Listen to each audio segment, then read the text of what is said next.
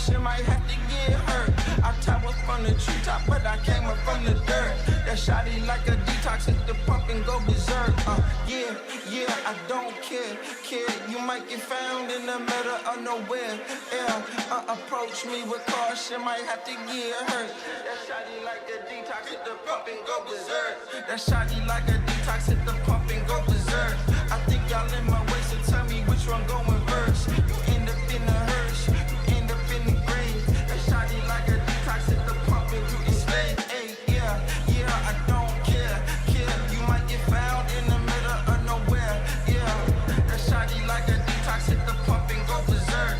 I think y'all in my way, so tell me which one going first. Scroll through my living room, chosen the pinnacle. I jump into the spotlight ever since I seen the hidden view. Move how I move, I don't know who you approaching. I'm Jordan, less suggestion, I don't need nobody coaching. All these niggas frozen, that's unusual. Every space I go in, that's not unusual. A warm welcome back to day 2 of the ESL KL China Close Qualifiers here.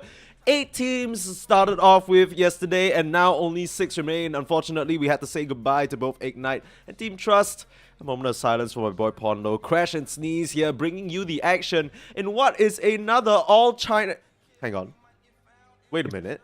No, not just yet. Not all China Derby just yet. We have, of course, IG versus Team Zero in this upcoming match. And IG will be the only team remaining with a couple of non-Chinese players, right? More Malaysian Chinese players than Chinese. Yeah, if I'm not wrong, they're sitting at 3 out of 5, right? If my Correct. math doesn't fail me. We already messed up the trigonometry yesterday, but I think we can do basic counting. We got JT, we got X Nova, and we have nothing to say, right? Alongside, of course, Monet and Bobaka. So that makes 5 in total, unless my fingers are failing me somehow. I think so. I double checked too with mine. I think we're good. Yeah. Yeah, but I'm really, really excited for this match because I think it's going to be an absolute banger. When the IG lineup was first announced, it's always this thing, and we talked about it a bit with, I think, Eagle as well, with Ukiyo as well as Butterfly Effect. They're on the IGV team, right? And we were talking about how, you know, you have such large shoes to fill if you're trying to beat the likes of Emo. And that's why we kind of see them kind of push down for the most part. But they basically did a full refresh of the IG team. No more Emo, no more old IG members, just a full stack of some of the most promising talent China has to offer. Yeah, I like what you said there, promising talent, but it hasn't looked the best for IG recently. Yeah, it's been a bit shaky for sure. I mean, I think back to some of the earlier performances, especially getting 2-0 by Go Along. I think that was the big story of the Open Qualifiers, right? Everybody just expected IG to smash all the way through. Didn't really happen that way. Yeah, and it's not too surprising for me. I think that there's a lot more to team dynamics than being good individual players. And there's no doubt in my mind every single one of these players on IG are skilled individually. But sometimes when you come together as a team, things don't mesh out perfect or things like that. And maybe sometimes you slip up. Maybe there's miscommunication. You know, there could be a lot of different things that can cause a team to not work out perfectly. And hopefully as IG start playing more games as a group, they're going to get more familiar with each other and the game's going to start, you know, ramping up. Things are going to start getting a little bit better for them. Yeah, I mean, it's already starting to be that case, right? We're seeing IG from the first game that they played in, or first series that they played in the Open Qualifiers up against Go Along. Right now, their games are looking a lot closer.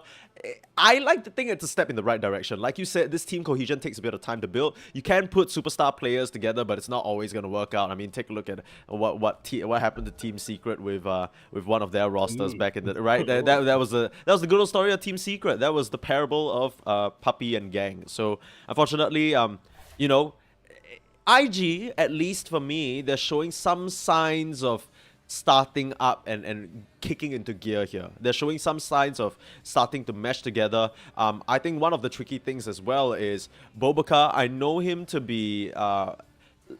okay, look, I don't know whether he's necessarily a captain figure. There are some slight relationship stuff that I want to talk about, because back when Aster were at the Bali Major just earlier this year, there were some issues with Bobaka and the rest of Team Aster, and you must remember that this is him with XSS, This is the Sakura Bros right there. This is the duo that has the most competitive games played together, period, in the entirety of the Dota competitive scene across the history of competitive Dota, right? They are at the top by a very large margin. And when you have that breakdown in communication and when you start moving to different areas, I mean, he had a brief stint on Boom, he's now on IG, you know, you start to maybe question yourself a bit. At some point, I remember Bobaka being in the argument for one of the best pos 4s in the world, and it's felt like he's fallen from grace a little bit recently.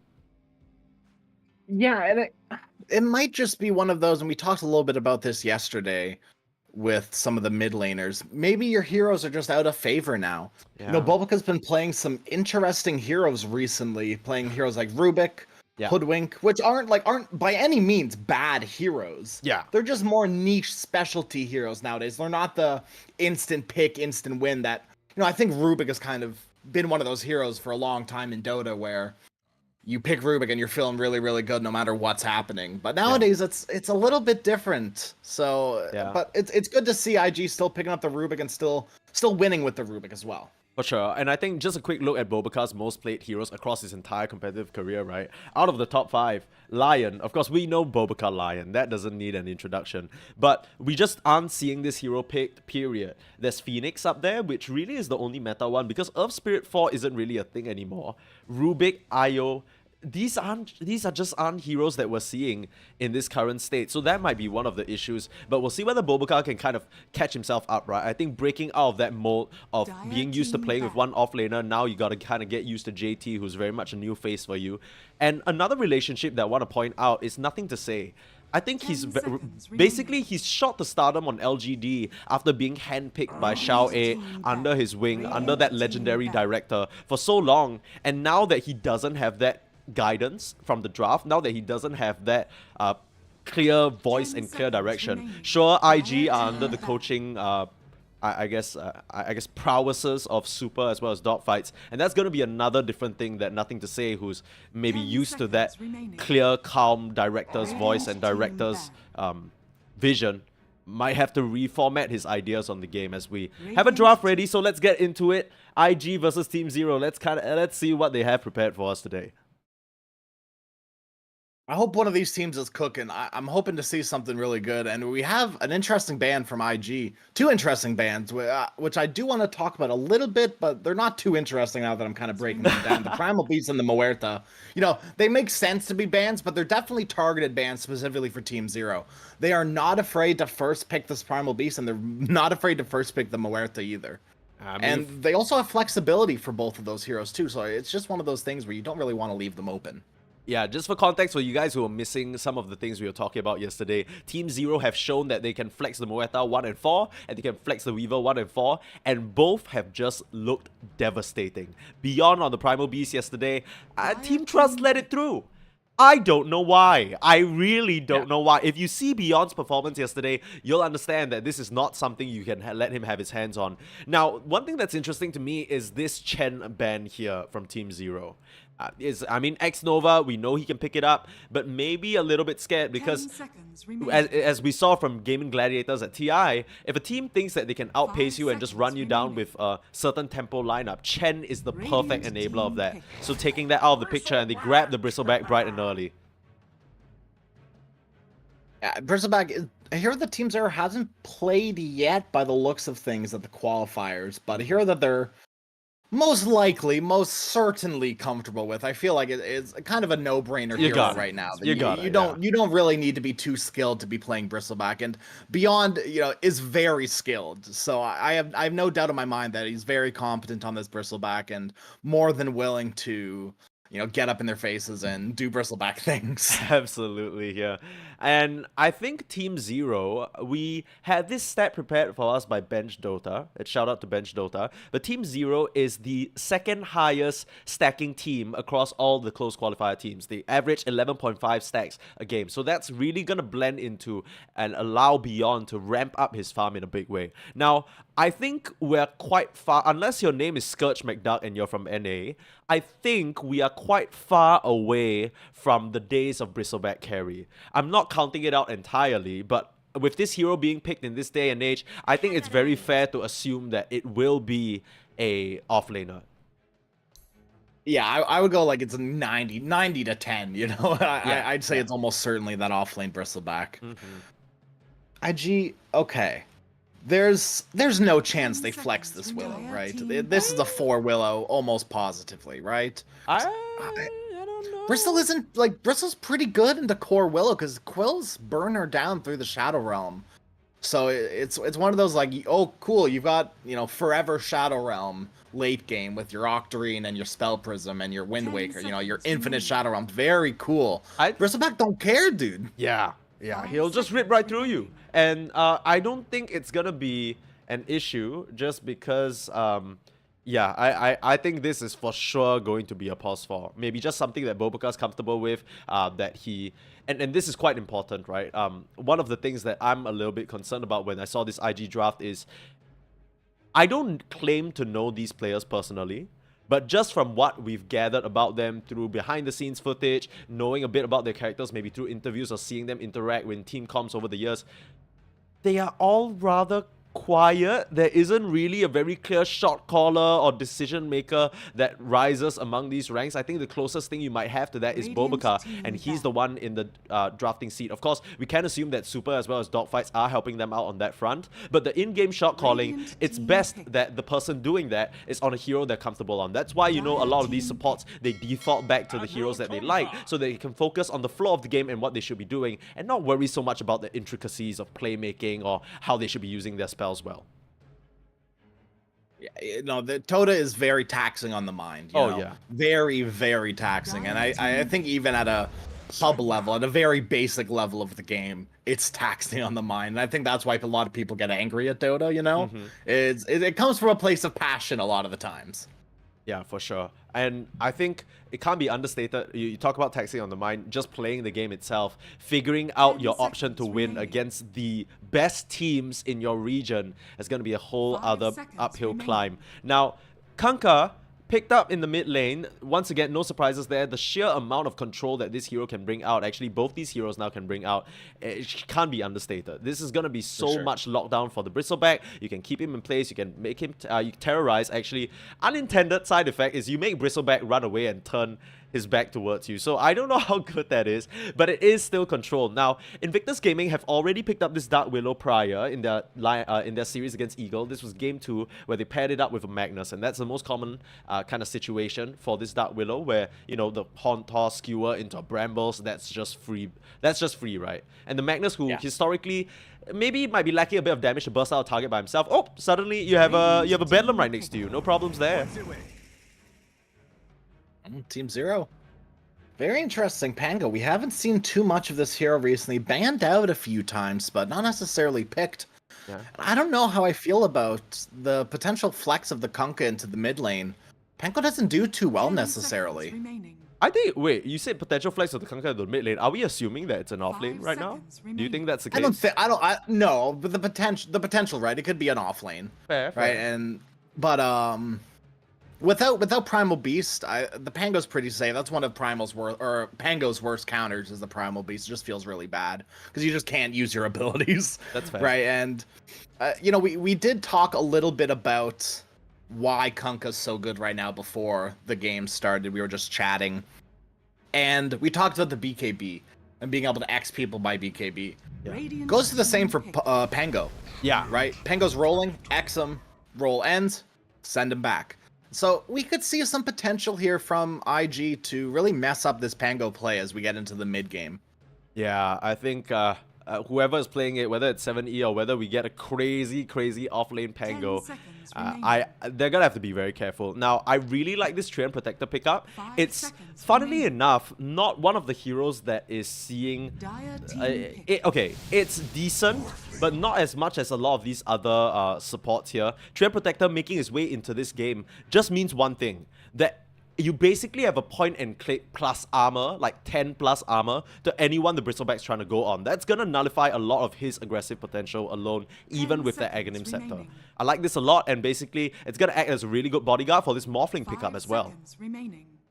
Yeah, it's also one of those heroes that Pugna needs to, or can potentially, it's weird, because Pugna can full to nothing towers, but Pugna can also chip away slowly at these towers as the game goes on early, right? First 10 minutes, Pugna might be able to get some cheeky tower blasts off, but Treant Protector, one of those heroes that is very good at healing towers. The only hero outside of Lich that can heal towers, and Lich needs to wait a hot minute for that, right? He needs to wait for his level 25, but Treant Protector, he don't care, right? He can go like 1-2-1 and start healing towers up early if he so chooses. 5 seconds remaining. Absolutely. The Naga Siren snap picked up against the Morphling here. A fish is more comfortable in water. That's how it works, right?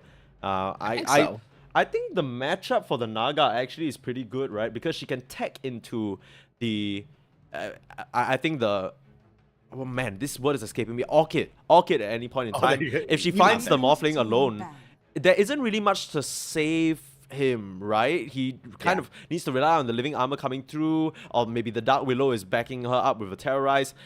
It's weird because Team Zero, they don't really have any teamfight tools whatsoever, while on the flip side, you look at IG, first 3 heroes ready to just slam it home in a 5v5 engagement. Team Zero, I can't help but feel like they're gonna have to play a bit, I guess, split map, split push, never taking direct engagements, at most using Rolling Thunder for 1 pickoff or 2. That's kind of what the draft is gearing up for right now, because the full-on engagement, it's really not going to favor them. Which they can certainly do, right? We saw Naga Siren be able to split the map and extend games for like 20-30 minutes before. And it's very possible to see that happen again. CTY is a very good carry. Yes, he is. Yes, he is. But is it going to be enough, though, against this lineup? I mean, there's so much AoE control. I think one of the things we talked about with the Naga Siren is the Kunkka presents a very interesting conundrum, right? Pango and Naga kind of suffer the same fate. You want to roll up or you want to song away, but you need to make that decision as to whether you'll do it before or after the X marks combo lands. There's a lot of mind games at play there, and there's likely going to be nothing to say mid Kunkka if I had to guess. Maybe last picking an off-laner here, saving it to counter out the Naga and be a good matchup against the last support pick here, which I'm assuming is what Team Zero are waiting for, probably a hero from Ice Ice. Now, the Weaver already banned out, and the Muerta as well. We saw him completely dominate on those 2 heroes. What else has Ice Ice picked? I mean, he's historically also been a bit of a zany individual, right? He doesn't mind picking whatever for the pause 4 role. Get surprised Elder here. Titan? Yeah, why not? They played it before. I don't think it's too bad either. Right, it's pretty good into the Morphling. You've got a nice mixture of magic and physical damage from the Pango, from the Pugna, from the Bristleback. It's, yeah, I don't know. It could be interesting. Like I said, they played it before, Ice Ice. It's up to him to see what he wants. He's going to grab the Phoenix instead. Okay. So probably a 5 Phoenix, 4 Pugna. They can mix it up depending on the lane matchups, right? For sure. I'm wondering how strong these lanes really are for Team Zero, though, because they're up against Treant Protector, Morphling, Dark Willow. If you just pair her with 1 pause 3, with any sort of kill threat, they can just square up on your Naga and put that early pressure on. Centaur's still in the pool. Brewmaster. Brewmaster. The claps are going to come in hard here from JT. As IG versus Team Zero. Drafts are set. Any particular side you like here? This Phoenix last pick does give them a bit of team fight, but is it enough to stand up against IG? Because Team Zero, I'm not really sure what they're cooking here. I don't think it is. I don't think it is. IG have 2 like pretty pseudo egg hitters. Dark Willow has a decent attack speed, especially as things go later. Dark Willow can potentially transition into a core, but early on, still a decent attack speed on the Dark Willow, and Monet's Morphling is very good attack speed. So Ice Ice is going to have to be very careful where he places his eggs. And if, you know, one egg goes wrong, it's egg on your face. As, you know, that's really like your only team fight ultimate. Sure, you have Song of the Siren, but that's more of a save ultimate now, or like it's very rare you see Song used to initiate. It happens, mind you. Like it's not one of those like never evers, but it's rare to see nowadays. Absolutely. And is it fair to say that you're favoring the side of IG here? That's kind of what it's sounding like to me. I think they just have an easier to execute draft. Team Zero have to kind of play it, not out of their minds, but they have to play well. Beyond's going to have to get off to a really good start. And like I said earlier, I don't know how good 7E is going to be able to do against Nothing to Say's Kunkka mid. It is going to be pretty close coming out of the mid lane, I'd like to think. Yeah, nothing to say. He's shown his prowess on the Kunkka before, and like you said, this Pangolier not really a hero that we're seeing quite as much. Maybe it's because it's banned in the final phases of the game and whatnot. We'll have to see how things go as we get into our first best of 3 of the day. Today, unfortunately, we'll be losing a couple more teams, but for now, let's find out who's gonna stay in the upper bracket. Team 0, the Titans of Div 2, some X-Wings members, not just in the game, but the coaching staff as well, backed up by Blink. But IG, they are very much the super team that a lot of people expected, but just haven't really gotten to the super point just yet. Maybe their coach can help them out with that, but smokes out on both sides to start things bright and early. They want to lay down the vision. We've seen this be such an important part of the start of the games for these teams, just to have an idea about where the stacks are happening, where the rotations are coming from the supports. I gotta love X-Nova. There's an early GLHF from him, you know. Oh, what was... Uh-oh. That was a little awkward. Naga Siren trying to save the earth or something, planting a little bit of a branch there instead of a ward. Gonna lose that one. A bit unfortunate. Yikes. Yikes. Choose up another one, right? Realize I need that branch. Yeah. That's one every stat. I need that, please. I love this though. Look at CTY taking the initiative, running out, and taking advantage of the Naga Siren's insane move speed. Knows that, okay, you know, I can get there faster, and I can probably get the jump on them in terms of planting this vision. You know what, supports, you guys group up, maybe get a kill down in this bot side. I got this. It's very proactiveness coming out. It's proactiveness coming out from the carry player. I like it. Look what X-Nova's doing, though. You know, recognizes that Team 0 are one of those teams that very fond of their stacks, especially now that you've got a Bristleback. So X-Nova comes in, plants a nice deep ward blocking the Ancients, and it's in an interesting spot, too. So I don't think they're ever going to deward this. Maybe with 2 sentries, but I think you're pretty happy with that. The early economic damage that losing 2 sentries, it's pretty big. It's not the biggest thing at all, but you know, it'll start to add up if you don't get that ward. Maybe it gets dewarded again. It's the little things, the ward battles, the mind games. You know, it all adds up in a game of Dota 2. Runes are gonna go 2 for 2, and we do have X-Nova Monet into the bottom lane. Falcon Blade queued up from Morphling. Nothing too interesting. X-Nova. We got aggressive onto Ice, but just some big old thunks from the trunk of X-Nova. Nothing really to see down here. Mid lane is where our eyes are right now. 70 and nothing to say. It's going to be the big lane to watch. As like I said, I don't know how well Pugn's going to do against Kunkka. Obviously has the potential with that shield crash.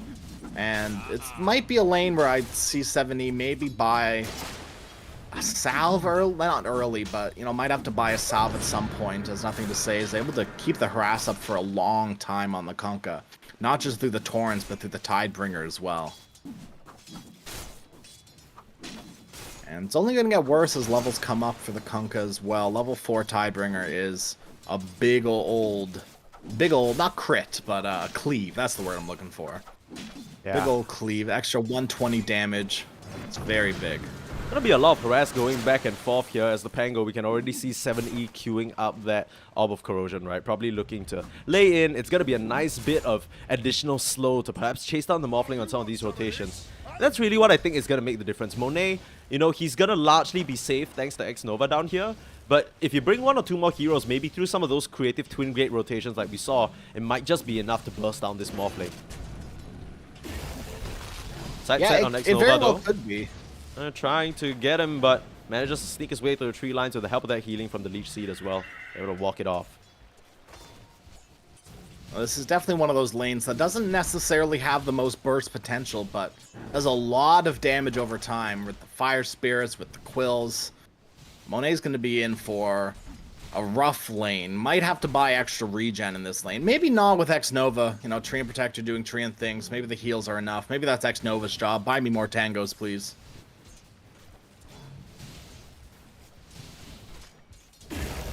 Well, it really just is about survival in this bot side, right? Some Treant lanes are more kill lanes, but I think X-Nova has one job, and it's to make sure the water boy survives. Most of the time it's the other way around. The water ensures the plant survives, but a bit of a symbiotic relationship here. Yeah, for the greater good, You'd love right? to see it. You'd love to see it. Okay. A very quiet early game so far, and understandably so. These lanes don't really scream kill threat to me. just more so that everyone wants to get their levels, get their farm up, get the bag.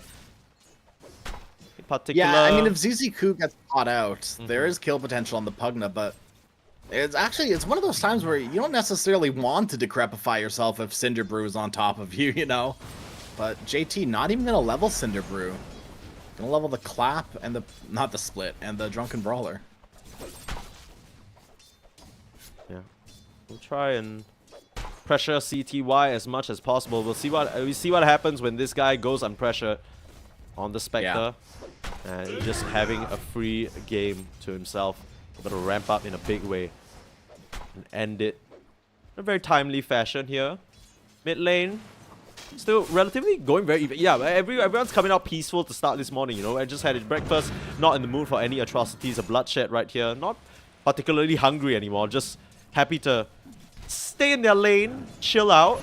Now, Beyond, he's going to be able to get his way to a relatively unbothered Vanguard, right? Does this, you know, make this lane uninhabitable for the Morphling, or do you think he can still kind of survive here? What do you think is the... I think it's okay. Like we kind of talked about, it's one of those times where Monet's just going to have to stay alive. Not necessarily try to trade into Beyond, but just have X-Nova keep him up. And X-Nova's gone for a great build, right? 0-1-1, keeps the Morphling up and alive. I wouldn't be surprised to see X-Nova completely skip out on Nature's Grasp early on. Top side managed to get the pick off on a rotating ZZQ here. Boboka traces him and hunts him down. Doesn't allow 7E to get involved on that action. There's a little bit of help from Nothing to Say as well, with the X-Marks probably pulling the Pugna, sorry, back in place. Curious if Ice is gonna build an Urn of Shadows this game, because it's Spirit Vessel is very good against Morphling. It is known, and to a lesser degree, it's good against everyone else on IG as well, right? Dark Willow, pretty good. Kunkka, nice and tanky, negating the Treant heals. It goes a long way. Spirit Vessel will be a nice pickup, so it's up to Ice, I think. I don't think there's really anyone else to purchase it. Oh, mid lane, the rotation coming in again. Boboka as well as Nothing to Say. Finally do in the Pangolier here.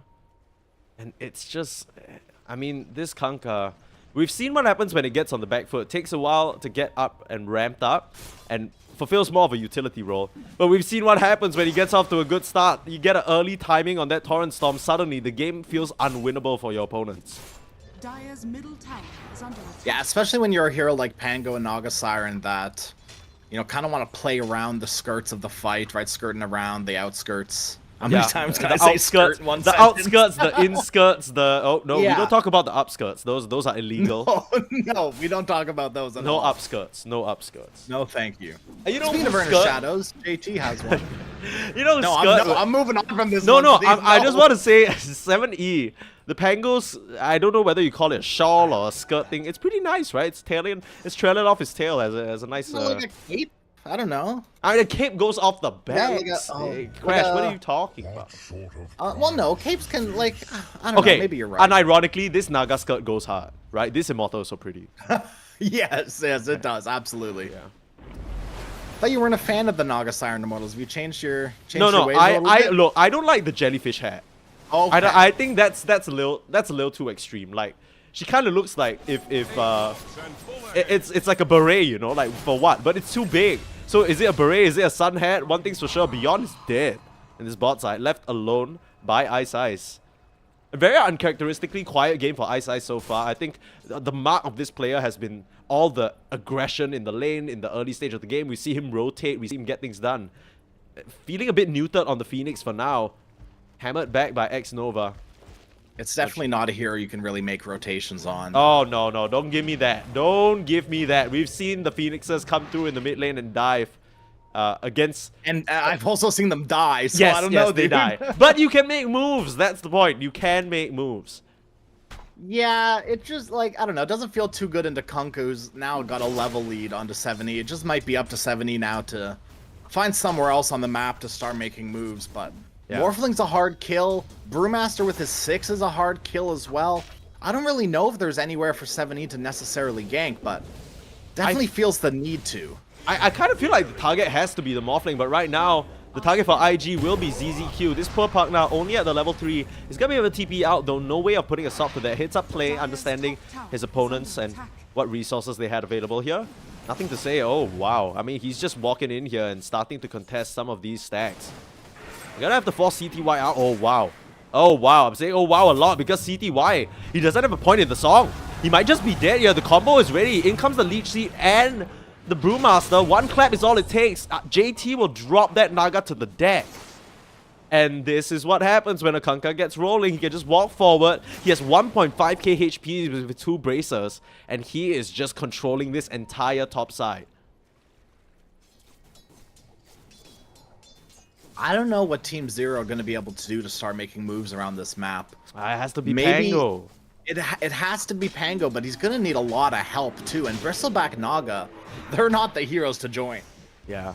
We've already seen this be a recipe of to certain doom for some of these teams so far, right? They put only one of their cores on a bit more of an action role, and both supports end up being damage dealers instead. So suddenly you're just relying on this Pango fully. You actually, now that I think about it, you look at this lineup, the disables that they have are Rolling Thunder and Net.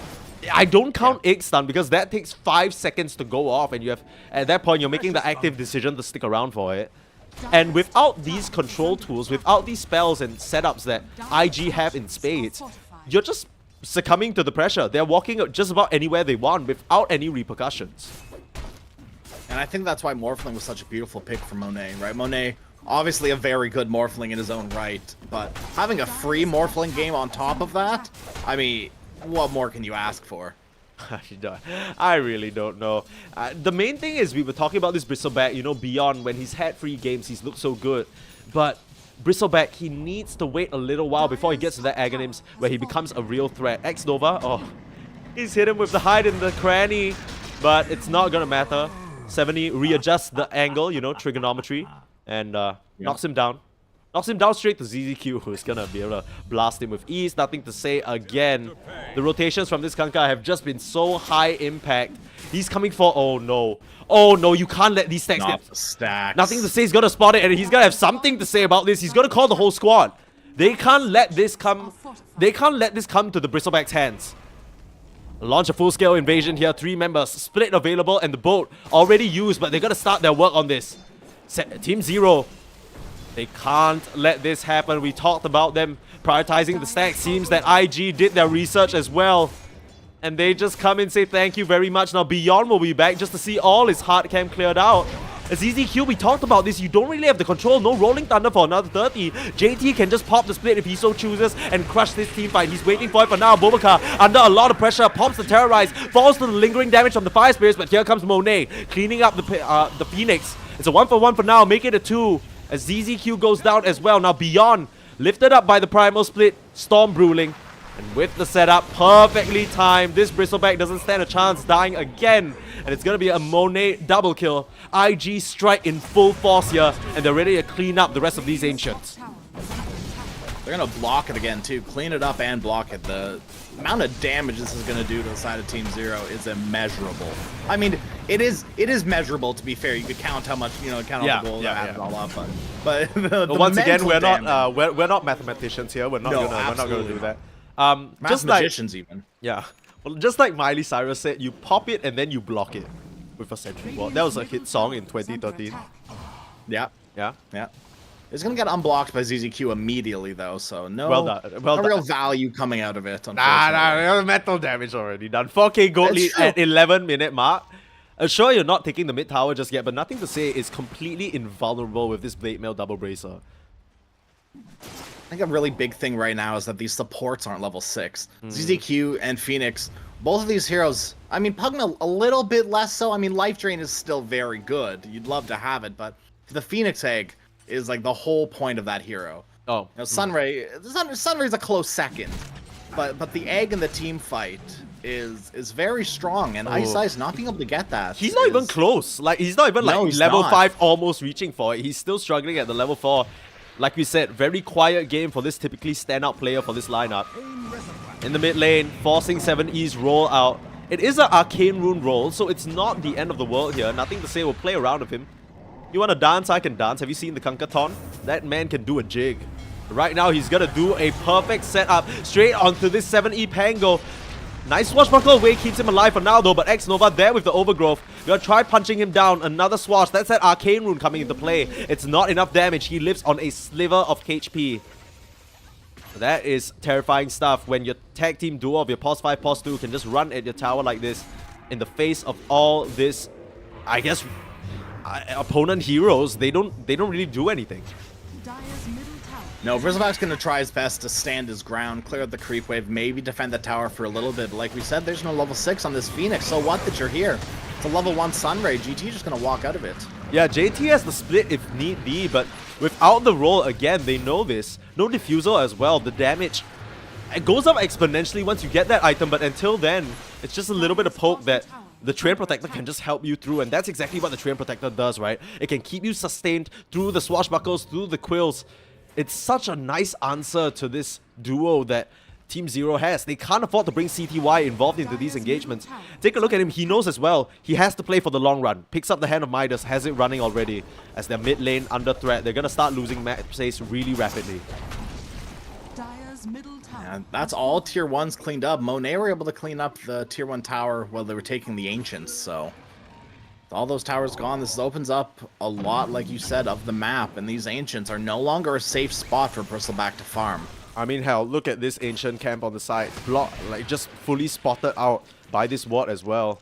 Radiant's top tower is of, under attack. A delay there, but yeah, we're right back into it. Nothing crazy. I think, you know, even the game was a little bit shocked at how fast Team Zero are losing ground. They're going to try and reclaim some of it, though. Level 6s on both their supports. This is what they were waiting for. Terrorize coming out, and there's the egg as well. Here comes the roll through. They're going to try and get the targets on the back lines. Bumping down Bobacar to start things off. Good engagement. But they're going to lose ZZQ. And that was all of their ultimates used already. JT, he's dropping low on the Brewlings. He should be able to try and turn it around the early end on the split. Try and combo up this Pango, but doesn't connect thanks to that song. Now they're netting up, nothing to say. Can they finish off this Kanka? Huge overgrowth from X-Nova on the sidelines. JT trying to TP out, but unsuccessful. And for the first time this game, Team Zero, on the back of their level 6s, take a very good engagement. Yeah, that's absolutely exactly what they needed to do. You need to start, you know, there's no reason for IG to be playing, well, there is, right? They think they're the strongest players on the map right now. But with those level 6, they come in clutch for Team Zero, and I just don't think IG were expecting those supports to be level 6 right now. Yeah? I mean, it was a long time coming for sure, right? 15 minutes, you got to expect at least some sort of level 6. Yeah, it really just goes back to Bobacar being focused down first in these fights, right? He now has the Yule, so that should buy him a bit of time. But if he goes down, that's a lot of their initial control gone, or at least low committal control. The rest of it comes through the ultimates in the Primal Split, in the Ghost Ship, and the Torrents. But yeah, nothing to say. He should have the Tidal Wave in short order, and that's going to be another tool for them to use here. Not sure whether he's going to pick that up or whether he's going to go straight for the Aghanims first, though. So what do you think, Sneeze? I want to pick your brain here. Dire's How many top tower Midases do you is think under we're going to end attack. up in this game? Radiant's Oh, bottom we're going tower through No this looking, again. no looking allowed. Yeah, no looking allowed. I'm I'd going to go say- with like 5. I'm going to go with like 4, one. 4. I'm going to go with like one. Okay. top tower is under Well, attack. I don't want to be the bearer of bad news, Sneeze, but you're already wrong. There's Oh, 2 damn. Midases online already. Naga Siren and the Brewmaster, but we have 2 more being queued up. The Phoenix, he's going to get queued up for a quick breakfast platter here, the way he just got sank under. Nicely done from Nothing to Say. Just picks up that freebie. Dire's middle tower is under With attack. the egg, not choosing to commit it to preserve his life there. He needs to use it for the team fights. Totally fair. X-Nova gonna find CTY, or maybe CTY found X-Nova. Oh, ships in the night. Just, you know, gentleman's agreement. No, I'm sure they saw each other, just, you know, realize there's nothing to be done here. Like we mentioned, CTY could build up towards the Orchid. We'll see what he chooses to go for. But that's going to amplify their aggressive potential for the Morphling, right? He has his own Manta, but if you're able to bait it out and silence him after, suddenly he can go down Dire's real top soon. tower is under attack. Yeah, speaking of ramping up, though, JT is starting to ramp up in his own rights, working on that Radiance. You know, 1,100 gold away from it, has the Sacred Relic, just needs that Talisman of Evasion, and Naga Siren Illusions aren't going to be able to really stand their ground between the Storm Panda and the Radiance from JT. It's a lot of illusion damage. Yeah. Oh, the good news is that the Pango is 200 gold off his Blink, right? We talk about the Midas's, these other items being queued up. That Blink Dagger is really going to change these engagements. 7E, when he did manage to target down the backline controlling supports on the side of IG, we already saw the impact of that. But yeah, I mean, once he's able to just kind of get on top of them, find a prime position to get a second bounce off, that's really going to start doing the team fight. Doing in the team fight of IG or whatever they're trying to set up here. Bear in mind, a lot of their control lies in chaining these disables, you know, timing them out properly against targets like the Naga Siren and the Pango who need to get the roll off. If he's able to disjoint that, suddenly things get a lot trickier for IG. Yeah, very true. ZZQ gonna have to TPO. Does X-Nova want to cancel it with the overgrowth? He does. And this should be a dead Pugna. It's just a dead Pugna though. ZZQ. Won't be too sad about that. He was getting some information from the squad, and that's gonna signal CTY's retreat. I see. Oh no. CTY. The circle's being drawn on top of his head. They might know that he's in the area. He's gonna be able to slide away though. Just in the nick of time. Meanwhile, 7E being hunted down in the triangle by Monet. No further chase is found though as he gets away with a sliver of HP.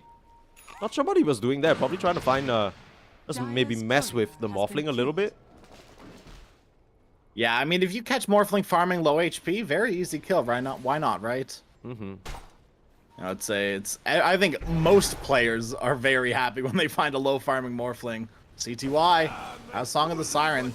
Oh, JT, just pump fakes the split, wants to scare him into using the song a little bit here. With the Radiant, suddenly these illusions aren't that big of a problem for the Brewmaster anymore. I mean, he already had inbuilt evasion and some armor coming out from the various stances depending on what he chooses. But now, with the additional mischance and the damage, he can clear them out with ease. Radiant's top tower is under attack. Bedlam. Hello? Did I hear Bedlam? Yeah, I did. Oh, you Just hear a farming. boat in the mid lane, nothing to say. Another setup onto Ice Ice. Not sure whether there's gonna be enough damage before he just dives away though, but here comes the Torrent Storm. Just trying to hunt down this poor bird. Can't get the last touch off though. Ice Ice will be able to escape this. Still desperately trying to reach for this Phoenix. It'll be ZZQ who's the target. Lifted up and the Phoenix goes down. So does the Pugna. The split actually committed for this engagement. They'll move on and try and use this Earth ruling. But here comes the roll up from the side. This is the control we were talking about. They're trying to get it on the Nothing Say, already eliminating Bobaka. Can they find anything else? It's just 2v3 here. The Naga Siren actually got a TP in. They know there's no split and they want to get this Brewmaster. But nice Nature's Grasp blocking their way, essentially acting as a wall for Beyond to have to just struggle and crawl through. And all things considered, Picked up a DD.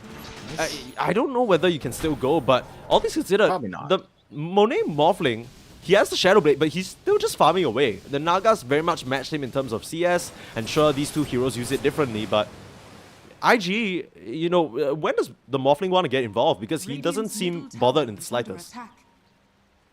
Gotta be Silver's Edge, right?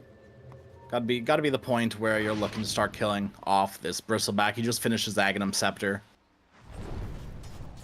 So, hopefully gonna start to ramp up with that Silver's Edge, as that Orchid has also been completed by CTY, just like you said. Yeah, but not fast enough. Monet already into this Roche, and even if you silence him, he'll be back for the last word. With that Aegis second life granted to him. It should be them getting ready to push for the high ground, but Scan comes through. They should know that there is a contest coming through from Team Zero. Radiant's But bottom do they know where it's coming from? The angle could just catch them off guard. They don't have a split for another 36. That is a lot of their teamfight potential out of the question. Nothing to say. He'll walk over here and show himself.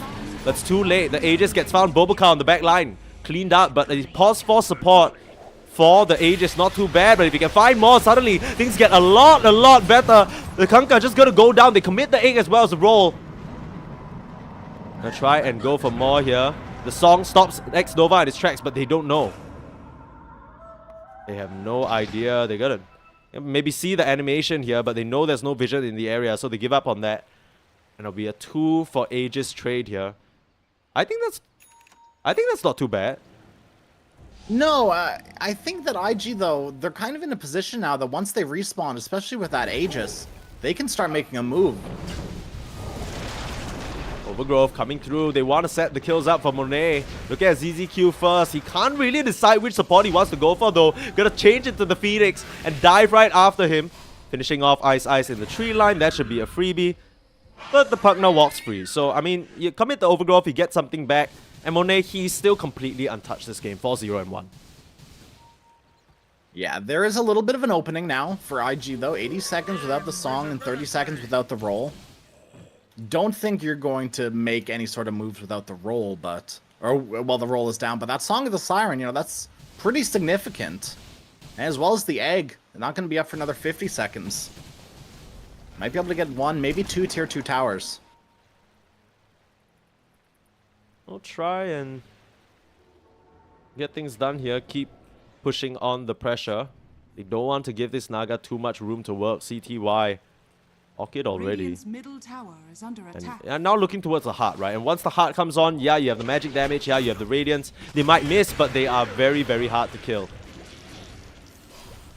Yeah, they don't get instantly cleared by the Storm Ruling anymore either. I think at that point they have a little bit too much HP. They'll try and keep poking and prodding and burning the mana though, nothing to say. They need to be careful about this Kunkka. The setup for him is so easy. Meanwhile, sideline. They full commit Bedlam onto some illusions. Bobaka feeling a bit pressured there. Has a second Mitre. Has a Mitre. So you're right. 1, 2, 3, 4 right now. Radiant structures. It's the magic number. Yeah. Midas quad. Okay, look.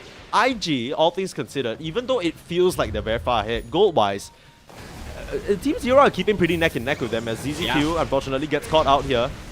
Not really any options for him to get out of this situation. He's gonna accept his fate. The Tormentor could be up for grabs if they choose to commit for it, but oh, Beyond. He has an Aghanim Scepter. He could just stand there and deliver the Sun Ray, but they pull him straight back. It's a lot of damage going the way of IG, but nothing that they can't just straight up tank through. The help of that Treant Protector, Living Armor, and the Leech Seed. They'll be just fine.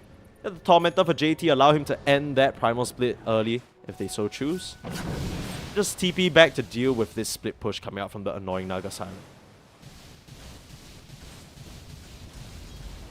You know, Monet is getting to a point where when he gets his level 20, he's going to be doing a lot of damage with that Silver's Edge completed. He's critting for about 500 damage, so... Big chunks of health from these illusions from these heroes are going to go down very quickly because of that Silver's Edge crit and that waveform attack damage. Yeah, the break on the Bristleback. He's got it. And it's going to be real rough. Is there something flying out to him on the courier though? Is that just him bringing it to himself? No. It's flying back. But I was like, man, does he have a Satanic already? That'd be insane. Nothing to say, managing to get out of that situation. Tidal Wave pushing them back, he'll be just fine here. A nice clean disengage. And look at all the space this is making. Team Zero, they've got 5 heroes down here right now, but they're not getting anything out of this. Sure, they're getting like the Ancients. Oh, yay, you know, you're farming on your side of the map. You Good finally, job, it only took you 25 minutes. The entire earlier part of the game, that territory wasn't yours for sure. With the last little chunk of this Aegis, Monet should feel obliged to take out this last tier 2 tower with 30 seconds left. Instead, pings the high ground. Monet, Next Nova, just the two of them. They can make it if they try. Not so much against the Rolling Thunder, but Overgrowth right on time. They can make it, and they most definitely tried, and now they're trying for the high ground. Here comes ZZQ all alone. My brother, what is you doing?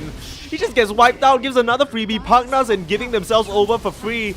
Name a more iconic duo that's been across our game so far. And now Aegis or not, can't help but feel like Monet is going to be very confident walking into this Bristleback, breaking him up, now going forward. No worry for the Quills and Ice Ice. You're diving through, but you just get wiped out.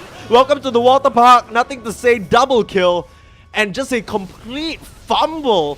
Team Zero over the past 30 seconds. What's going on?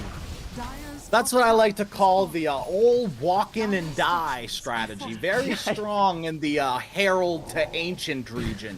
Less likely to see it at the Divine to Immortal times, but reminds me of my pubs, and I don't know if that's a good thing. Hey, Crash, this is the first time I'm seeing it in a pro game. I don't know what you're talking about. That was so strange. I mean, the first pick off, that was just nice execution from IG, right? I don't think he expected the Silver Edge. 70 gets caught with his pants down, but then ZZQ suddenly comes in, thinks he's a hero, and you know, I mean, he kind of seems to have goldfish memory here, forgets what has happened to him the past 20 minutes. He's just been an easy kill for them. 1-7 and 6, unfortunately, and still maintaining a perfect Monet Morphling game here. The rest of the cores as well, close to perfect, just suffering 1 death each. Naga Siren is more farmed than Morphling, but I feel like Morphling is doing a lot more with the net worth than the Naga Siren is. Yeah. I mean, that's the story of the Naga Siren, right, to be honest. Like, yeah. That's always going to be the case. The Naga Siren uses net worth in a very unorthodox way, in splitting the map, in getting these side sort of skirmishes. It's kind of the same as the Lone Druid, where she doesn't necessarily excel in the team fight. Yeah, it'll be very annoying for them to deal with though, but yeah, Monet morphing into the Naga, summons illusions of his own. If you can't beat him, join him, right? Yeah, you're absolutely right. Morphling is almost a fish person, right? A little bit of water, a little bit of fish, right? Fish and water. That's the same thing, right? I wouldn't. Yeah. Okay. I'm cooking, dude. Let me cook. Okay. Well, No, you can. I'm right and you're wrong. Okay, you can stay in the kitchen. I'll keep watching this game. Monet straight up to the high ground. 11k net worth now. It's been pretty even Stevens for most of this game in terms of the net worth disparity, but the map aggression and positioning and the amount of pressure they've been able to put out a very, very different story. IG, I think this is what everyone expected here. Quite a show of dominance across their cores. Courier has been killed. I thought JT just kept getting illusion runes. I didn't even realize he had a Manta style on the Brewmaster. Ah, yes. Just to get himself out of the silence and the net, which I think is very, very smart. It's great. It's absolutely a great pickup. And Brewmaster, you know, he's a universal hero now, right? So he benefits from that ultimate orb, benefits from a lot of the stats from that Manta style. So very good pickup. Working on the AC next, and at that point, it should just be free reign for this high ground. He's doing his Naga Siren cosplay with the Manta style Radiance. It's literally, if you can't beat them, join them. They have a Meta illusions on the Naga. They got Morphling morphing into her. They got Brewmaster building Radiance, pulling back 70, forcing the roll up out. He has the gem, so he would be a prime target for IG. The pickup, deny that vision clearance potential. I mean, right now, they can't even set foot outside their base to kill these wards, so it's not really getting much value now. Oh, it's a fast Roshan too. 18 seconds and the big man is up. Oh dear. Team Zero, they've got to smoke out. I don't think... Okay, IG don't know yet, but neither do Team Zero. And they're going to start it with a 2-man smoke. Running forward, trying to re-establish vision in this triangle. Seeming to know that IG have backed up, perhaps to check the Roche pit. The lines are drawn, the arrow is there, and take a look at that. X-Nova makes the call as well. This is where we want to take engagement. Let's take the fight there. Oh, the scan connects on them perfectly. They know where they're coming from. But the vision already set up. ZZQ beat him to the punch there, and this cliff ward could determine everything. Try creeping forward here. JT gotta get spotted out. The smoke gets broken. This could be the engagement that ends the fight here. Team Zero, they need to be so careful how they approach this. The Manta not available, but the split is still out, crushing most of those Naga Siren illusions, and now they're out to CTY. He's in trouble, gets the song off, but Monet in the BKB, just beating him down, trying to chase him down. ZZQ with the heal, and JT with the Panda, able to still stun out the Naga. Here comes 70 with the Rolling Thunder, holding him in place for now, and the Naga Siren, she needs to run away, but the Torrent Storm catches her. They're still on her with the Brewlings. They're hunting her down, and they take her out. Monet gets that kill, and sure, you lose the partner and you lose the Naga and you don't really have much else. I really am not sure how you were planning to take that fight. It was a good attempt there from Team Zero, but they just get keeled over completely. IG decimate them from start to finish. This is the IG that I think myself and everyone have been looking to see. This is it right here. 23-7, IG kind of showing their prowess here in this game. And Team Zero just kind of been left fumbling the bag a little bit. From the walk-ins to the slow level 6 on these heroes, there were a lot of things in this game that Team Zero it just didn't feel too good from them. And not to take away from CTY, who farmed so much on this Naga Siren, but for what? What was it all for in the end? 1, 2, and 2. You know, to be fair, Team Zero only had 7 kills, so CTY was there for almost half of them. Yeah. But if your Naga has to be there for half of your kills, that's a problem, Yeah. right? You want your Pango to be making moves.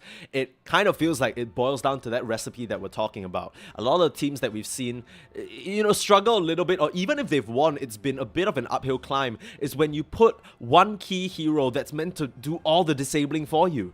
You have Beyond on the Bristleback, you have CTY on the Naga Siren, but Phoenix and Park now, they can't really set stuff up for themselves until maybe they get a Yules or something, and that felt more like a pipe dream. 7E had so much work, and it didn't start well for him either. He was losing mid to nothing to say. So when that's the case, you just don't have anyone on Team Zero that can do anything, and it's going to be IG going up one game in this upper bracket. A great showing from IG, Team Zero. But they're still a best of 3. You know, they can kind of mentally reset and hopefully get things back in order. But yeah, IG are looking very, very strong at the start of this series. Yeah, and I look, I think it's, I hate to say this, I really, really do. Okay. Kind of feels like a bit of a drafting gap. Feels like a bit of a draft gap right here. I don't think we're still in an age of Dota where you can go up against a equal strength or stronger opponent and try and beat them without at least 2 heroes that can disable them. Right? Naga Siren doesn't really count. I don't think, and especially, we talked about this already, when your catch potential or your disable potential is on your core and your pause 1 only, you're basically forcing your Naga, the one hero who doesn't want to get involved to get you any kills. If not, you can't make her the space. That doesn't work out. So like you said, she kept up in farm the whole time. Props to her. CTY, still 22k net worth in comparison to the Morphling. In fact, higher net worth than the Morphling. Yeah. But it all doesn't matter when Invictus Gaming can just come through, smash your head, smash your support, smash everybody around them. And you can't even put up a fight because you have no team fight. You're not split pushing the map on your cores. You're not finding pickoffs. So what are you doing? Yeah, it's just a little bit of a misstep from the draft, from the play from Team Zero. And one thing I just want to point out before we head to a quick break, X-Nova did more damage than CTY that game. Oh my god. By like 1,000. Okay, X-Nova did 5,400 damage and CTY did 4,000. You can't blame the Naga. That's the thing, right? It's rough. I really think it's less so much of the players and more of a draft situation because we see Ice and the amount of aggression he's able to put out, but it just felt like his wings were a bit clipped on the Phoenix. Same situation for ZZQ when he was playing that Nature's Prophet. Man, he was dancing all over them around the map. Didn't give them any room to breathe, but these 2 supports very much neutered here in this draft, and hopefully they kind of pick up, you know, I'm sure I saw the Weaver being banned, I saw the Muerta, but you know, the Prophet still in the pool, maybe something you can consider for Team Zero. Get that aggression going, start the snowball rolling, and crush Invictus before they can even set up their whatever Morphling or whatever carry Monet wants to play. So I think that should, you know, that's kind of my little recommendation here. We'll see whether they're able to do so. Just like Crash said, it is a best of 3, and it's not like they're on their last legs yet, but you would very much like to stay in this upper bracket, especially against such stacked opponents like IG. But we'll have to find out whether they're able to do so, or whether this will be a quick 2-0 to start our day. We'll be back after a short break. Don't go anywhere.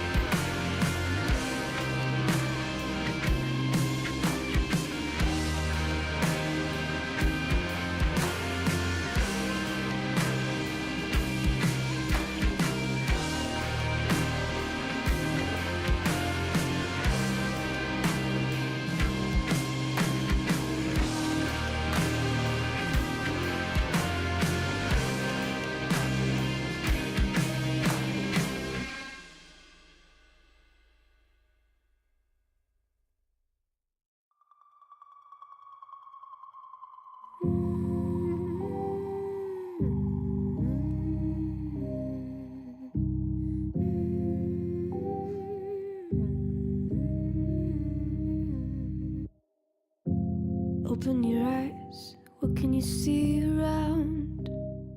Wind of the open sky, over the siren sounds. This is a dream, getting the royal scar, holding a diamond blade, throwing it far. Holding your breath still, you jump the fire. We'll just sit and wait till you see me fly. You know they'll never catch me for it. See me fly, the way I put my finger on it. See me fly, you got it, then try to tell me you got the wrong guy. See me fly, you know they'll never catch me for it. See me fly, the way I put my finger on it. See me fly,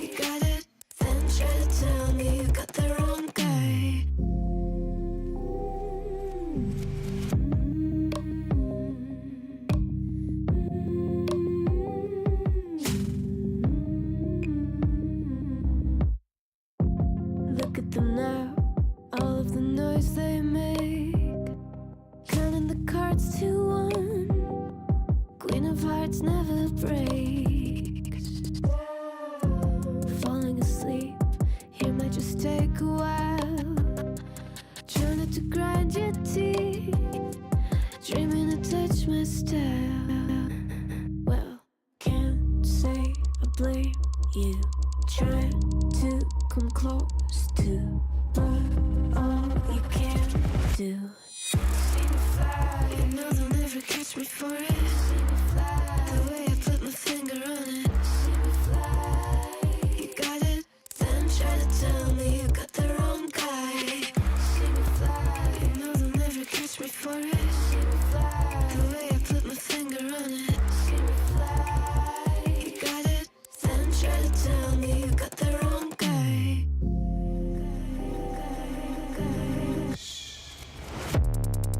Got the wrong.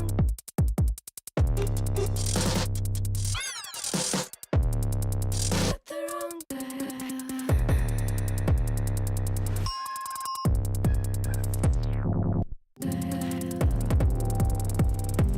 Then try to tell me you got the wrong guy.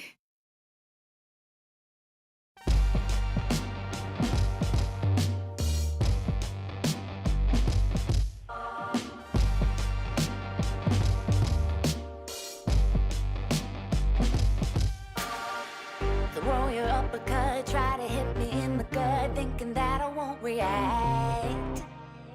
You whispering my name, thinking I won't be the same. Turn fiction into fact. See what you didn't know, bruises that I'll never show, slipping on your every jab. So tighten up your fist, step into the ring with this. I hope your mama's got your back. First round, you thought you would've knocked me down.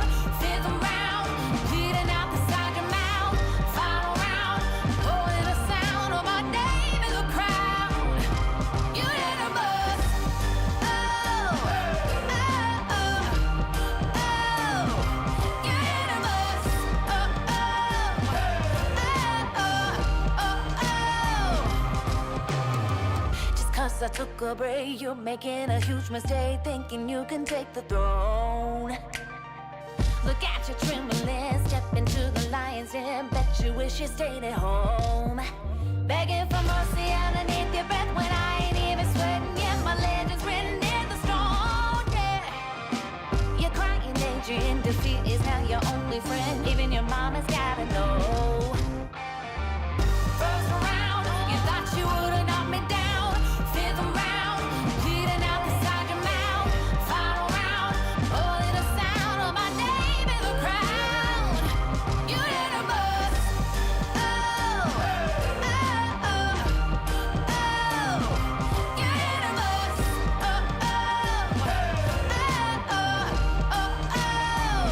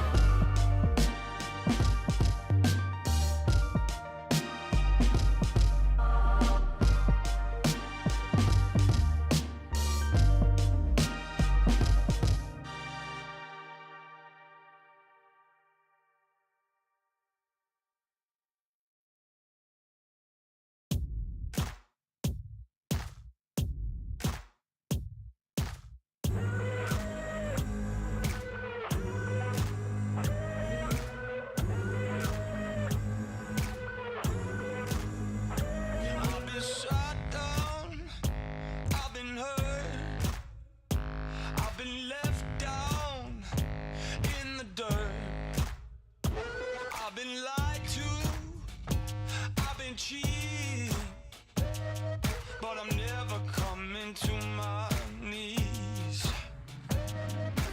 Needed a way out, needed a way out, needed a way out, needed a way out. Oh no, no, no, no, never gonna break. Oh no, no, no, never gonna break. Oh no, no, no, never gonna break. Oh no, no, no, never gonna break.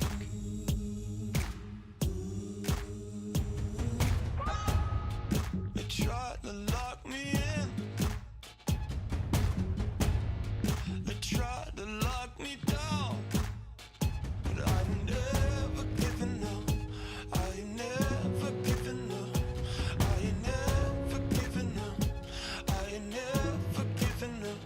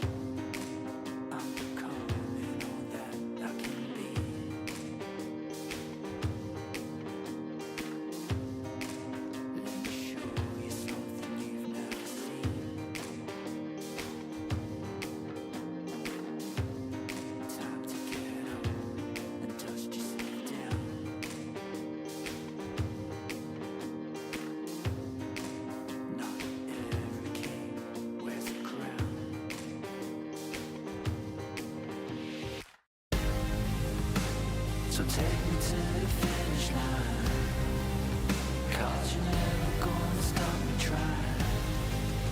Yeah, what's real is never gonna die.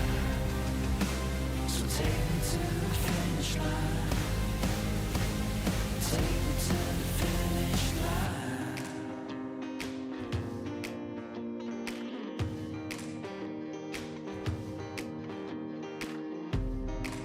Keep on running till I get to the top. I'll never back down. I won't ever stop.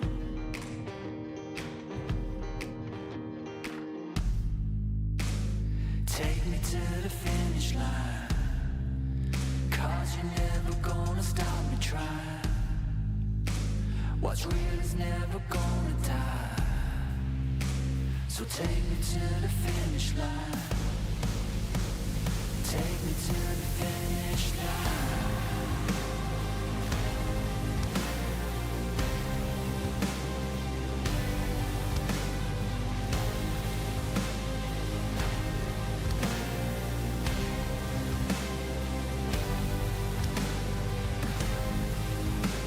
So take me to the finish line, 'cause what's real is never gonna die. Yeah, you're never gonna stop me trying. So take me to the finish line.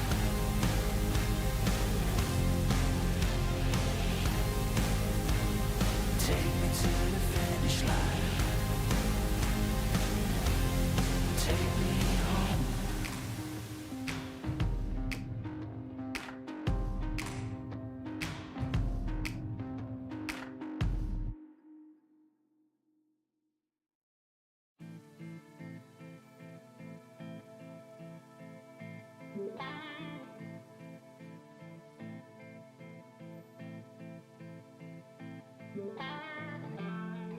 Takes more than money to foster change.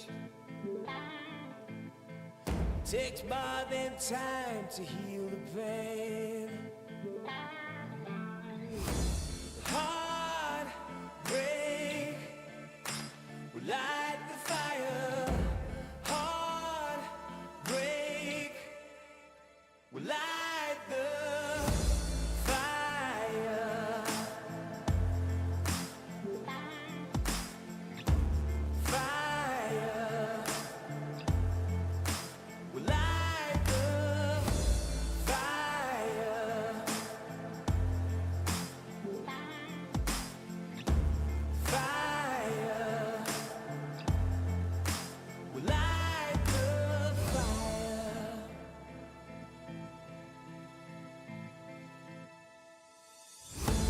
more than money to boss a change. It takes more than time to heal pain. Heartbreak will light the fire. Heartbreak will light the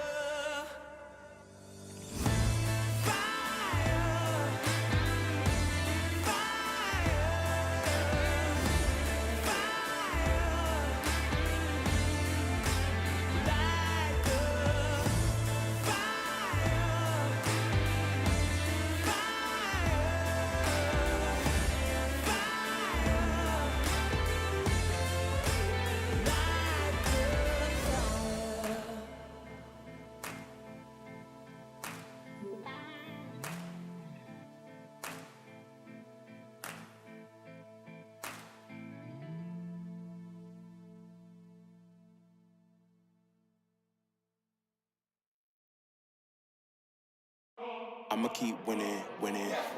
I'ma keep winning, winning. Ooh. I'ma keep winning, winning. You can try to save yourself, but you only gon' play yourself. You can try to save yourself, but you only gon' play yourself. You can try to save yourself, but you only gon' play yourself. You can try to save yourself, but you only gon' play yourself. Yeah, you gon' need 100 men, 100 scopes, 100 cans, just for you to watch what I'm doing under the sun again. God-given gift, MCs doing the running man. If you want me to get it poppin', may cost 100 pence. Yeah, what I supply is always in demand. The throne is mine, take that. It ain't a high five, got the upper hand. I'm too real, can't fake that. Who you know putting fear in them like this? You a vampire, still suck when you bite this. Lord forgive me for my sins, I'm feeling righteous. But they been next to me to show me I might just. They didn't think I could do it, I had to demonstrate how the flow is so heavenly, keeping demons straight. A warm welcome back to the ESL 1KL close qualifiers here for China. That game number 1, I don't think it was close. I think that's the IG everyone was expecting to come out of the gates. It took them a little while, but they're here. Let's see whether they can maintain it up against Team Zero. Crash and Sneeze here bringing you game number 2. So we're going to try and get you straight to the draft as soon as possible. But yeah, what did you think about that game number 1, Crash? I think you kind of nailed it at the very end of the game. It was a little bit of a miss of a draft when it came down to it. The play, mediocre at best. Damn. But the draft, Damn. I feel like, well, like what was that walk? Like, yesterday we had a crazy play where teams just walked through the portal and got like 5-man RP'd. But this one was almost like, this was second fiddle for me. It felt like, I don't know, like they just kind of walked in on every one of their heroes, and 70 died on high ground, that's fair, but then you walk in on the Pugna, and then you try to take a 2v5, and like this and that, and it seemed like there was some miscoordination from Team Zero. Maybe they were expecting like a buyback, maybe Naga Siren to come back, but none of that ended up happening, and they lose their high ground even without Aegis, which at this state in Dota is a weird thing to happen, because it's not every day you lose high ground without Aegis. Yeah, I think one of the things we were talking about even early on about these two teams is the need for adjustment in terms of vision, right? Nothing to say coming from a background of working with Director 8. Of course, Bobaka being used to playing up with his tag team duo for like, what, the longest time, XSS. That instills a certain sense of how you want to play in you. And that's something we saw IG were able to come up with, even though they're in this quote-unquote new stack, new environment. They were able to figure that out for themselves. But Team Zero less so. It's a bit weird because this is a very far cry from the Team Zero that we saw dominate against Team Trust yesterday. I think this is a very far cry from the Team Zero that we're expecting, that were coming out the gate swinging, that were looking so strong. CTY, we know he's a solid carry player. We know 7E, you know, so far the game so far, he's been a little bit more quiet, but he still brings the sauce, right? Does the job. Didn't really feel that way. Felt like there was a bit too much pressure on his shoulders that game. So Team Zero, I think they need to go back to Blink, be like, okay, coach, tell us what to do. Or they need to come back with one of their key strategies, you know, play aggressive on the supports. That's when they look the most successful, to me at least. Yeah, give Ice something like with a stun. Yeah. Get in there. Something with a stun or something that can get in there. And if you're not going to give Ice a stun, give ZZQ a stun. Yeah, or something that can get in there. Just get Yeah, the or that supports, too. get the supports in there. That's Yeah. the draft. The supports have been, I think, even in their game against Team Trust, even though it was a bit one-sided, the supports were the key difference makers, right? We knew CTY, Beyond, and 70 were playing great, but it was Ice Ice and ZZQ that we kept going back to as these catalysts, these factors that completely turned the game on its head. And not just turn the game on its head implies that Team Trust had a chance. They didn't, because Team Zero supports just crushed them from the very start and didn't let them wiggle around. And this might be one of those situations where you can't give out like Treant Protector, right? The amount of vision, the amount of lane sustain that Treant Protector can provide. I feel like bottom lane was going like decently well because Bristle's a lane dominator, and Phoenix as well. They were able to whittle down the Morphling quite a few times, but Treant Protector does Treant things, right? Heals him up to full. Morphling doesn't have the most HP to heal up, so you can get a cheeky Agi shift, heal up to full, and go right back to lane waste to the enemy in the bottom lane. Yeah, but speaking of getting right back to things, we have a draft ready for you. It took us a bit of time to make sure we're all connected to the lobby, but we're in now, and let's switch over to it here. First ban Magnus, first ban CK, nothing crazy. Already, probably just a direct ban towards JT. A JT, Magnus, Bobaka, Dark Willow combo is something they're not hesitant to pull out in the slightest, and there's a targeted Weaver ban. I wouldn't be surprised if IG just kind of repeat the same process of taking out some of these aggressive supports, because I gotta say, Ice Ice is like the key player for me here on this team. It definitely seemed to be, he seemed to be the key player in the games that we watched against Team Trust yesterday. Ice Ice was really the one leading the team and being the one in control of these team fights, right? Ice Ice on the Primal Beast was, Beyond had a great showing on the Primal Beast, and then Ice Ice plays the Primal Beast and has a great showing as well. And it's rare to see such a good support Primal Beast, right? Primal is one of those heroes that kind of needs a few items. It looks really strong when it has Blade Mail Heart, and sometimes it falls a little flat, but the build that Ice Ice went for with the drums was very strong, right? Not a obtuse build at all. It made sense, right? They're hitting towers, they're hitting heroes. Drums is good for Primal Beast as well. It all came full circle with Team Zero, and there was no full circle last game for Team Zero other than the egg, I guess. I don't even think there was a line. I don't know whether there was anything drawn on the canvas. It's still blanking out in my head for Team Zero. Coming up empty. You know what Zero does look like, though? An egg. So maybe that's kind of what they were going for. I don't know. That was the only sort of disable they have. Take a bit of time to think about what they want to ban out here, whether they want to adjust anything. So, crucially, the Nature's Prophet is still in the pool, right? ZZQ had a good showing on that, and there we go. Yep. That's it, right. When in doubt, your back's against the wall in this best of 3, go back for what has worked for you in the past. Nature's Prophet, with these early rotations, it's not something that a lot of laning duos can deal with. When you're just outnumbered early on, it's you gotta run, and Sprout makes that basically impossible.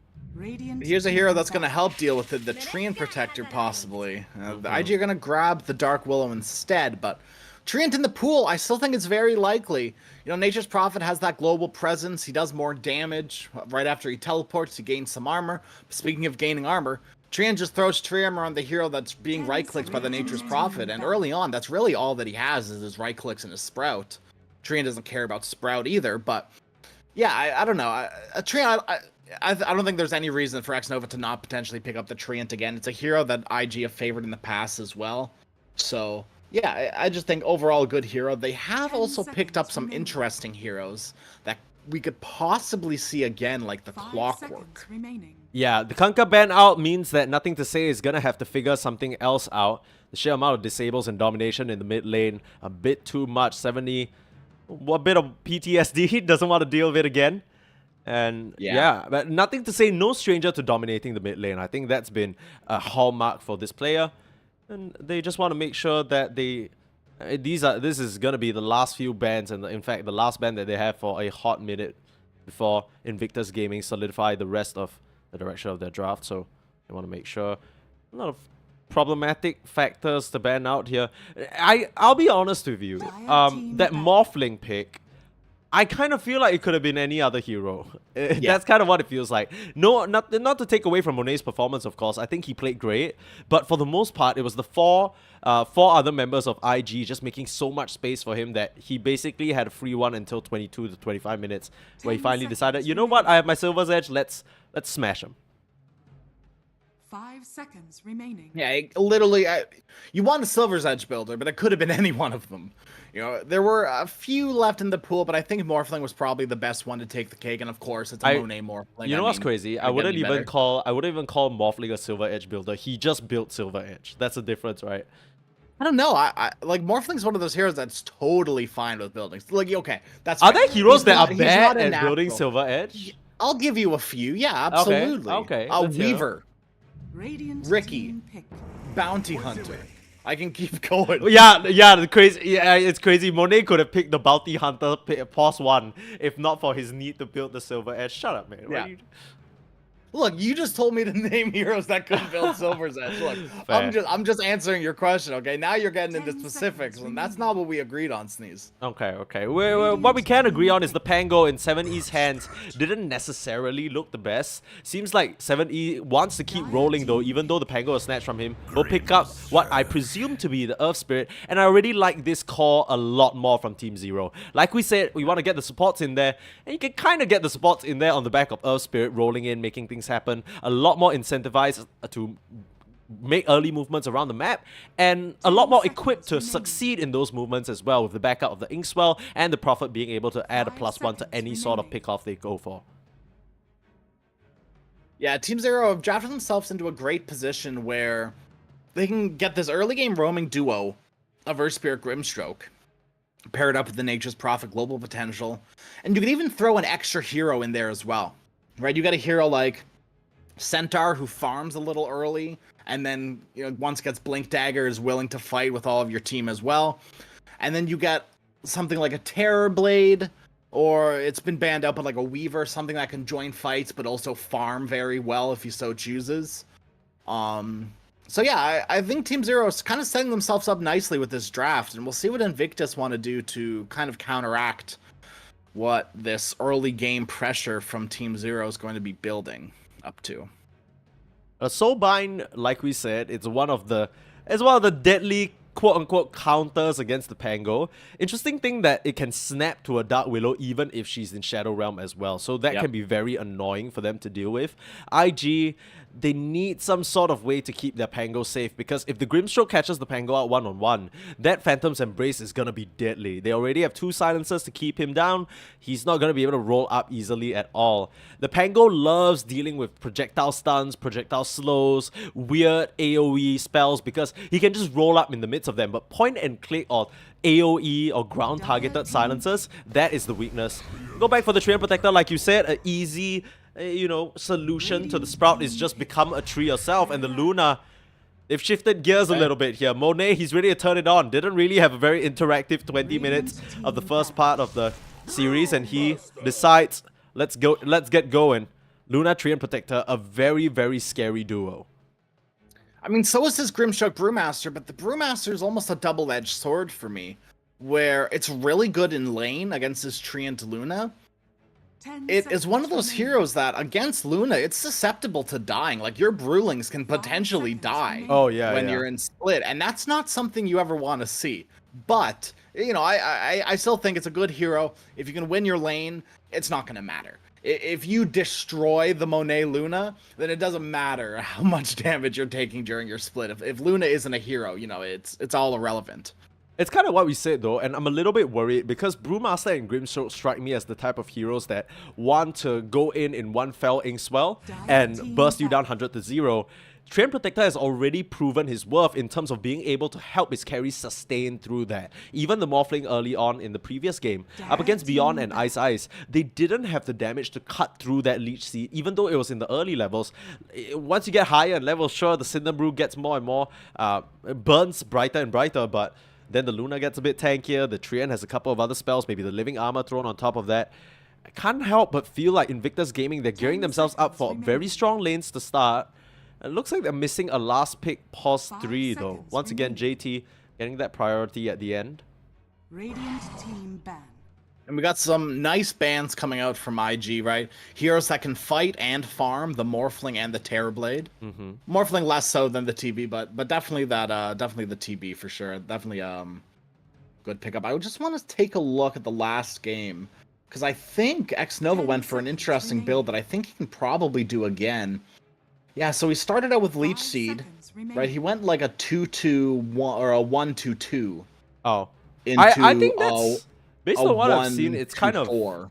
yeah, it's kind of getting a bit more and more common because I think some fighting Treant protectors like to go for 1-4 and then max out the living armor first. But that game in particular was against the Bristleback, and I'm pretty sure that's why he decided to max out the living armor. It was definitely the right play, and it's going to be the right play, I think, this game too. Maybe you can make an argument for the 4 points into Leech Seed, as both Brewmaster and Grimshoke are going to be on top of you. Yeah. Well, Grimshoke not. The Brewmaster, yes. Maybe not. I mean, to be fair, with the way Ice was playing, maybe the Grimshoke's going to be on top of you too. Yeah, we did say to send the supports in there. Who knows? Ice might take us quite literally. We'll have to see though. But yeah, like you mentioned, I think this game is all about just being able to stand your ground on the Luna and sustain yourself through the magic damage. I completely foresee maybe a Mask of Madness, Dragonlance into an early BKB, and they're going to try start barreling down these lanes, make use of the initial BKB charges to just outmuscle Team Zero. Because apart from the initial magic damage burst, they're not really so strong on the physical. They need a pos 1 that can come in and crit down the Luna. But we have something special here. It's a Bat Rider last pick. This throws everything for... What is it? A Nature's Prophet 1? I was just about to say... is it... oh, no. Dude. Oh, no. Oh, no. Okay, so there's 2 ways this could boil down, right? All right. It's a position 1 Nature's Prophet, or it's a position 1 Brewmaster. You may now select your heroes. I haven't seen a position 1 Brewmaster in like 5 years. Okay, Beyond will play the Brew. Yep, CTY on the Prophet, okay. Okay. I don't mind this too much. I mean, Ice on the Bat Rider, we already saw a pos 4 Bat Rider being picked up by Mercy, and it worked out very nice along with Shen Yu for Eagle in that duo off lane, right? We're able to set up a lot of these kills, burning the ground that they could stand on, and it can go a long way against the Luna and the Treant. I think that's probably what they're thinking about. They're thinking, okay, if I pair up the Brewmaster and the Grimstroke, sure, it's some damage, but can it muscle through the Leech Seed? I don't think so. Can it bully X Nova? I mean, every single time in the last game, X Nova was able to get back to his trees, the safety of his tower. Bat Rider is gonna burn them to a crisp, and there's nothing more flammable than alcohol. This is gonna be a very scary combination to go up against, and could just displace the Luna. Vinci just last series yesterday. Don't right, that Luna, the performance. I don't want to wish it upon Monet, but if there's any duo who can make it happen, it might just be Beyond and Ice. They are definitely sending the supports in there this game. Ice, he has that pick. Which draft do you favor more? Because I'm really liking what Team Zero have on the plate. I think Team Zero are cooking up something very special for us. It's yet to be seen how it's gonna turn out, though. It's one of those like it's like a chili almost. It's like it's a sludgy kind of like it smells good, it looks good. But it's not necessarily the most visually appealing dish. But like, you take a sip, take a little spoon, and it's good, and I like what I'm seeing. But I'm not quite at the point where I'm eating the dish yet, so I'm still looking and observing. I like it, but I think after last game, IG might still be able to outclass them. Yeah, we'll have to see whether that's the case. Team Zero could have caught them for a bit of a loop here. Early smoke comes out. Good guy X Nova always throws out the GLHF. Love that guy. How can you not? I mean, after that photo of him playing with the 4 bears on TI-10, that was so sad. I think the entire world was like, oh, funny. Everyone was like, no, X Nova. I think it was just him and like Chris Luck who had to suffer that fate, which must have been so sad. Can you imagine? I don't know. Yeah, I mean, I can't, but I can. Thank you. As much as I would love to play with 4 bears, I'm still playing with. Would you really? I would love to, absolutely. Can you imagine what comms are like? I mean, like you're not playing. It's not the bears. That's the thing. It's like you're playing on TI stage, but your teammates aren't there. Oh, That's I don't care that's the about that. part. Oh, you don't I care don't need about. the teammates are my bears. What do you mean, dude? That's Okay. where you're wrong. I'm playing with the bears because they're my teammates. Okay, so it's gonna be a quick like what 2-0 victory and the Oh, yeah, experience will be yeah. over. Yeah. But at least we made it, you know. Yeah, at Who least else you're can on say stage. they At least you're trained on 4 stage. bears? Yeah. Yeah. Okay. Well, early game aggression here. The smoke found nothing on the side of IG. Beyond and ZZQ will hold this high ground and muscle their way to a rune advantage. No, still goes even, 2 for each side. IG able to claim 2 in the bot side. And yeah, I am gonna have to make sure my camera works on point because I can just predict there's gonna be so much aggression. They're already running down X-Nova. We talked about the trend being answered by this draft, and they make sure X-Nova knows it as well. Please, Nature's Prophet, pause 1, just TPs in just to kill you. What a privilege. You know, we talked a lot about them needing to pick a position 1 that farms and fights. Prophet. Why not, right? Like, they had it answered already with the Nature's Prophet. We had the question, they have the answers. Yeah. Oh, interesting. They're laning. They are going to be laning the Grimstroke Brewmaster. Okay. Ice now bottom. Okay. Okay. I think that's fair. I think that's totally fair. You know, the Grimstroke Brewmaster is such a potent lane.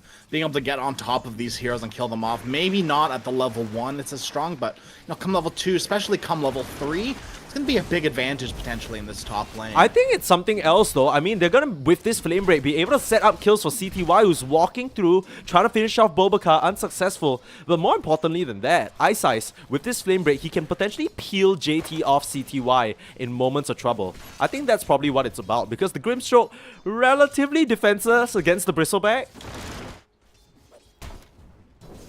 Yeah, and you know, it's weird to say that. I've never once thought to myself, you know, who's a really good bodyguard? Bat Rider. Yeah, that's but true. you're not totally wrong, right? Yeah. Like, peel off the Bristleback at any stage in the game. A little bit of control for Bristle is going to go a long way, because he's not a hero that builds Blink Dagger. He's not a builder of Phase Boots either. So there's nothing to really speed him up and keep him on top of heroes, unless he gets kicked by 7E or something like that. Yeah, he wants very desperately to make it to that Vanguard, and that's the Bristleback's primary priority. But that means he's not going to be rushing any boots or mobility whatsoever. This Prophet is going to elude him for at least this early stage of the game. And even in the later stage, if JT walks up to him all alone without the backup of a support or +1, he's just going to be able to TP out. So JT, we'll see what he can do on the Bristleback here. It was played earlier on. It didn't really look the best. Bristle has weirdly been hit or miss recently. You know, I think our pubs have kind of skewed our vision of Bristleback, where he's this annoying, unstoppable hero, but the pros, they have answers to him. X-Nova takes the tumble in the top side as more tussling in the bot. One thing I didn't realize is this new change to TP, basically giving you armor stacks the more you attack. Really, really good against the Bristle. You can just stand your ground and out-muscle him. And yeah, I mean, that's, once again, the Treant Protector dying. Like we said, this is a draft that really, really answers X-Nova. His game is going to be rough in this early stage. And after the game X-Nova had in game number 1, you kind of have to answer the Treant Protector, and that's the reason they left in the pool. You know, Team Zero aren't a bunch of noobs, right? No. These guys have been around, every single one of them. You know, whether it be Div 2 or Div 1, a TI, you know, just a nice size, you know, just a casual winner, a TI. Yeah, no big deal. One of the only, what, how many are there in total? Like 20-something, I think. Something like that. 30 Nothing to now, say? maybe? Getting wait, kicked no, back to the we've had tower. 15. 7E squaring up on him big time. Still had a Fairy Fire to play with, so really wasn't under any threat. Nothing to say. With the help of his own Fairy Fire and the Living Armor will survive that. That was a close one. Mid lane's a barn burner. This is very, very close. One rotation can change the state of this mid lane. 7E. He'll rotate all the way to this water rune thanks to the rolling boulder. The rest, the other one, gets cleaned up by Bobakar. This is the rotation you were looking for. A bit far away though. Seems like 7E knows what's up, and even though it is a pause 1, the potential for CTY to just TP in at any point in time still can't be understated. Still Yeah, act absolutely, at this +1. Yeah. It's going to be a great +1 throughout the entire game. Looks like he already has treads calling out to him. Do you think we're going to see a Midas on the Nature's Prophet this game? Is it just a core item on the core hero? I think so. I'd be surprised not to. Get that net worth up, boy.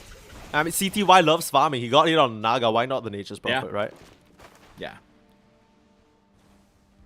Gonna be attacking pretty fast and pretty hard, right? Nature's Prophet with that teleport damage stack, it's definitely adds up. So a little bit of attack speed is gonna go a long way on the hero. I like it. I like it a lot. Yeah, and I mean, most of that nullified by the living armor for now. So very heads up from X Nova to just throw that on whoever the target of pressure is. But this is a little bit scary beyond. Just last game on the Bristleback, sure, he wasn't really contested, but he left the Monet Morphling free. The difference is that once Beyond hits his level 6, it's very realistic that he just runs down the Luna, who isn't having the best of times right now. He's getting out CS by the Brewmaster. Yeah, Monet is already, though, doing better than Vinci yesterday. Oh, yeah, let's not level 4 No, in that's a 5 bad minutes, bar. so- That's a bad bar. We can't even go there anymore. Rest in peace, Team Trust. Yeah. To anyone who wasn't watching that, it was a really bad showing on the Luna. It was like level 3 at 5 minutes. It was very relegated to jungle level 3 5 minutes in. It was very sad. Okay, no points in the Luna. they were like Glaive. they were like Moved. diving her here and like Yeah, it was and like so sad. 7 minutes, 8 minutes. She didn't even hit level 6 yet. Yeah, safe to say that game was not a close one, but this one should very much still be, right? Team 0, I think 7E especially, he's primed to make moves on the map to start racking up the score, getting some earn charges for Beyond perhaps, get his way towards that. Oh yeah. That's Luna special right there, ZZQ all over him. The Prophet can come in and join the party as well. Reaches through to the backline and Ice, he's in there, alright, but he's right next to the Pango. Nothing to say, has decided to show up. And won't let this go lightly. CTY being hunted down now. And with the double damage, should be easy pickings. He might bring the Prophet to the party, but this is not one that he was prepared for. He goes down. So you basically trade 1 for 1 on the pause once. And you get a little freebie while you're at it. Yeah, not too shabby, right? In IG, that puts them on the board, which is important. You know, kills add up, especially in this early game, and you're not too sad about getting rid of that position 1 Nature's Prophet. They even get a nice D ward, so this Luna's a lot safer in the jungle. Yeah. You're gonna have to keep sending that message that the Luna isn't just a free pick-off, right? If not, Team 0, they're gonna feel comfortable just doing that again and again. It's so easy for them too. Ice. Yeah. He's probably gonna think twice about just walking up like that from that point on. Especially with nothing to say. Looking very, very strong in this mid lane. Wisdom runes traded out 1 for 1 apiece, so no one's gonna be lacking too hard in the EXP department. Bot side, looks like there's some action. JT is starting to run down CTY. And without the Bat Rider bodyguard here, I mean, maybe I speak too soon. The whole squad shows up and they want to punish the offlaner instead. A lot of quill damage coming out onto CTY. Gets the courier, but can't get the kill. Both members on the side of IG fall to the response. Team 0, they won't be overdone here. They'll fire right back. 5-2 on the board here. I think that was a little overzealous by IG. You know, diving under a tier 1 tower, you have to expect some rotation. And speaking of rotations, top lane. Oh, non-stopping. Primal Split comes out. This is the timing Beyond was waiting for. With the Ink Swell and the silence, too much control for nothing to say. Can't even come down from the shield crash. And now X Nova gonna be the next target. The Resonant Pool drags him back into the fray. And he might be among his trees, but not among friends. Double kill for Beyond now. A couple of earn charges to his name. He'll be pleased about that. Already close to the Spirit Vessel completion. Gonna have that flying out towards him very, very soon. That's gonna go such a long way against the Bristleback throughout the entire stage, throughout the entire game, right? Yeah, this is already a better start than last game. I mean, this is already a better game than last game for Team 0. Oh, wow. Right? I believe they only had 7 kills at the end of the game, right? So already matching kills from a 30-minute game. Yeah, and feeling Ice pretty good actually about that. cleans up quite a few of those stacks here in the jungle. That's one of the benefits of the Bat Rider. Can just get that done. Both ZZQ and Ice this time around are getting close to that level 6, sub 10 minutes. It's the niceties of that Wisdom rune. Going a long way for these supports. Friendly tip coming out. Not sure what that was about. Maybe nothing to say, tried to find him, but couldn't do so. I think must have committed the Rolling Thunder, couldn't connect in time, and CTY able to escape out of there. The fight's brewing on the top side, and less of a fight and more of an easy pick-off beyond. And Gang, they're grouping around this tower and they know someone's here. They saw nothing to say. And he doesn't have a Rolling Thunder. They know he TP'd up here. They can keep this chase going, nothing to say. Can you weave and duck your way out of this one? No, 70 right on the money. And he might have been bested in that game 1 up against the Kunkka, but he will show him who's boss. This Earth Spirit is rolling around and making things happen. 1-0 and 3 already.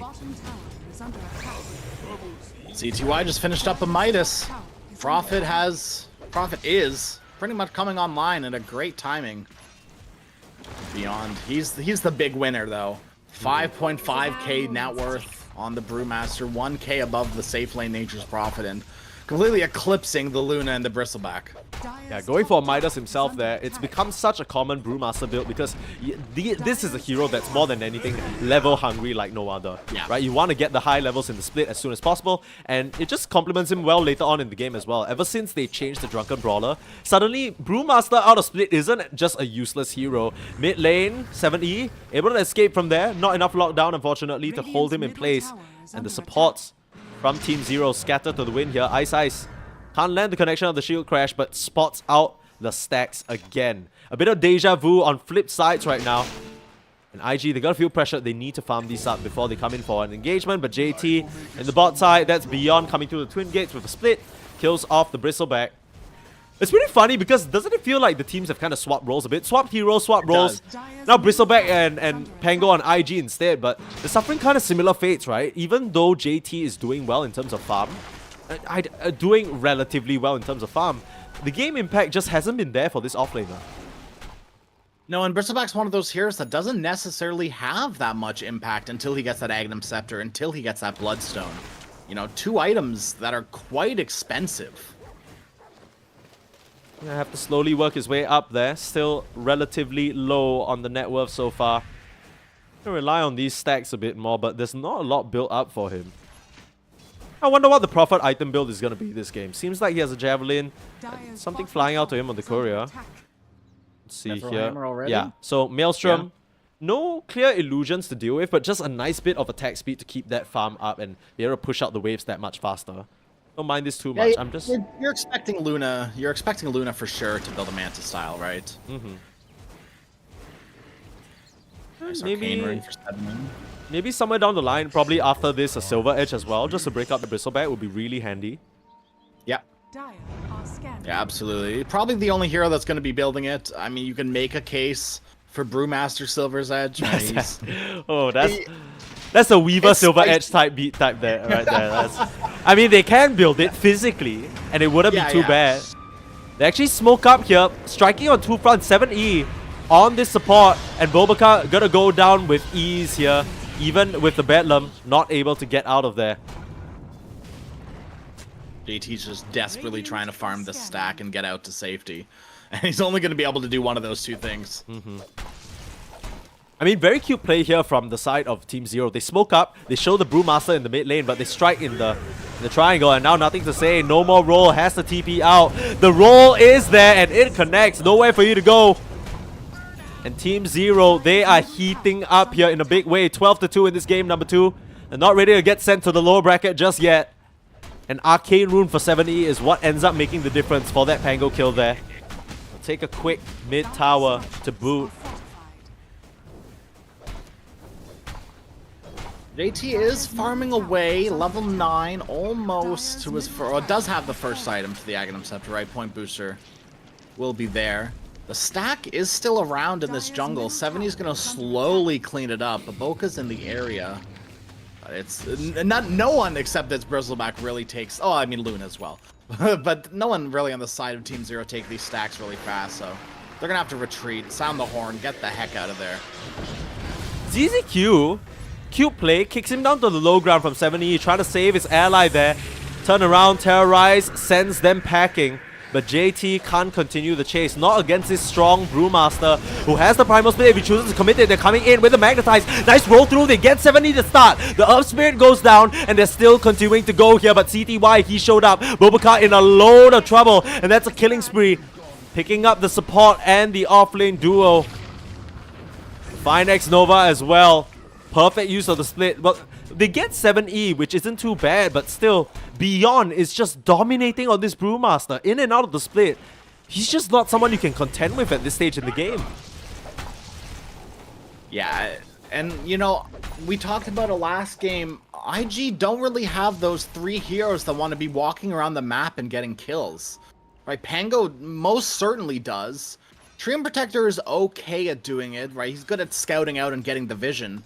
But Willow's not the burstiest, gankiest hero, right? Nah, Has the control, but other than that, Willow doesn't supply too much when it comes to ganking. I think, let me just raise you a counterpoint. I actually think that you might be a bit misguided there. Just because they haven't done it doesn't mean they don't have the tools. They definitely have the tools, but it's actually the 4th hero that I'm looking at. The +1 on the Brewmaster, right? The fact that all 5 Team 0 heroes can actually all get involved at any point, and they're more than happy to do so, versus the 3... it's just never gonna be in their favor numbers-wise. So every time they come in with a 3-man strike squad, they are at risk of just losing out just on sheer numbers alone, 3 versus 5. Just because the Prophet can get involved, you know, the Brewmaster would love to take a fight anytime Primal Split's off cooldown. And hell, even on cooldown, he still goes anyway. Let's straight on to Bobaka again, forcing the Terrorize out. Nice timing, 7E. Holds that Rolling Boulder and cleans up Bobaka. They're still on the chase though. Here comes Ice, dragging them back away from CTY, but the rest of his friends are there. And no matter where you go, X-Nova, you'll find nothing but opposition. He goes down. This Treant Protector, like we said, throughout all stages of the game, answered right now. His kill score is looking like the partner from last. The good news of your IG is that Monet is farming, but not farming as fast as Nature's Prophet, who has a Mjolnir complete. Oh, yikes. He just went for it, huh? He did. More farming speed, more attack speed, every Nature's Prophet player's like wet dream. Like in games where you can just go for this build, you're like so pleased. Monet Manta style done, so the ramp, the farming potentials is there for the Luna, right? The ramp is there. But those illusions are going to get cleared up quite quickly by all the heroes on the side of Team 0. All of them have a way of dealing with illusions, so can't really just send them into lane and hope that they clean up the waves, because even Ice is able to clean up one of your illusions. And then your other illusion doesn't do enough to clean up the lane. Here they come, straight out to JT. Again, this Bristleback. You might farm all you want, but there isn't really much for you to do other than die here. Keel over, and all Bobaka can do is watch. Watching for the second roll, but he's stuck here in this little pool of death. Primal Split Brewlings will just clear him up as CTY claims another. Feeling monstrous on this Nature's Prophet 1 and catching Invictus Gaming by surprise. I don't think they expected this pivot, and it's completely turned their lanes haywire. 19-3 with a 9k gold lead right now. And IG, they're struggling to answer. They're struggling to get anything done on the map. Nothing to say. Use the Rolling Thunder mid for what? For nothing, really. Tried to make a play on the solo Batrider, but there comes in the cavalry from Team 0, and nothing happens mid. And it's just another Rolling Thunder that falls very flat. You're waiting now another 60 seconds at minimum before you're taking another fight. And ideally, JT is going to be able to farm up the Aghanim Scepter before that. But if he doesn't, if he gets picked off again, Bristleback will be in a dangerous position. One component away, just 700 gold, but when your Ancients are just being militantly invaded like this, where do you go to get that money? You're just relegated to farming whatever creeps hit your tower here. Try and crawl his way towards that finish line of that item, but even then, this Spirit Vessel chock full of charges, and oh, was that a lasso? Oh, was that nothing to say? Where you going, buddy? They'll bump him out of the roll. Might have been a bit disjointed, but it's not gonna matter. He is silenced for way too long. ZZQ with 3 levels in that Phantom's Embrace. You always like to say this, Crash, but the difference in terms of attacks goes such a long way against these more mobile heroes. Yeah, absolutely. This was a very heads-up build on the side of ZZQ, right? You need to take notes if you're a Grimstroke player and you're not doing something like this. You don't necessarily need the 4th point into Phantom's Embrace, right? You got the 9 attacks to destroy and you're happy with. I don't know why it says 9. It's 3. 9 from because creeps. hero attacks. Yeah. It's weird. It's weirdly worded, right? Because hero attacks count as 3. It's just they don't need to make it that complicated. Yeah, it doesn't need to be that complicated, but they do. They make it. Bristleback JT's finished off his Aghanim Scepter. Now is the possible time for IG. They have Rolling Thunder. Hell, they even have Eclipse. And Monet has... Nah, I don't think so. I think you need the Shard as well. BKB. You need the Oh, yeah. BKB on your Luna. And they might not even give her a chance. How do they know? She gets out just in time though, the TP. They were on the death march there. Spotted her out with this ward likely, or maybe this When the one. hairs on the back of your neck start standing up and you're like, ooh, I sense a gank coming. Yeah. That's that carry veteran experience Beautiful coming into deep play there. ward placed by ZZQ that you just highlighted there. It's gonna catch Monet if he ever decides to come back to this top area. But so far, Monet happy to start farming up the enemy jungle near his team. And this is what you want, right? You're farming near your team, so you can partake in a fight if it gets to it. JT Aghanim Scepter starts gooing up beyond. This could be the fight they're looking for, like you said, with that Aghanims. No BKB on the Luna just yet, but the roll, the setup, can't stop the Primal Split in time, and he stopped in his tracks by the Soulbind. In comes 70 as well. It's a huge overgrowth, but they blast on the Luna. Can they finish her off with the charge? She's standing her ground. They take down the Brewmaster. Finally in this game, Beyond Falls thanks to the Glaives, and now 70. He's gonna be quick to follow. 3 members on the side of Team Zero just get wiped, and they didn't respect the Luna damage that could come through. The glaive damage and the damage reduction just goes too much of a long way, and we can't understate that living armor. The survivability on this Luna through the roof right now. Ooh, Monet gets the Wisdom Rune too. Almost level 18 on the Luna. I mean, this is getting dangerous, right? Luna is very scary when it comes to the late game. And I don't necessarily think the Team Zero have the ways of dealing with a late game Luna. Yeah. We were so close to the 3-2-2-2. I was so sad. I mean, but honestly, there wasn't a better time for the side of IG to turn on, because you imagine if IG, you know, they end up losing that fight, that's going to be an easy Roche, that's CTY to your tier 2s and potentially to high ground as well. Radiant's middle tower. Now with Monet winning that fight, that BKB 300 gold away. This will be the game changer for them. Hopefully the game changer for them. They need something to change the state of this game. 7k gold lead. It has gone down a little bit after that fight. Nothing to say. I think one of the... I don't want to call him a big loser because that feels rude. But one of the kind of big losers of this game so far was... yeah, I know. You still did it. You were like, I don't want to do it, but I'll do it. I don't want to say it, but I'll say it. He's not a loser in the way that he's a loser. But, like he just hasn't been able to find his footing in this game yet. And the Rolling Thunders have been hits and misses. Literally and figuratively, right? Sometimes he just couldn't find it on the solo Bat Rider. Other times he was 3-man stunning people like he was in that last fight. Yeah. Smoked up for IG though. With this BKB timing, they'll look to make things happen with the Luna. This is their timing to strike. The early game didn't really go according to plan though, but this death ball is what they were building for this whole time. It's coming together now. Radiant are scared. Where do they want to hit? They've already taken the mid tier 1 and the bot tier 1. Amazing what you found. But just try and group up and control this bottom Radiant jungle area. X-Nova, Medallion, and you know he's going to work towards the Solar Crest just to buff up Monet even more. This is Monet protection squad right here. Yeah.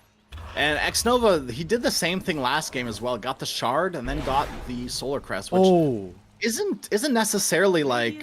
It's not that bad. I like it. No, I like it. It's a little out of pocket. It's an out of pocket build, right? This is the next Nova special. You don't necessarily always see Tree and Protectors build the Solar Crest. Usually focus on items like a Blink Dagger instead. But I think it's a very good pickup, especially when your Dark Willow isn't really a hero that's gonna buy it. Instead, goes from Midas into Ags. That's what Baboka did last game, at least. They are on the hunt though. Ice Ice walks forward and just does, but misses X-Nova by a little bit. Has to force off his way out of there. Gonna be just fine here, but they can't find the connection. Would love to grab Monet here before he can pop the BKB. Burst him down 100-0. That would really turn things back in their favor. Let's follow our grasp a little bit here. X-Nova able to break smokes on multiple heroes thanks to that shard. Roshan is up. Roshan is available.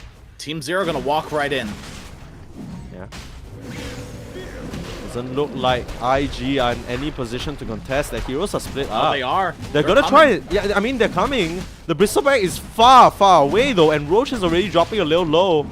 This was the area that saw them fall earlier on, but IG, they're looking for information with this Luna Illusion, and I don't know if they'll make it here in time. They'll try and roll in, but CTY already has this Aegis. They're a bit late to the party. They won't be able to get much done. Beyond will show himself here though. Good set up onto this Brewmaster. Here comes the roll. Primal split. Similar situation. Am I feeling deja vu? There's the Soulbind holding the Luna in place with the Pango. That's not what you want. Meanwhile, X-Nova on the sidelines. CTY might be in some trouble. They're forced to pop the BKB. They finish up Bobaka on the sidelines. Huge overgrowth from X-Nova holding them in place. But the Luna's tossed up to the sky. She can't get anything done right now. And Beyond's just dancing around with the JT on the sidelines. Little bit tricky for them. 7E keeps the chase going, has the heart, and now Monet, there's the lasso, there's the control, can't even pop the BKB, finally does so, turns around, has the glaives as well. Can she stand her ground? Absolutely not. The rest of the side of Team Zero crush her and surround her. Without your support, there's not much you can do. They'll turn their sights onto this nothing to say Pango as well. He'll roll up, swash to the high ground, look for Ice Ice, but too quick on the blink. A bit off the mark with the swashbuckle means that the Bat Rider gets out. Have the silence and control, he's going nowhere. Monster kill streak for CTY. And hell, he doesn't even lose the Aegis. Yeah, a little bit of an over-aggression, overstay of their welcome from IG. You know, you don't necessarily want to be taking a fight. Actually, maybe you do want to take a fight. No, that entire fight, wasn't that literally just Beyond whirlwinding up the Luna, and you're just up in there. You didn't BKB preemptively, so suddenly that crazy Luna damage that was coming out that turned the fight for IG didn't, because she was busy taking a vacation in the sky. When she finally came down, Team Zero had already backed up, killed off Bobaka, and suddenly the fight's so awkward. Dire's bottom tower has And you know, Beyond, to even build on what you said, something you didn't harp on, Beyond has been, for the past 2 fights, able to get split off before roll comes in, before anything comes in to stun him, to control him. And it's very imperative that he gets split off. Absolutely. He's yet to fail to do so. They're on to Bobaka again. Holding 7E back, but not for long. They're just going onto this Dark Willow, not allowing her to play the fight. They will get the Terrorize off and start chasing them away, but Bobka still goes down. Meanwhile, Lasso onto the Luna again. The Glaives are flying out. It's a lot of damage though as CTY beating into them. They finish off CCQ and Ice Ice. Both supports out of the picture for the side of Team Zero, but they are onto the Luna, and there's nowhere else for her to run. In the middle of the Sprouts, in the middle of the Brewlings, you'll go down as IG lose their carry. The President takes the hit, and that's not how it's supposed to go. The Bodyguard will fall out of honor as well. And Team Zero, one fumble of a fight in the bot side where they failed to respect the Luna damage, but not again. They're not letting Monet get away scot-free, hunting him down. And oh wow, take a look at CTY. He's looking for nothing to say. Just get out of there though. Mid lane. I might lose Beyond here. No split available. Dropping low. I mean, he's gonna go down to the JT damage. A bit of a split situation here, and now Team Zero, they've left 7E all alone here. CTY, what looked like a cute aggressive maneuver, ends up costing both his cores their lives here. As I think they forget, the Bristleback is a factor in this game as well. Yeah, I don't know why CTY didn't want to stick around and push a tier 2 tower. He's the one with Aegis. Luna's dead. This is the best time to start pushing towers and opening up the high ground for the next Aegis. Yeah, maybe getting a bit over aggressive there, CTY. Losing sight of the game plan. But for what it's worth, they still have the Aegis, 7k gold lead up. You just need to make sure you're controlling the Luna, right? That's been the key in these fights so far. If she's able to get the preemptive BKB off, shrug off all your Brewmaster, Bat Rider, Grimstroke control, it's not gonna matter. They see X-Nova. Uh-oh. Dust as well. Nowhere for him to go. Back to regular programming here. Unfortunately, the Treant Protector will fall. This Treant Protector just has not had a game. 1-9-7. He's landed a couple of nice overgrowths in these engagements, but there's not much else he can do, right? The Bat Rider can fly all over him. There's so much AoE damage that you just can't survive through. It's such a hard game to play as Treant Protector. There's so much ways of getting on top of him, right? The Earth Spirit, the Nature's Prophet, Bat Rider, every single one of them. Even Grimstroke to a lesser degree. can, you know, enable heroes to get on top and keep up with the Treant Protector. Smoke move out. They're looking for a wraparound play here. They know exactly where they are thanks to that deep ward on the triangle. And they're gonna catch Bobakar off guard. They've done a good job at focusing down this Dark Willow so far. The smoke will break as Beyond runs through, but they've gone completely wide. It's actually JT that they find here, and the lasso, surely it's gonna come through. No! Ice Ice miss him by just a slim margin. Manages to tuck himself under those trees, and this will go completely empty. You don't find a thing here as IG able to evacuate, and now the lines are drawn for them. They are making a beeline straight for where they think CTY is, for this top tower in this triangle. But he has a Skadi complete. He is tanky. Speaking of tanky, Bristleback has a Lotus as well as a Bloodstone now, so this Bristleback becoming a lot tankier despite being potentially broken. I'm broken up right now. It doesn't look very tanky in front of this CTY. Nature's Prophet just auto attacks him down. Nothing to say in as well, but the Soulbind. ZZQ continuously finds him again and again, and they grab the lasso on the Pango, even in the ball. They'll have it with ease here. The tips come through. As the chase keeps going, Monet just wasn't able to enter the fight. 7E on the front lines, creating so much space. And they don't get Bobakar to start this time, but they'll get him to end the engagement. Easy pick off here as Team Zero surge forward. At the end of that game number 1, we said, look, Team Zero, you guys are good at playing aggressive. Show us some sauce. And boy, they spiced it up real good. These two supports striking hard yet again. Beyond hunting with that Wind Panda right into the fountain. It's going to be a very hard fight for IG going forward. Losing your racks. You're 13k behind right now.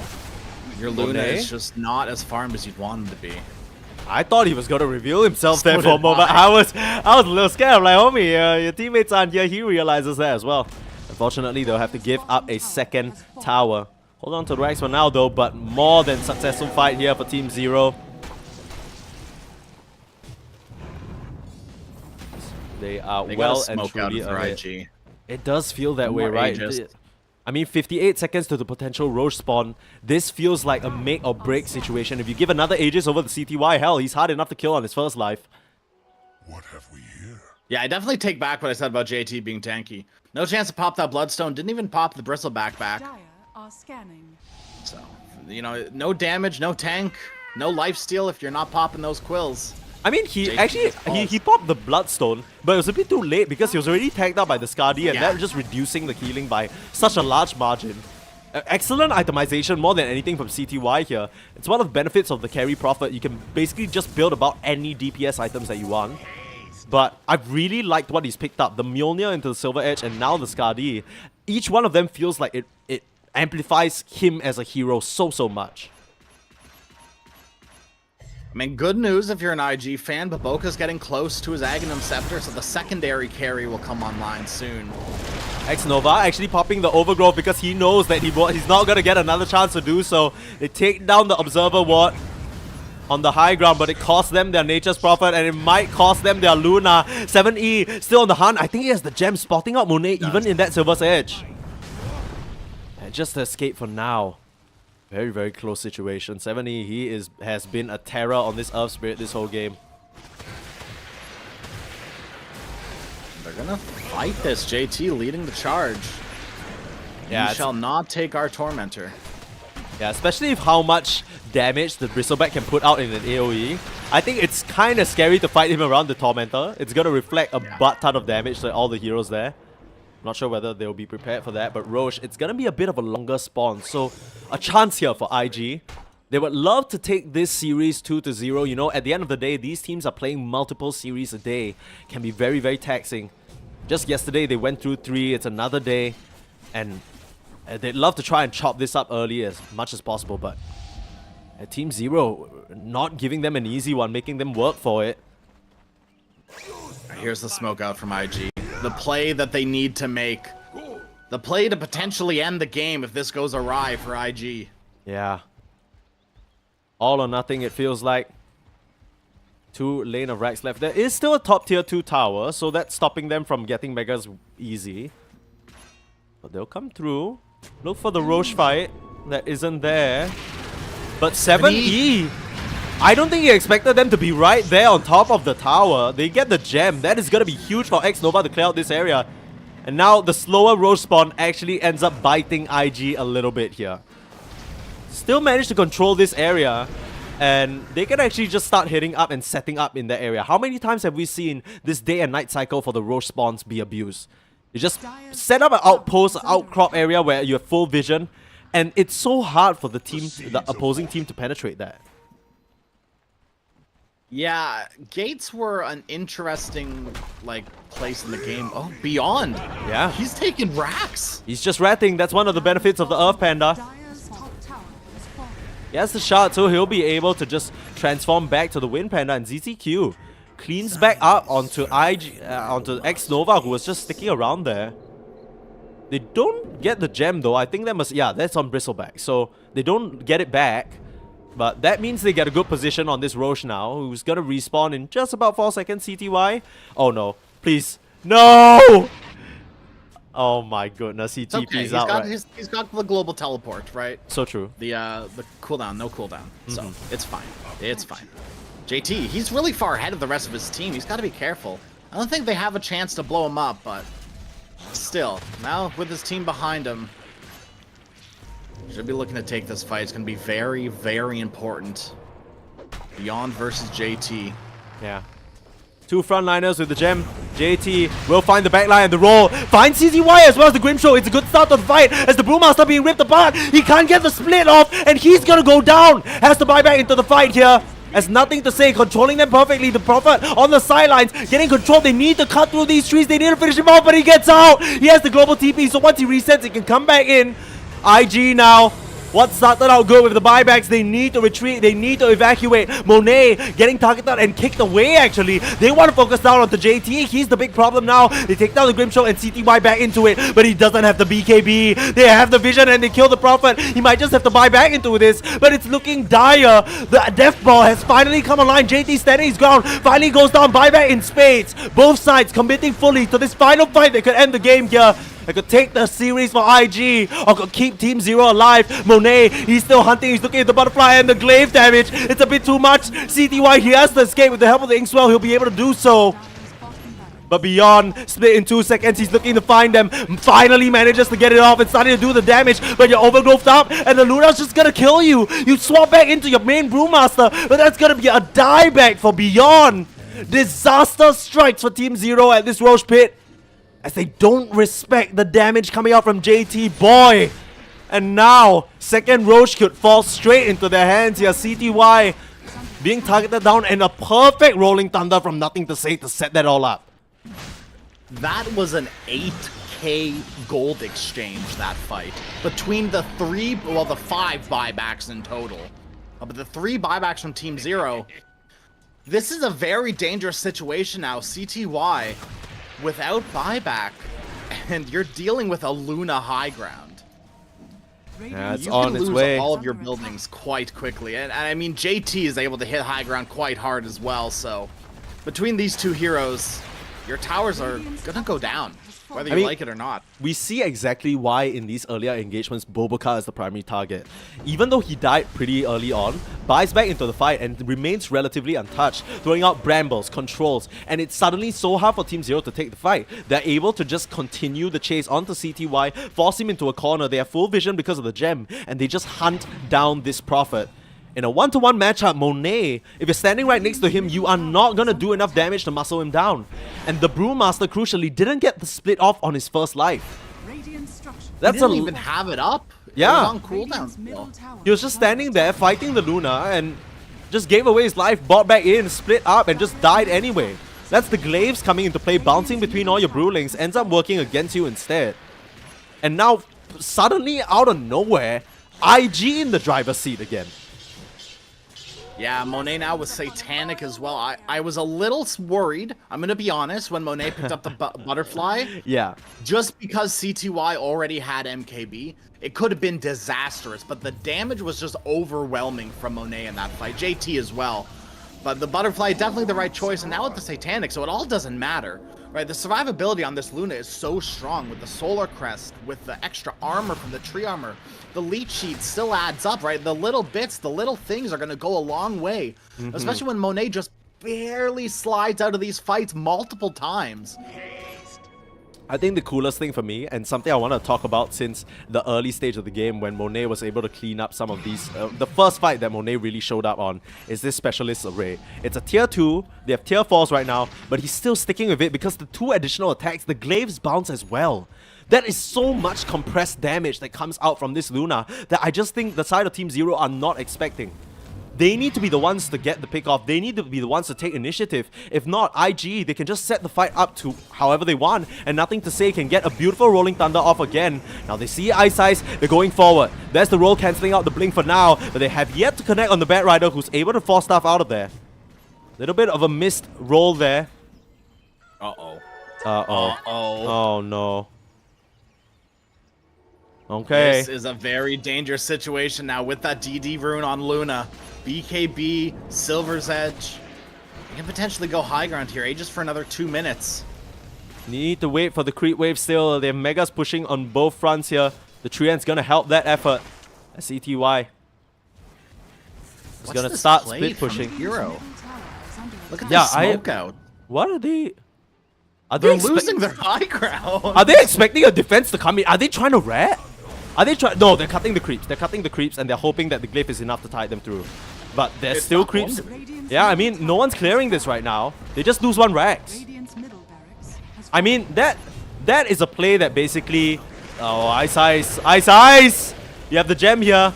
Making use of the fly up to the high ground. Holding back JT for now, and the retreat is sounded. IG want no more of this. But here comes 70 with the setup. They might lose JT. Still has the cheese as well as the Bloodstone and Lotus Orb. He'll be fine. Beyond got the tower. He's taking down the racks as well. Oh, Brewmaster they're holding rack them is in very place. strong. Yeah, Brewmaster, he's starting to get Mega Creeps for them, but they're cleaning up. Nothing to Say. Soulbound again. CTQ finds him, and he has nowhere to run. They pop the cheese on the Bristleback, and he'll survive for now. He's forced to roll out and Swashbuckle away, but they're hard on his heels. He manages to get the Rolling Thunder. As JT TPs in the midst of all of them, he'll be fine. No. 70 traces him. They lose Boboka, and it looks like slowly but surely they should lose JT. Gonna be a bit of a affair for these 3 heroes. I say that 70 try to finish him off before Ice Ice dies, and will be successful in doing so. JT does not have a buyback right now for another 2 minutes and 40 seconds. They hold on to their rags, but at what cost? We were questioning the play from Team Zero, but they not only cut the creeps, they pressure the tower, they force the Luna back, but they take a couple of key kills as well. Now in a 3v5 situation, sure you have the Aegis, but Monet, you got a world to... out. Yeah, you got a world to fight against right now. Top barracks are under attack. No split for 25. If there's an opportunity, they gotta do it now.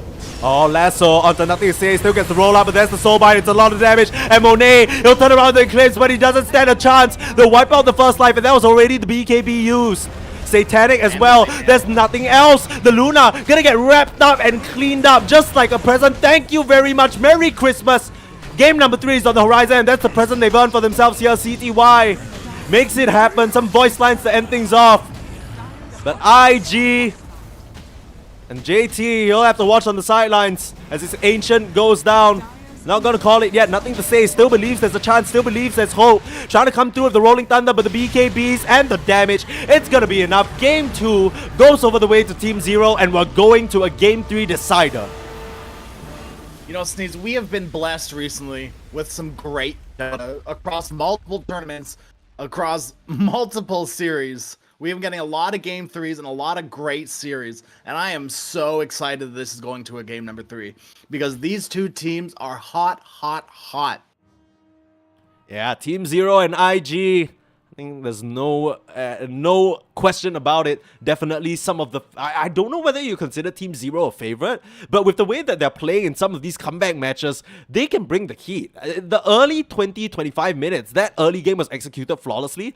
A couple of flop team fights not respecting the Luna, but they learned their lesson, they come back from it, and I think one of the things we didn't mention in that last engagement is Grimshaw actually got the axe. So getting the Dark Portrait of the Luna, oh, that just smacked them all back. Invictus Gaming... Yeah. I mean, Bit of a fumble in the game number 2. There was still quite a decent showing from Monet there, though, all things considered. So much damage dealt by this Luna. But it just isn't enough. The creative draft from Team Zero pays off. It just wasn't enough. And it may have been a little bit... I don't know. I think this draft from Team Zero, what came back to... You know, we talked about the draft not being... you know, the best from game number 1. Team Zero, this was a spicy draft from game number 2. Very, very spicy. Yeah, and if they can keep catching IG by surprise here, I think it was really the early game aggression that it felt like IG didn't know how to answer. Nothing to say. Had some decent rolls on the Pango, but we're seeing why, you know, so far in this series, Pango Bristleback, very bad win rate. So maybe think about some other heroes, we don't know. Maybe some switch-ups this time from IG, but I'm sure the coaching crew of Super and Dogfights have their work cut out for them here. They'll have to cook up something special to deal with Team Zero's unique creativity. We'll find out whether Invictus Gaming continue their stomp through... or rather, I wouldn't say it's a stomp. Maybe just a march, okay? Maybe just a march through the upper bracket. Or whether Team Zero can shock everyone and send them to lowers. We'll find out after this short break.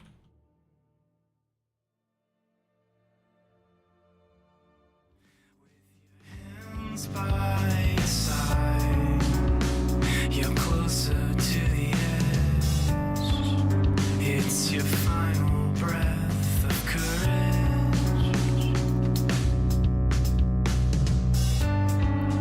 And you're ghost white with a head full of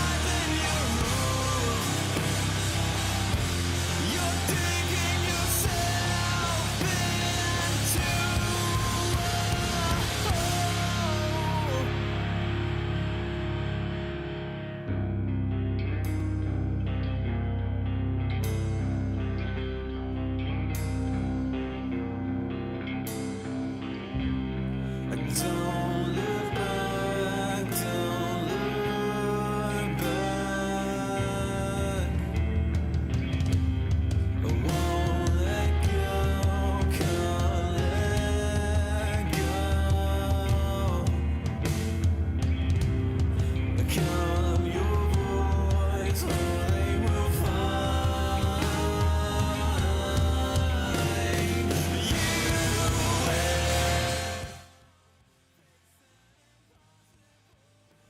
Game 3 actions all around here. That's how we started out our first day of the qualifiers, and that's how we'll start out day 2 as well. Crash and Sneeze here bring you the action. IG versus Team Zero. We knew this was gonna be a hot one coming into the day, and boy have they delivered.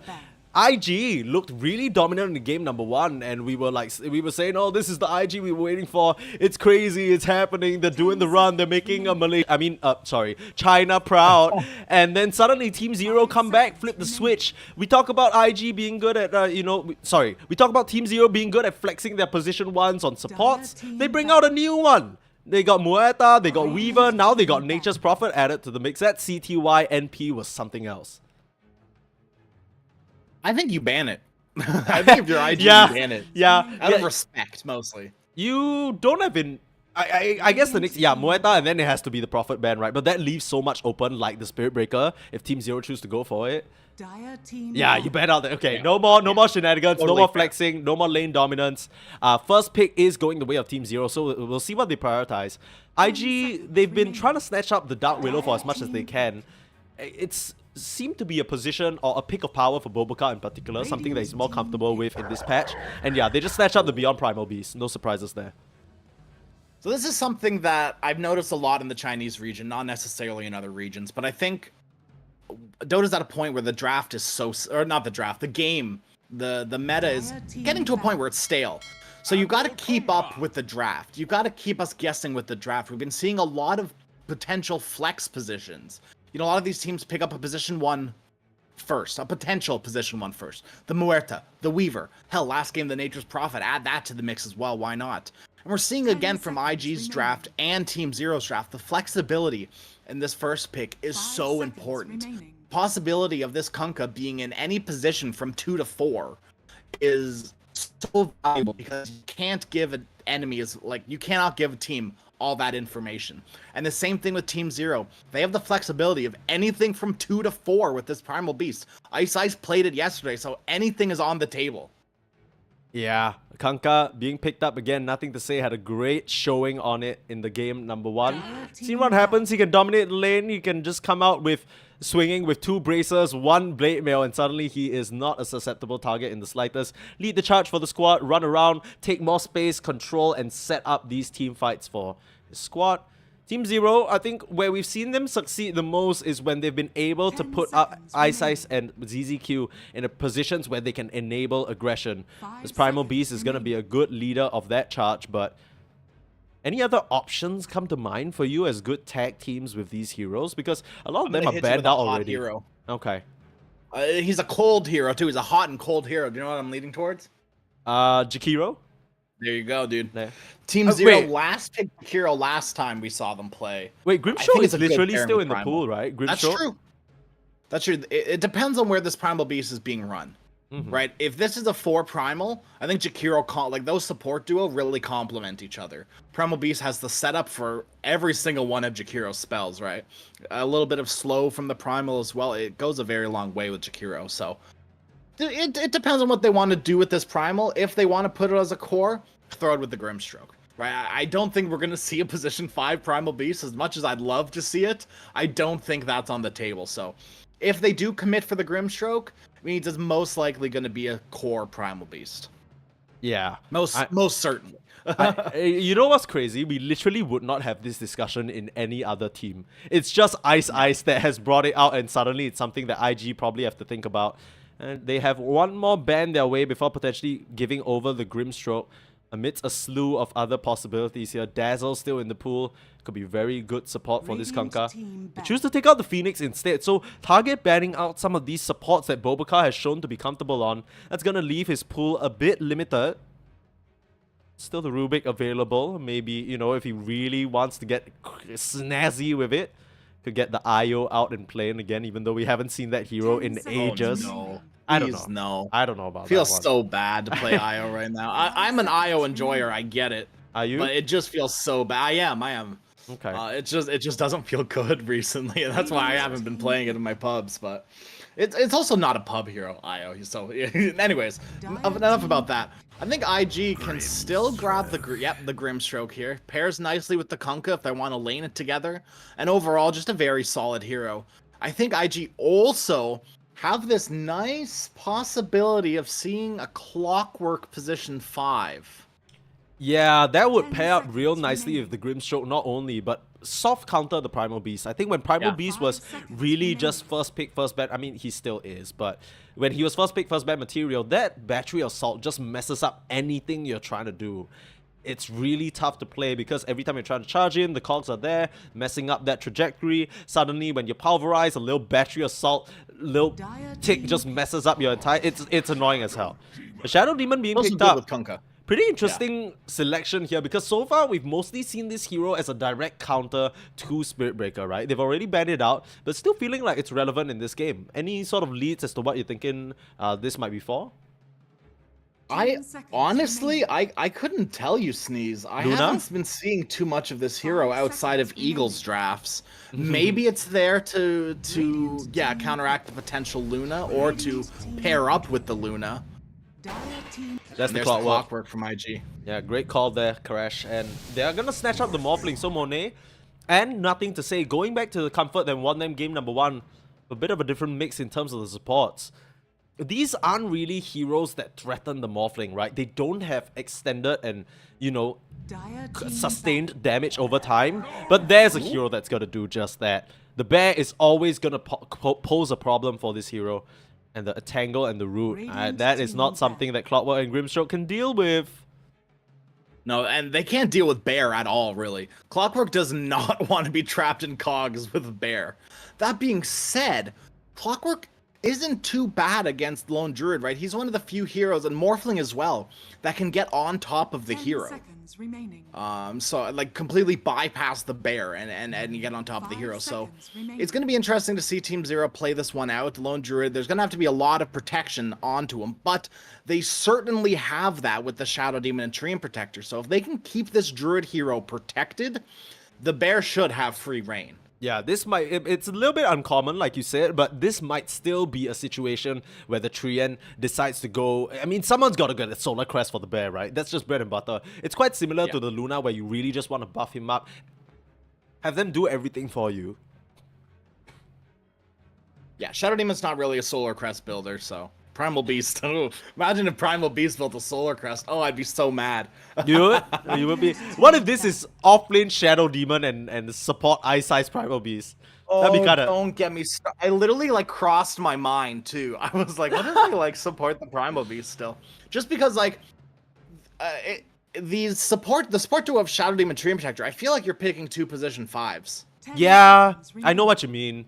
It's a little bit rough, and Treant Protector's never gonna... I mean, between Shadow Demon and Treant Protector, they're all kind of what I would consider 4.5s, right? They're not exactly... Yeah. You can make an argument for Shadow Demon being a good 4, but in this game, it feels a little bit tricky. There's a lot of control coming out from the Grimstroke and the Kunkka that's gonna catch you off guard. You can basically fake them out one time with the Disruption, but that's it. And then you fake them out, and it sets up for the Grimstroke, Inkswell, and the Clockwork Hook, and then you're like, ooh, I've disrupted you into your own death. Oops. Yeah, it's kind of like buying a Yule Scepter against a Jakiro, right? He's like, you're still coming down here. I don't know what this is about. Like, we can play. So, the Morphling versus Lone Druid matchup, we've seen Lone Druids go to the offlane here and there in the pro scene. I'm inclined to believe that this might be a offlaner as well, and they got to switch Primal Beast over to mid, because I think it's just such a good matchup, right? The Morphling can't exactly deal with the bear in lane. No, Morphling does not want to deal with bear at all. You're absolutely right. And, pardon me, Primal Beast doesn't do too bad against Kunkka. Obviously, it's a melee versus melee, so it's going to be a close little slog fest between the two heroes, but... Yeah. You know, Kunkka, outside of Torrent, doesn't really have any ways of dealing with the trample from Primal Beast. I guess X as well, but Yeah. It's one of those, like, you can do it, like you said, you can do it once, and then you gotta wait a little bit, because level 1X doesn't have the shortest cooldown. Yeah. I'm gonna check between who has the longer cooldown, so I'm 10 not seconds completely making remaining. things up here. Yeah, all good. Yeah, I mean, it's like a the main thing for 30-second me, cooldown on X. the main thing for 5 me that I'm seconds looking at remaining. is the Primal Beast with the Uproar, right? A lot of the damage coming out from Kanka in the early stage of the game is going to be physical, just through trying to trade auto attacks or the Tidebringer, and Primal Beast should be relatively able to trade and punch back even, because Kanka is always going to be in melee range. So that should go pretty even. Team Zero, they got opt for the last pick, Luna still though. So still running it Paired back up with with this Shadow hero. Demon. Yeah, CTY. Take a page out of Monet's book there. Shadow Demon Luna is what we expected from the, or at least kind of called for a little bit at the start. Yeah. IG, surely they have some sort of idea that this might be the case. Team Zero banning out the Brewmaster as well as the Bristleback, forcing JT on a bit of a different hero from what he's played so far. 5 seconds. So do you want to know a hero that like kind of fits, but it might also kind of be a throw? Yeah, let's hear it. Is I love Legion that. Commander. IG have picked it Oh. up in the past. It could be very bad because you've got to deal with Shadow Demon, Tree, and Protector. But Yeah. it could be very good, right? You got the Blade Mail, you get on top of Luna, and Glaives aren't going to say, like, the Aghanim Shard from Luna isn't going to save you from that. You're going to be dealing more damage to yourself than you are, thanks to the Duel and the Blade Mail, than you are with that damage reduction. So it's possible we see a hero like Yeah. Legion Commander. It's another hero that can jump on top of the bear as well, but instead, I feel like I've called it every single game except this one with the Centaur War Run. I'm like, oh, they can pick up Centaur, and then they grab Brewmaster. Yeah. And finally, we see the Centaur War Runner. It's a great game for him. Every single one of these heroes on the side of Invictus love to go fast. Hell And, yeah. it's going to be great to create space from the Primal, space from the Luna, and get heroes out of this bear's range. So it's what we expected here. Beyond is going to be piloting that Lone Druid up in the top side, while 7E running Primal Beast in the mid. But is this Centaur Wall Runner pick enough for you to favor the IG lineup, or are you still more so thinking Team Zero have got this with their Luna Shadow Demon? I haven't seen too much Luna Shadow Demon recently. I think, like I said, the last time I saw Shadow Demon was with Eagle, and they were pairing it up with heroes like Muerta and TA instead. So it's been a hot minute since I've seen Shadow Demon Luna, but there's a little inkling in my brain that tells me it plays exactly like it used to. So I wouldn't be too surprised to see this go very well. Obviously, you don't have to commit really too hard for high ground. That being said, you know, if we're at a point where Team Zero are pushing high ground, IG have great high ground defense between Kunkka, Centaur, Grimstroke as well. All these heroes can disposition you and keep you from getting away. I think the main thing for me is... it's going to be a big farming simulator for this Morphling. I think the main thing for me is that unless Monet really gets curb stomped in lane, the IG lineup has so many tools to just collapse on the Luna, right? We saw that Monet throughout the game on the Luna was really struggling with that fact until she got the Glaives, the Glaive upgrade with the shard. So until you're able to get to that point on CTY, it feels like even with the save of the Shadow Demon, it's not really going to be substantial enough. You already mentioned it. Okay, you're going to disrupt him. Sure, sets up a Hoofstomp, sets up a Torrent, sets up a Hookshot. They're always going to have tools on the side of IG to stay on CTY here, and it's going to be hard-pressed. Like, these two big boys in terms of Beyond and 7E are going to have their work cut out for them in defending him. I mean, Monet's going to not have the easiest game, though, on this Morphling, right? Dealing with the Lone Druid, dealing with Primal Beast as well. These are two heroes that are quite good at dealing with the Morphling. So Monet does have his work cut out for him, but if game number one is anything to go off of, okay, Monet's going to have a great time. Look, this game number one was not a game to go off of because Monet didn't do anything in the first 20 minutes. I don't think he needed to. He didn't need to. That's why, right? So we can't really use it as a bar. I think his laning prowess as well as his ability to milk the map of resources are really going to be tested this game because we know he's going to be pushed out of lane pretty early by this Lone Druid. So Sneeze, I want to talk about this pause. I don't want to call it a tactical pause, but Beyond Smoke broke and the game was immediately paused. They see Monet on the low ground with 200 HP off this ward. The pings are coming out en masse though, like nothing to say is like, get out of there, and then just picking around.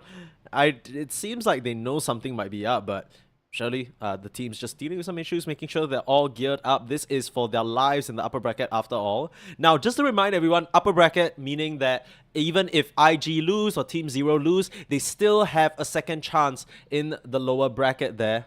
I think their opponents have already been decided too. They should be against... Yes, they have. Team Right. Yeah. Sorry, I 100% stole your thunder, but I was literally...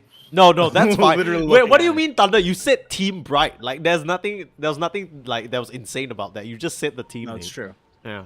You sounded very excited to talk about it, and I 100% stole it from you. No, it's fine. I was they might be stealing X Nova's life away from him there. That's a setup. They're just like you, Crash, thieves. And they're trying to finish them off. JT Hoofstomp onto 4. It's not gonna be enough to finish off X Nova thanks to the space created by JT.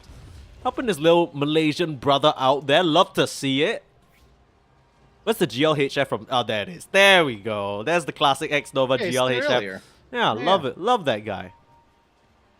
It's just a beacon of positivity. 70 beat him to it though, in all caps too. So he said it louder and stronger. Yeah, it's a Primal Beast. He doesn't know how to turn caps off. I feel like if Primal Beast got his hands on a phone or any sort of online communication, that's exactly how he would like just all caps everything. Yep. Nothing to say. Standing his ground on this rune, will be able to claim it. But can they walk away with their lives here? Once again, onto Bobakar, the support in trouble as 7E. As the onslaught still available, will wind it up, displacing the poor Grimstroke. And that's going to be first blood over to CTY, arguably the worst hero you could give it over to. Maybe 7E. Maybe 7E. And maybe giving it to the mid laner, but I mean, CTY can do a lot with net worth. Absolutely. You know, we saw it last game on the Nature's Prophet, how much damage this player can do with a little bit of net worth advantage. And even game number 1, he had more farm than the Luna, so... This is pretty interesting. I mean, 7E was forced into that onslaught, which means he has to get creative to try and secure the range creep against Nothing to Say. But he's taking so much damage here. A little bit tricky. That starting engagement actually, in a way, favors IG, because the Team Zero kind of go to lane with the no mana on Primal, and like you said, with that onslaught level 1, it just doesn't feel too good. Now level 2, but still no mana to cast abilities. Has to wait till he gets that bottle until he fills up again. Yeah, immediately sends that one out as soon as he gets the money for it. But yeah, well, this lane should still be fine. He'll get back up to speed here.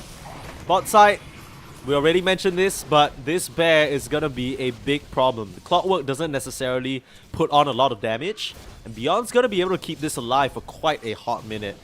Keep using it to contest for last hits. Morphling already has trouble securing some of these range creeps without the help of Adaptive Strike, and that's going to be put to the test by this duo deny capability from both the bear and the druid. Yeah, Ice Ice doesn't even need to be there, right? It's usually, you know, when you're in your pubs, and even in pro games, you see like, oh, ping, 1, 2, 3, ping, and then you attack, right? But you can do that with your bear very easy. You don't need to rely on someone else. Who cares that it's a team game? Yeah. Top side, they can make kills happen with this Boboka JT duo. And they'll start running onto CTY, not able to create the distance. Big stick though. Gets him out of double edge and last hit range. Another stroke, another double edge. Finds him in the corner. He knows there's nowhere to run. And ZZQ can't keep his carry alive. A bit too much magic damage at this early stage. And they're not done. Looking for more. A second double edge. JT lines him up and knocks him down.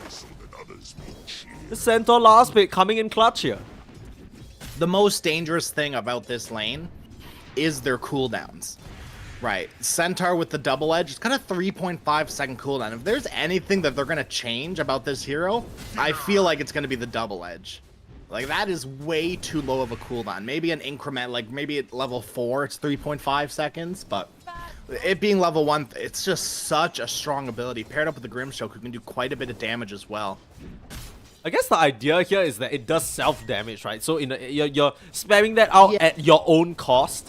But especially in lane situations like this, like you mentioned, JT's gonna be happy to throw that out every single day of the week. He gets a stomp out. Inkswell, it lasts for so long now. And with the double edge, finish him off again.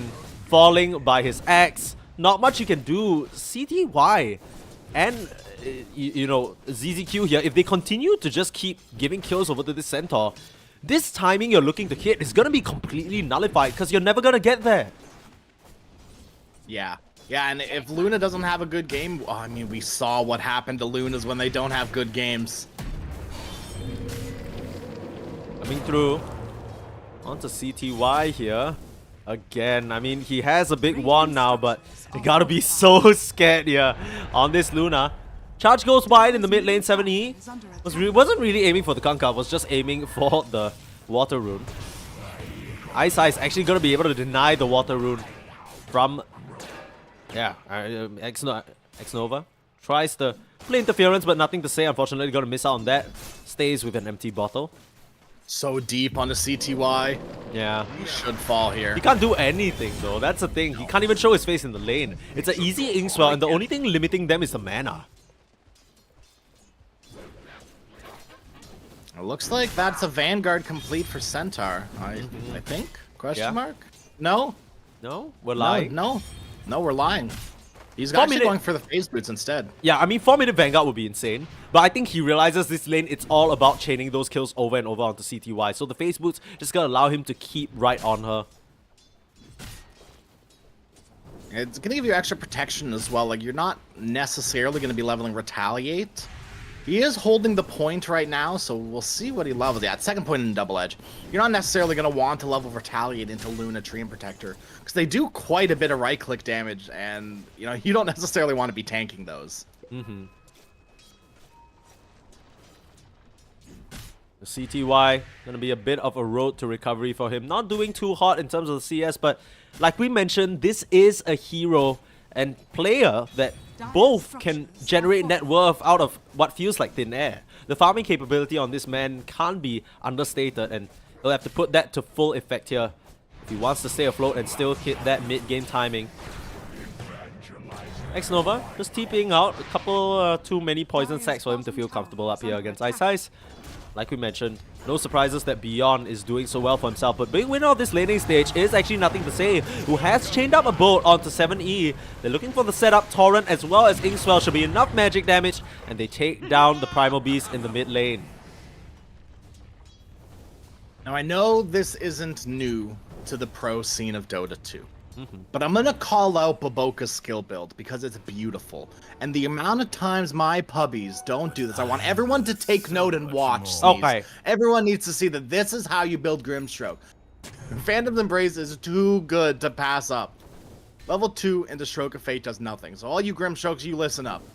X-Nova, he's listening too. He's coming up to this top lane. They want another kill onto CTY. Ice is here as well, though.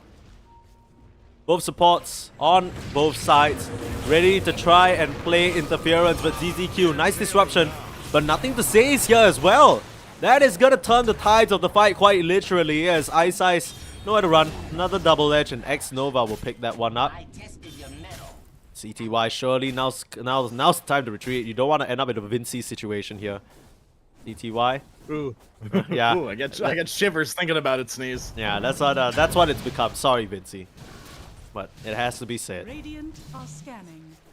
Now, Nothing to Say. Look, sometimes bad games happen. You just gotta roll with the punches, you know? Absolutely. But Nothing to Say, once again, in a commanding position. We've seen this happen in game number 1. A bit of deja vu now. He's just roaming the map, making things happen for his team. And this is where it feels like Nothing to Say is the most powerful. This was when he was the strongest on LGD as well. When he was able to get on these action heroes, on these spirits, start running around, making map rotations, out-muscling his opponent in the mid lane. That's really what I remember him for the most. They're on the Druid bottom. Popping that true form. It's not enough damage before X-Nova goes down, and it might not be enough in the face of that disruption. He's healing up thanks to ZZQ and the bear, and he'll be able to walk this one off. 6 branches, the most value inventory you could get in the game. The chase isn't over just yet. They want Bobaka. Jukin out, trying to take advantage of that night vision here. Ice misses so many shadow poisons, but still manages to keep the sacks going. Last little tick here. Bobaka's wasting a lot of time. Oh my, no way. Okay, fast reactions from Ice here. This is a lot of wasted time. Bobaka's just running. Can they catch him? There's a Nature's Grasp. It's oh my goodness, he's got oh my goodness, Bobaca's out. I can't believe he's walking out of this. Bobaca's out. Oh, Bobaca and then Stampede. Stampede. Yeah, just to save Bobaca. Radiant's bottom tower is under attack. Oh, they're going on to Ice here, right into the trap. You chased a bit too far. You finally get the Grimstroke, but at what cost? Now ZZQ in some trouble as well. The boat not even needed. More than enough damage thanks to that Tidebringer. And the supports on the side of Team Zero fell right into IG's trap there. I don't know what that was. They chased for way too long. There's like nothing to say was under his tower. Under the Dire Tower. There was no reason to chase that long. You knew where the Kunkka was standing. It just felt like a little bit of a, like maybe Team Zero were in their own heads a little bit. Maybe they're like, oh, we just got to chase them. You know, we got to do something here, but it just falls flat. And top lane, Vanguard complete from JT. Posturing aggressively in the trees. Boca here as well. They can just take this tower for pretty much free. Radiant structures are fortified. Mid lane onto nothing to say though. Dropping Trying to low. get the kill on the Kunkka, and they managed to do so. Just 7E and Ice tag teaming up with no help around. Fully focused on this top side, and they take it in spite of the Treant Living Armor. Dire's top tower is under attack. Dire's top JT, tower he has is fallen. monstrous this game. Radiant's middle tower is under attack. Yeah, both JT and nothing to say have come out of these laning stages swinging. Already 1,000 gold to the Blink Dagger on JT. Nothing to say working on that Blade Mill. Quite close. Not the closest to it, but like 1,000 gold away. Radiant's middle tower Not so is under surprisingly attack. though, Monet isn't doing too hot. Sure, you're up against the bear, but it's really just the bear, right? It isn't really anyone threatening your life. You haven't been killed just yet. You have freedom in this bot side, but looks like he's feeling a bit pressured to just get that Linkins as the first item, probably against the Shadow Demon or the Primal Beast Pulverize. Doesn't want to get caught off guard. ZZQ goes down again. An easy pickup for the side of IG as they keep things rolling here on the back of this Centaur. And they very well, you know, that's in every single right for them. They have to get rid of this, or they have to stop coming into this top lane. This is JT's lane. He's not playing a bristleback, so he's not one of these static farmers that just kind of sit in the lane and do nothing until he has his eggs. This Centaur hurts. The 3-2-2 build. Sorry, I distracted myself. The 3-2-2 build is the strongest build for Centaur right now, and we're seeing its strength right now as he's coming into the bottom lane. They want to kill off this Druid Bear or the Druid, one or the other. The ultimate onto nothing to say though, but there's the Stampede. Straight onto Ice Ice, broken up by 7E for now, but he's all alone amidst 4 heroes. He's trying to trample on them, but he's the one who gets crushed by the Centaur Warrunner. A bad engagement for Team Zero. They weren't prepared for the full swing forward, and now X marks onto the real Druid. Uh-oh, ZZQ. No overgrowth to help his ally out. Silent stop with nowhere to run. JT will just muscle him down again. It'll be a kill going the way of Monet. That much closer to the Linkins now, and I mean, this IG squad are rolling. 4k gold lead already, and they take the offlane tier 1 with ease. Now that Hook's... Oh, and they're going to get this stack as well. How many times this series are we going to see the ancient stacks be stolen by the enemy team? Yikes. I mean, once again, we talked about IG doing their research, with Team Zero being the second highest stacking team in the entire qualifiers just after Ignite. Radiant's top tower They're is taking under full attack. advantage of that routinely, making sure that they invade the triangle after a successful engagement. It's just very heads-up play IG, and it continues to extend their net worth advantage. Now, one thing worth noting is that CTY is able to still keep up, right? Has the Mask of Madness Yasha, and still keeping up very closely. They're trying to make the go onto Monet, but there's a smoke. IG, they're ready to fight. They were waiting for this. That's the blink reveal from JT, straight onto Ice Ice. They need as a stand a chance. Level 6 from X Nova as well. They're just gonna pick off these 2 supports easily. And Monet grabs another. Radiant's bottom If you come for the Morphling, you better bring the full squad, because, I mean, IG are ready to defend him with their full squad. Dire's middle tower is under Look at all attack. these kills for IG. I mean, 14-4. Baboka's level 8 because he's been around so many of these kills from Centaur. And the supports from Team Zero. Level 5 and level 5. Close to the level 6, but maybe that engagement goes the other way if those heroes are level 6 and they want to bring someone else. But without those level 6 on their 2 heroes, it's Danger City. Oh, Stampede. They spawn out CTY, Stomp, and the setup, it is perfect. Nothing else to be found. Bobaka joined at the hip quite literally with JT this entire game, but it's worked out in their favor. They kill off the high net worth Luna, and that puts their 3 cores right at the top. Nice disruption. Unsettled to nothing to say here, could have overextended himself a little bit. No run buff and a nice overgrowth, but not enough. They're gonna go through 7E, turn around for the chop down, and the supports, they can't finish off, nothing to say. He's just dancing around right now. X-Nova might be the target instead. He'll go down. But here comes Monet Morphling, ready to fight. The stomp on to the Druid. He gets the true form off, but it's not going to be enough. Popped up by the Inkswell, saved momentarily, but he's going to come back into a world of hurt. Just gets cleaned up by JT.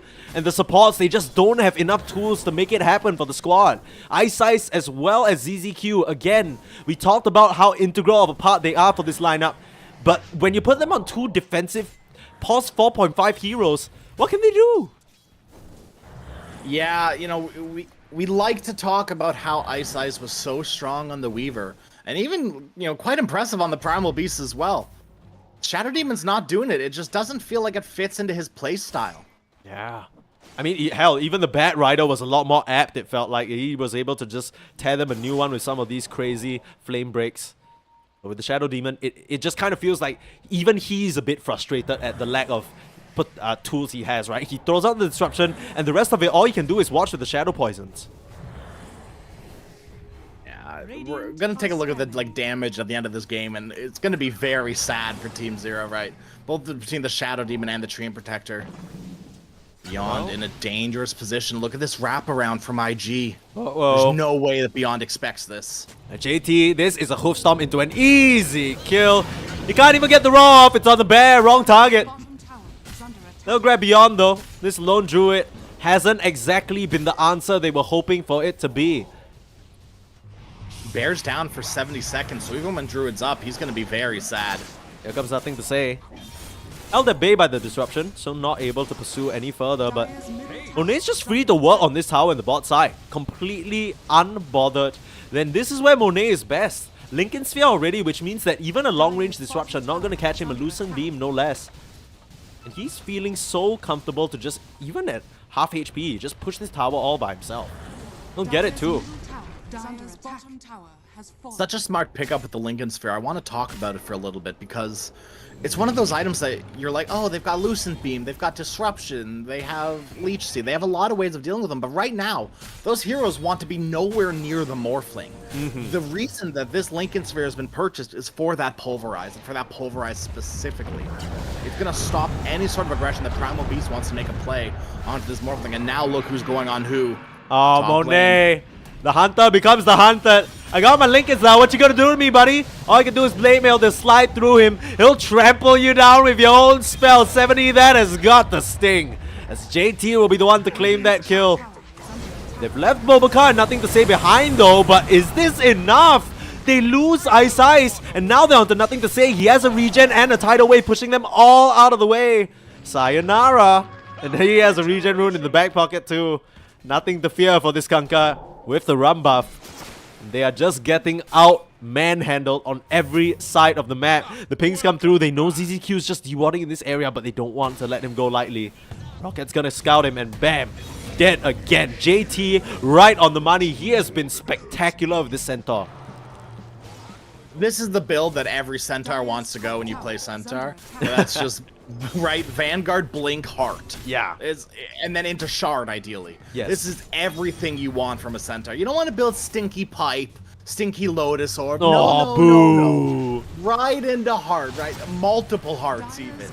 You know, JT is feeling himself this game. You can tell from the build. Yeah, always hate to see it when 7E winding up an onslaught just to cancel it and go to the opposing end of the map. This Primal Beast is supposed to be a hero that's all up in your face, but every single time he's done so, it's resulted poorly for him. Take a look at his net worth. He is not doing well.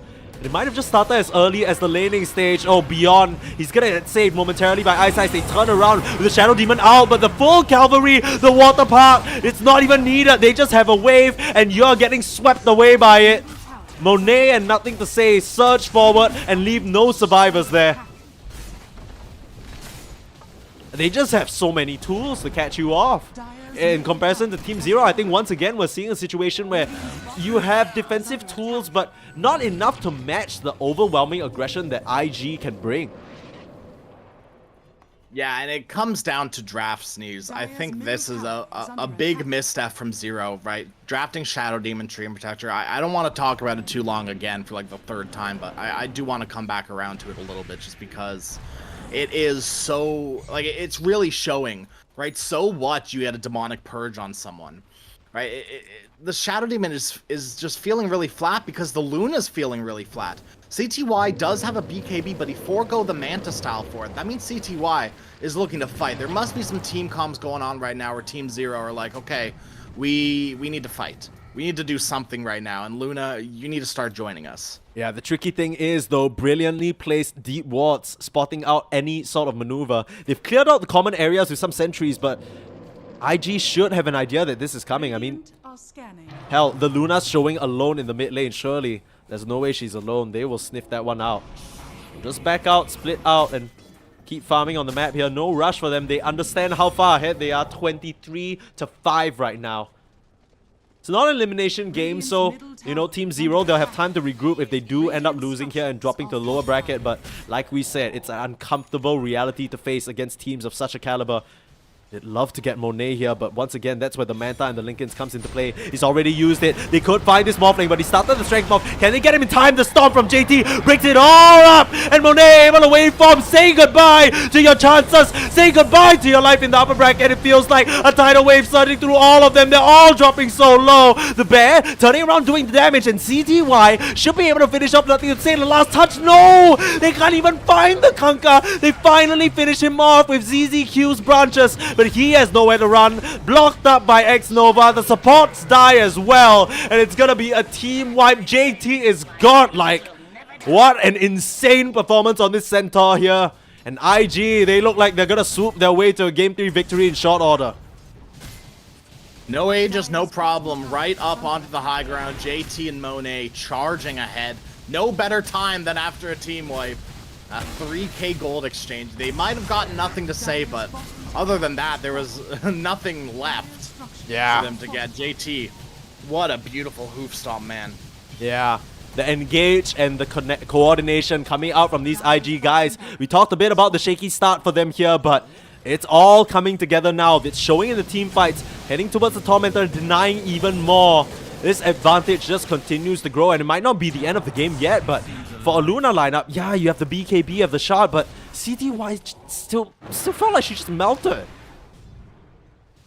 Yeah, and this Shadow Demon Luna combo just doesn't exist, right? This combo that we were talking a little bit about, and you know, it's good on paper, but when your Luna is still brittle like paper, and the aggression coming out and the damage coming out from IG, you know, so what that you disruption the Luna? You know, ooh, there's two Luna. Oh, yay! they're just gonna die Instantly. Yeah, instantly, because she's got 1700 HP and you're not pushing high ground, so it doesn't matter that you're disrupting the Luna. If anything, you're sentencing her to her death. And CTY, we saw even with that BKB, the beautiful thing about Clockwork, X-Nova just comes in, hook shots the Luna, and that fight at that point was just over. If it wasn't over after JT's hoof stomp, X-Nova puts the nail in the coffin with that hook shot. The fact that Monet was able to get out of there and start the Strength Morph already thanks to the shard really just goes such a long way. I mean, there's all you have on the side of Team Zero are stuns. And that's where the shard comes into play, right? It doesn't matter. He's always going to be able to get that off. Has a lot of stats thanks to the Lincoln Sphere Manta build-up. Didn't go greedy, didn't go damage items or whatnot. And that pays dividends here. Now with the Aegis, he's going to feel even less threatened. Stomp in again. JT, has he gone too far this time? Has the Lotus Orb to dispel himself here? And still chasing on the 7E. Yeah, this Centaur is completely fearless. Oh no, the tidal wave forcing the BKB out. And they have an illusion of the Dark Portrait. Luna is now on their side. Luna blessing to all of them as JT stomps down another. CTY doesn't stand a chance. Couldn't even pop the BKB. They'll come back to absolute carnage here at ZZQ. Trying to overgrow, but his allies already dead. Beyond the CTY Luna still trying to fight strong, but against Monet and JT, you don't stand a chance. And like I said, GG will be called. IG, they'll maintain their upper bracket run here against Team Zero in a hard-fought 2-1 victory. But JT delivers them on his broad back on the Centaur last pick, showing exactly why they prioritize his off-laner so highly in the draft. What a perfect performance for him here. You're looking at now a player that you cannot give Centaur Warrunner. After that kind of performance from JT, you have to be so cautious of his Centaur. You know, Baboka, we'll call it what it was a very good enabler of the Centaur, but I feel like I feel like they could have been playing almost any other like Centaur enabler. But Grimshark obviously the best one, why not pick the best one, you know? But JT was the hoof stomps, the positioning, right? It was so much more than just the laning phase. It was so good from JT, and nothing to say as well. At the very end of that, the tidal wave into the boat, the 2-man tidal wave into the boat, oh, chef's kiss, it was beautiful. I mean, everything you could have wanted from IG were going right that game. Come on, look at the damage dealt. JT right up there with Monet, 18k.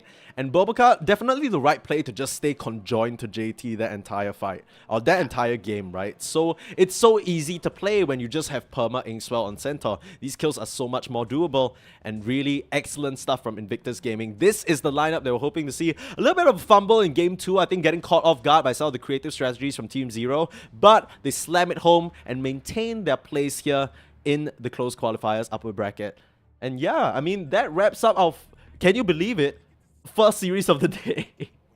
I know, it's only the first one. We got a little bit of a break. I'm gonna decompress after that because I maybe even watch the replay again because I was super hyped. That was cool. But yeah, Invictus, they're gonna be moving on to the upper bracket. That means they're going to face off against Team Bright in that upper bracket, I believe. Not next, but later today. So IG, we're going to be playing another game, and that's going to be on the Dota 2 ESL _ Tango. Yeah. That was wrong. That was the ESL _ Dota 2 Tango. Yeah. But that's going to be way later, so don't worry about that. Yeah, for us though, we'll be continuing our trek through the lower bracket here in our upcoming best of 3. That will be in just under an hour, maybe to be precise 52 minutes. So be sure to stick around for that. That should be, so we're not clear which match is going on which stream just yet, but it should be Team Zero versus, either Team Zero versus Go Along or Team Eagle versus Team Aster. So you'll find out very shortly. The graphics will change. You'll know which stream to watch on which. But for now, that does wrap it up for this series. Crash, anything you want to say before we tap out for a little bit? Yeah, it's time to reset after that. You know, it was very hype. I think Team Zero, they need a reset too. IG, hopefully they can not reset and keep living off that high.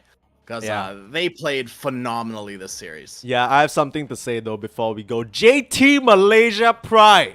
That's all I'll wrap it up with. Thank you everybody for watching. We'll be back at 3 p.m. China Standard Time or SG Time. Technically UTC, that would be, let me just double check. UTC, yeah, that would be 7 a.m. UTC. So be sure to set your watches around 51 minutes from now. We'll be back with more CN ESL 1 close qualifiers Dota 2 action. Don't go anywhere.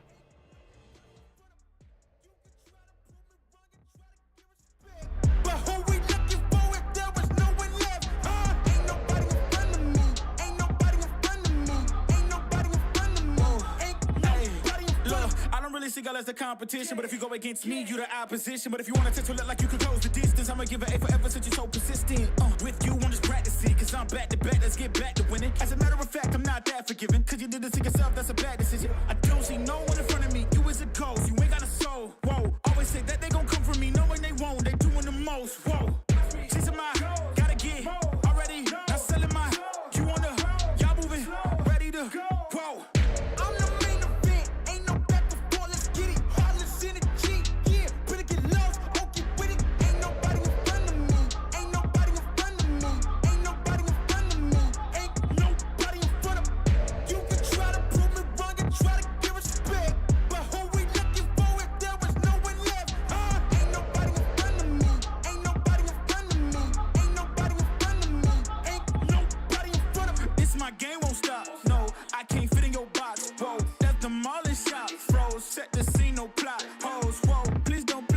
When I let the beat sound, you think I'm crazy, but none of you critics gon' faze me. So when I talk like this, don't blame me. I know I'm bad with it.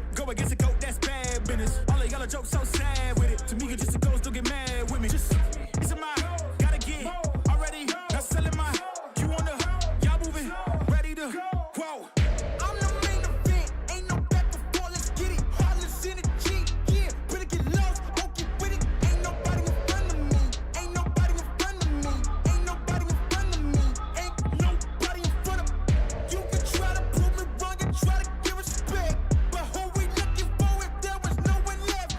Ain't nobody in front of me, ain't nobody in front of me, ain't nobody in front of me, ain't nobody in front of me.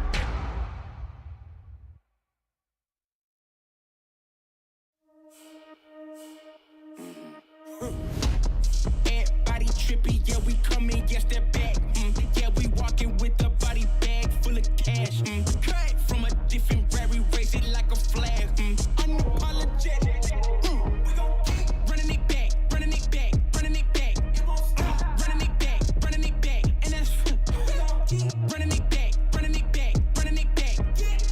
Running it back, running it back, running it back. Hey, 10 toes, I'ma never miss. Boy, I'm locked in. Never take a loss in the sport, boy, I'm top 10. Giving work all around the clock. I know they watching. Got it out of the mud. Ain't had no options. Oh, yeah. Let me go ahead and change my style up. Got that touch like Midas. Back then they wouldn't invite us. Switched up, now they wanna be like us. And now they dealing with identity crisis. I know, I ain't sorry, get a pity party. You could probably get it from your mama now. But if you pull up on me, you gon' see a body. Cause I'm not the one you want a problem with. 10 toes down. If I stumble, watch me stand up. When it goes down, get the doo-doo, tell your man's dog. You can blame it on your homies, got you hyped up. Whoa. Everybody trippy, yeah, we coming, yes, they're Cause no one makes me feel the way you do now. Like you do now. The way that you move your body, you make it look like a hobby.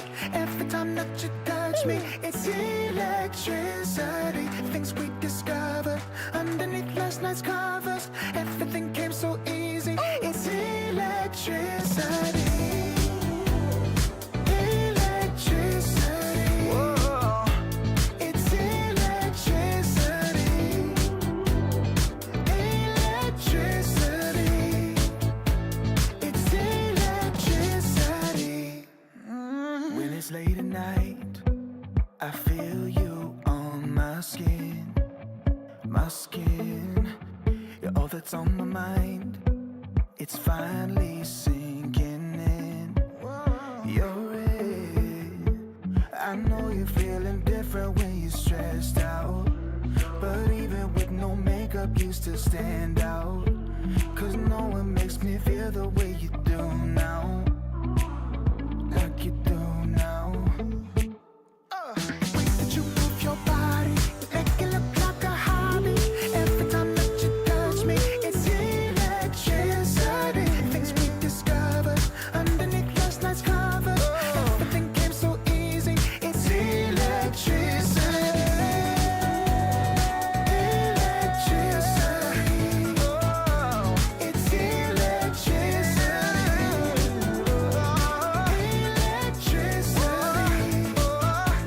It's electricity.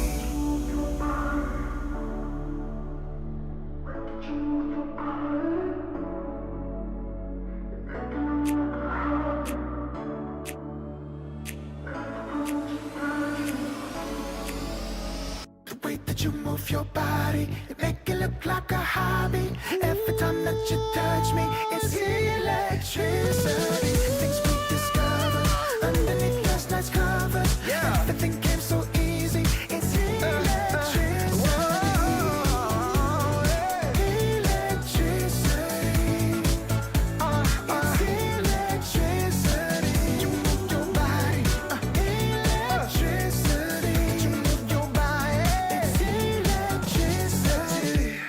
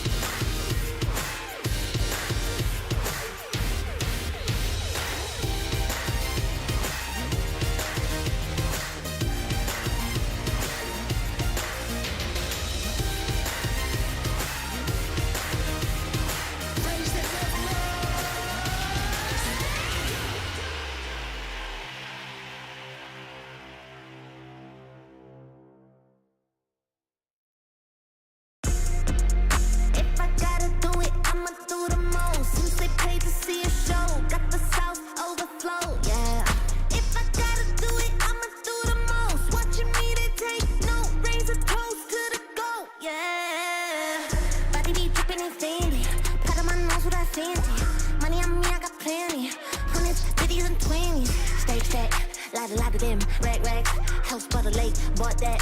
Opposite the brakes, draw back. Paddock on my wrist, I'ma hit him with a drip drip. They gon' pay the VIP to get a pic with me. I'm a star. Brand new keys to the car. I'm the boss and the king and the czar. Got me so high, so addicted. Telling me I'm the only queen of his heart. Guess I let you co-star. If I gotta do it, I'ma do the most. Since they paid to see a show, got the sauce overflow. Yeah. If I gotta do it, I'ma do the most. Watching me, they take no raise a toast to the goal. Yeah. If I gotta do it, I'ma do the most. Since they paid to see a show, got the sauce overflow. Yeah. If I gotta do it, I'ma do the most. Watching me, they take no raise a toast to the goal. Yeah. If I gotta do it, I'ma be the best. You can bet I got the recipe. Mastermind, creator of this high vibe energy. Only thing I'm loyal to is building a legacy. So quit testing me. Lot of commas in the bank, I'm a provider. Tell the amateurs stay in their lane, ain't no outsider. Bought a mansion in LA, right next to Mariah. Write a song, get filthy paid, price going high. If I gotta do it, I'ma do the most. Since they paid to see a show, got the sauce overflow. Yeah. If I gotta do it, I'ma do the most. Watching me, they take no raise a toast to the goal. Yeah. If I gotta do it, I'ma do the most. Since they paid to see a show, got the sauce overflow. Yeah. If I gotta do it, I'ma do the most. Watching me, they take no raise a toast to the goal. Yeah. Yeah. It takes a lot to be the best.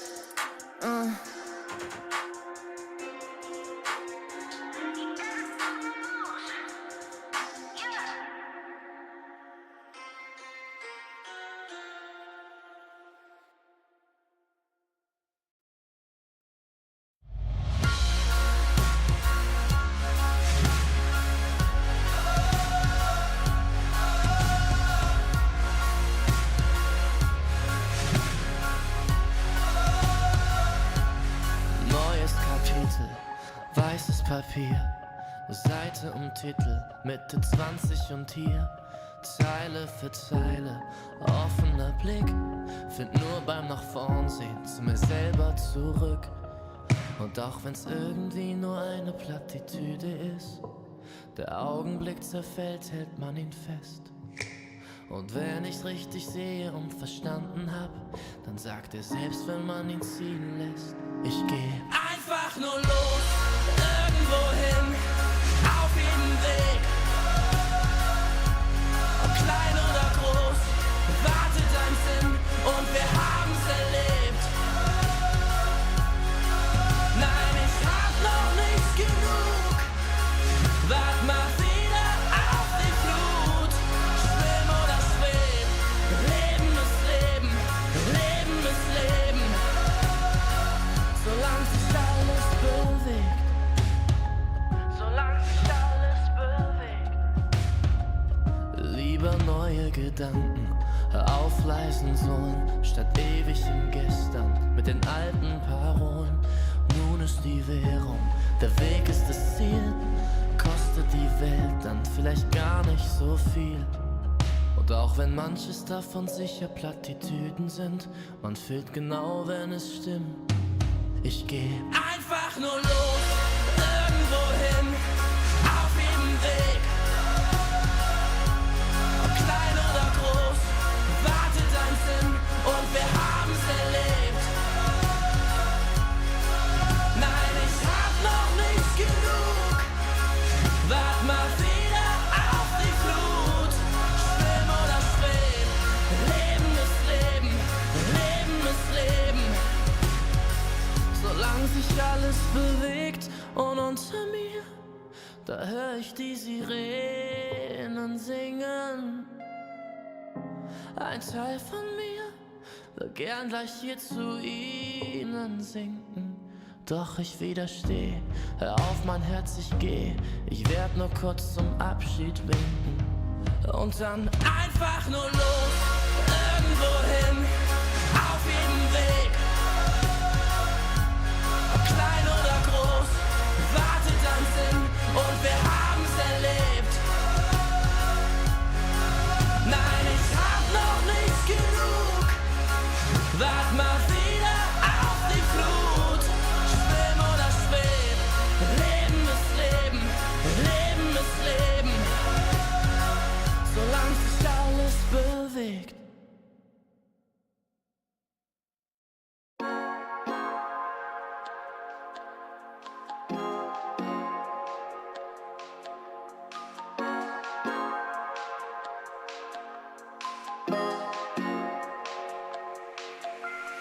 Ganze Nacht nur unterwegs, Sportcoupé angehen. Mit den Brüdern und Rosé, Späti gehen, Shorty schläft. Wenn die Sonne untergeht, Runden drehen, die ich erlebt. Ich will nicht mehr gerade sehen, der Verstand ist lahmgelegt. Im Coupé hinten links. Ich schreibe und ich trink. Mit den Brüdern und wir chillen. Heute Abend ohne Sinn. Sie will, dass ich sing. Doch ich mach mir noch einen Drink. Ich brauch nur die Klick. Und sie weiß, dass es stimmt. Die ganze Nacht nur, die ganze Nacht nur, die ganze Nacht nur, die ganze Nacht nur, die ganze Nacht nur, die ganze Nacht nur, die ganze Nacht nur, ganze Nacht nur unterwegs, Sportcoupé angehen, mit den Brüdern und Rosé, Späti gehen, Shorty schläft, wenn die Sonne untergeht, Runden drehen, die ich erlebt, ich will nicht mehr gerade sehen, der Verstand ist lahmgelegt. Der Kopf ist aus Gedanken leer. Die Musik laut, die Augen schwer. Ich hör nicht auf, will immer mehr. Der Wagen rollt über den Teer. Und wir fahren, cruisen langsam durch die Stadt.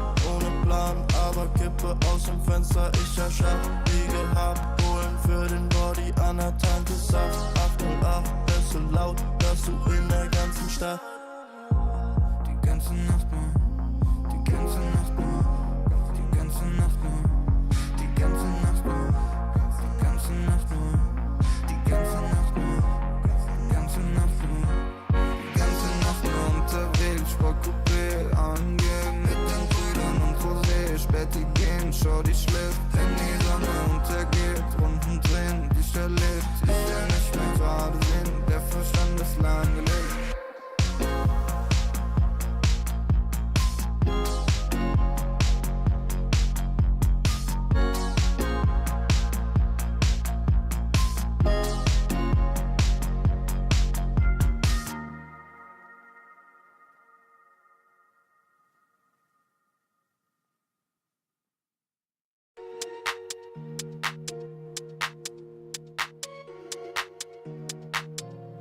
Ich sitz auf meiner Fensterbank, die Nacht zieht vorbei.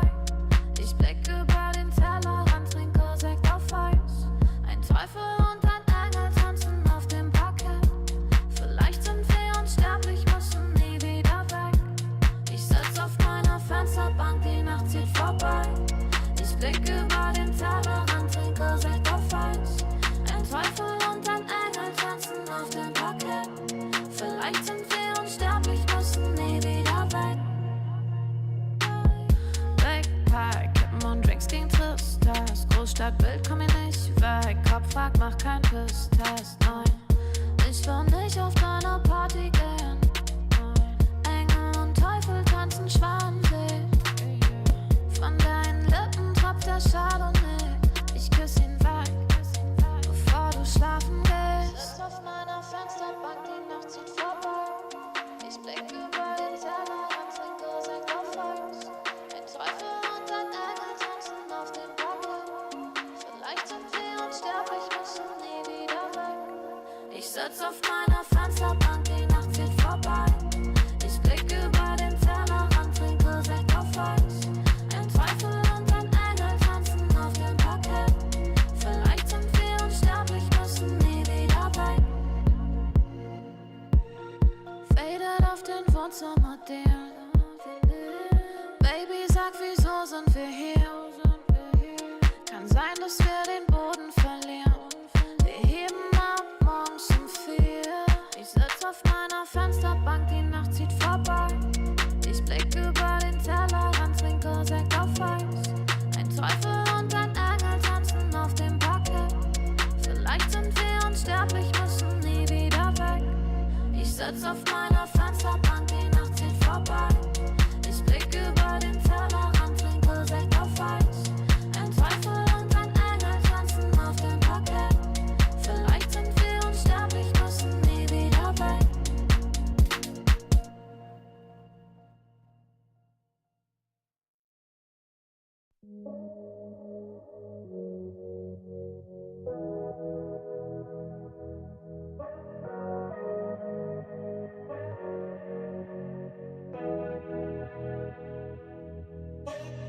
Landstraße in den Süden, Kickdown, Moto Guzzi, Sozius, Traumfrau, Monika Bellucci, High-Res, Roadtrip, Neapel, Rom, Overnight, Truck Stop, Insta, Snapshot, Polaroid, 40 Love, Korken knallen, Karte Door, Spa-Time, Bubble Bath, Aftershave, Miyake Sport, Private Coach, Crunches, Lunch Break, Yacht Club, Seafood, Aperol und Lachsteak, küsst den Ring. Wir haben Erfolg, Millionen Dinge und dein Lächeln spiegelt in meiner Persol, Pilotenbrille, Holz knackt im Kamin. Es werde hell, wir lieben uns die ganze Nacht, nackt auf dem Bärenfell, Wüstenstraße, weiter Himmel. Kawasaki, Speedboat, Karawane, F1, Abu Dhabi, bist meine Nummer 1 und nicht nur diese Nacht. Ich nehm dich zur Frau, trag dich die Marmortreppen zum Palast. Eine Stunde Promenade, Lippenstift an deinem Glas, Soda, Zitrone, Haut glänzt, Haare nass. Ich schenk dir nach, du sagst wie schön ich bin. Ich küss deinen Hals und du lachst wie eine Königin. Leck die Lippen, ich bin dein bestes Pferd im Stall. Sind am Drippen, trinken Daiquiris aus nem Bergkristall. Schrimps und Limette, Monaco, Saint-Tropez, Dachterrasse, Whirlpool, Eiswürfel, Corbusier, Casino, Hopping. Die ganze Welt ist hier, Drinks für zwei, Champagner, Elixier, Traumpaar, Undercover, Americans, unsterblich, Grace Kelly, Cary Grant, allein unter Palmen und dazu kalter Cider, Sommerwind, Küstenstraße, Sonnenbrille, Alpha Spider, Hors d'oeuvre, schwerer Wein und klarer Kopf, Zigarren aus dem Humidor, Cohiba und Davidoff, Candlelight, sanftes Licht, Candelabra, deine Haut, China White, Seidenkleid, Balenciaga. Was die Leute denken, wenn sie uns reden hören, Open Water, Seychellen, Hochseeangeln, Segeltörn, du bist meine Nummer 1 und nicht nur diese Nacht. Ich nehm dich zur Frau, trag dich die Marmortreppen zum Palast. Blaue Stunde Promenade, Lippenstift an deinem Glas, Soda, Zitrone, Haut glänzt, Haare nass. Ich schenk dir nach, du sagst wie schön ich bin. Ich küss deinen Hals und du lachst wie eine Königin. Leck die Lippen, ich bin dein bestes Pferd im Stall. Sind am Drippen, trinken Daiquiris aus nem Bergkristall.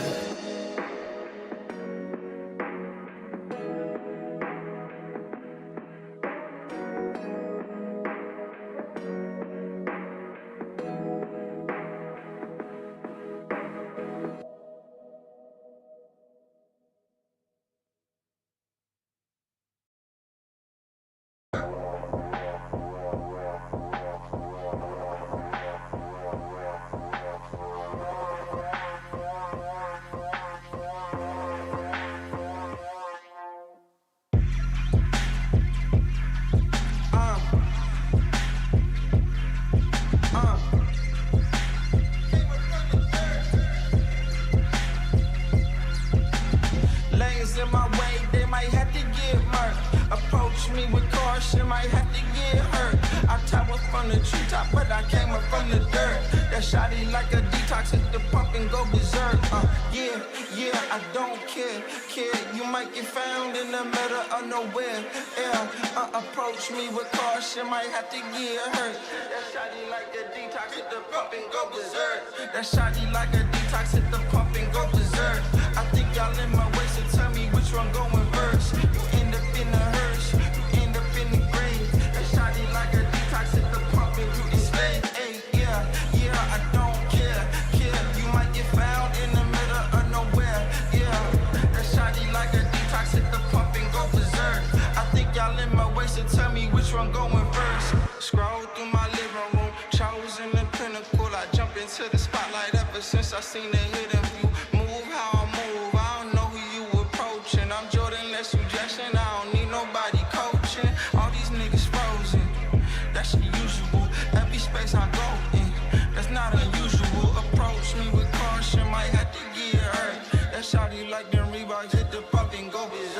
That shotty like a detox, hit the pump and go berserk.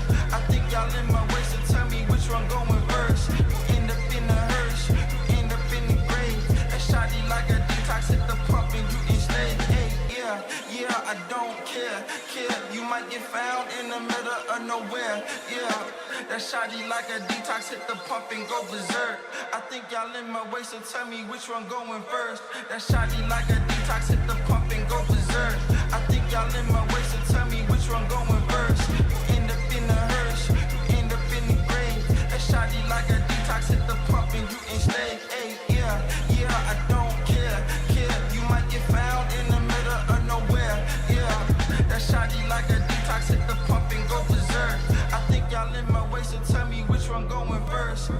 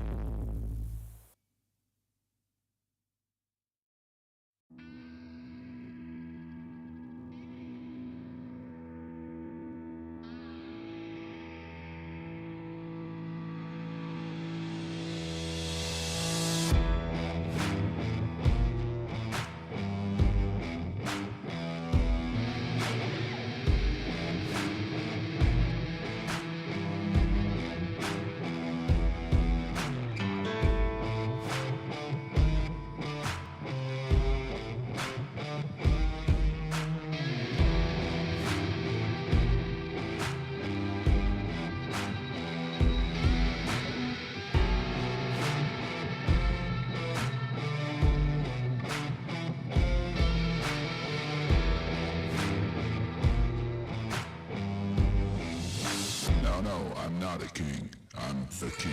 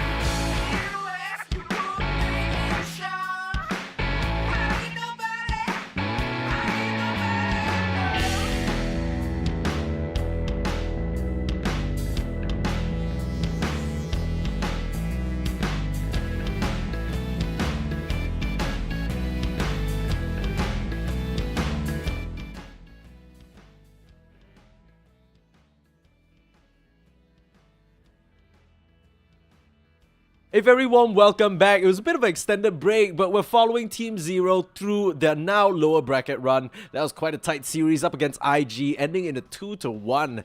And I think JT quite literally stomped them. It was a lot closer than that though, but still we have to grapple with the realities of the situation. Now we're covering Team Zero versus Go Along in this lower bracket for a chance to stay alive. That's uncomfortable, isn't it, Crash? Yeah, it's gotta be uncomfortable for both of these two teams, right? Now, Go Along, they were able to defeat IG last time around in the open qualifiers. Mm-hmm. This time around, they're going up against Team Zero, the team that just lost to IG. Yeah. So all things considering, we did talk a little bit about this on paper. It looks like Go Along are a little bit favored, but game number 2, Team Zero, they were cooking something special, and they were able to beat out IG, and everything was looking good for them.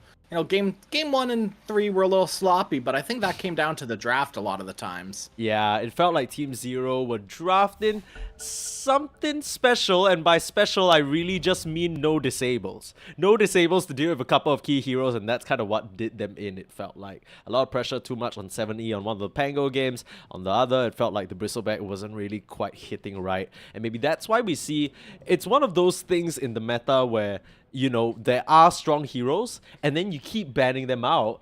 And then at a certain point, you just ban them out so often that you're like, do we still remember how to play this hero? Turns out it's not as great as we remember. That's kind of what it felt like with the Bristleback. But we have ourselves a draft here, so we're just going to hop straight into it right now. It's Team Zero versus Go Along. Let's get into it.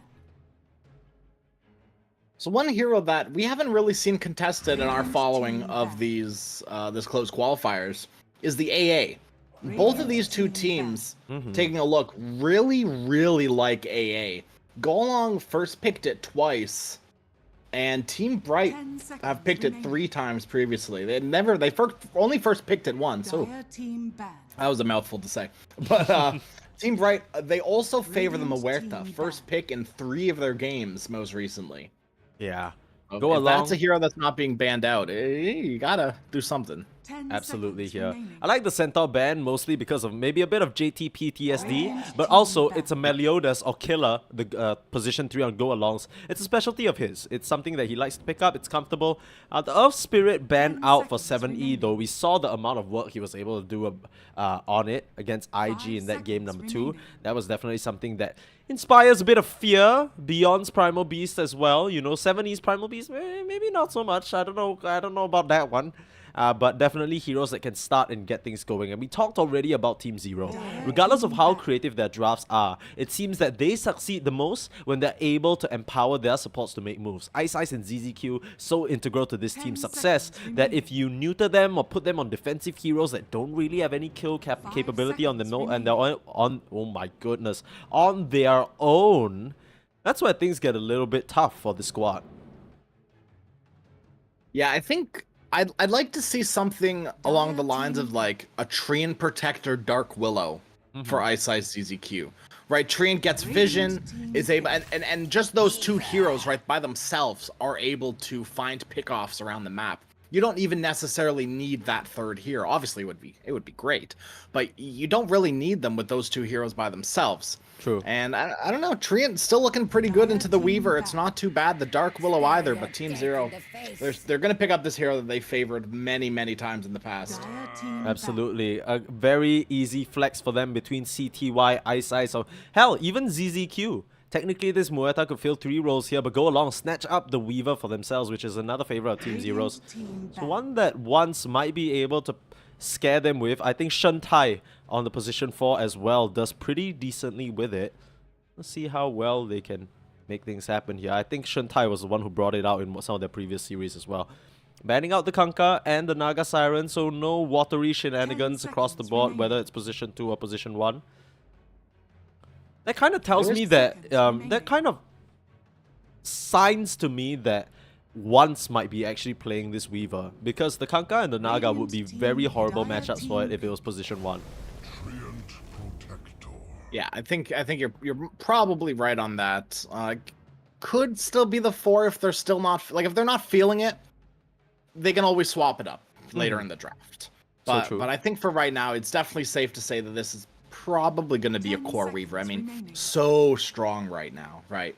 is one of those heroes that can, with that shard as well, being able to flash farm is weirdly now on Weaver's radar, which I feel like has never been a thing that I thought I'd say. True. Well, AA, this is the hero that you called out. Not really contested by these teams, but will get picked up here. And the Brewmaster snatch up as well. So a decent amount of teamfight and magic damage that can come through from these two. And the AA, we don't usually see it in Pos 4, but just the combo itself, Brewmaster being able to toss down Cinder Brew, and now with the Ice Vortex doing tick damage, it's a very easy proc every day of the week. Yeah, Weaver, I mean, also procs Cinder Brew quite well with that Shikuchi. So they do have ways of dealing with it, activating it on any potential hero that they're throwing in the offlane right now. Oh yeah, the Like we Bucks could said, do it too. Yeah, Very that's annoying. true as well. I totally forgot about that. Muerta, this is potentially a call for the position 4 Weaver, because Treant Protector can't really deal with bugs at all. Yeah. Like, his attack speed is so slow. Muerta deals with them a little bit better, but the Treant Protector, you got bugs on him and he's pretty much dead. Yeah. I mean, this Weaver, they could still flex it, although so far, just a quick check for me here, just to make sure I'm not speaking up my bum here. Because Shantai, their position 4, did play on one of the games, and on the other... Yeah, so it's mostly been played for position 4 for them so far. So unlikely, especially now with this Night Stalker in the picture, that it's going to be in the Pos 1 in the hands of Once. I don't remember what team it was, Sneeze. You might have a little bit better memory than me, but last time we saw this Night Stalker, it's very underwhelming. It was rough. Dire team pick. I'm going to have to jog my memory here. Of pain. It was Team Trust. It was Team Trust. They were trying to do the Luna Night Stalker thing along with the AA, It just never came together. And really, it's just because of this hero's somewhat weak laning, right? He can't really capitalize so much on the Muerta's early game potential. Really just needs to wait until the 5-minute mark and has to survive until that point. Maybe the fact that the A's in the lane does soften it up for him a little bit, make it a bit more hospitable. But if you tag team that up with any carry with aggressive potential, suddenly things can get pretty hairy. Now, they lock in the 7E Queen of Pain. That is a lot of damage to go along with the setup that's already present from some of these supports. I don't mind it too much. I think it squares up pretty well against a lot of the mid laners that go along could pick. And Wraith King, Once will pick it up again. This is a bit of a specialty for him. Doesn't seem too bothered by the Night Stalker, and Night Stalker up against Wraith King AA. Ooh boy. That's gonna be a rough one to walk into. Yeah, nice setup with the chilly feet, right? I think always sets it off, because Wraith Fire Blast also has a slow tied to it as well. So between the stun and the slow, I think you're always proccing the cold feet. Yeah, the cold feet is a very hit or miss ability, right? If you're not tag teamed up with the right laning partner, it literally never goes off. But you just need one stun, one proper slow that can secure every single time. And this Night Stalker, he's already not gonna be moving too quick. and during the daytime, the walking phase is rough on his little hooves, but yeah, until he gets the stalking phase, that's where he can maybe start terrorizing this AA back the other way. I don't like that you pointed out Night Stalker have hooves. I'd like to never hear that again. Look at never. it. There's like a little. I hate it. I hate that I'm looking at his feet, first of all, and second of all, I hate that they're hooves. Okay. Well, we can just pretend. Who knows? Maybe Queen of Pain has hooves too. They're hidden by her little. Totally. This is the hoof draft. I mean, technically, Treant Protector has big clonkers on him. I don't know whether you call them feet. Right? Yeah, they're trunks. I like this last band from Team Zero. Okay, let's get out of here. We're digging ourselves deep into a hoof hole. Yeah. Okay. Yeah, so I like this last band from Team Zero, right? This is the hero that Go Long have picked up before, and they're not afraid to grab Huskar. The last thing you want in an elimination series is to get cheesed game 1. Yeah. I think we talked to some of the players regarding drafting as well, and you can really get just manhandled by the 18 pick, which has proven already pretty strong, right? This Wraith King, yeah, he can be kited a little bit by the Treant Protector slows. Maybe the Muerta can fire a dead shot to fire him away. But generally, there isn't much to work through his first life. You might get him the first time, but the second life is where it's going to get really tricky. It kind of feels like Team Zero with the current lineup, they're going to have to work around him, right? And there's a lot of things to work around. You need to work around the split, the Wraith King's first life, the Weaver time-lapse. If you don't silence him in its entirety, it feels like Team Zero, it's going to be hard for them to close out any of these kills. It's just the AA. I wonder if Team Zero are still thinking about this being a position 1 Muerta. Because like that'd be good? the Trey and Muerta lane's pretty good. Uh-huh. I don't know. That's the thing, right? I'm kind of toiling with it too. It's pretty good against Wraith King. Oh, dude. Right? Hold. Watch this be a Ice Queen of Pain pos 4 and they last pick a mid laner, making use of their last pick privilege to trump 1-2-3 in the mid lane. That would be some shit. That would be spicy. That would be spicy. Dire team They pick. banned out the Bat Rider, so some respect on Ice's name there. Understands that he And can then they make a lot of banned space. AA. Yeah, I don't know what that's about. I mean, just naturally good against the Wraith King just because of the mana burn, I guess. But against Brew, I can't imagine it's that strong, especially with the Drunken Brawler, right? You don't think they're gonna grab Storm Spirit, do you? Go along. Yeah. That's the only reason I that's- can think about this AA. That's or the this blessing. AM gen. That's the blessing hero, right? Yeah. I mean, it doesn't really do well against the Queen of Pain, though. That's what I'm a No. little worried about. And you're picking Storm Spirit into Night Stalker. You gotta be out of your mind, right? Surely blessing. Surely that's not what he's thinking about. But you're right on the money there. The AM. That could only mean one thing, unless he's about to bring up the Medusa mid. Oh, don't even get me. Okay, Puck instead. Interior, pretty solid. I don't know if go along. Yeah, they have picked up Puck once before. Yeah. So I think it's good. It goes well with the AA. Yeah. A lot of magic damage that further gets amplified by the Ice Vortex already. And last pick. Okay, Team Zero. You know, we were doubting some of their drafts. I don't know how I feel about this, but it's a pos 1 Ricky last pick. What Dude, what is that set do? What the hell? It's like a Raven set kind of thing, you know. I've he's never going. seen that No, he's going with the wings. Look, everyone else has. All of his other cores have like wings and feathers and stuff. You know, he doesn't want to get left behind. Yeah. Okay, That's fair. but with that aside, Ricky last pick, kind of nutty here, right? The smoke screen messes up the Brew so bad. You can get easy kills on Weaver, AA, and Puck. And Wraith King is never going to win that carry-to-carry matchup. He has to stun you and disable you. I mean, YMO is going to have to throw out everything all at once. And that's it. And you gotta have to kill the Ricky within that period of time, and if not, you're screwed.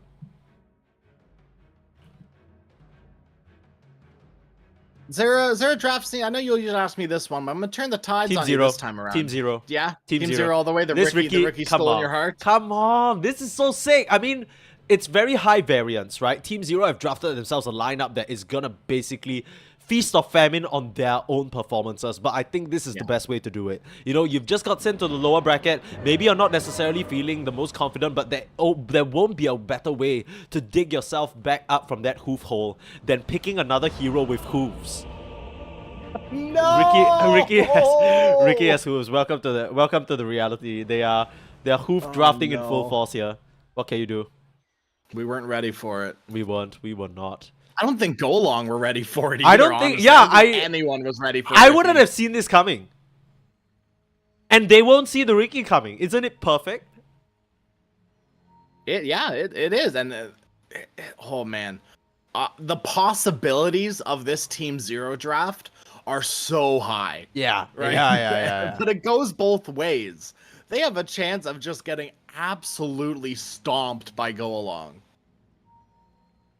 Yeah, I mean, if you're talking about cohesiveness and overall robustness of the draft, Go Along definitely have that, right? They have tower damage with the skeletons, the Weaver can help with that, they have good minus armor, they can get some early Roshas if they would want, they have decent team fight with the Bruce Split and the Coil and the AA Blast, everything you could want to feel like in this lineup, a Weaver that can get aggressive. Yeah, I mean, all my logic, everything I know about Dota tells me that this Go Along lineup should win here on paper. But I can't help it. It's a Ricky carry. That's so cool. I mean, I know mid one picked it on secret in the mid lane, but this is carry Ricky. When's the last time we saw this? Been a hot minute. I mean, I've not seen it in this region yet. you know, but we've seen it a little bit in SA. Not very successfully, mind you, but I've seen it a little bit in other regions. Yeah. So we'll see. I'm willing to be very much impressed by the CTY Ricky. I am too. And I mean, he already had some moments where he did impress us, no doubt. But this isn't your conventional carry, right? It's a pause 1 hero that wants to get active, wants to get these kills. Can't really farm in the traditional way. Looks like there's a tussle in the top side. ZZQ, he's hiding in the trees. They don't know he's there. Or maybe they do. They'll find him. Yeah, they do. There's the Ice Vortex. Outsider actually levels that up, and there'll be a first blood on the Treant Protector. It looks like the Brewmaster might be killed off. CTY hot on his heels, and with a second Blink Strike, he'll find it. Both pause ones claim kills. I think that overall that goes over slightly in favor to go along just because of that slight gold disparity and the fact that the Brewmaster sticks around for that EXP as well. Should be a 2-for-2 rune trade though to start us off, but I mean, giving once that additional experience isn't gonna, and gold isn't gonna help you out very much as the Brewmaster. Sorry, as a Night Stalker, right? Not necessarily the best in lane. We already talked about this AA Wraith King matchup, and Muerta's gonna have a lot of work to do. So I do want to mention one thing about that last fight before we move on to this early stage of the lanes. Muerta, with just the calling and right clicks, did 857 damage in that fight. It's a dumb ability. It's really such a dumb ability. It's so nutty. And she's just gonna level it up first and use it to trade against Outsider, who has gotten the Ice Vortex level 1. A very interesting sort of selection here, but really didn't have a choice, right? Needed to spot out the Treant Protector. That's what lets him the first blood.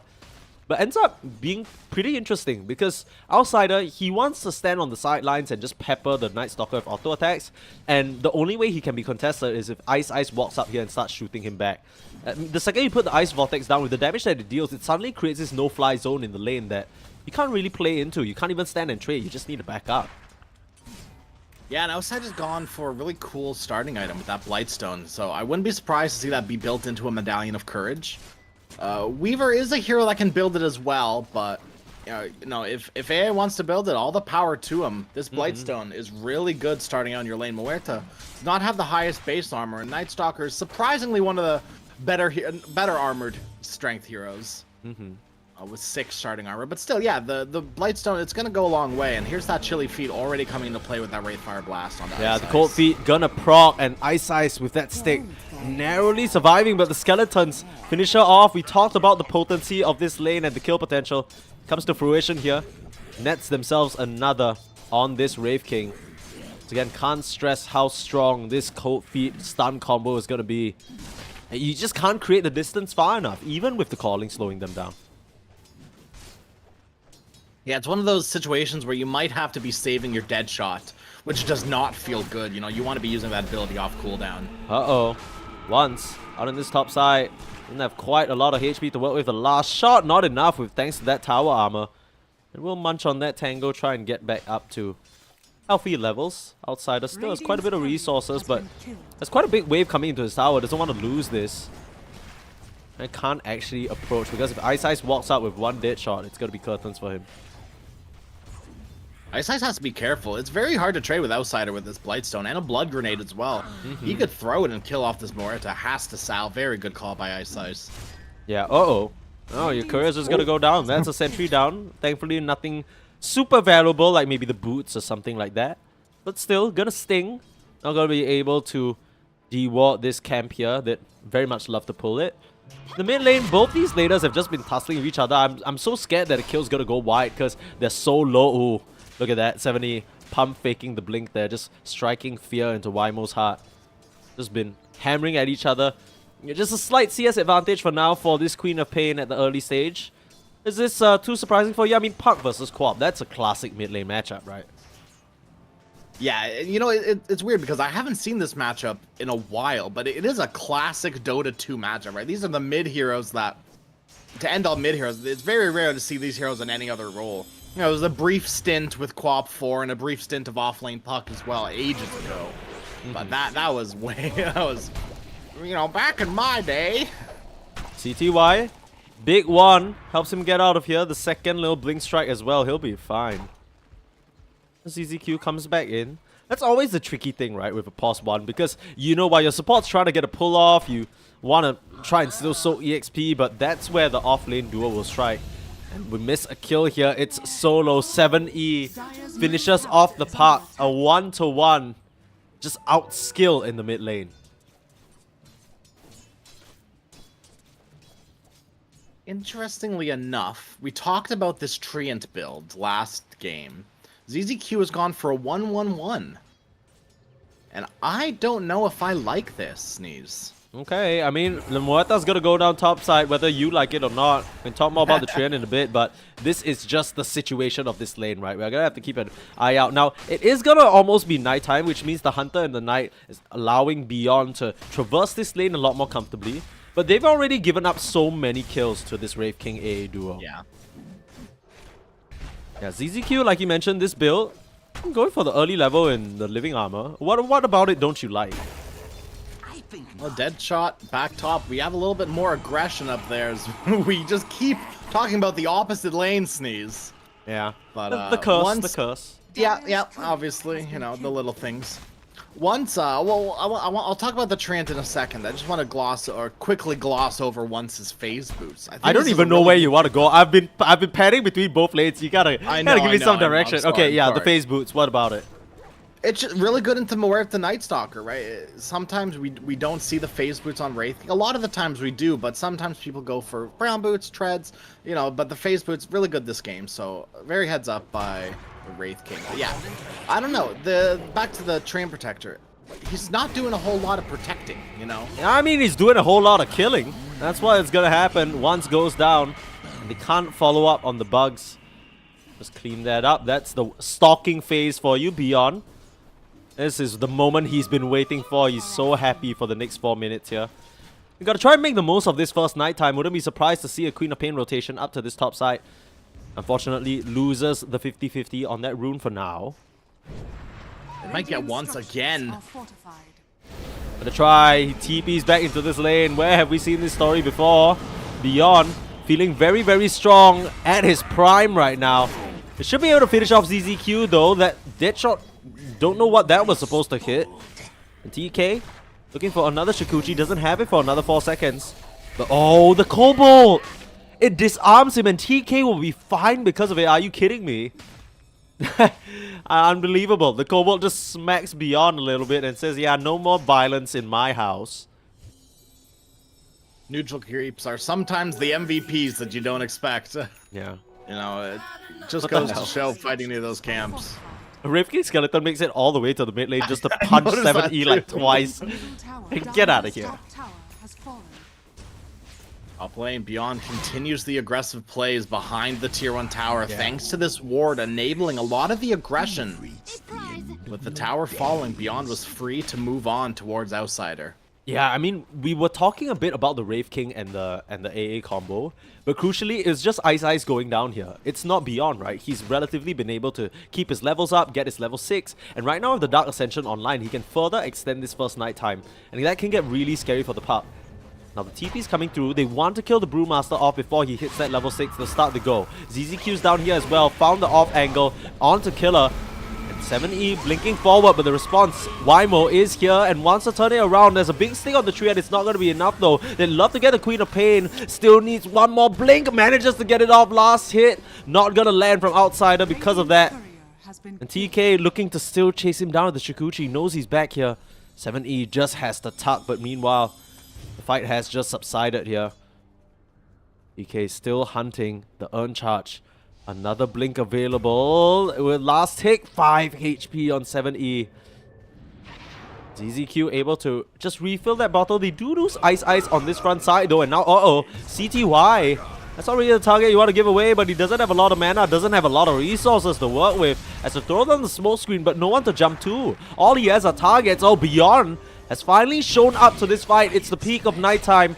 And he doesn't have mana for the Dark Ascension. Looks like the silence will end before finishing off. Wymo throwing out the orb and the John, surviving for now, off to the side, but will get cleaned up by the Remnants. Beyond gets killed. Now Killer has the primal split if he so chooses, and he's gonna immediately toss that one out. Should be quick work onto ZZQ. The Astral Pull finishes him off, and TK will be the one to claim that absolute carnage in this bot side, and I don't even think it's done. Queen of Pain blinks in. I mean, how long has this fight been going already? It has to be at least 2 minutes. Finally, the aggression subsides? I mean, it'll subside in force now because of that pause, but man. Everyone needs a break after that one. They're like, okay, let's chill, guys. Hold on a minute. Yeah. I'm gonna take some moment to breathe, but man, break that down for me. What just happened? Like, you know, what inspired all of them to just run it down here? Dota right now is all about numbers. You know, the numbers game is very, very strong. As soon as Quap rotated, Puck realized, oh, I need to be there too. And the Night Stalker was like, hey, hold on a minute. That's a really good idea. I can teleport in as well. Night Stalker goes in, and this fight just continues and continues. Ice dies and respawns. The Muerta's all of a sudden back. But I think the big winner of it all kind of was Go Along here, as making a lot of space for this Wraith King up top who's farming up a Midas. Yeah, I mean, the only sad part about that is you lose your Puck. Yeah, losing Wymo there is a little bit rough, but we've talked about it before. A lot of mid laners have kind of transcended into this more space making, maybe harking us back to the days of old where it's off laners who have the farm priority, and that's definitely the case for Team Zero right now. Beyond, he ends up going down here in the bot side, but he didn't waste the Dark Ascension, right? He was just in there in the fight, claimed a couple of nice kills, able to finish off the Puck at least before he went down, and he's sitting at the top of the net worth right now. This is a Night Stalker, mind you, relatively unbothered, and you can just imagine that second, third night time, they're gonna hit real hard and Go Along. I mean, when you have a Night Stalker on top of you, maybe with a blink, your Brewmaster's not even going Midas, he's going straight Radiance, just to try and amplify his impact here. I mean, this Night Stalker is gonna be a real problem. I don't know necessarily how I feel about that Radiance Rush on Killa. I guess it's because, you know, look, normal Brewmaster build up, you build the Urn, you build the Midas, and then you slowly work your way up towards the Radiance. I don't know whether it's flying out to him or the Courier, or whether he's just skipped it entirely. It doesn't seem like they have an Urn. I guess the Urn's on the Weaver, that's why. TK has it, yeah. Just a little awkward, I don't know. It does feel that way. In many ways, Urn is like the perfect Brewmaster small item, right? Yeah. Nice. Here's the Veil into the tree lines. Will get spotted out by that Vortex though, as Killer continuing to run forward, but Muerta will be fine here. 7E spotted out with this ward, and they have a coil available. We'll just pop that out. No split, but the Ice Blast is there and breaks it right on top. Too much magic damage for this poor Queen of Pain to contend with. Dark Ascension will be popped. They've used quite a lot to commit onto 7E here, and they'll lose Wymo Beyond with the last touch. That Crippling Fear lasts forever, and you can refresh it with the Dark Ascension. Beyond getting himself a double. I mean, this is the big bad Night Stalker we're talking about here. Come on, he's hitting for like, what, 180 damage per punch? Yeah. That is. I don't know how you can deal with that. You know, it's a little weird, but this is the hardest part, item-wise. The hardest part of the game for Night Stalker is getting to that Echo Saber. Yeah. Right? It just feels like sometimes if you don't get off to a good start, it is such a slow build-up. But Beyond, he doesn't care. He's off to a great start, so an early Echo Saber for him, 10 minutes up, Echo Saber is available. You know, okay, I'm a big Night Stalker fan. You know what's my favorite build? My favorite build is Midas Shard Night Stalker. Actually makes you a farming machine. Like, Okay, even in daytime, sure. because you can just keep going on creeps, the attack speed's yummy for when you're in Dark Ascension and whatnot. I would be very surprised if we don't see him go for a shard, because that just pure reset potential. I'm pretty sure he can eat a skeleton in the fight as well, and just, it's basically a mini cheese, right? That's on like a 15-second cooldown. It's kind of nutty. Just need to make sure that you're not, you know, tagged up by the AA blast when you use that. If not, you're gonna get a net zero of nothing. And you know, maybe this is why the AA, maybe this is why ZZQ isn't going for the max armor or the max leech seed. Putting a second point into Nature's Grasp now. I don't know, Sneeze. I'm liking this less and less. I think it's just kind of obvious that they need some sort of wave clear by hook or by crook, and there isn't really anyone else to be able to do that, right? The 3 cores aren't really the best at clearing waves, unless you count the Queen of Pain basically submitting herself into the wave itself. Just to do that, Killer actually gonna pop the Primal split. The overgrowth comes out. It's a little bit awkward though, and it's only level 1, so it doesn't hold them back for long. This kill onto Beyond will be huge. Tagged up by the AA Blast and not enough HP to survive that. He'll go down. And now they're on to ZZQ as well. I mean, this should be a very easy Treant Protector death as well. And I mean, he goes down, time-lapse out, gets the Weaver out of there. And nice moves from TK here to enable the squad. More earn charges his way. We talked about the strength of Team Zero being in their supports. I think Go Along is in a very similar boat, right? TK right now is on, what, a mega kill streak? 5-0 and 5-2 on the AA. These supports have been around for 10 of the 14 kills. Uh-oh, mid lane, Wymo. Last little bit of HP still manages to survive, and now turning it around against the Queen of Pain. The last screen blocked by the infused raindrops. What a value pickup there for the Park. And now onto CTY. They can see this Ricky, but no, not anymore. The dust was in the pocket for Outsider, unfortunately. They won't be able to get that pause 1 kill, but they'll be very happy with not only keeping their Puck alive. Queen of Pain going down. Now, it seems like the Brewmaster randomly got picked off here all by himself by Beyond, so a little bit awkward, but you know, you're not too sad about that. It's not like you had split to use anyway, but he's inching his way closer and closer to that Sacred Relic crash. Yeah, and this will be a big build-up for Killa, right? He didn't go for the Midas, didn't go for the Urn, so his first item being Radiance, it's gotta come at a decent timing. You know, you can't be getting, and it will be, right? It should be, at least, as long as it doesn't get picked off like 1 or 2 more times. It should be a decently timed Radiance, because if it gets later than 20 minutes, you're really, really hurting. Yeah, we'll have to see whether he's able to finish that one up quick. He did forgo the Midas, so maybe a bit lacking in the levels department, but amidst all this chaos once, again, has his way in the Midas, has already a item flying out to him, not sure what that is, it's the Armlet. So because the Brewmaster's going for the Radiance, he's opted for the Armlet instead. It's pretty good armor against the Riki as well as the Night Stalker. I mean, hell, even the Muerta before the Pierce the Veil, that's gonna be a lot of damage that he's just tanking up. It's more of a traditional Wraith King build here. How are you feeling about this? I think it's really good. I think we're going to see a Deso next from once. And yeah, I just clicked on him. That's exactly what he has queued up. I love this build. This is the tried and true Wraith King build of the days of old, I think. You know, it's just the fish and crits. The old, you know, it's just big damage, big crits. Good front lining as well, right? Once yeah, he's going to be able to stand in front and actually deliver. Anyone who comes a bit too close to him are just going to eat a big smack from his sword.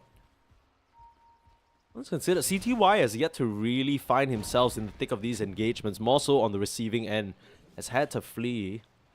Smokes out from both sides. They want to get aggressive on the back of this Diffusal and Atos timing. But once as well, Armlet, he'll feel more than comfortable putting up a fight. He might just have to get the shot early by himself just to make sure the Reincarnate goes off.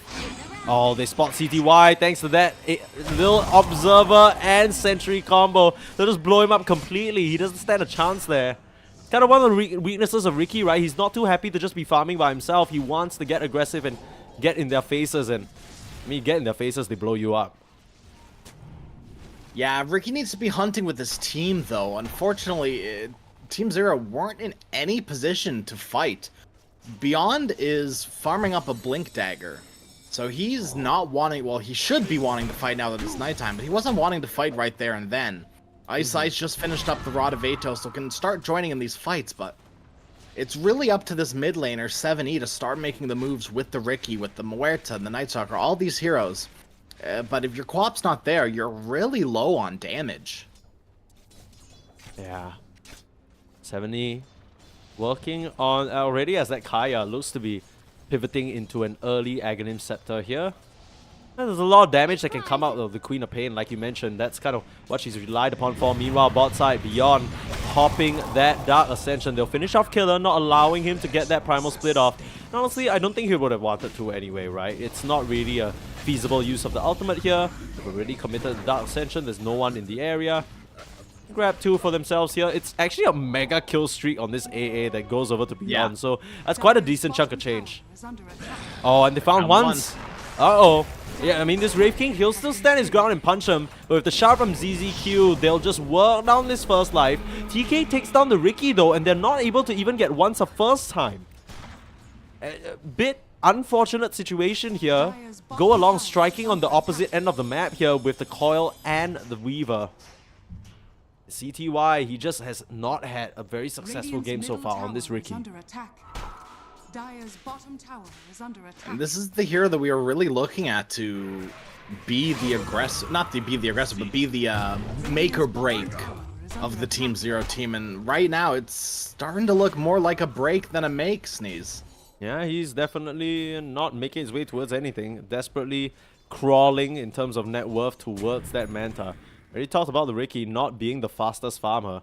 And with, I mean, hell, he's level 10. He doesn't even have many levels in the tricks of the trade. That would be what I imagine is the main farming tool for him here. I mean, so often we see these Rickies get maybe even Battle Furies just to amplify themselves up. CTY is going to be struggling for a bit longer. This mid lane is so dangerous for him. The Ricky can't really jungle, so he has to be in these lanes. But look at the amount of sentries just peppered around these areas. Uh-oh. CTY. Oh, no. Again. YMO. I see a Coil and they see a Ricky right now. Play around with them, get a shield rune. That should nullify any aggressive attempts towards him for at least a little while. And it is still nighttime, so I'm surprised that Beyond isn't looking for something else, especially with that Blink Dagger completed. The time is ticking for this Night Stalker. Go along nighttime, they don't care. They're going to make an aggressive smoke. Finds ZZQ. They don't care. They'll throw out a Coil for him. That's an easy pickup. Beyond does blink in though. I'm not very sure that's where you want to be. TK and Killer started to chase down the Night Stalker, but this is his territory. This is his time. You can't really catch up to a Night Stalker. With hooves like that, I mean, he's running to the winds. I hate it. I hate it. I'm sorry. Get it out. Get it out of my games. They're still trying though. Beyond should have full vision that this aggressive maneuver is coming, and TK reaching into the backside. No Coil, no problem. They'll still keep going. Nice calling. Holds him in place, but not going to stop Killer from popping this Primal Split. They're onto the Night Stalker. They want to take him down. He's the highest net worth hero on the side of Team Zero, and they single him out and take him down. Ice looking to be the next target. There comes the boulder. There comes the stun. And nowhere for Muerta to run here. CTY, he's here as well, but if they just put down a sentry, oh, he has to be so careful. Oh no, they spot him. Saw him. They caught a glimpse. Yeah, he has to get out of here. Get out of there, Ricky. Yikes. Yeah. Radiance complete for Killer once. Has the Desolator working on that blink, and this is Go Along's moment of power. Radiant's bottom tower has fallen. They're pretty free to take Roshan right now. It's about to be daytime. Dark Ascension's still on cooldown for 90 seconds. There's a little bit of a window for Go Along to sneak their way inside of Roshan's pit. A 7E, another quiet one from him so far. He finally has the Aghanims, and maybe that's kind of what he was waiting for. You gotta imagine so, because I honestly, I don't know how much time he has left. The key thing with the Night Stalker that makes it so potent is that within nighttime, you're basically ready to go whenever, right? But on the flip side, very double-edged hero for the very concept that he's built upon. These next 5 minutes are gonna be just Go Along's time to shine. You have maybe 1 or 2 Dark Ascensions through it, sure, but if you're not able to really claw ahead on that these engagements, maybe secure a big fight or even get once. I mean, he has yet to even really be pressured out in this game. You're gonna be in a lot of trouble. They can just keep this. They can keep this snowball rolling. They already have a 4k gold lead with this Roach kill. I imagine it's going to jump up another 1. Yeah. And actually is Aegis onto Killer. Very, very interesting stuff. You want to see interesting, dude? Look at YMO's current build, and look what he's going to be building. Oh, wow. Is that a Maelstrom? I see. I mean, I've seen this more and more in the pucks, right? With the DPS potential coming out from the eventual. Is it the shard or is it the Aghanims? Oh no, it's both. No, it's yeah. DPS puck is real. It is. It won't be going Deso this game, unfortunately. It can't be can't have everything you want, but the Gleipnir is such a cool pickup for YMO. It's not too often I see Gleipnir being built up anymore just because of how much it's fallen out of favor, but it's pretty good this game, right? It's good at scouting out and locking down the Treant Protector. great against the Quap and Ricky as well. Yeah, these heroes that just want to be free and uninhibited in the fights. No more blinking for you, no more sneaky tricks of the trade action. You just gotta stay right here and we're gonna kill you. I mean, it's set up for the AA as well, right? It means that he doesn't always just have to throw out the Dream Coil just to make a kill happen. Being able to hang on to that maybe for a key target like the Queen of Pain is definitely what he wants to try and do. Grandmaster on this puck here. Master even, not quite Grandmaster. Grandmaster is the level 30, right? Yeah. Oh, my bad. Crazy, dude. Oh, 70. He might be crazier. Has a regen rune, but nowhere to run. Gets popped by the AA blast and taken down by Wymo. This puck has really come online now. And Queen of Pain, we were hoping for a little bit of a showing with their Aghanims. Not that kind of showing where you blink in front of them and just keel over. I don't know what that was, man.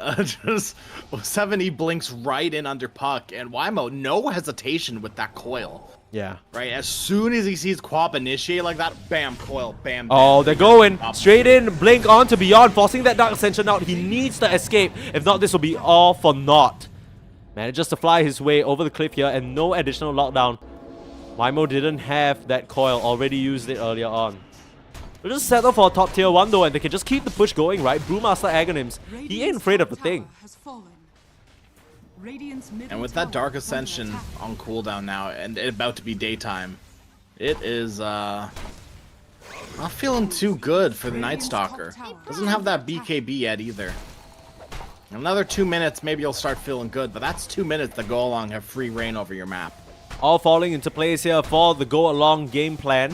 Like we said, it's this moment of power between the 20 to 25 minute mark. You only have maybe, what, 2 Dark Ascensions, and one of them already wasted just to retreat.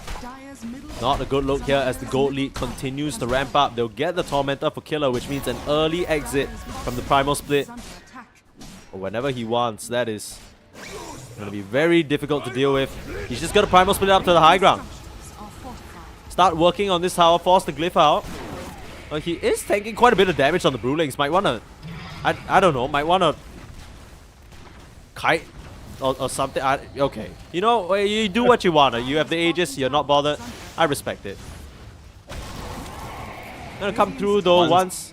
The blink up. Didn't have the mana for the Pierce the Veil, but that is way too deep. So they're fine with that. Do a bit of damage to the tower, force the glyph out, and they'll retreat. Kind of an interesting move here. Nighttime too. Yeah, you just gotta respect the nighttime as well. You don't have necessarily the best high ground right now. Obviously, Wraith King is fine, but you want maybe gotta pick off first, and especially that 7E. He was picking off. He was killing off the creep wave. So that was your kind of last hurrah there with Split running out, with you know, just no pick off either. Nice disciplined play from Go Along. Yeah, I mean, if this is the Team Zero that really brought IG to the limit here, it felt like in that last game as well. Sure, the third game ended up being a bit more of a stompy situation, but up until that point, I think they were really putting them to the test, forcing them to draft a bit more creatively and adapt. And yeah, Team Zero, they have no shortage of surprises up their sleeves here. But maybe we've yet to see this Ricky really come into play. I'm sure they have some sort of idea about how to utilize it. Just hasn't worked out so far. They're making use of the Manta style illusions to just harass down Outsider right now. Very annoying. But with the gem, if the real Ricky were to ever pass him by or Killer at this point, it would be in big trouble. Beyond. Starts the fight with the BKB reveal, Dark Ascension as well. They want to finish off the Brewmaster. Doesn't have the Aegis anymore, and he's gonna go down. ZZQ might suffer the same fate though as CTY jumping in, but Wymo has that Hurricane Pike just pushes CTY away. Jumping forward now on 7E, starting to kite out the Wraith King. Beautiful toggle, keeping him alive for now though. They'll turn around and slice down on these illusions, taking down the first life. Now Beyond on the high ground, chasing down the puck, and we're seeing why. They're showing so much respect to Beyond and this nighttime. This might just be the start of their nightmare here. If Killer buying back here in this situation goes down again, Beyond still playing with them, blinking away after forcing that AA's Ghost Scepter. That's great use of your spells from Team Zero. That was like the first fight that I feel like they were actually using all of their spells correctly. Yeah. Night Stalker jumps in, silences the puck. Ricky jumps in onto the puck. These two heroes are very much able to kill off puck by themselves. Outside of the Hurricane Pike, once you're silenced up on puck, you have no real defensive way of getting out of there. Yeah. Team Zero, they they can still catch your pants down. The BKB from beyond, I think that's not what they expected. And Killer feeling a bit too comfortable, right? With that Aegis expire, you can imagine that's exactly the timing they were waiting for. Yeah, down to the second, really. Like, yeah. they counted that down. They were watching for sure.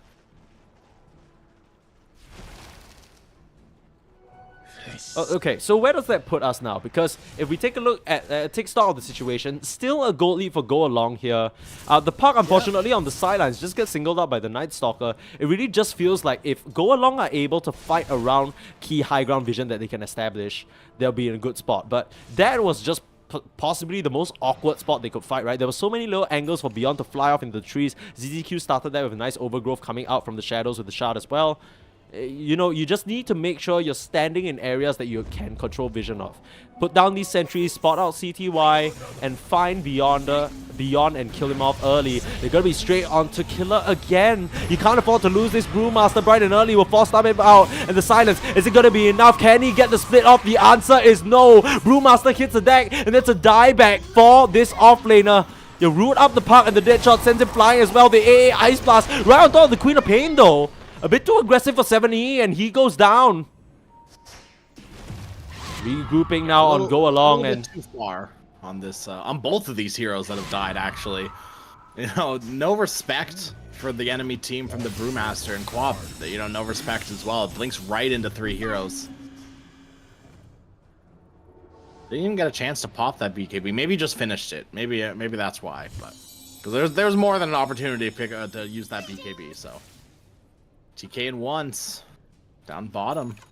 They were almost passing by Beyond. I don't think they have kill potential anyways, but maybe they could have actually. Maybe it's kind of sad that this Wraith King picked up the Desolator like what, second item, and then still hasn't been able to get a single charge on it. It's very unfortunate stuff here. Look at this itemization from Go Along though. Wymo with that BKB build up. TK's doing the exact same thing. Almost has the BKB. Just 400 gold away. I'd be surprised to say if AA would be going for 1-2 instead. Gonna go for the Guardian Greaves. Yeah. And a little bit more sustain to keep his team up. Help him survive against this Night Stalker. A little bit of Purge as well. A little bit of Purge action go a long way. Yeah, good armor versus the Ricky as well, right? Just for the whole squad. So anything that can just keep Killer alive until the silences wear off. This Brewmaster hasn't been able to get his split off in the fight so far. That's been a big detrimental factor to the team fight ability of Go Along. Quietening down now though, I kind of feel like Team Zero, the longer they kind of drag this out, the more little pick-off opportunities they'll have. Aghanim Scepter completed for CTY on this Ricky now. His tricks of the trade are really gonna start hurting.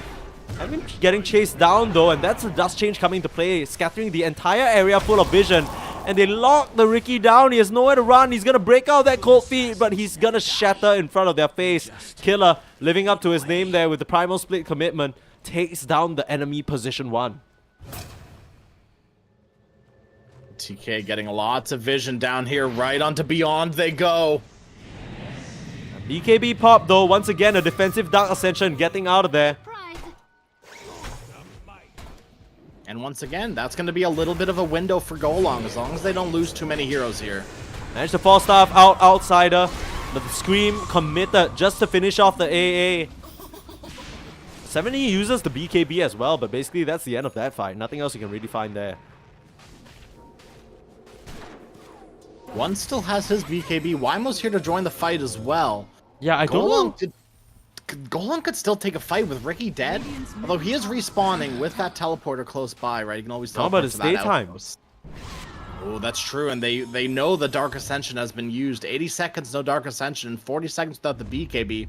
Roshan's about to be up as well and Go Along. They've got an inkling. They know exactly what's going on. Yeah, they understand that that's kind of the weakness of the Night Stalker. No Dark Ascension. Bye-bye. You know, the map is ours. They'll just wait around. It should respawn right in front of their faces there. There you go. They're just going to pick up this easy second Aegis. Let's get it started here on TK and Wymo. A lot of physical and magical damage along with the Solar Crest. BKB actually done for the Weaver, which means he's going to be able to dip and dive outside and fight with ease. Yep. Wymo as well. Yeah. And once. These 3 BKBs are very, very clutch. And Killa, he's going to be building one of his own too. Almost has it. Yeah. This is the And timing. does have it now. Go along. They're ready to strike with these BKBs and invulnerability on the Brewmaster. Even if he doesn't get the split off the first time, he'll have a second chance to do it. Very, very scary situation for Team Zero as the high ground defense, not necessarily the most inspiring. The Queen of Pain can do a lot of damage with the Aghanim's Dagger. Yeah. Gonna have to rely on a huge it's kind of overgrowth. disgusting. Yeah. It's a nasty ability. It doesn't feel legal, to be honest with you. No. No, it is. It's one of those things where you kind of have to push in multiple lanes at once because Quap will most certainly clear the creep wave that you're pushing in with. Well, they definitely have the tools to do that with TK as well as the Pop being able to split push. And Killa with those BOTs, right? He can split push this bottom lane and then just join his team wherever, whenever. They like to be together, I heard. I hope so. They like to go along together, even. Yeah. It doesn't seem like that in any rush to try push this high ground though. Bot side, TK spotting out Ice Ice. Actually pops the BKB to fight inside the calling. The full squad will show up. Outsider comes through. Damn, that is just like a drive-by. Outsider comes through the twin gate, blasts him straight in the head like... Alright, good, get out of here, you know, you're done. Can you imagine someone just shows up next to you with a shotgun made of ice? Some Ice Ice, maybe? Ice Ice with the Ice Ice on Ice Ice? Okay, thank you. Even? Yeah. Alright. I got you. There's a lot of ice this game, I'm just saying, dude. Okay. I mean, right now, once... Not gonna be bothered about that. He's walking up to the high ground. AC complete. Gonna further resist a lot of the damage that Ricky's been putting out. I mean, I say a lot of the damage that Ricky's been putting out. Ricky hasn't been putting out a lot of damage. Ricky has yet to really be involved, if we're being honest here. As now the tower's under siege. This is the make or break moment, it feels like, for Team Zero. They need to come out with something creative. Whether they cut the creep wave, whether they win this team fight, they need to go along away from their structures. The Solar Crest on the Wraith King and the Primal Split committed. They have a glyph and they'll start the defense. Throw out these daggers. Here comes Beyond on the back line looking for the AA. Nullifier complete, which means, oh no, Outsider, he needs to create the distance, but with that BKB charge, it'll be enough. Beyond is gonna go down though, likely. The last touch once finds him. Let's Scream on the front line and Killer losing his first life as well. There's gonna be able to BKB out of there. Still has the cheese in the back pocket, and they'll keep it going here. Steve, I don't want to be the bearer of bad news, my friend, but Wymo's the one with the Aegis. Oh no, that's even better. The Pop gonna continue forward. That's not bad news at all. That is great news as they continue forward, but 7E! Holy, the amount of damage coming out from that Aghanims is gonna do them in here. The Brewmaster goes down, and suddenly, is this gonna be enough? Backline ZZQ catches them with an overgrowth, forcing the BKB TP out from once. And 7E, the big hero of that fight, the Kaya as well as the Axe, just doing so much work and blows them all up. Losing the Aegis. All the skeletons as well. Yeah, must have been. I just gotta see these damage numbers. I know, like, I'm waiting for the fight recap. Yeah, dude, look at Quap. 8,668 damage. Oh my god. Yikes. I don't know. This is... How do you even push up against that? I don't have the answer for you, Sneeze, because I've been foiled so many times by this Quap Ags. Like, I distinctly remember playing a game where I had this Quap on the enemy team built first item Aether Lens, and we were laughing. We were like, oh, this is so funny, ha ha ha, we're winning. This guy's an idiot. He doesn't know what he's doing. Yeah, it's like 35 minutes, just like this. We're pushing high ground. Bam, Ag's done, and we're like, oh, we can't see the Quap. We can't push. I mean, even if you can see the Quap, things get so scary, right? You imagine you blink in straight into a smoke screen overgrowth, keep it there. This is a very hard lineup to commit into, and things have gotten suddenly very hairy. We talked about this being the moment of power for Go along with their BKBs, and you've revealed them. You've got a couple of kills, but this Quap, you know, she's still doing her work here. Fight brewing out in the bot side. Killer forced to pop the BKB. Still has a split, but they haven't found a thing just yet. Beyond gonna come through and force that split. They're still trying to chase down the Ricky. CTY on the back line. But here comes the Nullifier. They finish out outsider. No chance for this AA to strike. They're screaming down the park as well. He jaunts away, pops the BKB himself, and suddenly, huge overgrowth holding the rest of the side to go along in place. They take down the Wraith King. They take down the park as well. And he's gonna come back for the second life. Stun up onto a BKB Queen of Pain. That's not what you want. Ice Ice trying to do damage out on the high ground. CTY is still around, but the TP forced out from this Wraith King. And the Brewmaster, unfortunately, he has the cheese in the back pocket, but he won't be quite as lucky. He's gonna go down as well. The pick apart, the dance around and beyond keeps coming through on the back line, singling out that AA. There was no Ice Blast in that fight. No, AA did absolutely nothing that fight, and Weaver had very little impact as well. Pops the BKB and popped the time lapse, but there was no impact from the Weaver. Did 500 damage. That's what, 2 Shikuchis and a right click? That's nothing.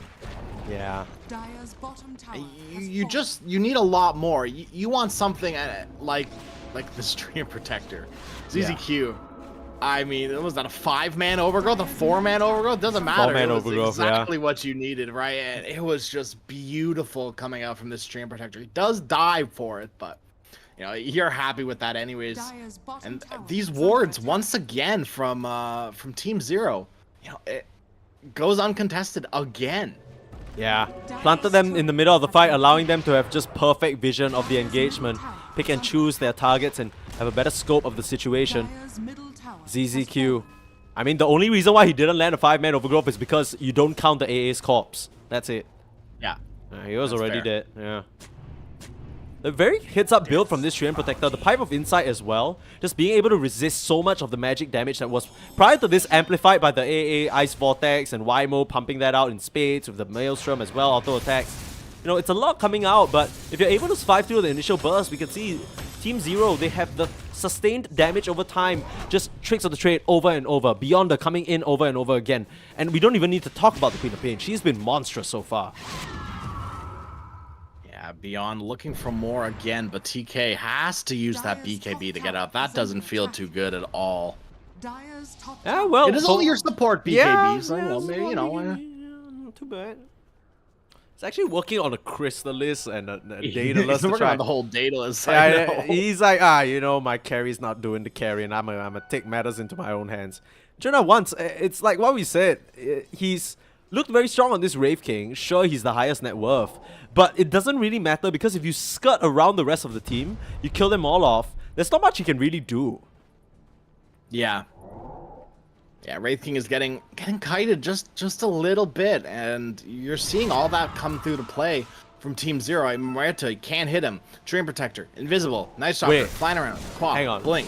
I have a question. What happens if Wraith King gets Aghanim's and you kill the Brewmaster's in Wraith form, but then he pops Primal Split? Do the Brewlings just survive through it? Because technically that's not the same unit, right? I don't think so. I think they die instantly. That would be... I think that would be illegal. Like, you're basically messing around with the laws of life and death at that point. ZZQ, uh-oh. They seem to know he's in the area. Chop him down to size. That tree doesn't stand a chance. Lumberjack cosplay from Once there. Another Deso charge from Once. Now he's up to 6, baby. Forcing the BKB out from Killer. He's running after them, but that's... I mean, they'll look at Ice now. Force that Pierce the Veil out with the dust. Muerta in some trouble. The buyback from ZZQ. I don't know how long Muerta is for this world, though. Starting to get worked down. Here comes Beyond on the backline again. It's a call onto him, and it's so much damage. The park, that's the Aghanim's coming to play. It's a huge scream, though. Finally taking down the AA. TK doesn't have a time lapse, and he should be going down. ZZQ. Oh, the Overgrowth and the Queen of Pain. Oh, just... disconnects. I think all the little screams crashed TK. I wouldn't be surprised. I had a little bit of lag there too. I mean, this game has been... There's so many things going on in these engagements. Okay, let's take stock of this situation. Okay, the puck still looking relatively healthy here. Might be able to contribute, but Wraith King's in a bit of a rough spot. CTY, he's just tricks of the traded over him right now. 7E still has the Hex and the BKB in the back pocket. Killer, you don't really have much else to offer outside of the Primal Split that's already used. This is kind of looking like, go along, the Wraith King might be in trouble here. Still has the BKB. They're gonna stand and fight for as long as they can here. But I don't know how long that's gonna be. He's holding on to this for now. 7E pops his. Still trying to stand and deliver on this Wraith King. On his last legs here. Doesn't have much life to work with. He's gonna get worked down. And Killer TPing out on the side. Oh man, the Hex catches him off guard and less of a bear and more of a pig. Gonna get worked down by ZZQ. That's revenge for all the bamboo you've eaten, probably. Nice little gem for ZZQ as well. Things are looking up for Team Zero. Straight into the Roche Pit. Unfortunately, it's a bit of a longer spawn, so won't get anything for now. But they can start pushing these waves out. Potentially even breach onto high ground. They've yet to really touch this tier 3 just yet. And make an attempt at it. Once again, that fight, the big winner being the Quap. 7E doing 14,000 damage out of the 21,000 damage that fight. Woo. I don't know. This Aghanim Scepter on Quap with all of the skeletons and all of these heroes, it really adds up and it shows as well. 7E able to blink out, sliver of HP there. That's a living armor coming into play. Very nicely done. 8 living armor, bonus armor. That was definitely what made the difference there. You can imagine those auto attacks coming out from the park would have just done him in if not for that. Regeneration. And maybe if Wymo had the Gleipnir completed, we would have seen a dead Quap, but I don't know. Maybe not. Maybe it still wouldn't have mattered, but... Yeah. Important thing to note for Wymo is that he does have the Mindbreaker, so this could definitely catch the Riki or the Queen of Pain by surprise. Yeah. Hasn't proven to be a problem so far because with that Kaya Sanj, she's just been so sustainable. Uh-oh. Uh-oh. Killer. Not where you want to be. Forced to pop the BKB again. This Brewmaster. I mean, Killer, sure, he's had some great moments this game with the split, but I can't help but feel like there have been time after time where he's just been caught out. Now it's the Puck's turn. Blink forward and the Hex. But beyond, he's just standing around here. Should be fine to go through the tree line, but now 7E, caught by the coil, needs to blink away, manages to do so. CTY on top of the Puck, and Wymo doesn't stand a chance. No buyback for that Puck. And Killer dropping low on the Brewlings, needs to escape with the Storm. But Outsider, oh, he's just gonna get destroyed here. It tossed Beyonder up to the sky, but TK has to pop his BKB just to go up against CTY. Meanwhile, front line, Scream out onto one, sets the first life down. 7E has another blink away. Killer gonna pop the cheese, but he's not long for this world. Gonna get taken down, and CTY with a triple kill. The Riki, it took him 45 minutes, but he is cooking right now, looking to make it an ultra. Beyond will be the one to claim it here, but they wipe out 4 on the side of Go Along, and they're headed straight for the pit. Sneeze, what was looking so strong from Go Along, it took one high ground flop for Go Along to be now completely behind. Ice has fully transitioned into a core, has finished up the Moon Shard on top of that Silver's Edge and everything else. Smoerta is very hard to deal with on top of everyone else from Team Zero. And now Ricky with that Aegis as well. Oh. I don't know how Go Along can really defend their high ground here. Like, their high ground isn't too bad, but it's not too good either. Yeah, the extended fights favor Team Zero. We say this time and time again. The vision advantage that they get just from killing the AA. These two supports, they can't even maneuver the fight. On the flip side, it takes so long for them to kill Ice, who's scaled up to the point of a Silver Edge Hurricane Pike and a Moon Shard as well. It's able to stand and deliver so many disables coming out from this duo. The Treant Protector, some killer overgrowths coming through as well. And now with the Swiftling, CTY ready to put a close to this game number 1. Team Zero, they were biding their time. They looked behind. And every single time they were down, it was there. Beyond, holding them down. But now it's a coil. Ice Blast as well. Beyond, in some trouble. The stable offlaner, popping that Dark Ascension up against TK. Forced to pop the BKB and the time lapse out. The Queen of Pain blinks in to cause them some havoc. And they're not able to finish the kill off on this Night Stalker. This Dark Ascension, they can still keep going here. Ice wants to keep sieging the high ground. It might not be a pause 1 Muerta, but it's shooting these racks like it is. And Muerta's your best, very weird to say. Your position for Muerta is your best sieging hero on the side of Team Zero. You don't want to throw Ricky up there unless he's hitting a hero. Same thing about Quab and Beyond. Beyond can hit high ground, sure, why not, but You know, the potential danger there with that BKB still on cooldown for a little bit longer. You know, beyond no reason to jump high ground and potentially die. Feed your second, third highest net worth hero away like that. Ice is actually catching up to him. That's very surprising. I mean, not too surprising because Moritz is crazy farmed, like farm crazy, but you know. Team Zero here with the initiative. 3 more minutes on this Aegis. Could just start cleaning up these racks here, but don't really have the best high ground push. We'll need to get a pick off or two. That's why Go Along are just hugged tight like a bunch of kittens in the winter. Yeah, Killer. I mean, he's been popping this BKB so liberally. I think that's the point I was trying to make before the whole fight started. Like, this Brewmaster, you know, he has 11 deaths. Sure, I understand it's been a hard Brewmaster game, but it feels like a couple of times they give him this Aegis. The mileage that they get from it doesn't feel significant enough. And it's in those moments where, you know, you think about maybe the Puck Aegis or maybe even the Wraith King Aegis. That would have been so much better for them in those situations. Okay, once has Aghanim Scepter. This might be the game changer. Yeah. Whether or not your AA dies, will still be able to get the Ice Blast off. They're onto CTY right now, forcing that jump away. Slides back to his teammates, and Manta's out of vision. TK trying for the chase though, forced the time lapse out just out of fear of that Queen of Pain. But already they got what they came for. They take the racks. A Wraith King is not gonna be a factor if you don't kill him, right? They don't. They just go in, get the buildings, and out. Not worried about that in the slightest. Beyond has an AC of his own, so cancelling that out from the Wraith King. Ricky just finished a Daedalus. Yikes. I don't think he really has room for it now. It's just going to be in his backpack for a little bit longer as he waits for that Aegis to expire. He could always backpack the BKB. Yeah, he's going to. Looks like Team Zero don't want to go anywhere here. It's still nighttime for another 3 minutes, and that's just about how long they have the Aegis as well. Technically, plus 1 minute. I can't do the math. It's fine. We get the idea.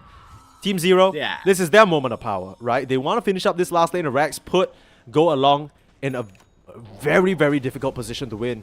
You take a look at the graphs. It was in Go Along's favor for the mid game, but just off those couple fights, thanks to that Queen of Pain Aghanims, like you said, the vision advantage from the Night Stalker, they just can't get the targets that they want. They can't finish these kills off. They're lacking, I dare say, a bit of damage. It feels weird to say, especially when Puck is built right-click, Weaver's building a Daedalus, and I mean, Wraith King is the king of right-clicks. Look at this smoke play, though, from Team Zero. Very cool. They've set up vision. Sneaky. They don't know this just yet. And straight onto Killer. Does he have a chance at survival here? Immediately into the Wraith Bomb. As the Primal Split, not gonna pop it. Ice on the front lines, just shoots down the AA as well. They're starting all to melt. The buyback comes up on the Brewmaster is forced, but Wraith King already losing his first life on the top side. ZZQ rooting up the park, and he has to jaunt away, desperately trying to make it out of here. CTY cleans him up. They finally get the Primal Split off and the BKB, but 70, he's doing so much damage. Here comes Beyond. The tag team duo is real, and they take down the Wraith King. Everyone's dropping on the side of Go Along, but nobody's falling. Team Zero, they preserve all their heroes here, dancing around the fight, and GG is called. Go Along don't stand a chance when you have 2 lives, 3 lives, buybacks, and it's all not enough. All you can do is throw in the towel as Team Zero take this game number 1 in style. That last fight was just all Team Zero, right? Starting off on Tequila, I mean, we've seen it time and time again during this game. That is the perfect hero to engage on. Other than like AA, but the perfect hero is the Brewmaster. All right, no split means no fight. Has to buy back, and it just at that point took a little bit too long to get back into the fight, and that's where Wraith King Eggs is kind of a little weird. Yeah, because it takes so long to die, and it means it takes so long to come back into the fight. There's no reason for Brewmaster to pop split right there, because then the Broodlings just die. I mean, unless you're right, then you're maybe onto something. But I think most likely they just die. And Go Along, it was in their favor for so long, but it's the story of the patch, right? One high ground throw and the game, it switches hands. Yeah, and it really just comes back to what we were saying. It's so weird to say, but they kind of lack the damage. Team Zero were able to skirt around the fight. funnily enough, this Brewmaster being picked off, I can't help, I'm not one to point fingers, but it feels like this Brewmaster didn't really end up having the impact that this hero we're used to seeing from this hero. A lot of the times he had to pop his BKB just to escape. He got very set behind, maybe a bit lacking in terms of his own net worth as well. Everybody else working with a whole slew of items while he's just on Radiance, Octarine, BKB. And that doesn't really do much for him. Right? I mean, hell, his shard was granted to him by the Tormentor. It doesn't really have a lot of net worth to work with, and it's just, you take a look at the stark difference on the opposing offlane. Beyond's keeping his farm up. Beyond was able to get an early Echo Saber, come through every single fight. Mortal is there. The Weaver's under threat. The Puck has to just run for the hills. The offlane difference is a bit too wide here. Yeah, and especially in a patch where it's so important for your offlaner to have a good game. Yeah. We'll have to see whether Go Along can pick things back up. They are known to put on a fight. But, I mean, the math was kind of off, right? We thought that Go Along would come through. They defeated IG. Team Zero lost to IG. It should work out in the way that we expect. But no, Team Zero, they aren't ready to tap out just yet. Even despite that rather rough early to mid game, they come back and they show grit. And that's what you need from a winner here. So lower bracket, last chance for Go Along. Let's see whether they can regroup. We'll be back after this short break. Don't go anywhere.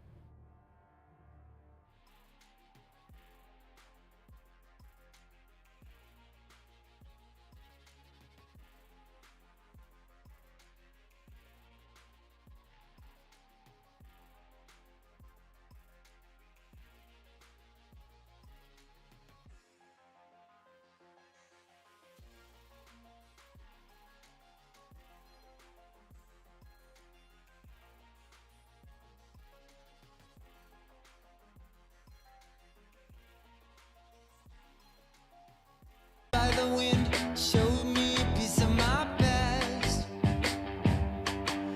The soil and the dust is where we go. 6 feet under, whatever your uniform says. The smell of the dust is sticking onto my clothes. Burns my throat, sent shivers down my spine.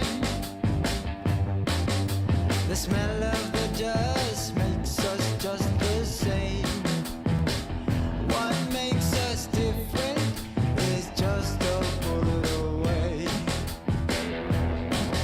No pride, but shame. No pride can bring a corpse from the graveyard. May the souls rest in peace up above. Some say we'll follow them down in the wind. Sooner or later, we're gonna pay the bill. The taste of the dust is lingering in my mouth. Burns my throat, sends shivers down my spine. We taste the dust when we crow. 6 feet under, whatever your uniform says. No pride, but shame. No pride can bring a corpse from the graveyard. May the souls rest in peace up above.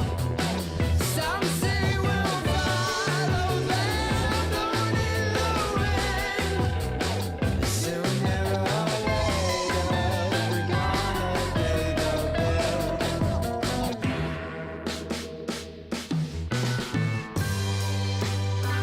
We'll fly in the sky, blown like the dust. If this keeps up, Crash, one of these teams is going to go along to a very quick tournament exit, unfortunately. We are in the lower bracket here of the ESL 1 CN closed qualifiers, and two teams are fighting for survival. Team Zero, who just got knocked down by IG, versus allegedly Go Along, who were the team that were able to do them one better. take out IG themselves, but they're not looking quite as hot after that game number 1 crash. Yeah, I think the last pick, Ricky, kind of threw them for a little bit of a loop. Yeah? It threw me for a loop for sure. You know what's the weird thing? You say that, and I agree with you, but it didn't really look that way, right? The first 10 to 20 minutes, Team Go Along, they were on top, right? They were using these splits. You know, once looked really good. He essentially had free farm on his Wraith King, which I think is a hero he's so comfortable on. But it just didn't really work out. Yeah, Go Along, it's kind of just like the JT game from IG. The offlaners put the team on her back and was like, okay, I'm going to carry. I've got these broad shoulders. I'm a strength hero. I'm ready to carry. Yeah, I mean, get on, folks. I'm ready to piggyback all of you to safety. Yeah. Yeah, but and Ricky, he's pretty light, you know. You can throw a couple Rickies on your back and still be okay. Yeah. Yeah, Ricky, you might not even know he's on your back. That's kind of how he works.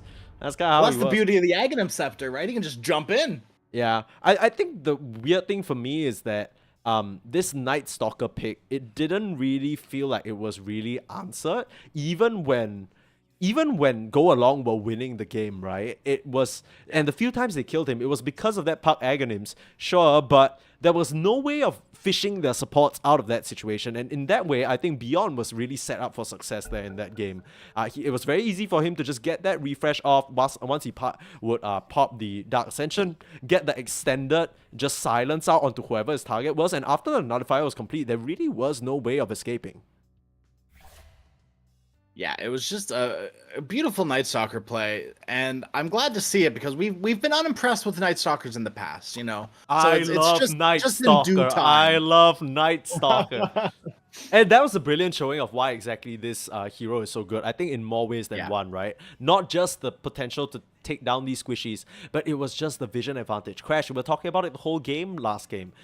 It's so hard for Go Along to maneuver the fight when you don't know where they are. Yeah, between Treant Protector giving extra vision, and the Night Stalker giving extra vision, perfect setup for the Quap, the Ricky, the Muerta. I mean, every single one of these heroes on Team Zero play around vision so incredibly well. And Go Along, they were lacking the vision the entire fight. I mean, what's going to give vision for you? The bugs and the AA blast? Yeah. It felt like a lot of the times the Brewmaster was kind of stuck in the I need to frontline. But also there's 2 AoE silences and a Quap and a Muerta that's building core. And even after I pop Primal Split, they all get overgrowthed. Yeah. And then they just run away and I'm very sad. And there was just ended up being no game for the Brewmaster. Yeah. And then in other instances where he's literally just standing around trying to farm, they go on you and you're like, oh, guess I need to pop BKB, my one item that I've managed to farm in 30 minutes because I didn't go Midas. I can't really blame him though, but I really feel like the point that the game turned around was that high ground defense. You talked about the Queen of Pain Aghanims already. That was supposed to be their moment to strike. BKB's completed, Aegis on the puck. They were going up, it was looking good, but it all just kind of fell apart because those Skellies all blew up all at once, and so did all the Go Along heroes. Wasn't fun. Yeah, that was a crazy, no, I always go back to what is the I need to Google what the opposite of synergy is. But that I guess synergy between those two abilities. I didn't even think about that during the draft. Yeah. And I don't know if Go Along thought about it either. Yeah, no, it was neither. devastating. To be fair, I'm not sure whether 7E thought about it either, but I know one thing he'll be thinking about as he's taking the drafting seat. In this game number 2, we have our hero picks and bans underway, so we'll switch to that right now. Already, the Centaur Warrunner band. This time, Go Along. They take out the Weaver for themselves. They don't want to deal with it. They don't want the potential of an ice-sized Weaver, and honestly, understandable. 5 seconds. Okay, the opposite of synergism is antagonism. No, that's not the word you're looking for. I know the word you're looking for. When I think about it, I'll tell you. But that's not the word you're looking for. Are you sure? It's like counter. It's like some sort of like counter synergy, right? Like it ends up working against you. Discord. 10 I don't know. seconds. We'll figure it out. We'll Yeah. workshop it, Sneeze. We'll, Yeah, we'll get there. Google's not helping me. Google's not helping me at all. Yeah, Google was a lot better with the math. Come on. Yeah, oh yeah. Yeah. Google very good for math, not very good for words. Always somebody on YouTube willing to teach you about any mathematical topic you're confused about, that's for sure. Yeah. You know, the content might not be quite as there for Dota 2 drafting though. That's why we have coaches in this position. I think the go-along coach is probably scratching his head there because he's like, how did we even lose to that draft? Like, how did that even happen? Like, how Can't did believe we lost to Ricky. like, are you for real? Like, we lost to Ricky Quap Night Stalker. Like, are you guys for real? Team Zero will grab that Moeta. It's let through. Hooray! Unshackled. They could get this on. They could get this on either ZZQ, like we said, ZZQ, Ice Ice, CTY. They could all play 5 it. seconds remaining. Yeah. Yeah, and if you do put it on ZZQ, it kind of opens up the safe lane for heroes like Wraith King, these, you know, melee heroes, these big beefy melee heroes that Muerta doesn't necessarily need to play bodyguard for, but can just instead just lay in more damage into. I'll still go back for the AA though. You did mention that these are the two teams that really like AA, even though it's not really a hero that is prioritized that much by some of these other teams.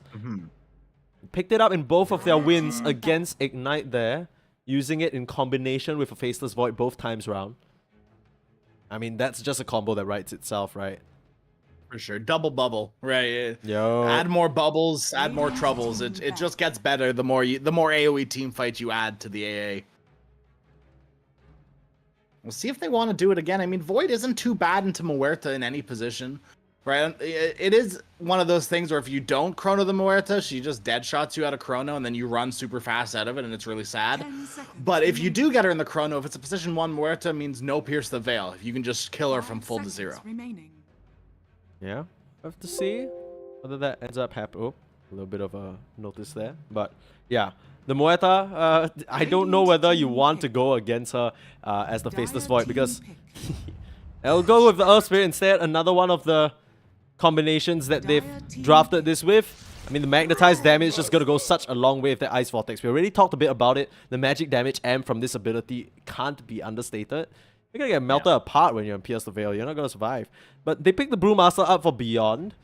We've seen Beyond on the Primal Beast. We've seen Beyond, you know, play a brilliant game on the Night Stalker. I'm sure he has a Brewmaster in his repertoire. It's just we haven't personally seen it yet. I'm sure he plays it. He does. They picked it up once. I'm going to tell you exactly what game it was in a little bit here. I just got to find it. I think it was last Open Qualifiers. They picked it up. No, the Team Zero, they grabbed it against IG. Yeah. In the game earlier. Yeah. Where they won. So it worked out for them. So hopefully round 2, you know, Team Zero can muster their way through and we're not going to have like a 4-12 Brewmaster. Oh, this was with a Grimstroke though, and I think that combination is pretty insane, right? The Grimstroke Brewmaster. Yeah. Really, that game was... I was more impressed by CTY. CTY was going crazy on that Nature's Prophet, and no surprises that it's banned out here. The Train Protector, Protector. It's really good, played up by ZZQ, and yeah, it was actually Ponlo who told me that he really favors the Phoenix over the Train Protector, and in a direct matchup as well. And I can kind of understand why, right? Because no matter who you're living armoring, even if you root up the Phoenix, that doesn't really stop the Phoenix from pressing out. The main concerning factor for me is that these two supports bring a load of magic damage, but not a way to stop the split. Sure, you can counter the split by pressing egg and suddenly they have to decide whether they want to commit or whether they want to fight. But it does leave a lot for this mid laner. We've already seen multiple instances of these drafts where, you know, you draft one action hero, 2 supports that do nothing but damage, and suddenly you're lacking a lot on the disables. Now, Earth Spirit is a one hero that can fill in all the gaps by himself, but still would leave the mid laner, Wymo, in a very uncomfortable position for sure. Yeah, we've seen time and time again, Sneeze, when your supports don't have stuns and don't have control, can leave you really wanting and go along. They are going to end up grabbing that Faceless Void, and I mean, I said more bubbles, more troubles, more doubles, more is more, right? Yeah. And go along, they've got a lot of AoE, a lot of damage into the Chronosphere. They're cooking, dude. It's looking pretty hot from Go Long right now. But Team Zero, they have all the time in the world to think about. Not quite all the time. They're about 2.5 minutes. Yeah. Or 2 minutes rather to think about what they want. The one thing I'm concerned about is this laning stage, right? The Faceless Void and the AA against Muerta Brewmaster can't help but feel like they're gonna get outmuscled. The sheer amount of magic damage they can put onto the Faceless Void, it's all this damage over time is not something you can just easily time off. You could argue to say that the dilation can actually do some of it back the other way, but you know, we're talking about this grand team fight that Go Along are going to pull off. If they can't even make it out of the laning stage, we've seen what happens when these Brewmasters get a hit. They can just completely dominate a game, split or not. Dire team back. Yeah, I will say, to build on what you were saying with the Faceless Void into this lane, Void is not good into Muerta at all. The calling really destroys Faceless Void if you can land it, that is. Yeah. And I mean, Ice, I feel like very, especially after last game, very confident on the Muerta, even warmed up now, right? So the callings, they should be able to be on point. They've got some nice slows, some nice DOT like you talked about. This Void is in for, I think, a world of trouble. Yeah, the gun's definitely loaded already for Ice, but we'll see whether it's still a flex, right? This Dazzle being picked up makes me think that it's gonna be in the mid lane. 7E, it's a bit of a two sides of the coin here against the AA, right? On one hand, no matter how low you drop, even if you grave them, if they drop even lower, they're just gonna shatter no matter what. Yeah, I mean, we have seen Graves save people from the AA Blast in series in the past. Yeah. Only once or twice, I believe. But still, right, that's once or twice that a hero lives instead of dies. Yeah. It's also really good into the Faceless Void, right? You just pop the shot if you're not getting chronoed. Yeah, that's the thing. That's At the end of the day, if you're getting... I mean, to be fair, Dazzle's one of those heroes that really likes to play on the backline, and if 7E is quick on those blinking fingers, can always blink out of the not blink out of the Chronosphere, but blink before the Chronosphere hits him. So we could see some flashy stuff out from 7E. For sure, but more likely for me will be Wymo, right? I think Wymo has a lot of work to do this game still. Before we see the offlane pick, just with this initial draft, it seems like the Faceless Void is going to be farming for quite a while. And Earth Spirit needs to get these connections on the back line because there isn't really anyone else who can reach that far and grab the Dazzle.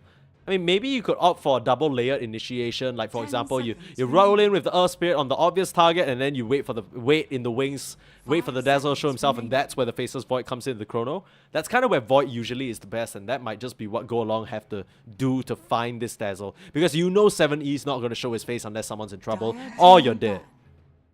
So, Go Along have drafted exactly this before. Like, first pick AA, second Earth Spirit, third Phoenix, fourth Void. They last picked the Doom, which I don't hate here. Ooh, the healing stop for Muerta, Trian, and Dazzle. That's kind of insane, right? It's pretty spicy. I mean, if it's something that Killer's comfortable on, why not? They already banned arguably his most comfortable hero, I think, in the Centaur. So, they banned all the Tidehunters, still open, I think. Yeah, I like it, dude. I think they're cooking with it. I don't see why not. It's once again another one of those heroes that, like, you don't feel too bad about chronoing if he gets Scorched Earth off or if he gets Doom off. Right, at that point he's done his job. He could get in the fray, do his thing, and they're like, okay, I'm gonna chrono on top of you, whatever, dude. I don't care. Hey, grab the Wraith King of Once now into the hands of CTY this draft. I don't think, look, there's no angle where the Muerta suddenly becomes carry and the Wraith King's off lane and it's Brewmaster, or it's like Brewmaster mid or something. Okay, I think I understand where this draft is going. I mean, it's a classic counter to the Faceless Void because you have this crazy team fight and he just has a second life. Like, it literally doesn't matter. Now, Go Along, they're going to have to come up with something special here for this last pick, potentially in the off lane. Probably why they banned out the Bristle and the Tide, just to make sure that the Wraith King could survive the lane. Along with the Treant Protector, he should be more than able to do so. I think Doom is still fine here. You can even throw the Doom on the Wraith King, and all of a sudden he's stopped healing from his crits. Yeah, I mean, I think not his I crits. can. Well, yeah. See, the tricky thing is I can think of like 3 better Doom targets, but I get what you're saying. For sure. Yeah, I mean, the Doom, right? It has to be like Go along. It's gotta be. It's gotta be. That's I'm hedging my bets here. It's actually the Dawnbreaker. Okay. Okay, you This like is it? sick. Okay. I really like it. Let's hear it. I mean, Dawnbreaker into Faceless Void. More is better, dude. Yeah. More AoE. It's so good. No, but I'm just And- wondering, because the main issue is now they have overwhelming team fight, sure.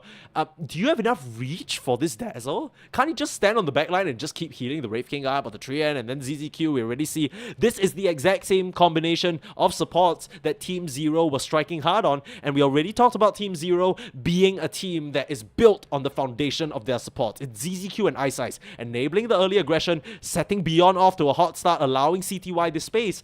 Isn't it gonna be the same story again here, or do you think go along, with this Dawnbreaker, suddenly it's enough? So here's my potential wrench in your plan, right? Okay. And it comes in the form of a little item that doesn't necessarily get picked up too much on the Dawnbreaker, but I think is super clutch. Let's hear it. Agnum Scepter. Just Oh. Agnum Scepter. All right. Right. It's a pretty popular item later in the game, but there's definitely room for like a blade mail, like maybe blade mail Deso BKB Ag, something like that. Maybe it's a little too late at that point, but that's gonna let you potentially get on top of the Dazzle. Right? Okay. It's a way you can move the Solar Guardian, as slow as it is, but you can still move it, get on top of the Dazzle. It's protection for the egg if you get that mischance as well. As long as they're not, and this is what I think is going to be really important for Go Along. As long as they don't stack every single one of their ultimates in non-consequential team fights. Like, obviously, when the game goes later and you're pushing high ground, use all your ultimates, who cares? But, if they can kind of stagger their ultimates in this early to mid game, it's going to keep Team Zero on their toes. And I think Team Zero kind of have a similar way of, like, if they use Split and Overgrowth and CTY dies, then all of a sudden there's kind of a big opening for Go Along to play around those cooldowns. So, and it goes both ways. As long as Go Along don't stack up all their ultimates, don't give any openings for Team Zero. This, I'm liking what they're cooking. The only thing I don't really like is the Phoenix Dawnbreaker lane. It's not the strongest lane. And I think that's where the Wraith King Treant Protector is really going to take advantage of. Yeah, so you mentioned the wrench in my plans, right? Let me tell you about the wrench in the wrench. Once right now, under some trouble, but a huge hammer onto two, Beyond and ZZQ. They're the ones suffering right now, the last punch out. They get the first blood, Outsider will be the one to claim it. Once still standing in front though, he's just gonna get worked out. That's the Faceless Void losing his life there. Start beating back the opposition. I thought for sure it was Curtains with that beautiful Starbreaker from Killer. It's not gonna be enough. Waimo walking up with the kick. Looks like he sacrificed his own life in this situation though. Will turn around, get finished off, and with that Poison Touch coming through, the Cold Feet, not enough to take down 7E. They're absolutely beating each other right now. And Starbreaker Killer is on an absolute tear. 4-kill involvement, they might just look at 7E. See, he'll just give up the bounty rune. He's not even... He needs to keep his life preserved, but even then he has to do the Walk of Shame back. Or actually, he's just going to start the lane out with 100 HP. Disaster for the side of Team Zero to start out this game number 2. Not looking very good for their hopes of closing this out into 2-0. And yeah, back to the point I was making, wrench in your plans here. Sure, your Dawnbreaker gets off to a good start with these kills, but I can't help but feel like this... Okay, they've opted for a bit of a swap again. Ice Ice is going to be here with CTY. I was so sure that if it was Treant Protector CTY, they'd be able to just crush this lane. Yeah, a little weird. I'm going to be honest with you. Yeah. I mean, now you're basically putting the Brewmaster Beyond with, a Treant Protector who, sure, is going to be... It doesn't really speak to me, does it? Yeah, I mean, like it doesn't really have the same, I'm going to proc Cinderbrew over and over and, fear the Faceless Void and you can't time walk out and we're actually going to kill him in lane. It just speaks to me like they're worried that this Faceless Void AA is actually going to outlane them and they just want to keep him safe. I mean, ZZQ could very much prove us wrong here. This player has been standout for me along with Ice Ice, like I mentioned. Maybe he can get aggressive. Could be a situation where they think Muerta, we talked about the DOT and how good the calling is to Void. Maybe it's just one of those, like, Treant Protector has more DOT and Void is a little bit sadder dealing with that. okay. I'm trying to find any sort of reason here. I can't think too much of it. I don't know why you'd want to lane these double melee heroes with each other. I mean, I think out of okay. I mean, to be fair, Ray's a melee hero too, so. I mean, I think I just realized something that we conveniently forgot. Silence against the Phoenix suddenly makes this kill doable. That's true. And that's really all I got. I mean, you silence up Killer as well. Suddenly he can't turn around with a Starbreaker. You're not trading anymore. You're just running, right? And that's kind of the situation Ice Ice is going to put them in. And good harass as well. Able to just pepper down this Dawnbreaker, force the early salve out. Create a lot of space for this Wraith King to work. It's exactly what he wants. I wonder if there's ever any occasion to build Blightstone on Muerta. I feel like her right clicks are really strong, and she does it a lot in lane. But then, you don't really want to build Medallion, so the Blightstone feels weird. But we saw AA start with the Blightstone last game, ended up selling it later on. So I don't know. Maybe I'm cooking. Maybe I'm thinking. I don't know. But just thinking like Blightstone could be kind of good this game because neither of these two heroes really have much armor. Killa fine sitting at 5, but TK 1 armor. You can really punish this Phoenix. Yeah. Just keep blasting away here. And even with those fire spirits. Nice dead shot. Yeah. Messing with TK a bit. I mean, he has that dive. If we catch him with the calling, he is going to be easy pickings. DTY just posturing for that stun, scaring the Phoenix away here in this early stage. Well, we haven't really talked about the mid lane matchup. Now, Earth Spirit is this stable mid laner, should be able to get a lot of good CS with the kick, secure the range creep and whatnot. But, yeah, I mean, Dazzle really good against these melee laners, right? Is there an angle for Wymo to come out on top in this lane, you reckon? It's possible. I think Dazzle should kind of just roll over this lane, pun intended.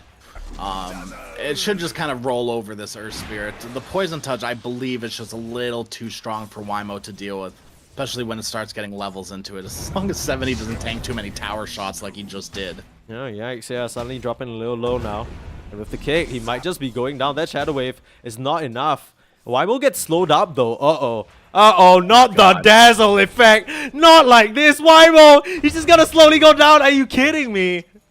Very, very unfortunate there. Just saw the kill slowly limp away from him. He had Rolling Boulder up again. That was an awkward engagement. I don't know. Maybe he didn't realize he had Rolling. Maybe it just came up when he died. Maybe he just believed that he could reach him with the staff. Yeah. I don't know. Maybe.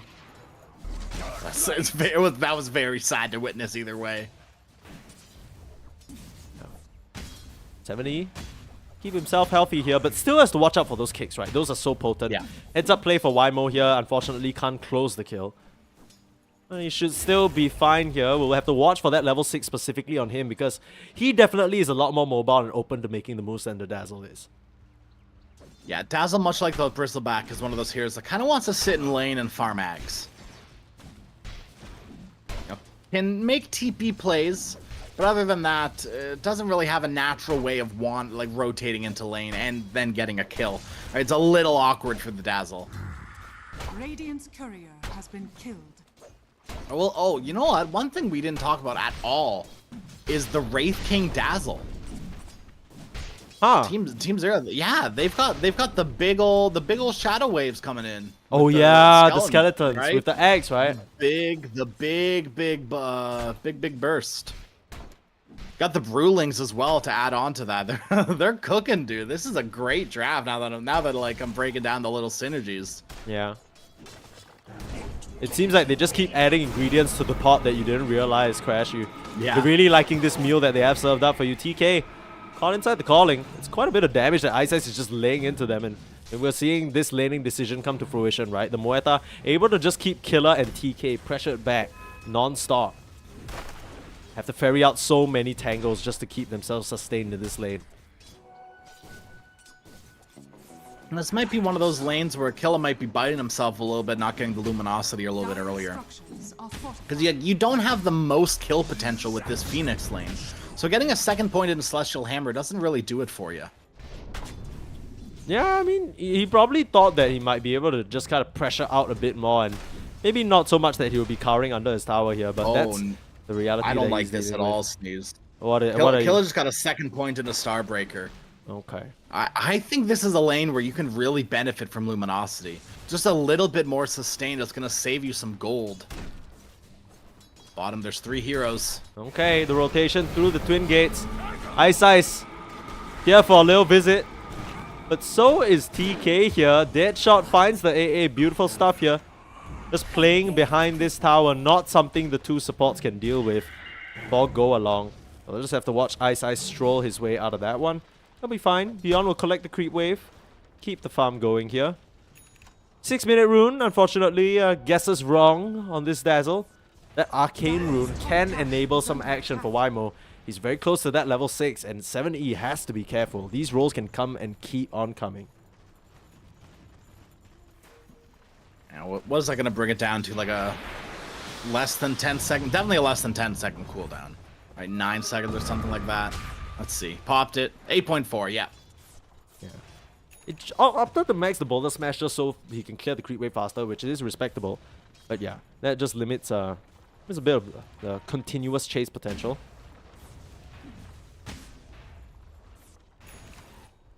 And then TP up top, Wymo. CTY is way forward.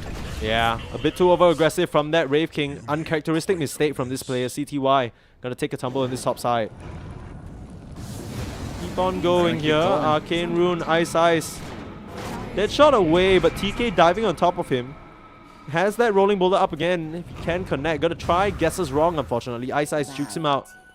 But he will come by and spot out these stacks. Uh-oh.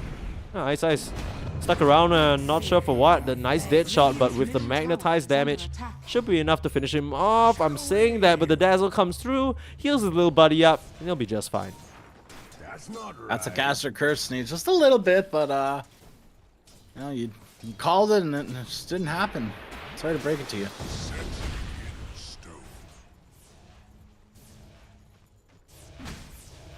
Once not level 6 yet, just use Time Walk. Uh-oh, in Beyond. some trouble. That's a split. The Astral Pull bringing him back into their arms. Has the second... Oh, the 3 levels. He had it off cooldown, but the boulder finds him. Nicely done from the Brewmaster and ZZQ to make that happen. Radiant's middle tower Oh, it looks like they want more. ZZQ making use of the tree walking from the Nature's Guise. Coming through on the outsider. Oh, this AA. He is slow to a crawl.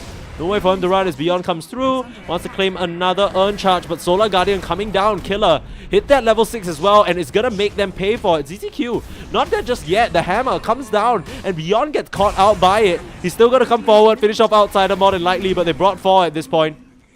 And Beyond might just be saying worth to his team if he's able to juke his way out of this one. No way.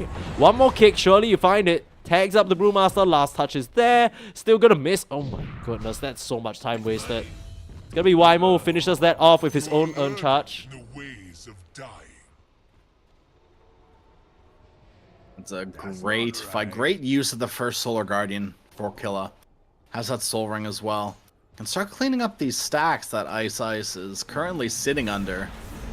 They're calling the level 2 Starbreaker, and with Wymo here as well. They are able to get that kill. Bit over-aggressive from the Moeta coming in like that. I mean, I'm not really sure what he was looking for, but he found nothing but death. And this is really cool, because Dawnbreaker making that play, TK sitting up top, gets his Phoenix a lot closer to his 6 than this AA, who Outsider's been sitting, kind of babysitting the Faceless Void for as long as possible. Right? You know, as a support, you kind of want to give your safe lane carry a little bit more XP than you take. So one's getting close to that level 6, but the one who's suffering is his AA, and that Ice Blast. It's going to come in handy this game. If you don't get that in a decent time, could be on the bus trip to Struggle City. Yeah, but bot side, you know who's on Struggle City? This Faceless Void right now. Queued up the Midas, but bottom of all the cores at 3.2k net worth. It's a rough spot. They will set up onto ZZQ here. Spot him out thanks to that ward through the Twin Gates. No rotation for you, Trien. He'll be taken down, but top side coming through. They couldn't close the killer onto TK. That's just not enough disable. He's able to dive out of there. Even if they do commit, he has the egg, so it could be very scary if once decides to TP in with the Chrono. Is under attack. Rotations galore is probably going to be the name of this early game. These twin gates are going to really come in handy to make those things happen. And even mid might see a potential rotation onto this Dazzle, but 7E, like we said, he's one of those heroes that you know where he's going to be. He's going to be sitting in his lane, farming up that Aghanim Scepter, and you're going to do what you can to make sure that that stops. ZZQ bottom. He might get a solo kill off onto ones with the dead shot from Ice Ice. He gets it. Bruh. How do you let that There's happen? That gate. Was that just he time walked away from the Brewmaster and then? Yeah. Oh no. ZZQ follows him through the trees, and they even saw Ice Ice come with that ward. It's just there was really nothing else that the Void could have done there. That's just right. I mean, maybe just the only option is just not being there, but honestly, take a look at the map state. Where else is he gonna farm? Yeah. He is not just on the bus trip to Struggle City, he is a resident and a tour guide at this point. This Void not having too good of a game. He's gonna join up with his team and try and make use of these level 6s though.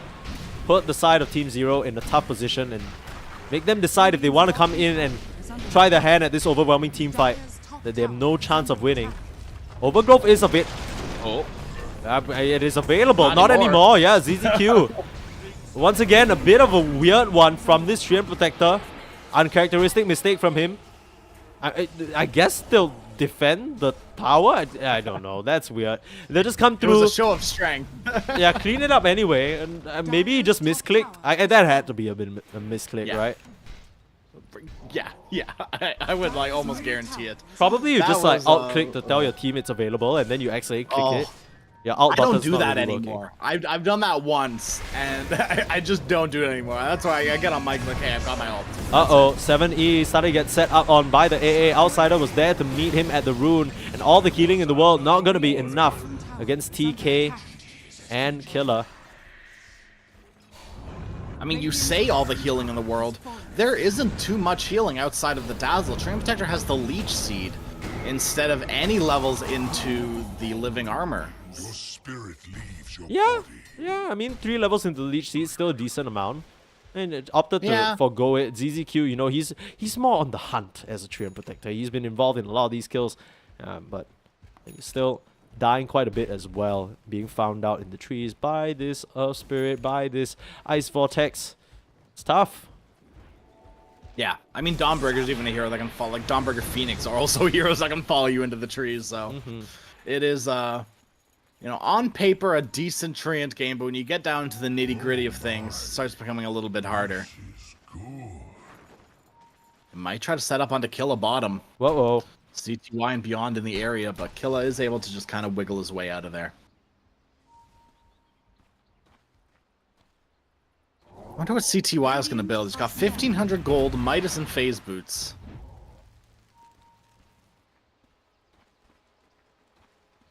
Beyond. He's showing you how to Brewmaster. He's got the vessel working on the Midas. This is what... Come on, Brewmaster. like, this is the recipe. You know, you had the textbook in front of you.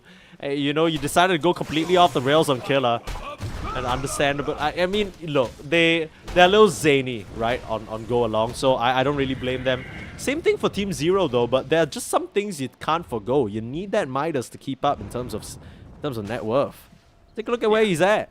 Beyond, CTY, and 7E, all sitting at the top right now. Sure, they're being closely followed by Killer. This time on the Dawnbreakers had a spectacular game.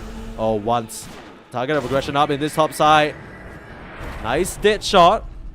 Kind of forcing him out of range of that Solar Guardian, which is pretty funny. He didn't get as much healing as he wanted to out of that.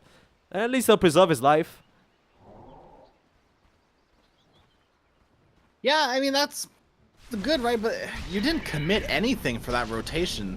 It forces Void back into the jungle, and just with the Midas now, Void has a long way to go before he's ready to want to fight.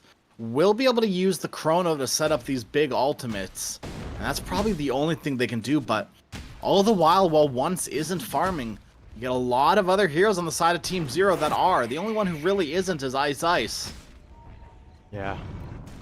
Hey, he'll be happy just to receive this wave and get a bit of EXP information while he's at it. Uh-oh, Beyond. Spotted out by this ward. This will be a huge ticket kill if they can grab it. Straight on with the Ice Blast on top of the Chrono. The bubbles like you talked about. But no, the silence right in time. Heads up play from Wymo to save that for last there. It's only one level in the geomagnetic grid, but it makes the difference. Kills off that Brewmaster. Unfortunately, it's TK who gets the kill, but it's gonna get him closer to his own Hand of Midas there. Oh, okay. Hand of Midas Earth Spirit. It's not too often that I get to see that. I mean, it's certainly fine. Right, Earth Spirit is one of those heroes that, like you talked about, like the Brewmaster, definitely likes to get more levels. Killa, interesting. Goes for the Celestial Hammer Slow talent instead of the Starbreaker swipe damage.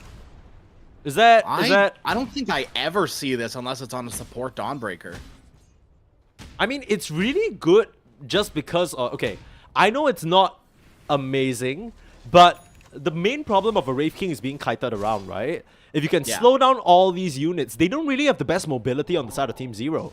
If things get sticky and things get hairy on top of the Ice Vortex already, they're not going to be able to walk away from the Phoenix Sunray or maybe the Earth Spirit who will be chasing them down. I don't think I mind this too much. It's pretty interesting. It is absolutely interesting. And these little skeletons are going to make their way over to this lane. CTY here as well. Almost with that Radiance. 800 gold away. So that's going to force Brewmaster to move into other items beyond. It's going to queue up that Blink Dagger.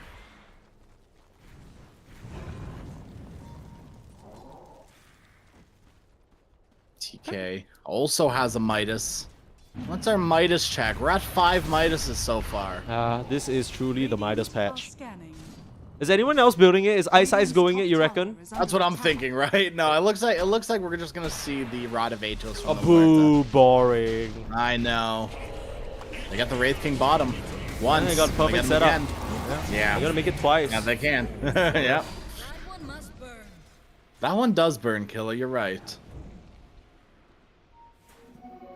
These set plays have making been good space for once. Yeah, they're still gonna try and fight though. Ice comes through. I don't know whether this is a fight you want to take, but they're gonna try and commit onto Wymo. That's the egg on the high ground. They don't have enough damage to cut through it, and Ice it's gonna pop on top of their heads, and that is so much time wasted. Wymo able to TP his way out of this one. Disaster. As a supporting cast, Killa, he's still looking to fight with that Starbreaker and Magic Invulnerability. It kind of may have stayed around a bit too long there, not respecting the Dazzle, and the Dazzle will do him in. My congregation's Big mega kill streak going the way of 7E there. Ends up being a pretty even trade altogether. Yeah, it's just a 1-for-1. That definitely favors Team Zero because of that kill streak. And they can actually continue to put up pressure and engage as they've staggered their ultimates. They only really used Pierce the Veil and Overgrowth. Dire's structures are fortified. All right, they still have that Primal Split. Egg is going to be on cooldown for a little bit longer. Magnetize also on cooldown. Little bit of a window for Team Zero to get aggressive if they so choose, but it looks like everyone is content just backing up and farming, not wanting to, force too much aggression and make a mistake. Yeah, I mean, CTY is still a little bit off his own Radiant, so we'll probably want to wait for that to be done with just first. And, this Aghanim's, it's only just a power ramper for this Dazzle, who's once again been very, very quiet, but still getting his own bag up. Blink Dagger complete, which means he's gonna tinker it up. Oh, Wymo. No Overgrowth for 40. They do have that instant root. Silencing him up, blocking the roll. I heard a Chrono on the sidelines though. They hold the Dazzle in place. Can they get beyond before he gets a split? No! The Brewlings come out and Killa, you're gonna be in a load of hurt here. TK still doing a lot of damage with that Sunray, but with the Deadshot and the Hurricane up to the skies, you're not going anywhere. The Phoenix drops back down to the ground to watch the Dawnbreaker die, and Ice, even with those Fire Spirits, should be able to finish off the Phoenix Egg. Beyond narrowly survives there. But they wipe out 4, and that was the Chrono, Magnetize, Egg, Ice Blast, everything used for Go Along, and it just wasn't enough. All they get is the Dazzle. And this is one of those times, Sneeze, where after you've used all of those abilities, you have a window to make an engagement on Team Zero. right? Reincarnation is back up. Overgrowth is back up. You use Split, but that's okay. You've still got 2 big teamfight ultimates and Pierce the Veil. You know, that doesn't really... You don't really care Yeah, about I don't know Pierce the Veil. about. I don't know about that. The cooldown is super short anyways, right? They don't care about it, and it's super short, so it doesn't matter. Yeah. Well, this is the timing that they can find here. That's what happens when you draft big team fight. You're at risk of not having it for a long period of time. Yeah. I don't know what Team Zero could look to do with it though. I mean, it still feels a bit too early to go into Roche. They don't necessarily have the best tools. Sure, the Dazzle can work, make them work. But yeah, he's gonna settle the Tormentor for himself there. There's the Poison Touch Hex. Ooh, that is gonna be scary business for the Faceless Void and the Earth Spirit. Yeah, even heroes like Dawnbreaker and Phoenix are very susceptible to getting destroyed by this Dazzle Shard. Does not feel good to get your Starbreaker. Actually, to be fair, Dawnbreaker now has the Solar Guardian Shard. Not Solar Guardian Shard, the Starbreaker Shard. So, it's fine, actually. Does not care about getting hexed. I lied. They'll be carrying on here. Looking to continue putting on the aggression. It feels like go along. Isn't it kind of concerning when you execute your big team fight and it doesn't even work out? You just use the Starbreaker on the Creep Wave. That's gonna leave you susceptible to Atos. The rest of the supporting cast of Team Zero stream in. They actually choose to commit the split in advance. They know response is here and they want to make the move onto Wymo as well. Oh no, he could get rooted up but manages to get the roll through. Phoenix shows themselves. Managing to dive away, put up to the sky by Beyond. Showing you how to play some Brewmaster here.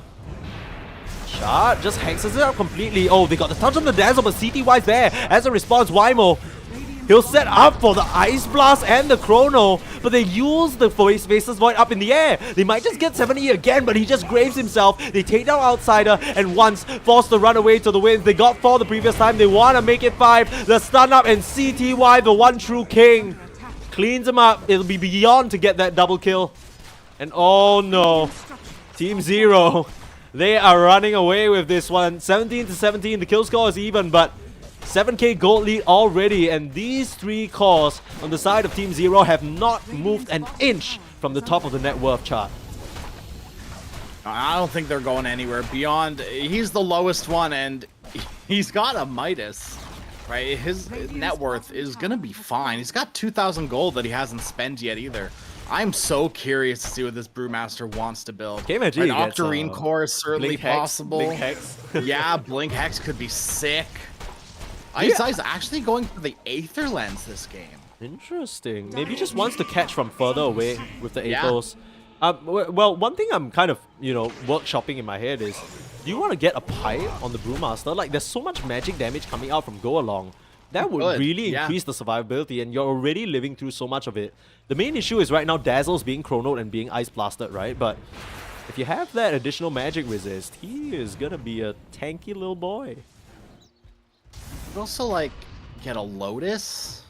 Yeah. Does actually, no, you couldn't. It doesn't feel good this game. Yeah, it doesn't really. But Deadshot, Killer, he's not gonna feel good this game as well. It's already suffering on the Brewmaster to a certain extent that last game. Try and get the kick on Triad's just juking his socks off. What? Wymo? He's caught in a rough mix right now. TK is gonna come through, pop the egg to try and save him, but he's taking out to the magic damage. There's the one. There's the kill. ZZQ gets ticked out by the Spirit Vessel on the Earth Spirit here, but Beyond still chasing down the TK, slowed up to a crawl by the Poison Touch. Wymo forced to roll away, sends his salute and regards to the Phoenix for saving his life there. Time is money. That's egg down. This is another opening for Team Zero. Chrono will be up in 15 seconds, but without the egg, without the magnetize, how much damage do you really have in this Chronosphere?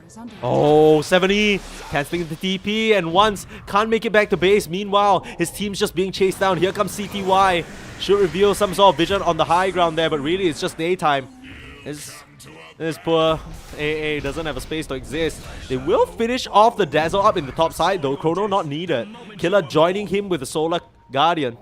But oh, look at this rat. Look at this play.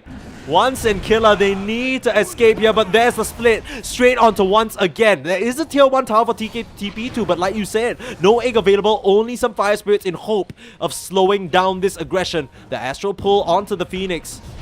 And now they've ATOSed him up. That's the BKB reveal from the Faceless Void though. He has a chrono, needs to find his targets. Coming through to the back line, pops it on to ZZQ, gets that first kill. The Wraith King still has his second life though, but Beyond already wiping out your back line. 7E rolling forward, taking down Ice. They're starting to fall apart here on the side of Team Zero. 5 members standing strong. The buyback from Killer comes into play. And a bit over-aggressive here from Team Zero. They end up losing a couple of key members. They take the fight without your Dazzle for such an extended period of time. And Beyond's gonna go down as well. For some reason, Beyond stuck around. That was not it, man. Yeah, and once he's gonna get that wicked kill streak straight into his pocket, we'll be very, very happy about that. And this shot on the Earth Spirit, being able to pull your allies back in there is gonna go such a long way, especially maybe fishing once out of the calling, you know, pulling him out when he's hexed, trying to create distance between him and the Wraith King. There's so much utility there. If he uses it. Yeah, true. There's been games where I've seen Earth Spirits just not use their shard. Hopefully, this is a really good game for it, so hopefully we do see it get used. So true. This little skeleton's gonna give away there's a ward here.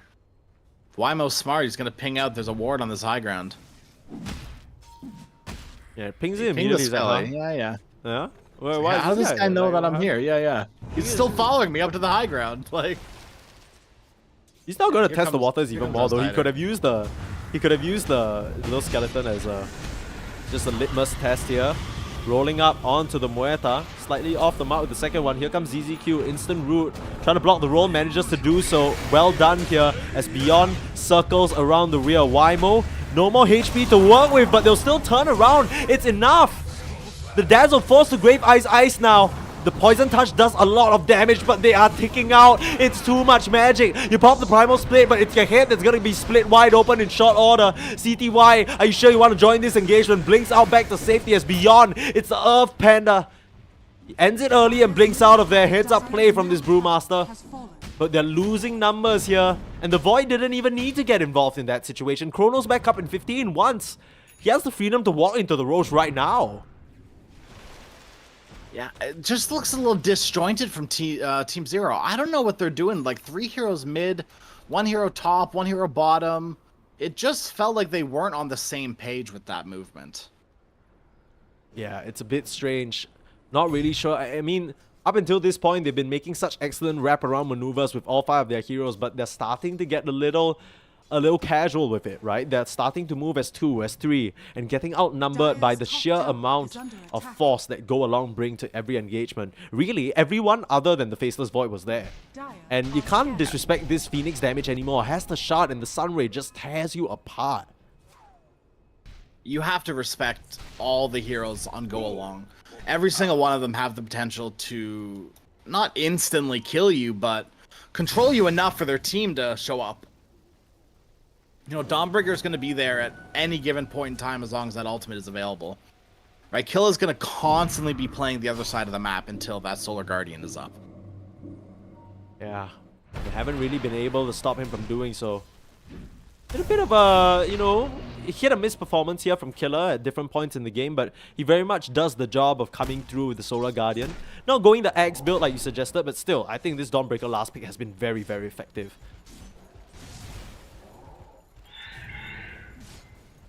CTY will show himself here on the wall. They don't know the rest of Team Zero are waiting.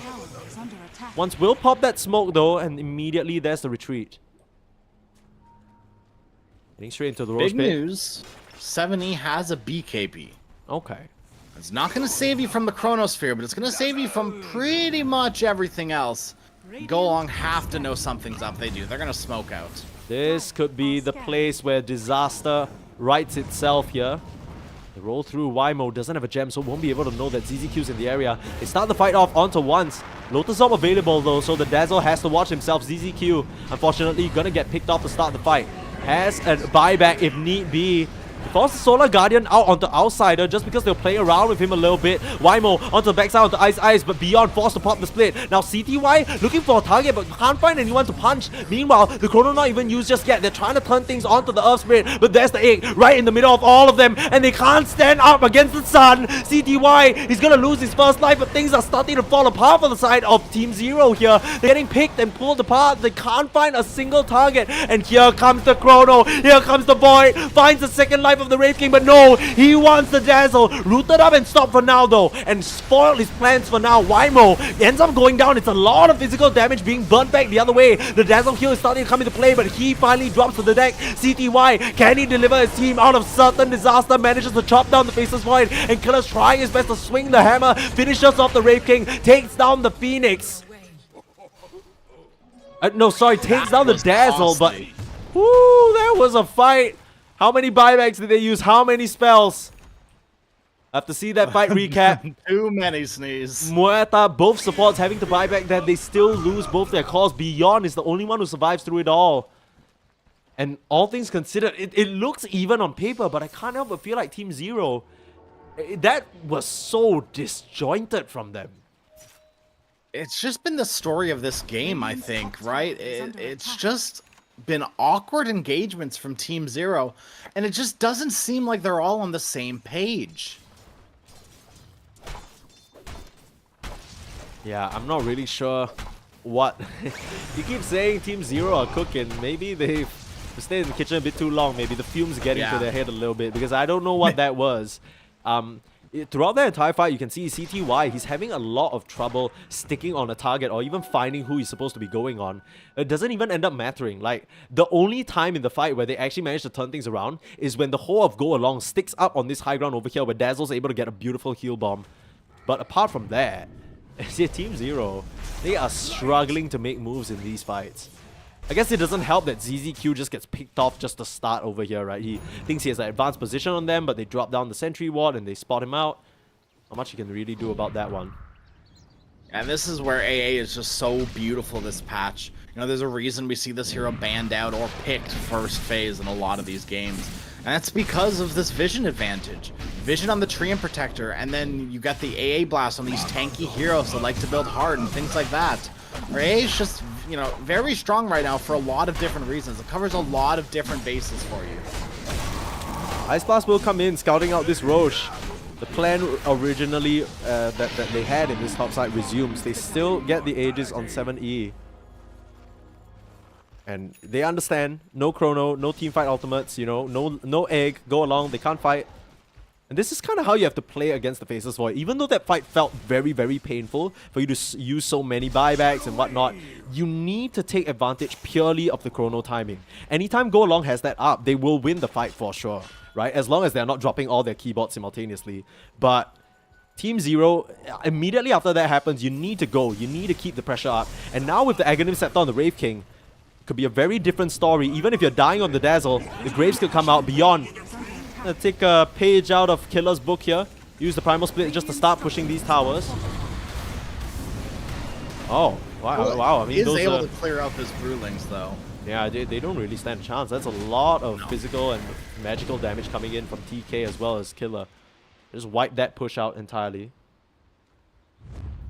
Radiant are scanning. And they're gonna smoke out on Go Along. Despite having the Aegis on 7E, Go Along feel like they can still fight. I mean, they have all their ultimates up, right? There's no reason not to at this point in time. BKB complete. Wymo, Titan Sliver as well. He is so strong. Status resist. It took so long for them to even muscle him down. Also a lot of havoc in the fight. Yeah, once has a Titan Sliver as well.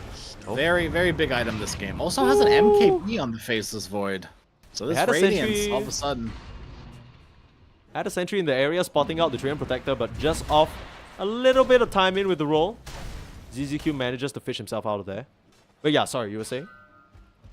Oh, just Titan Sliver on the Void as well. It's, you know, just very good. And it has the MKBs and the Radiance. Yeah, quite a few. Yeah, the Radiance now no longer as effective. Ooh. With an MKB on Void. Going for that Satanic next. Void gonna start tanking up. Radiant's middle Speaking of tower tanking up, is under Wymo is attack. almost 4k HP with that BKB as well as the heart. Force the TP back just to answer this push out though. They're uncomfortable, they'll show on the map, and immediately Team Zero will understand that they can continue to occupy this area and breach back into it. It's gotten a little bit hairy now because I don't feel. Ooh, they were just off the mark a little. Outsider manages to make his way through the twin gates, leaves a ward behind. He knows the chase is coming. Immediately hides away. Still spotted out by a ward though. They know where this AA is. But they need to watch themselves. They could be chasing right into a trap. The rest of the go-along heroes are in this area. Void will show on the wave, and that should be enough to stop ZZQ from chasing any further. They see the Void now on that ward, so they know exactly where he is. No chance Ice and ZZQ have any right to make an engagement here on the Void. I mean, it's still very split in the mid lane. They're setting up with the Wymo. 7E forced to pop the BKB, and the chase is on for the Dazzle. Turns around, hexes them all. Is it going to be enough to keep him alive? Blinks out of there with the help of the bad Juju.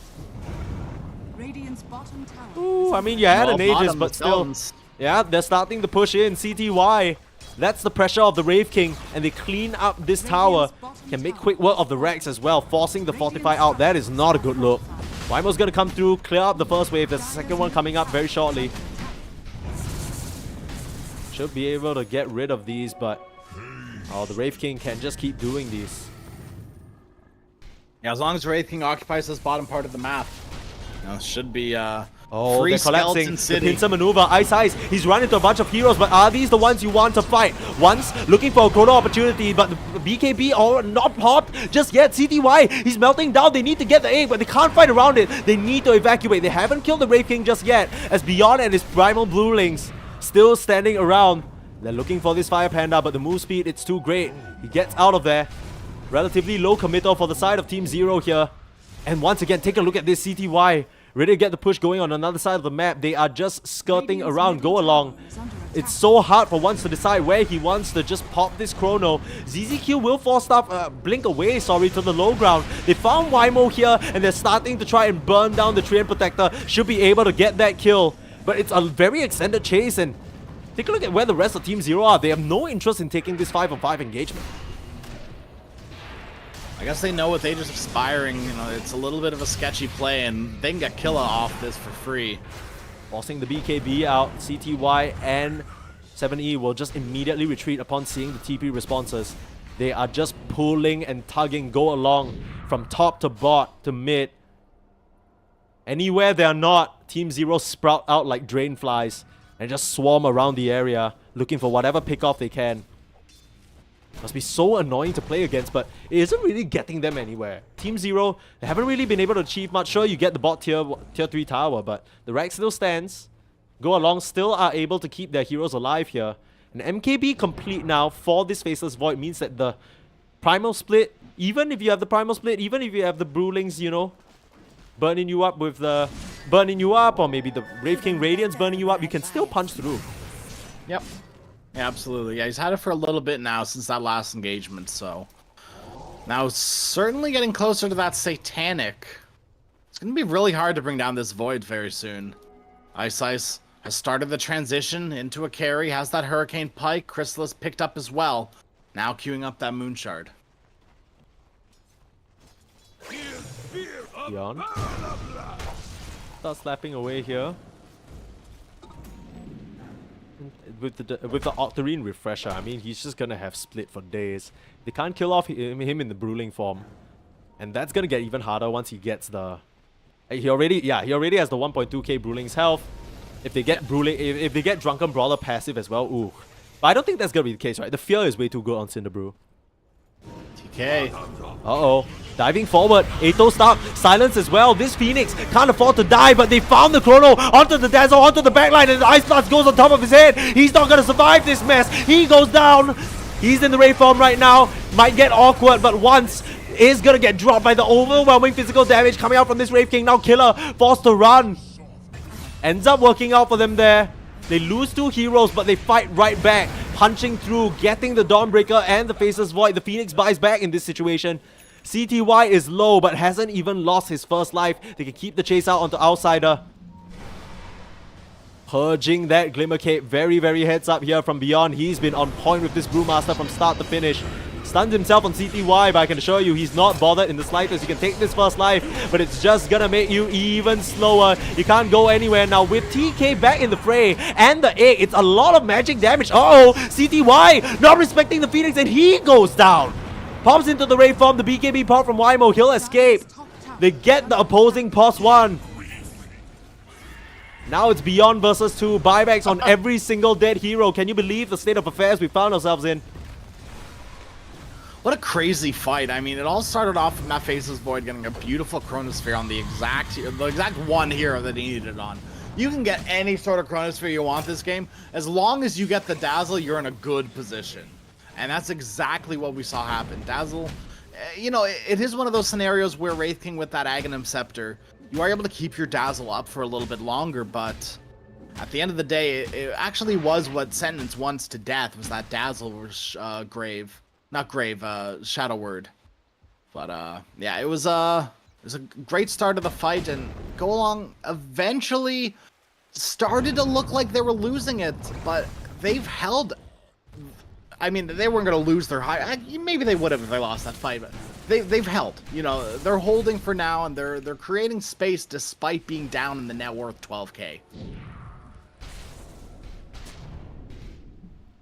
Kind of feels like as the game goes on and on, it's getting harder for Team Zero to potentially end the game here. I mean, they have the second lives on the Wraith King, Ags and whatnot, but just like they need to resort to some dirty tactics or like just some split pushing with Brewmaster or some skeleton split push to really make things happen. You've reached late game Void, you've reached late game, I mean, Dawnbreaker, and we're starting to see this Phoenix and AA combo. I mean, sure, they don't have the most items on either one of them, but the magic damage that they're doing, oh my lord, it just melts CTY. He can't stand up against it. Yeah, keep in mind, right, Phoenix's percentage-based damage. So it adds up on heroes like Brewmaster, who's built to be tanky. Wraith King, the strength hero, builds to be tanky. Yeah. Doing lots and lots of damage. Yeah, it's so uncomfortable to buy a BKB this game too, right? But you're getting so much mischance from this Sunray. Wymo and Beyond dueling up on the King of the Kill. Manages to get the split off though. It's not too big of a commitment, all things considered. Their Astral pull in, and there's the Abyssal. Solar Guardian is the response. Comes through with the dive, and immediately the egg. They're on to CTY. It's still his first life, so he is going to come back into the fray. Where's the rest of Team Zero? They need to set up on this Faceless Void. He can come straight through. They feared him out right now, but he's looking for Chrono. Hexed up. Can they finish the Faceless Void before he bombs the BKB? Manages a time walk and finds the Wraith King. Overgrowth on top of his head though, and if Ice Blasted CTY, but Ice just melts down the Faceless Void. He doesn't stand a chance against the overwhelming damage, and now it's Wymo against the world. Magnetized, taking down 2, rolling forward, but Beyond the grave, this Wraith King, alongside his allies, will clean them all up. Now it's DK, eggless, allyless, and just a dive. Beyond surely will chase him down now. The buyback from the Wraith King, ready to clean up this game. As TK turns around for the Sunray, he'll go down. Last touch, ZZQ finds it. A gem on the deck, but very successful team fight. And Team Zero, I mean, that was the Wraith King Axe through and through. They almost full focus down the Faceless Void, which forced him to get onto such an awkward chrono just on the Wraith King. And it doesn't even matter. Now he's buying back. Now they want to end the game, and all you have is 16 seconds on AA. You can bring him back, but at this point, I mean, I don't know whether you even do that. No one else has buyback for a long while. Just from the goal, and uh-oh. These racks are going to go down very fast. Oh, Wymo. Up into the air he goes. Beyond can just keep doing that. Yeah, Wymo won't be able to play this game. Right, look at the Storm Panther. Straight in again. Cyclone up to nowhere. You're just gonna... You might as well be dead. And it looks like Beyond did get the Drunken Brawler passive. Yeah. The Bruising instead of the Fear. The Ice Blast gonna connect onto CTY. That's a respawn of the Faceless Void. Doesn't have a chrono to work with. Turns around, gets Abyssal. They're still rolling forward onto the Wraith King though.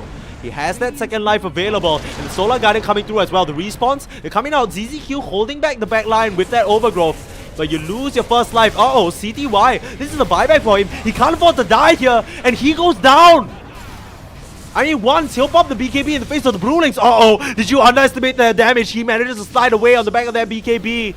And that is 2 minutes without your Wraith King. But can the rest of Team Zero square up? Wymo popping the BKB onto Dazzle, forcing his. The swing forward, Killer swinging the hammer, trying to finish off the Brewlings, but they're just too tanky. ZZQ standing his ground. It's going to be Wymo now out of the picture. Ice Ice, he's starting to do quite a bit of damage. The Hurricane Pike away, punching out on this Void. Fear him and throw him up into the sky. Killer trying to work down this Muerta, who has been such a pain so far. The Hex out once. Finally has the Chrono, but goes completely wide. Can't find 70. Blinks out the Chrono, and they know exactly where their Void is. They'll ping him out, but it doesn't even matter. His team is down. They're still on the hunt here. Looking for this Faceless Void. The Dead Shot finds him the clap. Is it enough damage over time? That's the Atos. Can he get himself out of here? Satanic in the short bit. He needs to purge. Starting the lifesteal, but the Drunken Brawler does him in. And that's no more Faceless Void for 90. What can you find here on the side of Team Zero? These team fights, they've been absolutely insane. And it really all just culminates down to once. He can't land a good Chrono. And you know what, Sneeze, I called it, dude. 7E, he's got that arcane blink. All he needs is quick fingers to be able to get out of the Chronosphere. He saw it coming from a mile away. Yeah. Really heads up play and understanding that that's what a Void was looking for. It would have been disaster if they lost the Dazzle as well, but he's able to just continue creating so much distance with the arcane blinks and the telescope. His blink range is basically your entire screen. Dazzle. Now, TK just got a very big item on this Phoenix. Finished up that Refresher Orb. Double Egg. We saw how important Egg is going to be this game. And, you know, 2 eggs are better than 1. That's what I always say. Yeah, fair. Makes for a good breakfast. Yeah, very much so. Yeah. I'm a 2-egg kind of guy when I make breakfast. Yeah, and Team Zero are 2-game victory kind of series player with the way this is looking. And Killer, without his Faceless Void, they will have one last chance, right? Faceless Void, Chrono is coming up in 35 seconds, so this high ground hold is doable. It's just with so many resources, Ice Ice basically becoming a carry himself. The amount of damage he's doing with this Pierce the Veil. 6 Spell M charges already, thanks to that shard. I mean, hell, they all have the shard, so they don't even need Tormentor anymore.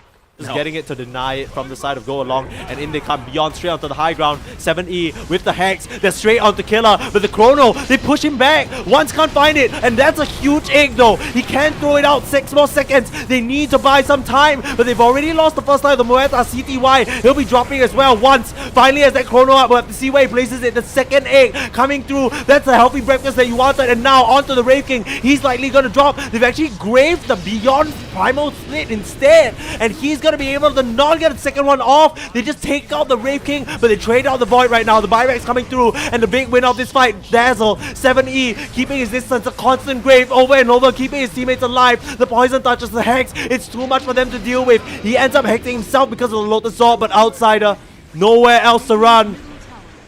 Head slapped down and takes out to the magic damage. And surely, without Killer, without this Faceless Void, Wymo against the world, what can you do?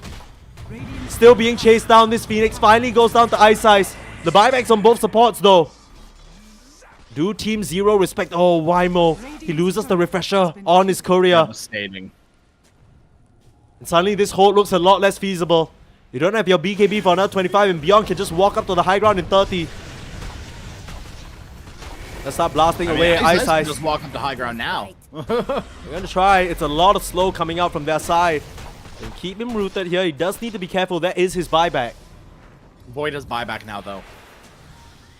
Just got it. They can try and bait here. They would hate to have the buyback here. Solar Guardian. Kind of a swing and a miss. Beyond just making quick work of this top Brax, but not able to finish it off just yet. Rolling straight into a Hex. He has the BKB in the back pocket and he can pop it if he needs to. Doesn't feel that at the moment. Beyond still on the front line. He has the split, gonna come through and start working on this Rex. Meanwhile, forcing the BKB out from Wymo as the Primal Brewlings just start to get to work. Already escaping with the Storm Brewling, so he'll be fine here. Oh, this game has just been so insane. It's like, if you take a look at the net worth, it's not even close, which is weird because the kills are incredibly close, right? It doesn't get much closer than being completely even, Sneeze. Yeah, CTY though, He wants to come straight back into it. They don't want to take their foot off the gas. Keep putting on this pressure. Chrono is available. Solar Guardian is in 33. Have basically all the teamfight ultimates that you want and split. Surely you wait for it. I mean, you have Refresher, but you'd like to use that in tandem with one split. I mean, a good opportunity is a good opportunity. If they get a potential pick-off, no reason to not just jump the gun. CTY, they'll have to be so careful. They've gotten to a point in the game where it isn't hard to kill him off twice. Kick him back straight into the rest of the team. That's the first life already. Gonna take out Shirley, but there's the grave. Keeping him alive and in Beyonder. He's straight into it. Trying to rat, scaring them away. Ato stop. Feared up on this Faceless Void. That's a few times that he's died. It was thanks to the fear as well as the dazzle shot.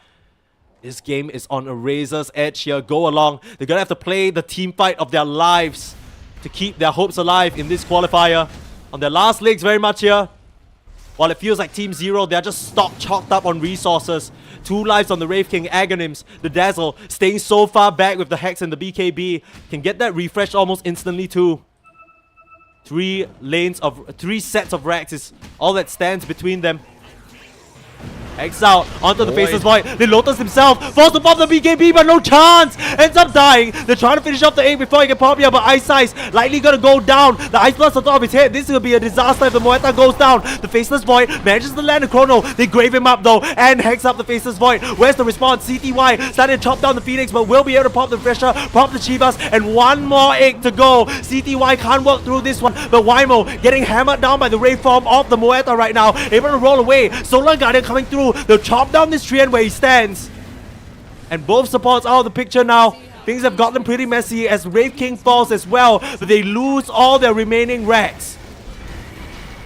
They get the Megas. Sneaky Panda. Yeah, he will get the tier 4 tower while he's at it as well. The Storm Panda well on his way out of there already, but it is a costly one. What the? Do you see this? Deso AA? What the hell? What is going? What just? What? I mean, sorry, Deso Phoenix. What's happening? Maybe they want to end the game. Oh, I know what it is. Is it because they realize that they don't do any auto attack damage against the Brew? The Brew, like, Earth Panda, so they're just working it down as soon as possible. I mean, right now, they understand that this is their last Hail Mary push. They're gonna load up on the Desos, start working down these towers. That's just about all you can do. It really feels like the last hurrah here for Go Along, both in terms of this game, this series, and their life here in the close qualifiers. 70. Popping that BKB. These 2 supports with Deso. It's so funny. I can't believe it. I can't believe it. Alright, I mean, it's now finish that Refresher Orb. Yeah, nothing's gonna happen as a result of it. That's the thing, right? No. Like, they don't actually even make it to the tier 3s. And now they have Mega Creeps to contend with. I mean, how many Mega Creep comebacks have we seen? They have the superior team fight and they found it again and again, but Team Zero, it's this Dazzle. He's yet to die in the past 3 engagements. He's been able to cast his spells from the back. Every single time you think someone's about to drop, they either reincarnate as a Ray form or they get graved, and then reincarnate as a Ray form, turn around, punch you to death. That's the case of the Moeta right there. Yeah, Ice Ice transitioning into a core once again this game is, you know, proven itself to be very good. That's the power of the Moeta, right? I don't know what you do. I don't know what you do as like a game designer to be like, you know, like, I don't know how you fix this. Dark Willow transitioning into a core, Muerta transitioning into a core. It's like Spirit Breaker to a lesser degree. I think Spirit Breaker is on its way out, but okay, I mean, still transition into a core. Hold on, for what it's worth, I think Muerta's design was as a core, right? So the fact that she's strong enough to be played on the support, I think that's more of a thing, a testament to how strong the calling and Deadshot is more than anything. Okay, that's fair. Because I mean, Gunslinger, you know, that's a core passive right there. Yeah. Double auto attack. That's every carry player's eyes lit up when they saw that. Alright, Killa recognizes what Killa has to do. He's queued up a Divine Rapier for this Dawnbreaker. I don't know about this, Crash. I mean, you got to do something, right? Wymo's not going to build a Divine, right? Yeah, Avoid, he could, but instead he's built a Lincoln Sphere on once. I don't mind it too much. It's been these hexers that have really been catching him off guard, and the abyssals as well. It's kind of hard for him to operate when he's just 100 to 0 without popping any of his defensive capabilities. So I don't mind this too much. Has a reverse time walk thanks to the shard as well, but doesn't have buyback for another 4 minutes. Can stroll into Roche in 30 seconds here. Get the Aegis for themselves. Probably the Moeta again. Try and make this fight work for themselves. Let's Treant Protector. Queuing up the Aghanims, so he's gonna have eyes in the forest just to extend that vision advantage. Safe word. Dark light. The Shallow Grave is currently taking... Okay, it's back down to 200. 379 HP from 70, but he does not care about how much HP he loses because he gains it all back. Now 569. Holy moly. 70, how high can you get it, dude? Keep going. Keep pumping it. Let's see it. Radiant are scanning. Oh, you really don't want to. It's definitely in a scenario where if you take a team fight, you don't want it to be super high. CTY? Once he's up despite the Lincolns. Starting things out here. They've rolled on to CTY. They don't want to commit the Chrono onto his first life, though. They will finish him off in spite of the Grave. The Wraith King goes down at first, but Outsider on the sidelines gonna get muscled down. The AA doesn't have buyback. CTY, he has a second life in terms of the Wraith form, but the Grave, once again, it's keeping him up and running. They've committed the second egg onto him. The Brewlings, they can't do much about that. CTY still surviving the Astral Pull, gets him out. But the Wraith King finally falls. They commit the Chrono Void, but they're controlling the Faceless Void right now. TK on the backline has to fight against the Brewlings, and he has a second split if he needs it. It ends up finishing off the Phoenix. Both supports don't stand a chance, and in spite of the Lincolns, they manage to hex him. Here comes Killer, trying to help him out, but the Brewlings, they're doing too much work. Beyond does it all by himself, and GG is called. Team Zero, in spite of the team fight, in spite of the magnificent plays coming out from Go Along, they will send them packing, send them home. And Team Zero 2-0 Go Along here to stay alive in the Chinese qualifiers. What a game. Holy cow. I feel like a yo-yo, Sneeze. My emotions have been toyed with. I've been played with. I've had no idea what's going to happen come the end of this game.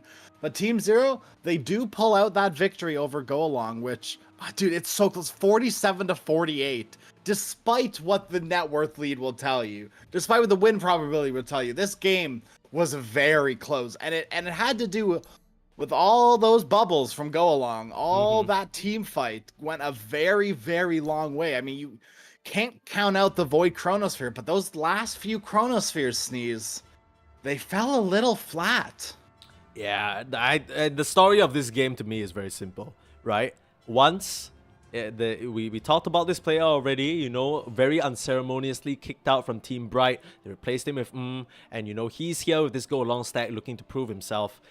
I can't help but feel like it's a bit of a sad ending for him, because going out like this on this Faceless Void game, that is not a good testament to your ability. I mean, when your Phoenix is doing way more damage than you, this Faceless Void didn't even really get to hit anyone. All of these Chronos felt so weak, so lackluster. You're running into a Dazzle. We talked about some of the complications of this Dazzle already, right?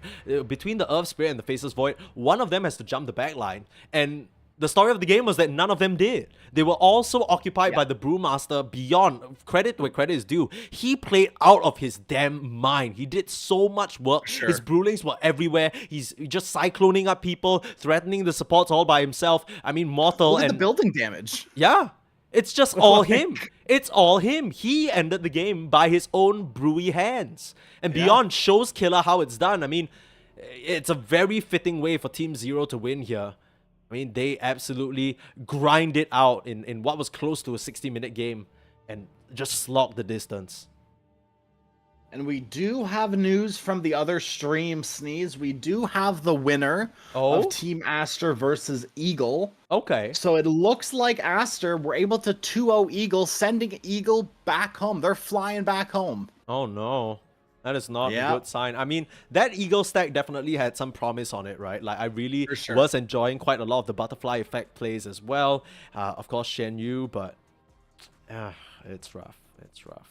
What can you do? It's rough. Just like this game, dude. This game was very rough, too. This game was tough. This game was tough. But for what it's worth... It was a good game. It was a very good game. As much as we talk about once, you know, maybe dropping the ball on these Chronos, I think, you know, I hope that these players aren't too discouraged, right? I think in particular, Wymo, he had a very standout game on that Earth Spirit. He really did his best to try and put the team on his back. It just, there's too much for Earth Spirit to do in the face of all these just consistent revives, graves. That's not something an Earth Spirit is equipped to deal with, at least not on its own. So go along, they came out of the gate, stunned everybody, took down IG. Unfortunately, this is where their journey ends. That is just the reality of the close qualifiers. Like we said from the start, there's only one team who can represent China in KL. And unfortunately, it's not going to be Go Along. It's not going to be Eagle. Team Zero keep their hopes alive here. Now, moving forward, we still have one best of 3 to end the day for us, don't we, Crash? We do, I believe, if I'm correct, we are covering the lower bracket semifinals. So we got ourselves an Aster versus Team Zero game coming up, right?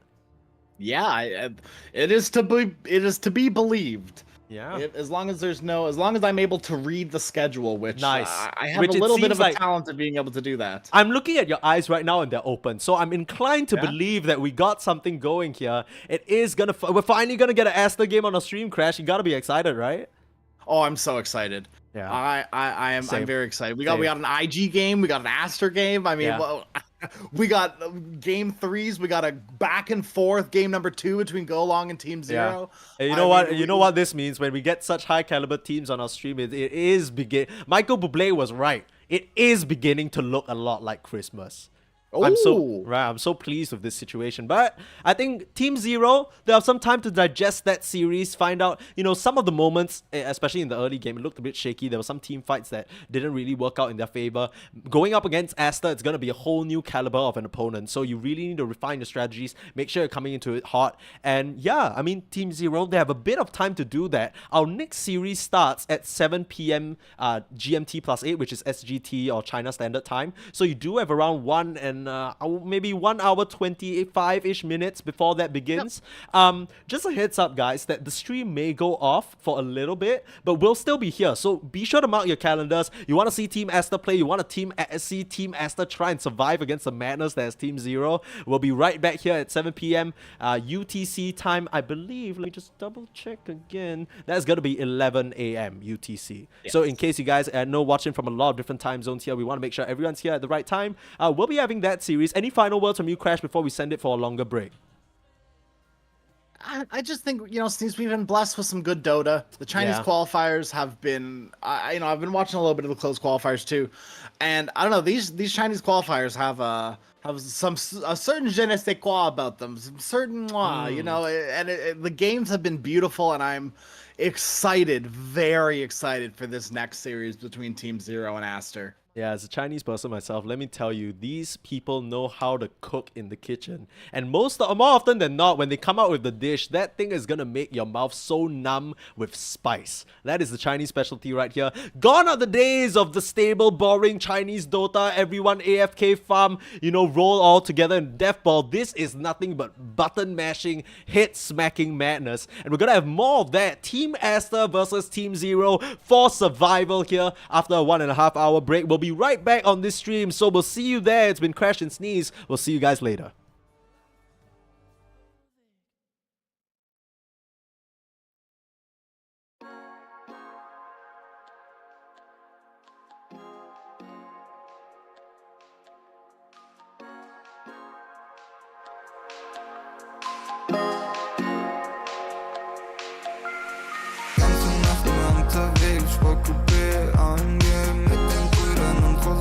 Bette gehen, schau die schläft, wenn die Sonne untergeht, Runden drehen, die ich erlebt, ich will nicht mehr gerade sehen, der Verstand ist lahmgelegt. Im Coupé hinten links, ich schreibe und ich trink,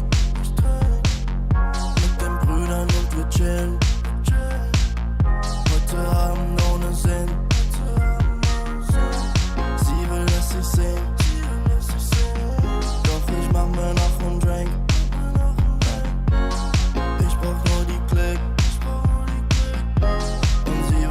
Stimmt, sie ist es so stimmt.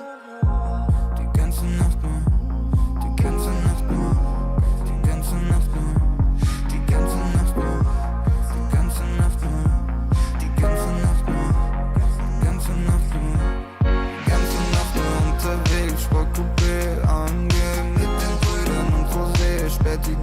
Shorty schläft, wenn die Sonne untergeht. Runden drehen, die ich erlebt. Ich will nicht mehr gerade sehen, der Verstand ist lahmgelegt.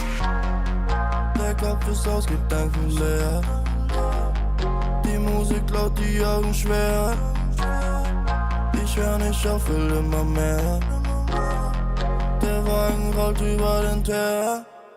Und wir fahren, cruisen langsam durch die Stadt. Ohne Plan, aber Kippe aus dem Fenster, ich erschaff. Liege abholen für den Body an der Tanke Saft. 808, das ist so laut, dass du in der ganzen Stadt. Die ganze Nacht nur, die ganze Nacht nur, die ganze Nacht nur, die ganze Nacht nur, die ganze Nacht nur, die ganze Nacht nur, die ganze Nacht nur, die ganze Nacht nur unterwegs, Sportcoupé angehen mit den Brüdern und Rosé, Späti gehen, Shorty schläft, wenn die Sonne untergeht, Runden drehen, die ich erlebt, ich will nicht mehr gerade sehen, der Verstand ist lahmgelegt.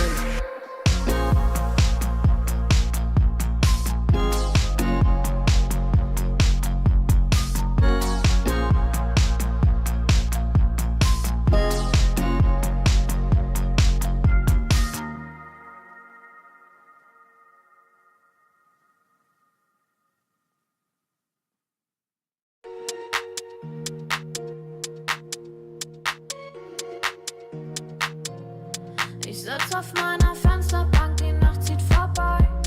Ich blick über den Tellerrand, trinke Sekt auf Eis. Ein Teufel und ein Engel tanzen auf dem Parkett. Vielleicht sind wir unsterblich, müssen nie wieder weg. Ich sitz auf meiner Fensterbank, die Nacht zieht vorbei. Ich blick über den Tellerrand, trinke Sekt auf Eis.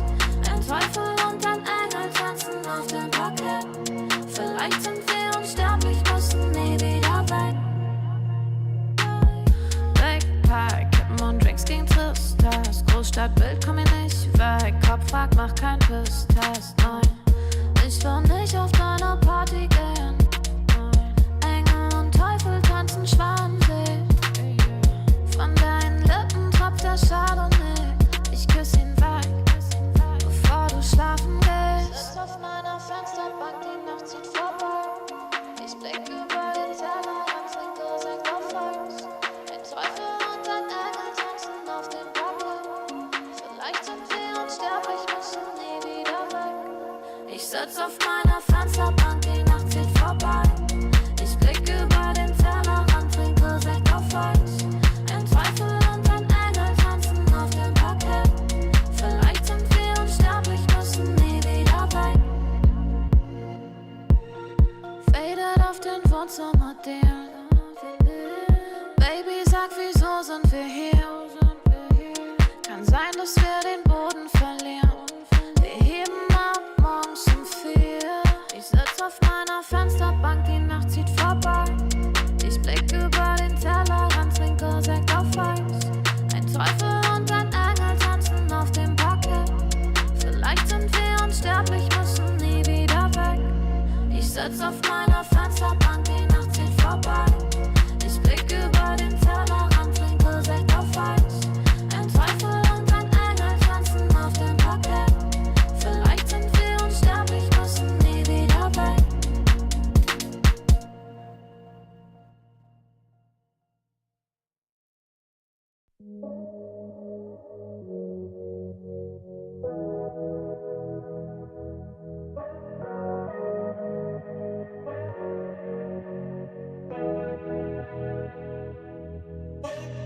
Landstraße in den Süden, Kickdown, Moto Guzzi, Sozius, Traumfrau, Monika Bellucci, High-Res, Roadtrip, Neapel, Rom, Overnight, Truckstop, Insta, Snapshot, Polaroid, 40 Love, Korken knallen, Karte Door, Spa-Time, Bubble Bath, Aftershave, Miyake Sport, Private Coach, Crunches, Lunch Break, Yacht Club, Seafood, Aperol und Lachsteak, küsst den Ring. Wir haben Erfolg, Millionen Dinge und dein Lächeln spiegelt in meiner Persol, Pilotenbrille, Holz knackt im Kamin. Es werde hell, wir lieben uns die ganze Nacht, nackt auf dem Bärenfell, Wüstenstraße, weiter Himmel. Cover Kawasaki Speedboat, Karawane F1 Abu Dhabi. Du bist meine Nummer 1 und nicht nur diese Nacht. Ich nehm dich zur Frau, trag dich die Marmortreppen zum Palast. Blaue Stunde Promenade, Lippenstift an deinem Glas. Soda Zitrone, Haut glänzt, Haare nass. Ich schenk dir nach, du sagst wie schön ich bin. Ich küss deinen Hals und du lachst wie eine Königin. Leck die Lippen, ich bin dein bestes Pferd im Stall. Sind am Drippen, trinken Daiquiris aus nem Bergkristall. Schrimps und Limette, Monaco, Saint-Tropez, Dachterrasse, Whirlpool, Eiswürfel, Corbusier, Casino, Hopping. Die ganze Welt ist hier, Drinks für zwei, Champagner, Elixier, Traumpaar, Undercover, Americans, unsterblich, Grace Kelly, Cary Grant, allein unter Palmen. Und dazu kalter Cider, Sommerwind, Küstenstraße, Sonnenbrille, Alpha Spider, Hors d'oeuvre, schwerer Wein und klarer Kopf, Zigarren aus dem Humidor, Cohiba und Davidoff, Candlelight, sanftes Licht, Candelabra, deine Haut, China White, Seidenkleid, Balenciaga.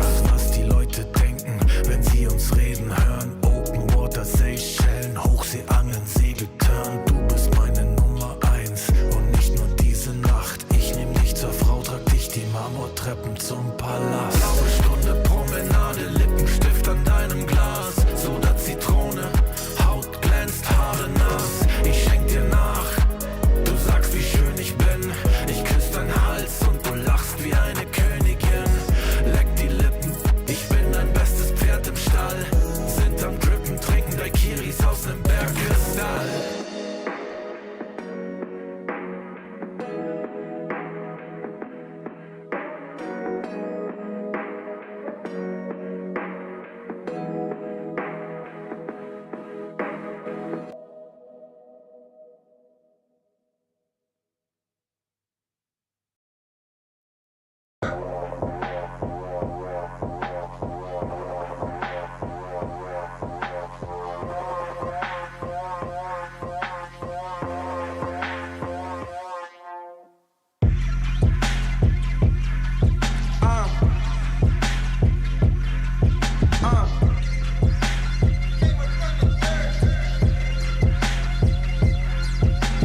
Lanes in my way, they might have to get murked. Approach me with caution, might have to get hurt. I tower from the treetop, but I came up from the dirt. That shotty like a detox, hit the pump and go berserk. Yeah, I don't care, kid. You might get found in the middle of nowhere. Yeah, approach me with caution, might have to get hurt. That shotty like a detox, hit the pump and go berserk. That shotty like a detox, hit the pump and go berserk. I think y'all in my way, so tell me which one going first. You end up in the hearse, you end up in the grave. That shotty like a detox, hit the pump and you enslaved. Hey, yeah, I don't care, kid. You might get found in the middle of nowhere. Yeah, that shotty like a detox, hit the pump and go berserk. I think y'all in my way, so tell me which one going first. Scroll through my living room, chosen the pinnacle. I jump into the spotlight ever since I seen the hidden view. Move how I move, I don't know who you approaching. I'm Jordan, less suggestion, I don't need nobody coaching. All these niggas frozen, that's the usual. Every space I go in, that's not unusual. Approach me with caution, might have to get hurt. That shotty like them Reeboks, hit the pump and go berserk. That shotty like a detox, hit the pump and go berserk. I think y'all in my way, so tell me which one going first. You end up in the hearse, you end up in the grave. That shotty like a detox, hit the pump and you enslaved. Hey, yeah, I don't care, kid. You might get found in the middle of nowhere. Yeah, that shotty like a detox, hit the pump and go berserk. I think y'all in my way, so tell me which one going first. That shotty like a detox, hit the pump and go berserk. I think y'all in my way, so tell me which one going first. You end up in the hearse, you end up in the grave. That shotty like a detox, hit the pump and you enslaved. Hey, yeah, I don't care, kid. You might get found in the middle of nowhere. Yeah, that shotty like a detox, hit the pump and go berserk. I think y'all in my way, so tell me which one going first.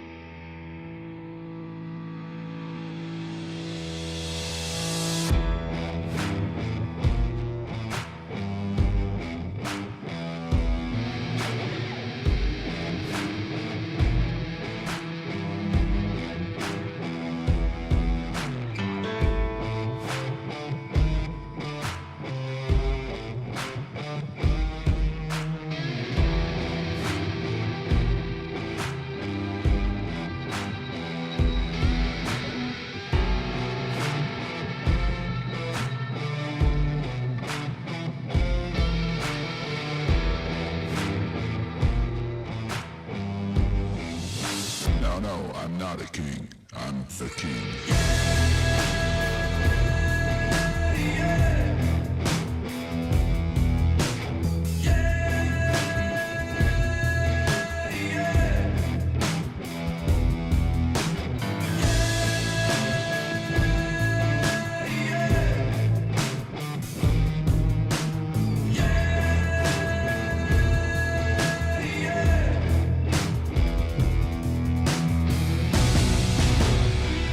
Just wait a minute.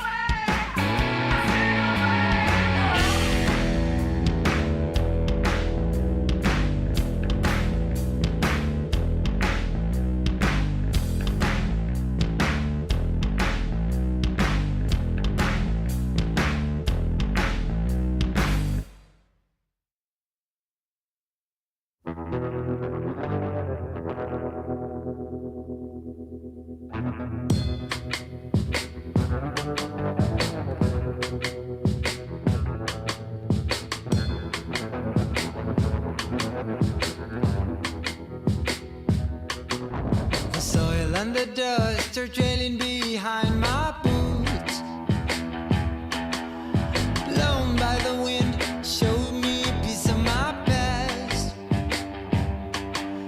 The soil and the dust is where we go.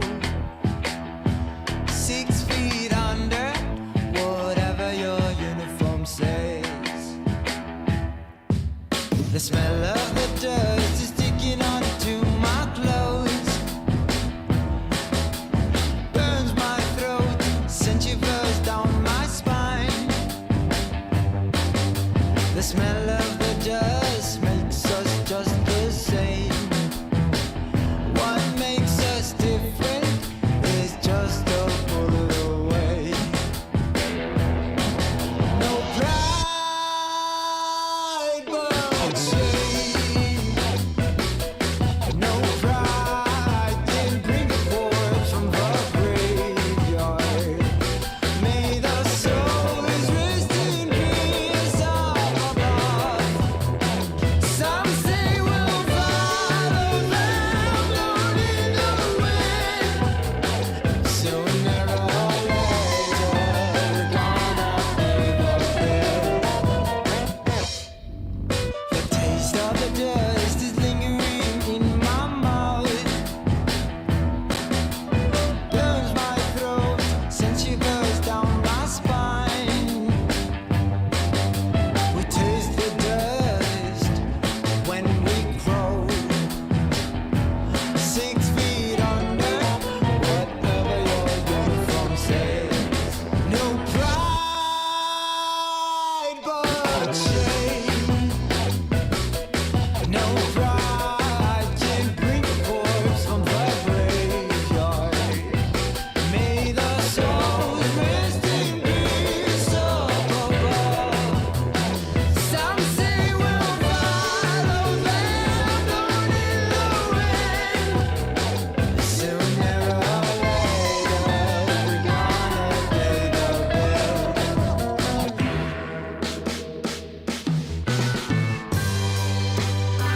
We'll fly in the sky,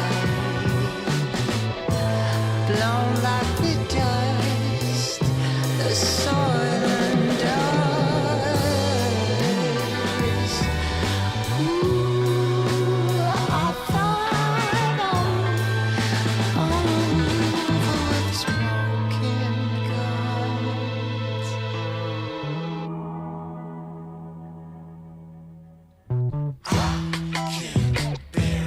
All this fuss around me. Fuss around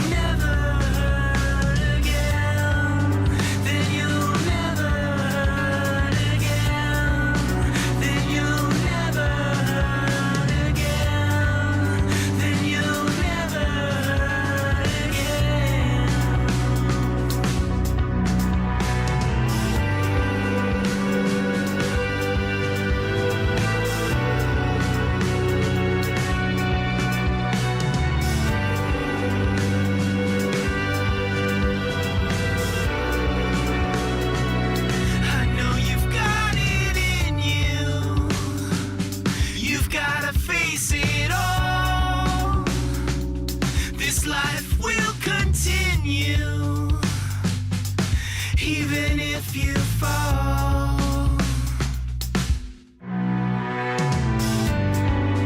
And your ghost wife with a head full of pain.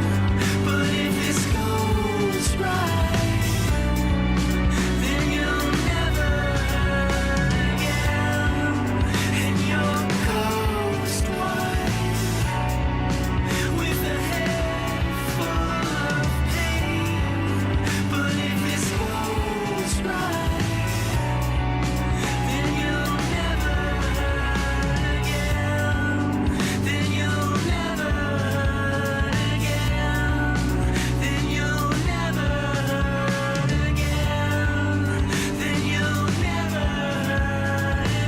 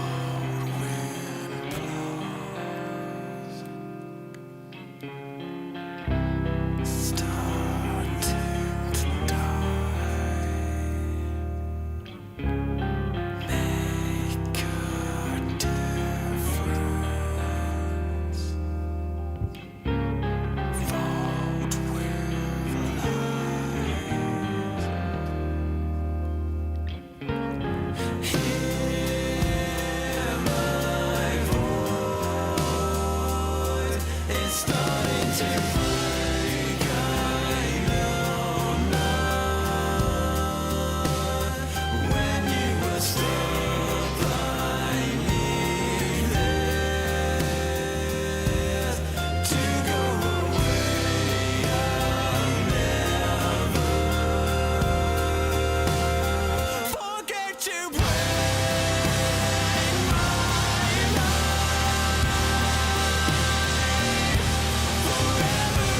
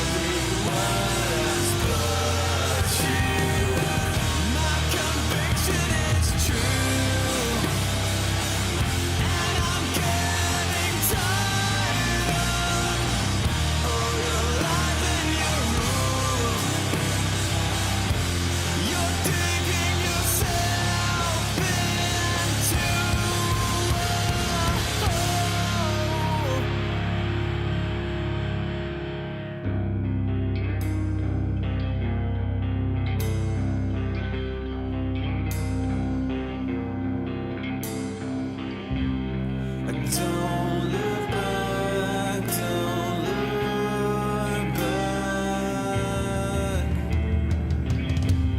I won't let go, can't let go. Calm your voice, or they will find you. Face an impossible words and make undeniable my faces. Getting tired of forcing a smile when the world is so broken and no one seems to care.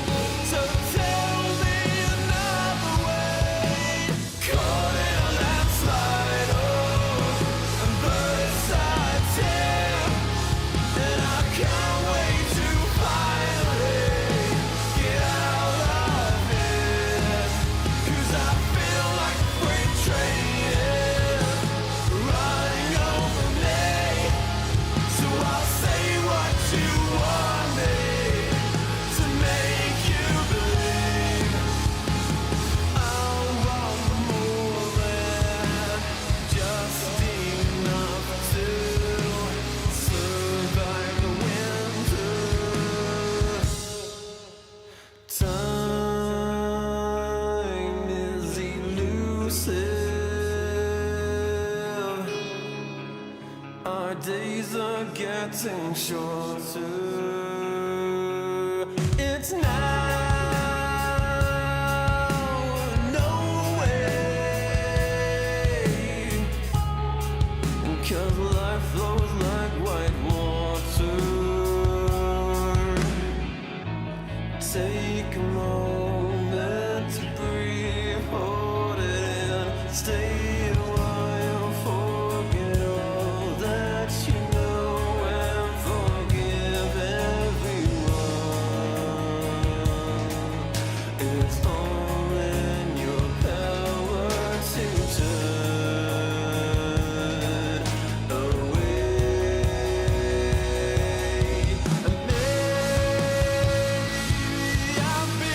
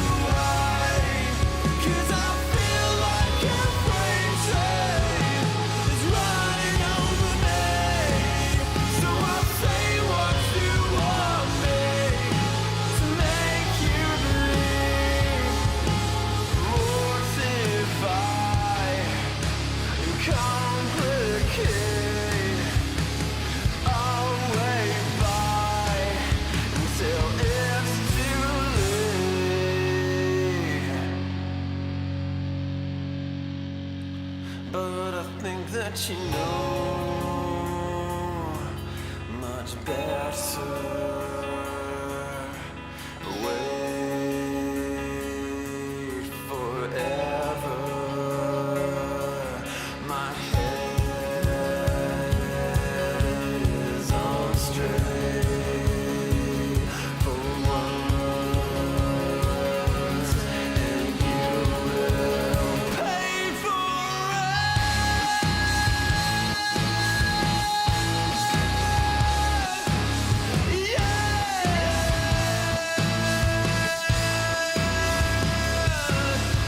Caught in a landslide, and first I take, and I can't wait to finally get out of here. And I feel like a freight train is running over me, 'cause I know like I know everything to make you believe.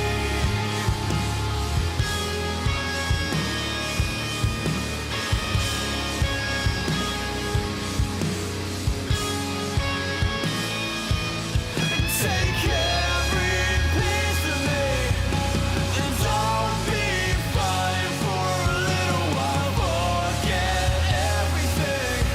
You're making excuses. These loaded questions will be useless for you.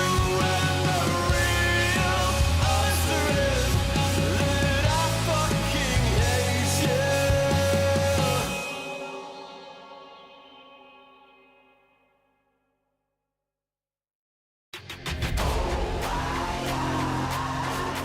Never fall back. We will stay right where we at. We never fall back. Yeah. We never fall back. And you can find me where I'm at. We never fall back. Ha. We never fall back.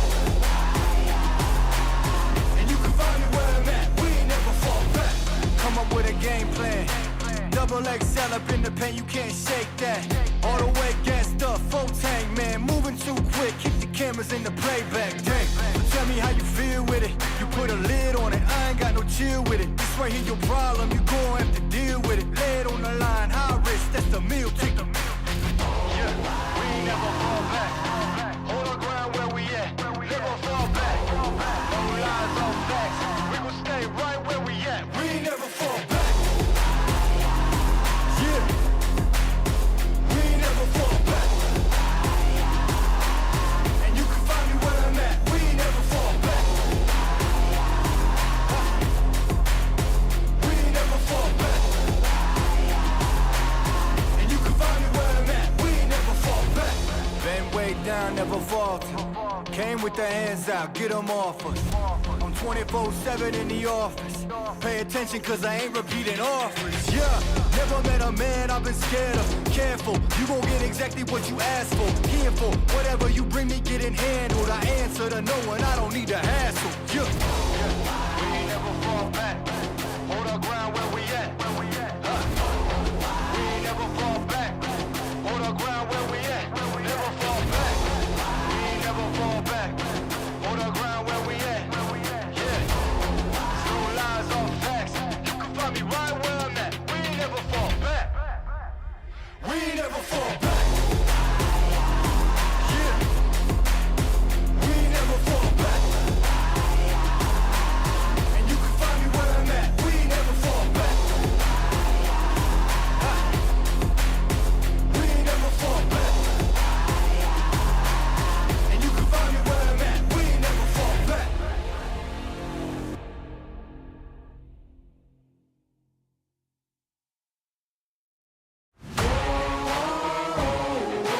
Man on a mission, I'ma get it. You know I be on a what? Yeah. You know I be on a what? Man on a mission, I'ma get it. You know I be on a what? Yeah. It's all hard, ain't no fear here. You ain't giving this to all, you steer clear. Never beat, I've been down and I reappear. You got some money on the line, you better put it here. Rolling in and doing that work. Check priorities, I'm doing that first. Checks big and I'm sure that hurts, but it's checkmate, we ain't selling short, know the work. Ain't nowhere to hide, you ain't gotta see me come and keep me on your mind, cause I be on the way. Yeah, you know I be on the way. Man on a mission, I'ma get it, you know I be on the way. Yeah, man we coming for them bags that they said I couldn't have, get the team. I got a vision for the things you ain't believe. And here's the motto, hard work, this over everything. It's that comeback. I'm calling plays, hit the pass, then the run back. Yeah, I'm far ahead and gotta run last. But we ain't letting up, we never done that. Ain't nowhere to hide. You ain't gotta see me come and keep me on your mind, cause I be on the way. Yeah, you know I be on the way. I'ma get it, you know I be on the way. Yeah, I'm on the way. On the way. Yeah, on the way. I'm on the way. I'm on the way.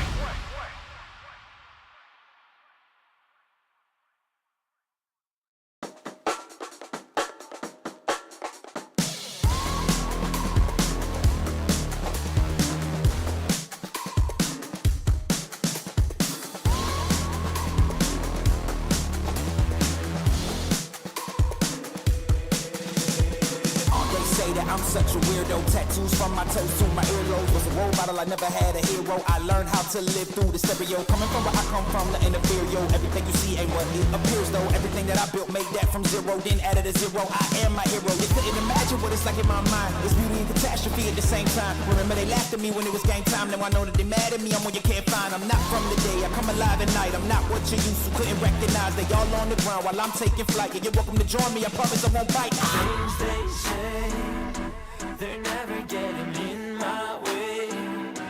And even if I make mistakes, I will always see them through. Cause I don't wanna play your game. I had enough, I'm burning up so hot I just break your chain. You can never stop what's building up inside of me.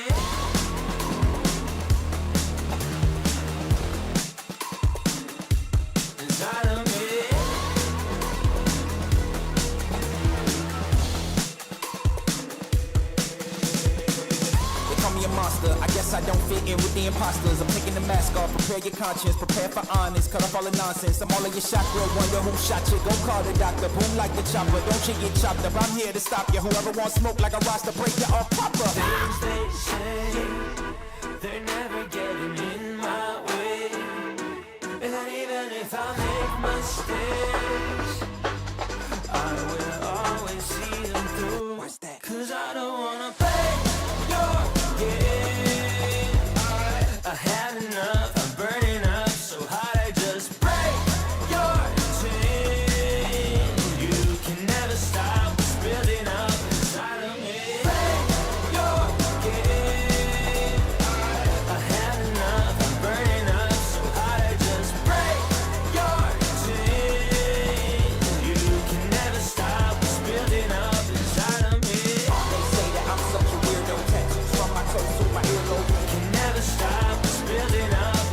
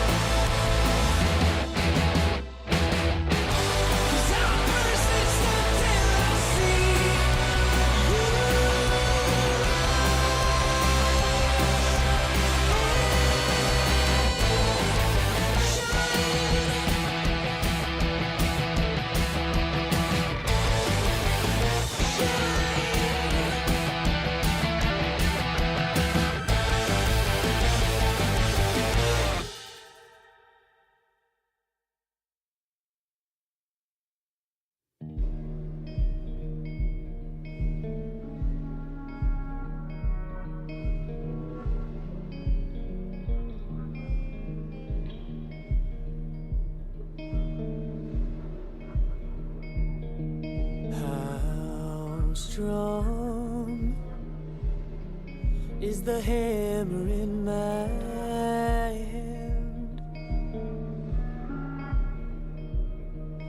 How long can you force me to dance? There's a crisis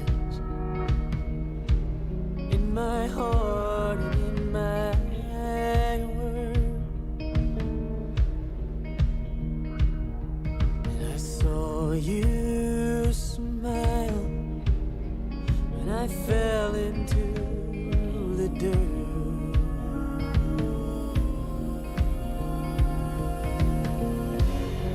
Oh, your fire, I don't belong here. I'm not calling you a liar, but I know you don't know me.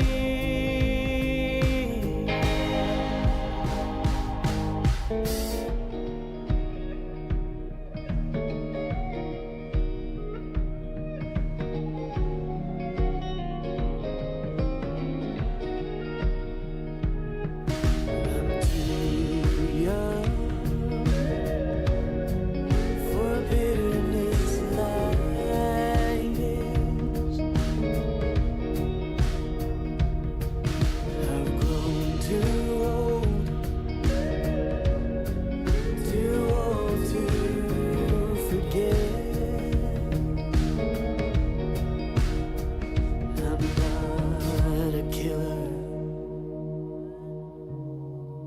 but killing never fails.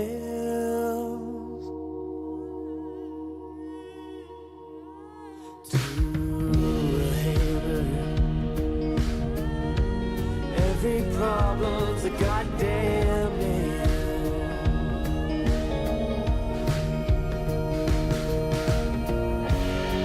Oh, your fire, I don't belong here. I'm not calling you a liar, but I know you don't know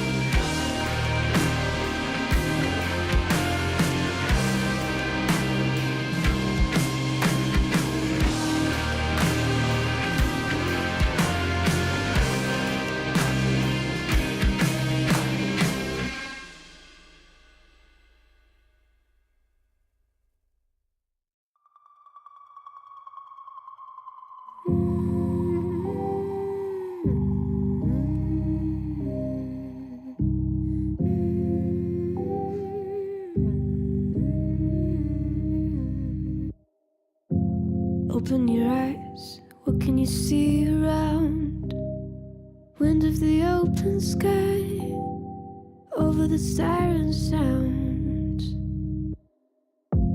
This is a dream, getting the royal scar, holding a diamond blade, throwing it far. Holding your breath still, you jump the fire. We'll just sit and wait till you see me fly. You know they'll never catch me for it. See me fly, the way I put my finger on it. See me fly, you got it, then try to tell me you got the wrong guy. See me fly, you know they'll never catch me for it. See me fly, the way I put my finger on it. See me fly, you got it, then try to tell me you got the wrong guy.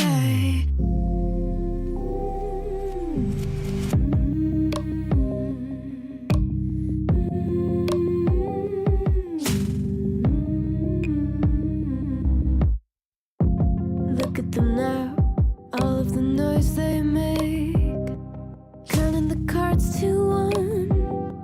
Queen of hearts never breaks. Falling asleep, here might just take a while.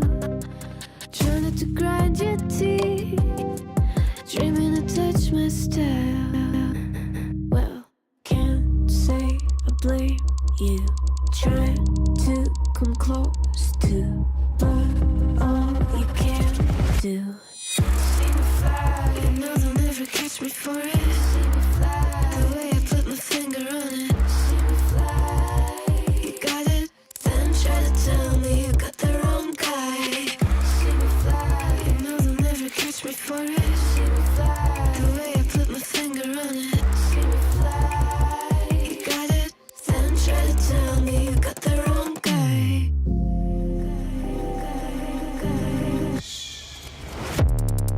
Got the wrong.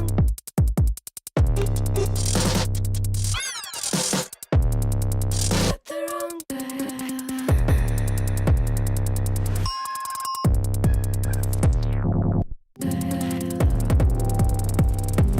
Then try to tell me you got the wrong guy.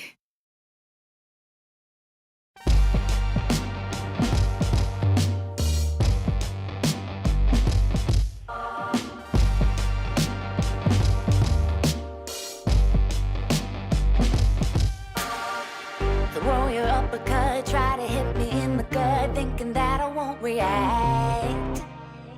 You whisper in my name, thinking I won't be the same. Turn fiction into fact. See what you didn't know, bruises that I'll never show, slipping on your every jab. So tighten up your fist, step into the ring with this. I hope your mama's got your back. First round, you thought you would've knocked me down. Fifth round, bleeding out the side of your mouth. Final round, holding the sound of my name in the crowd. You did a bust. Oh, oh, oh, oh. You did a bust. Oh, oh, oh, oh, oh. Just 'cause I took a break, you're making a huge mistake, thinking you can take the throne. Look at you trembling, step into the lion's den. Bet you wish you stayed at home. Begging for mercy underneath your breath when I ain't even sweating yet. My legend's written in the stone, yeah. You're crying danger in defeat is now your only friend. Even your mama's gotta know. First round, you thought you would've knocked me down. Fifth round, bleeding out the side of your mouth. Final round, holding the sound of my name in the crowd. You did a bust.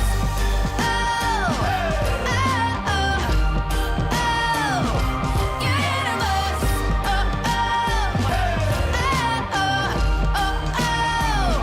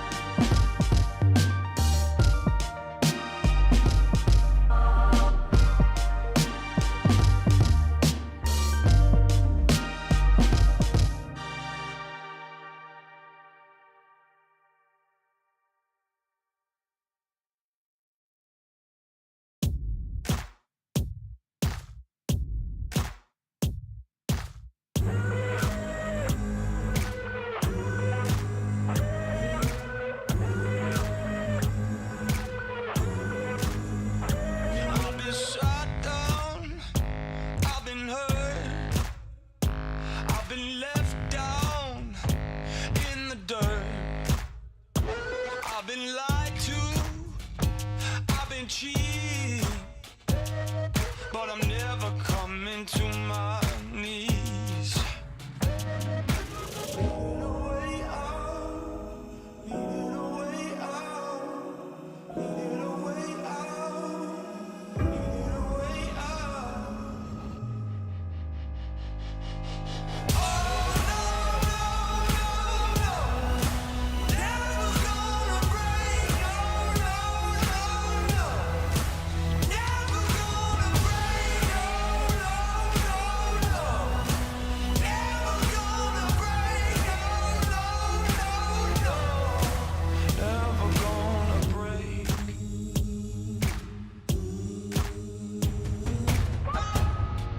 Tried to lock me in. They tried to lock me down, but I ain't never giving up. I ain't never giving up. I ain't never giving up. I ain't never giving up.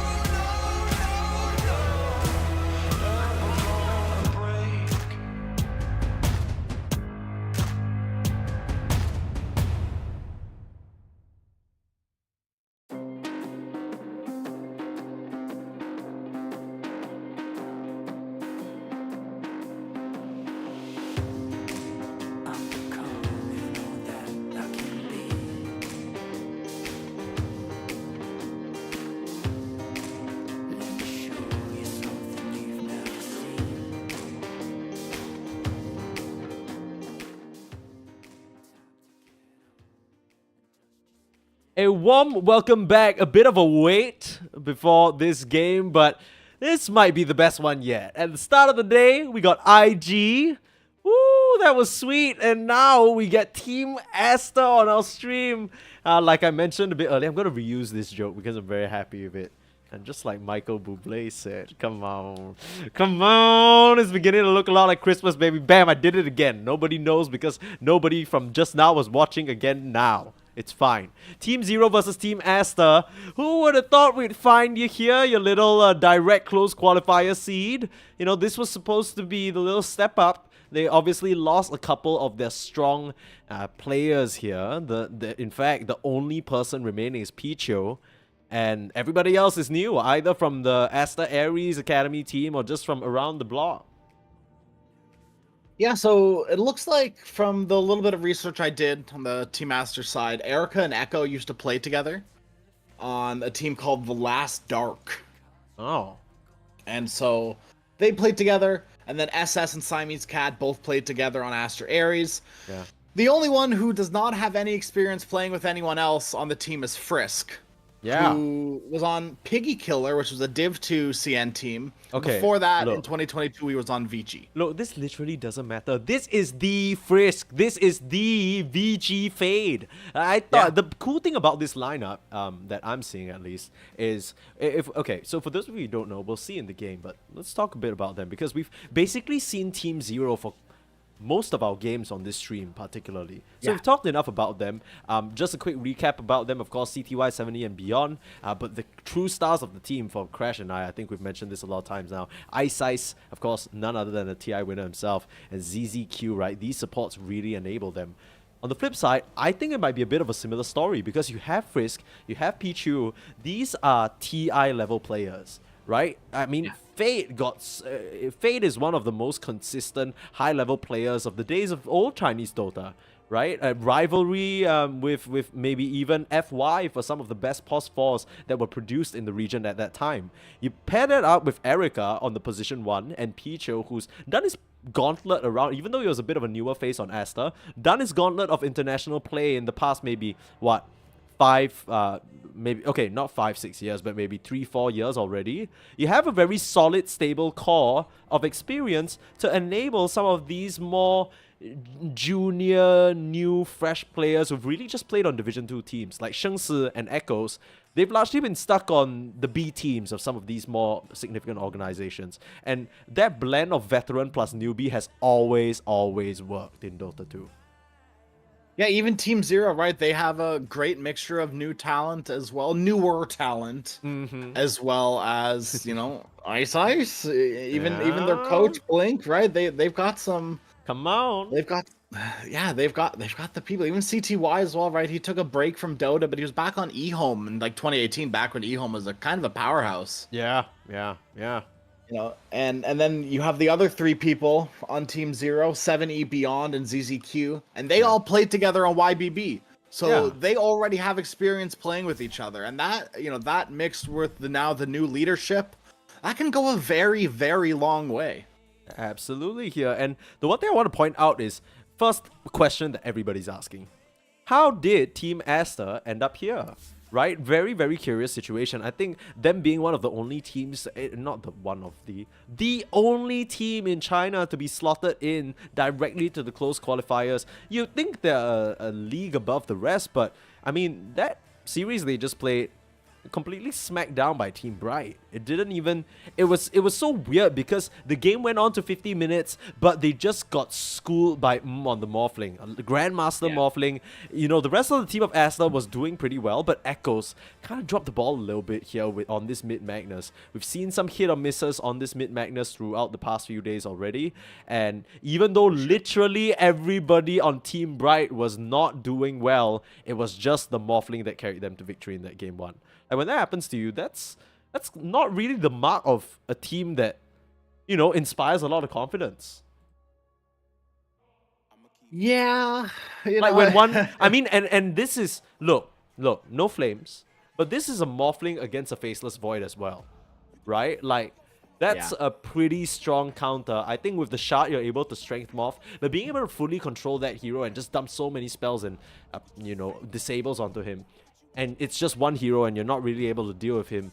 Either is just playing out of his mind on Bright, and as we've seen him do before, or Aster dropping the ball a little bit. Even in game number 2, it was still a little bit close, but once again, the carry player just ran away with the game, 11-4 and 11. So either the Team Bright lineup that carry as Aster's number, or Aster fumbling the bag a little bit here on the supporting cast.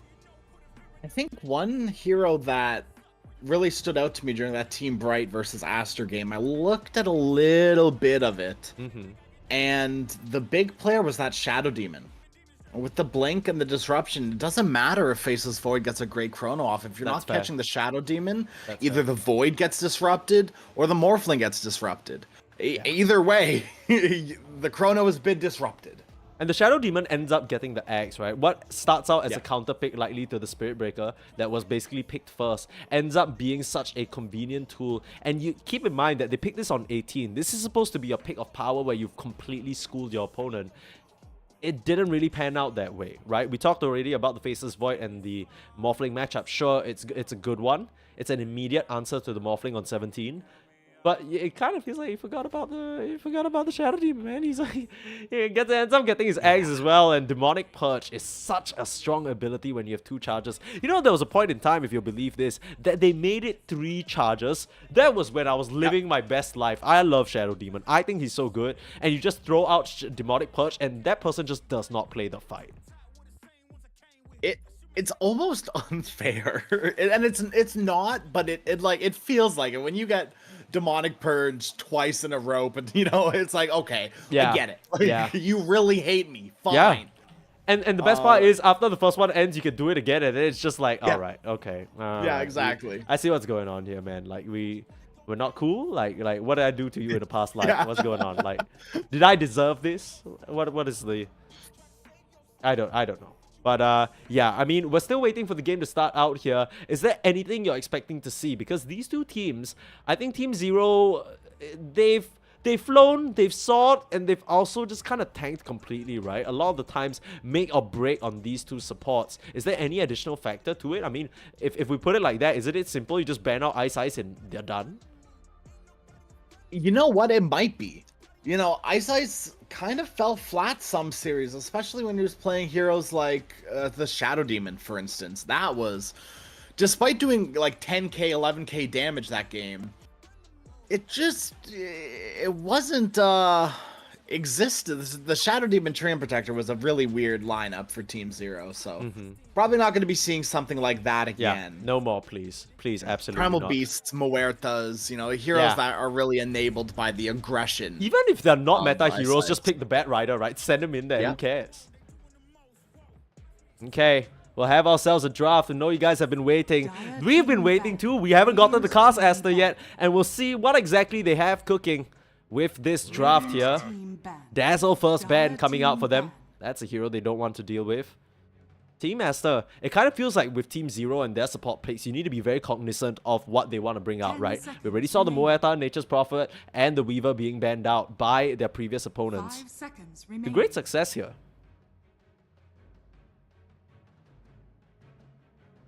Here's what I'm thinking for Team Master first pick, and this is a little bit of a pattern for them. They're not afraid to grab Dark Willow first pick. Radiant team back. Yeah, okay. Okay. Kind of similar You know, to they- Boboka, right? I mean, the Yeah. old Aster support raffle. 10 Yeah. seconds Yeah, Frisk remaining. is willing to play the Willow in pretty much any given time. Just pick him Willow, very easy. Yeah, and it just enables a lot of the heroes that Team Master want to pick up. Right, they paired up the TA with the Willow twice, which is honestly one of the heroes that you don't necessarily think about throwing Bedlam on, but it's so good. Tia is one of those like pseudo ranged or pseudo melee heroes where until she gets that Dragon Lance or that the Pike, ideally, she doesn't have the strongest amount of or the largest right click. So being able to get on top of heroes, so the Bedlam on top or give her more damage, why not? They've also paired it up with heroes like the Primal Beast and the Magnus, so wouldn't be too surprised to see heroes like that again. Although the Magnus did end up falling flat for Aster. Yeah, it's been a bit hit or miss, but I can't help but feel like if you grab it with the Willow, you're more than happy to do so. They grab the Spirit Breaker instead. Even though the Magnus is still in the pool, some other key selections like the Phoenix, the Phoenix, Treant Protector, prime options still available here. Nature's Prophet available for Team Zero as well. Although I don't know how comfortable you are picking it into a Spirit Breaker, right? Can follow you all over the map and really hunt you down and pressure you. You're not going to be able to enjoy that same liberty. It's probably going to be something like a Primal Beast for Team Zero. They've picked it up 3 times recently, and they're pretty much all of their openings have either been Primal Beast or Muerta. Dire Yeah. team ban. There we go, Okay, Brewmaster. we're gonna switch things up a Come little on, bit. I mean, okay, look, beyond, even though it's been 1.5 hours, if you play a smashing Brewmaster game like that, you're never gonna turn it. You want to roll it, run it back. I can do it again. I got another one in me. That's what Beyond is saying to his team right now. Set me up. A Brewmaster really good against the Spirit Breaker because the Cyclone is a set duration. Bulldoze ain't got nothing on that. You're just staying up there, and you're gonna stay there. Dire team ban. Yeah, and I could be wrong here, but can't you also just purge Bulldoze off of the Spirit Breaker with the Storm Panda? Sorry? Can't you just purge Bulldoze off of the Spirit Breaker from Storm Panda as well? Yes, you can. Yes, Yeah, you right, can. so, This like, man's a win. it's a He double is whammy, a dude. winner. Let's go. And It's a double whammy, right? Yeah. Spirit. Okay, that's cooking so already. about contest picks, Spirit Breaker is one of the. Not one of the. It is the only hero in the entire open qualifiers to be contested 100% of the time.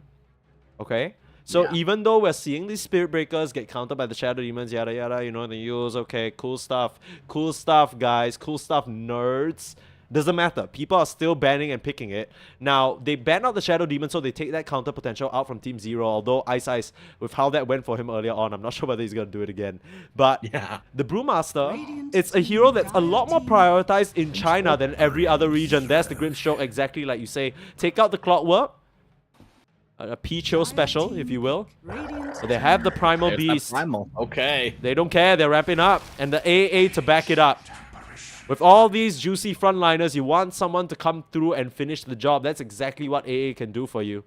We already see its potential. Even though it didn't win the game in that previous series, so much magic damage amplified and just melting your opponents there. You tag team it up with a good laning duo, you can get easy kills with Cold Feet as well. The only thing that Primal Beast likes more than going fast is making the enemy go slow. You know, and AA has that in spades. Yeah, like it's like a light touch, you know. He's not exactly slowing you like a Venomancer. He's not like really putting you to a crawl, but it's just enough that you're like, man, I wish I could walk normally. This is real annoying. It's like it's like a little ice cube desperately clinging onto your leg, like please. Oh, it's like someone dropped an ice cube down the back of your shirt. You okay, know, look, that's uncomfortable. That's it is. fun. That's what I'm saying, dude. Chilling touch is probably just like that. CTY actually picking up the Morphling against the AA. Okay. That's some big cojones into the Primal Beast Spear Breaker as well. Yikes. Look, I kind of get it, right? Because with this new shard, suddenly there's a whole subclass of heroes that don't really do what they used to against you with that, with the stuns. It's really just the stuns, and that's what Team Aster have in spades right now. Cold Feet, Primal Beast, and Spirit Breaker, all they do is stun you. They have a bit of slow, but the Morphling, you need the silence. You need something like a Hex or something like that to keep him down so he can't start strength morphing. There's no doubt in my mind that CTY will be able to get that off routinely this game, especially with the Grimstroke helping him out with the Inkswell. Still kind of crazy though, honestly. I'll be real. That's kind of a CTY zany moment right there. It's not as zany as the last pick Ricky, but it's certainly up there. Oh, I completely forgot. How could I forget about the last pick, Ricky? That was absolutely bonkers. I have no idea how that happened. I can't believe you forgot about it either. Holy cow. Yeah, I mean, it just passes by the wayside. Okay. Sneeze, my friend. Yes, I am your friend. So, I don't like this Pangolier pick. Tell me about it. And I'm gonna give you a really good reason, right? And that reason is Primal Beast. Faceless Void. And I think it's as simple as that. Okay. Pangolier, and if you don't know why, I'll give you a little bit, because I do want to talk about this Faceless Void too. Primal Beast, if you're running in mid, which is most likely, unless it's a 4 Spirit Breaker, then you're laning Spirit Breaker Primal. Anyways, I'm getting on a little tangent. Primal Beast, it makes it so that Pango is stuck, not being able to use any abilities in lane. Because the second Pangolier uses Swashbuckle, even uses that Shield Crash, Primal Beast is going to start lane waste. Going to start trampling all over you. Going to start onslaughting all over you, closing the gap immediately. And the amount of damage that Primal Beast can do, especially in that little highway, that lane highway mid, you know, it's quite a lot. And then you have the potential gank from this position 4 last pick from Aster. Once again, unless it's a Spirit Breaker 4 or an AA 4, either way, it's a little weird either way. So I think we're safe to say this is like a... I mean, unless they're taking a page out of Ice's book and it's a 4 primal. Sorry, no. No. Mid primal, and it looks like Zero think the exact same thing. They're going to ban the Skyrath Mage, which is a hero we haven't seen too much of, but it's really good this game into the Faceless Void, Primal Beast, and Spirit Breaker. You know, a lot of heroes to set up that Mystic Flare. I'm not even looking at the Mystic Flare. I'm looking at the Ancient Seal. You tell Morphling and Pangolier to shut up immediately, Brewmaster. Even the Brewmaster. You need to ban out these silencers on Team Zero. I mean, I wouldn't... Look, it's kind of crazy, but if I were in their position, I'd ban out Silencer. Dire team ban. Because basically, until you get a Manta, until you get a Yules on the Brew or Lotus, you're done. You're not team fighting me. Like, you're never going to win an engagement if he pops global, and that's going to directly counteract the Brewmaster every single time. I think it'll be nice layering with their team fights as well. I don't think it's something Picho is necessarily averse to. They take out the Phoenix, which would be quite a decent amount of, you know, Faceless Void chrono damage. You know, the Egg, we already saw the potency of that with AA. And they have more than enough control on their cores at the moment. A lot of reserve time here for Team Master to think about, though. If I'm Master, I'm looking for position 4. I hope they're looking for a position 4. I really don't like this draft if they're not. They're looking for a position 4 that can ideally silence or build a Spirit Vessel. Okay. I kind of love it. I kind of like it because long range bush whack. I don't hate it. Yeah. Ice. Classic Ice. He's gonna run it back. You want to hide in the Yeah, trees? there it I'll is. burn them all down. Frisk. He's gonna have. He's gonna meet his match here, and okay. So they did pick a pause 4. It wasn't Yeah. a crazy sort of pause 4 in the Thank God. right. But with that said, it didn't sound like you were that inspired by the Hoodwink. What are we thinking here? I think Hoodwink's a specialty hero right now. It's not necessarily the most meta hero, and we've seen Hoodwinks in the past really fall flat with not landing their sharpshooters, maybe not landing their bushwhacks either. And when you get to a point where you're at such a high professional level that both of these teams are most certainly at, you have absolutely no guarantee that you're ever going to be landing a bushwhack with your acorn. Okay, first and foremost, the possibility of being able to cut down that tree at this level is very high. yeah, first and foremost, I'll be just give me some time here. I'm opening up my Word document so I can help you format the Frisk apology form you're gonna have to fill out after this game. Team Asta, Well- how dare you? No, I'm kidding. No, But but you know, Hoodwink being a specialty hero, Frisk can play the Hoodwink, right? Sure. Frisk, this is okay, a yeah. Frisk- So what I'm hearing is a lot of ping ponging from you, Crash. Which side do you like more? Make up your damn mind. Okay. All right. I'm gonna go with Team Aster. Okay. I think they've got the mid matchup down. They've got the Faceless Void versus the Morphling as well. I think Team Aster probably are I don't. Oh yeah, no. Team Aster. Sorry, I'm thinking more about it, and I'm liking what Zero's cooking, but I am gonna go with my gut and say Team Aster. Okay, I didn't know I was casting with a bandwagoning Andy over here. No one believes in the What the underdog hell? anymore. Ha! You're not Team Zero supply. They already put out so much. Hold on a minute. Yeah, I'm just messing around here. I'm sure both these teams are coming with the fire, right? They want to make it there. And for Asta, we've already talked about the motivations for Team Zero. They've been kind of middling around Div 2 for a bit. For players of their caliber, and we've seen their potential, it's very strange that they're still stuck in this realm. Maybe it's time for evolution of sorts for 7E. Maybe it's time for CTY to really show us something. But on the flip side, Asta, a very different story. Under this now very, very storied brand in the Chinese region, a lot to prove, right? Erica, he's been pretty quiet on VG for a little bit. And we'll see whether, you know, he still has his stuff here. Same thing for Fade, right? One of the OGs of the past. Does he still have the skills to pay the bills here? Can he keep up with all the kids? We'll have to find out. If Asta get knocked out here at this stage, I'm sure it wouldn't live up to the expectations they probably have for themselves as well. Yeah, absolutely. And you know, I think at this stage of Dota, you can think a lot about the mental game as well, right? Team Zero are riding a high. Oh yeah. You know, they just played a fantastic series up against Go Along. And earlier they even took a game off of IG, which, you know, is a very good team, right? So taking a game off of them proves that you're a I competent don't know. I mean, Go Along took 2 games off them. You know what I mean? I Okay, think. Look, it depends on when you played IG, right? IG, Yeah, I guess they've been so. very up and down, but for what it's worth, it doesn't matter here because they're still in the upper bracket. So they're looking strong. We'll see whether they can maintain that momentum. I think that's what you're trying to say, right? You know, it's what we mentioned as soon as he first picked the Brew. Is like, give me that guy. He knows. He's feeling it. Even though it's been 1.5 hours. Yeah. I mean, Astra, on the other hand, though, they were knocked down by Team Bright in a quite consistent fashion, right? 40-minute games, but they weren't really that close. Yeah. Astra have a lot to prove, like you said, and hopefully they're able to reset. It has been a hot minute since that upper bracket semifinals game.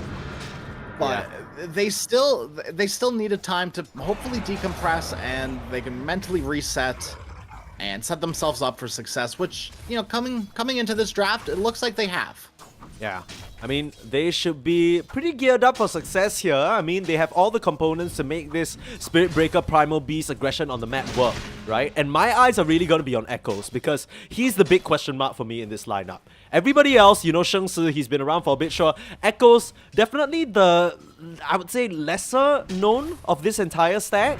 He had shaky performances on the Magnus, a little bit shakiness on the Primal Beast earlier on in this tournament as well. And he's going to be the one to lead the charge quite literally from this mid lane, set up for these Hoodwink and AA spells.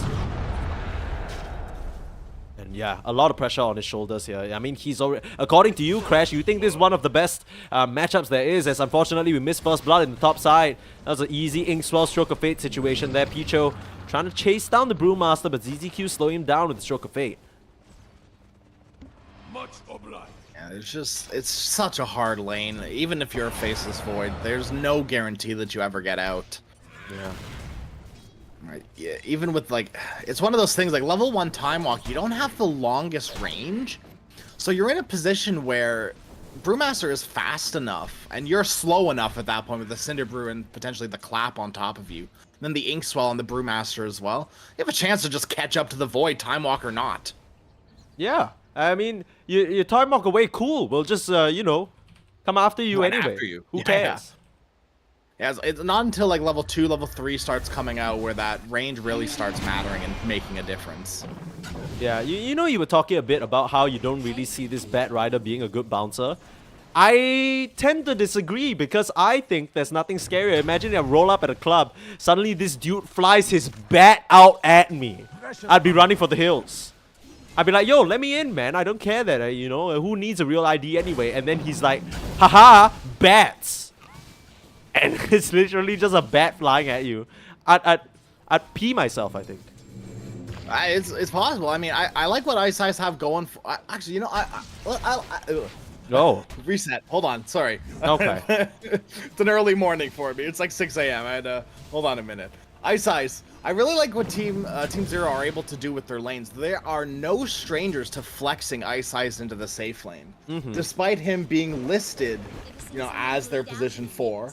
Yeah. You know, they're able to flex it depending on the heroes, depending on exactly what they want, and you know, maybe ZZQ isn't much of a Bat Rider player, so a little bit of specialty. Oh, absolutely not. I know. think it's cool because, you know, Bat Rider position 5 not really what you're hoping to pair up with the Brewmaster anyway. Sure, you can burn the ground that they stand on, but I mean, this was a winning combo that already worked, right? So why kind of break it up? And more than anything, I think that flexibility between supports is very cool because sometimes you see offlaners the most comfortable with only their pos 4, and once you try and have a swap because of the heroes, it ends up looking a lot weaker than the initial player that would otherwise have been in this lane. But this level of flexibility shows the degree of trust and communication going through. Doesn't matter that, you know, they're switching up here and there, they can still pull off the same consistent results. Yeah, Team Zero, it's worth noting, this team has stuck around for quite a long time together. I believe this is their, like, 6th or 7th month together as a main core roster, right? They played through the Chinese regional qualifiers. They beat teams like Big Brain, Aster, Ares, IG, and even Team Bright. Team Bright that knocked this Team Aster down. Yeah. So no, interesting. Echoes is jungling a little bit right now. I'm not quite sure what is going on mid. Yeah, I mean, you were talking about how this Pango is supposed to be a death matchup against the Primal Beast. I mean, they are pretty even in CS right now, and 7E, he's doing a really good job in terms of putting the harass on. Orb of Corrosion completed, and Echoes is just suffering a bit in terms of the sustain. Yeah, it just looks like 7E was able to, you know, play this lane well. Right? If you're in a position where you're not using your abilities too aggressively and use them kind of safe, there's no way for this Primal, like, it's a counter, but it's also a skill matchup from the Pangolier side. You know, you can't play the Pango like you're a brain dead mid laner. You know, you have to actually think about what you're doing, which, I mean, to be fair, you should be anyways, but you gotta think extra hard in this lane. Sure. I mean, the brain's definitely moving here, and so is Ice Ice coming around for this gank. They're waiting for the time walk, and now they're ready to strike. Here they come.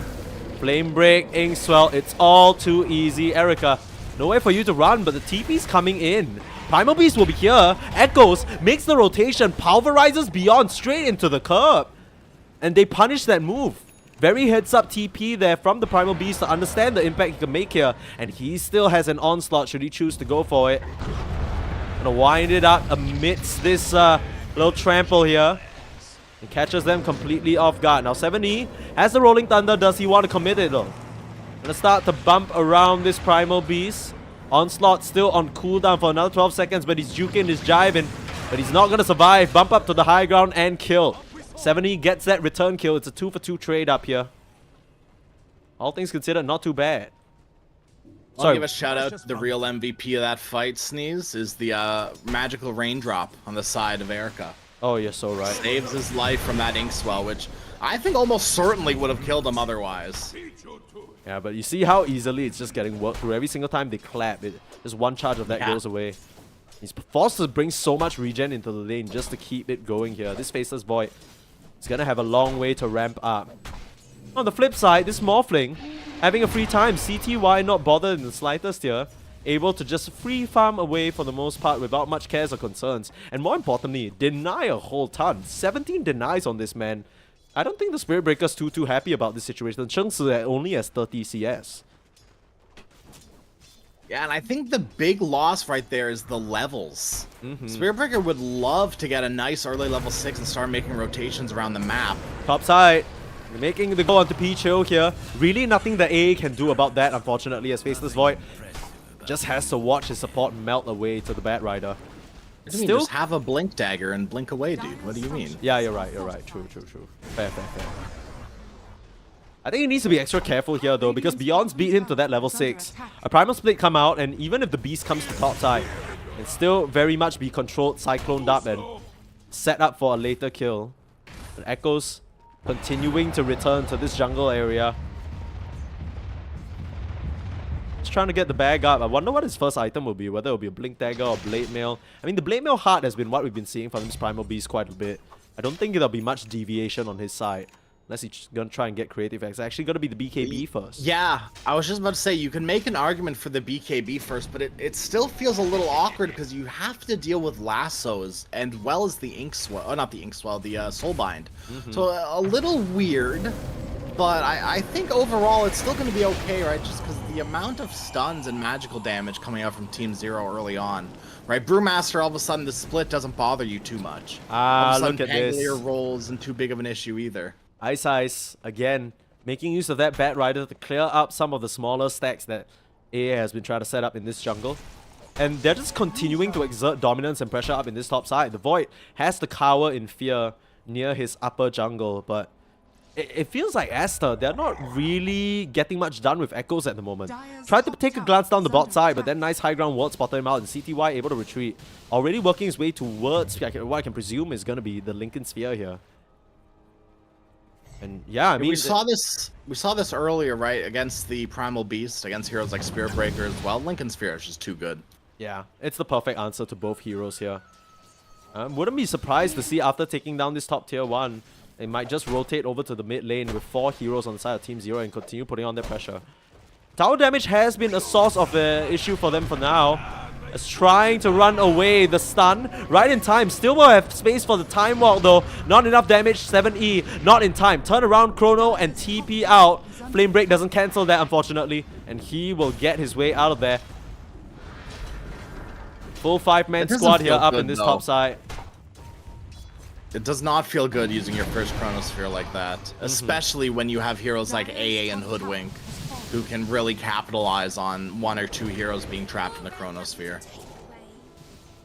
CTY still has that infused raindrop, so the Spirit Breaker can't catch him completely off guard, but once that Hoodwink hits level 7, or rather level 6, that's where things will get a lot more hairy. He might have to watch himself maybe morph a bit of strength more consistently.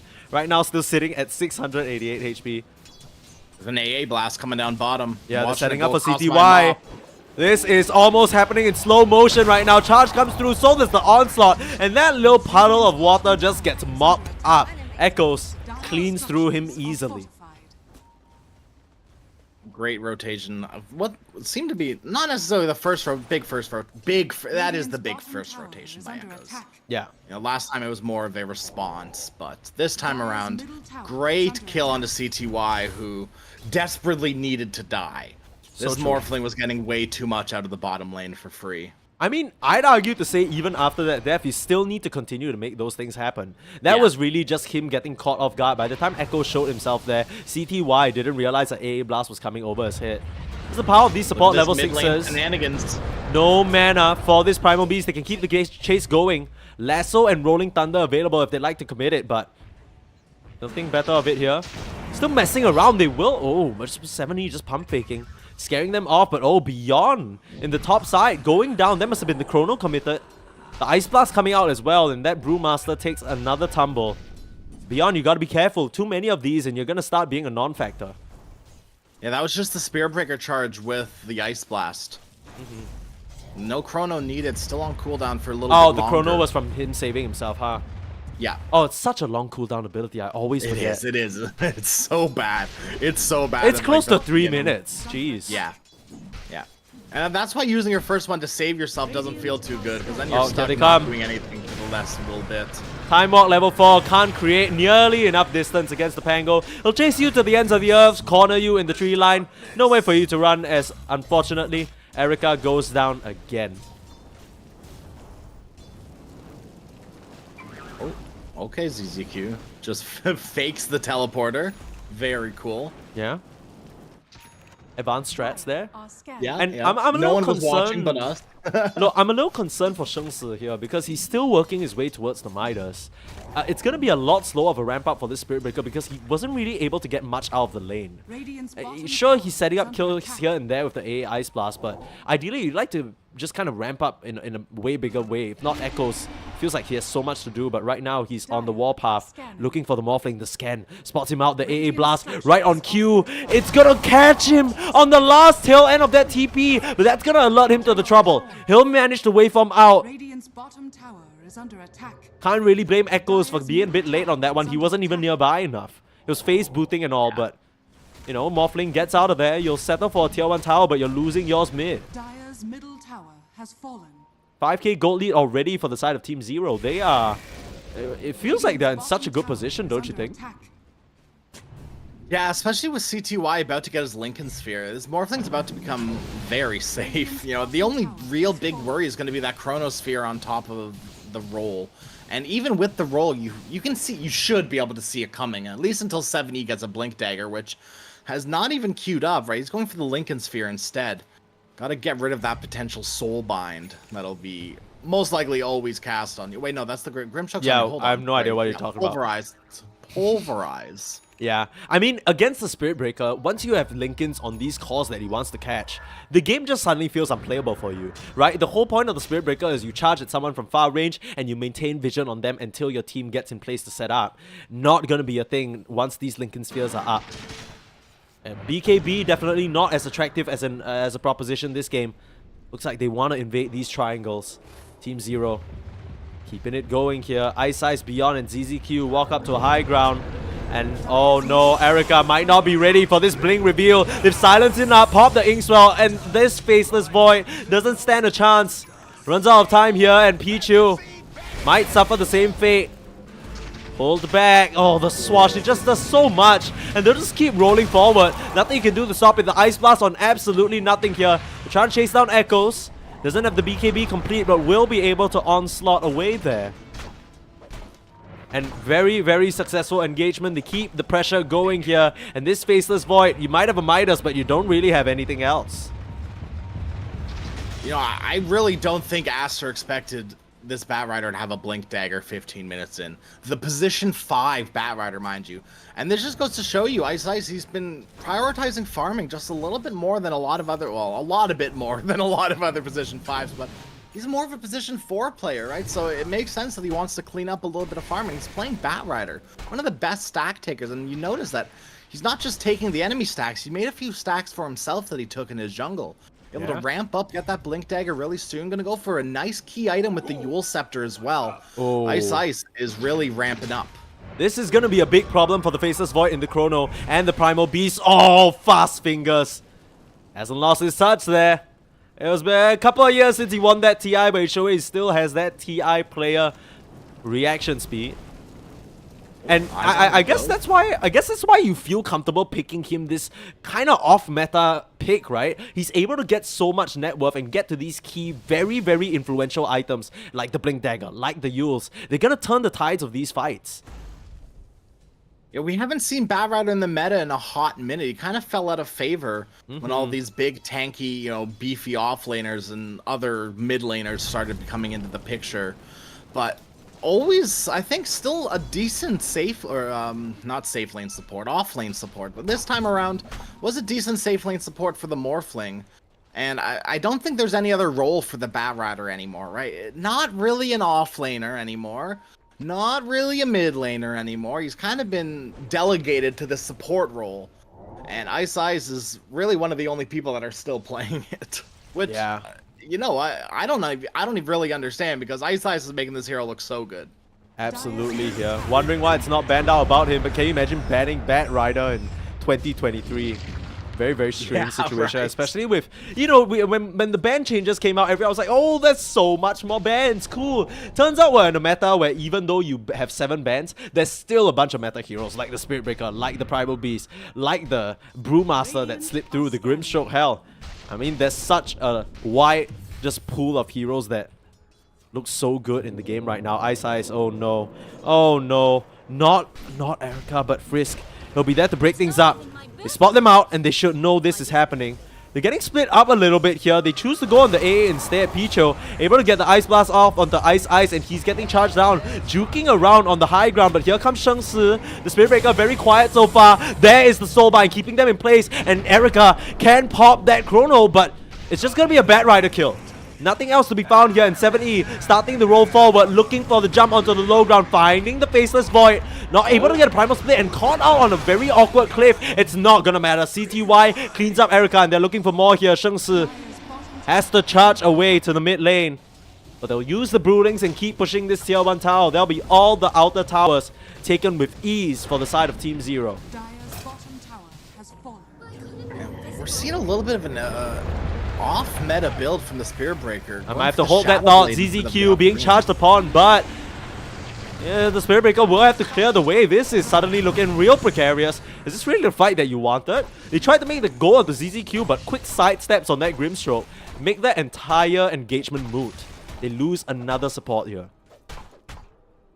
It is only the AA, but that AA is actually, I was going to say very poor, but somehow Frisk is more poor on the Hoodwink. Yeah.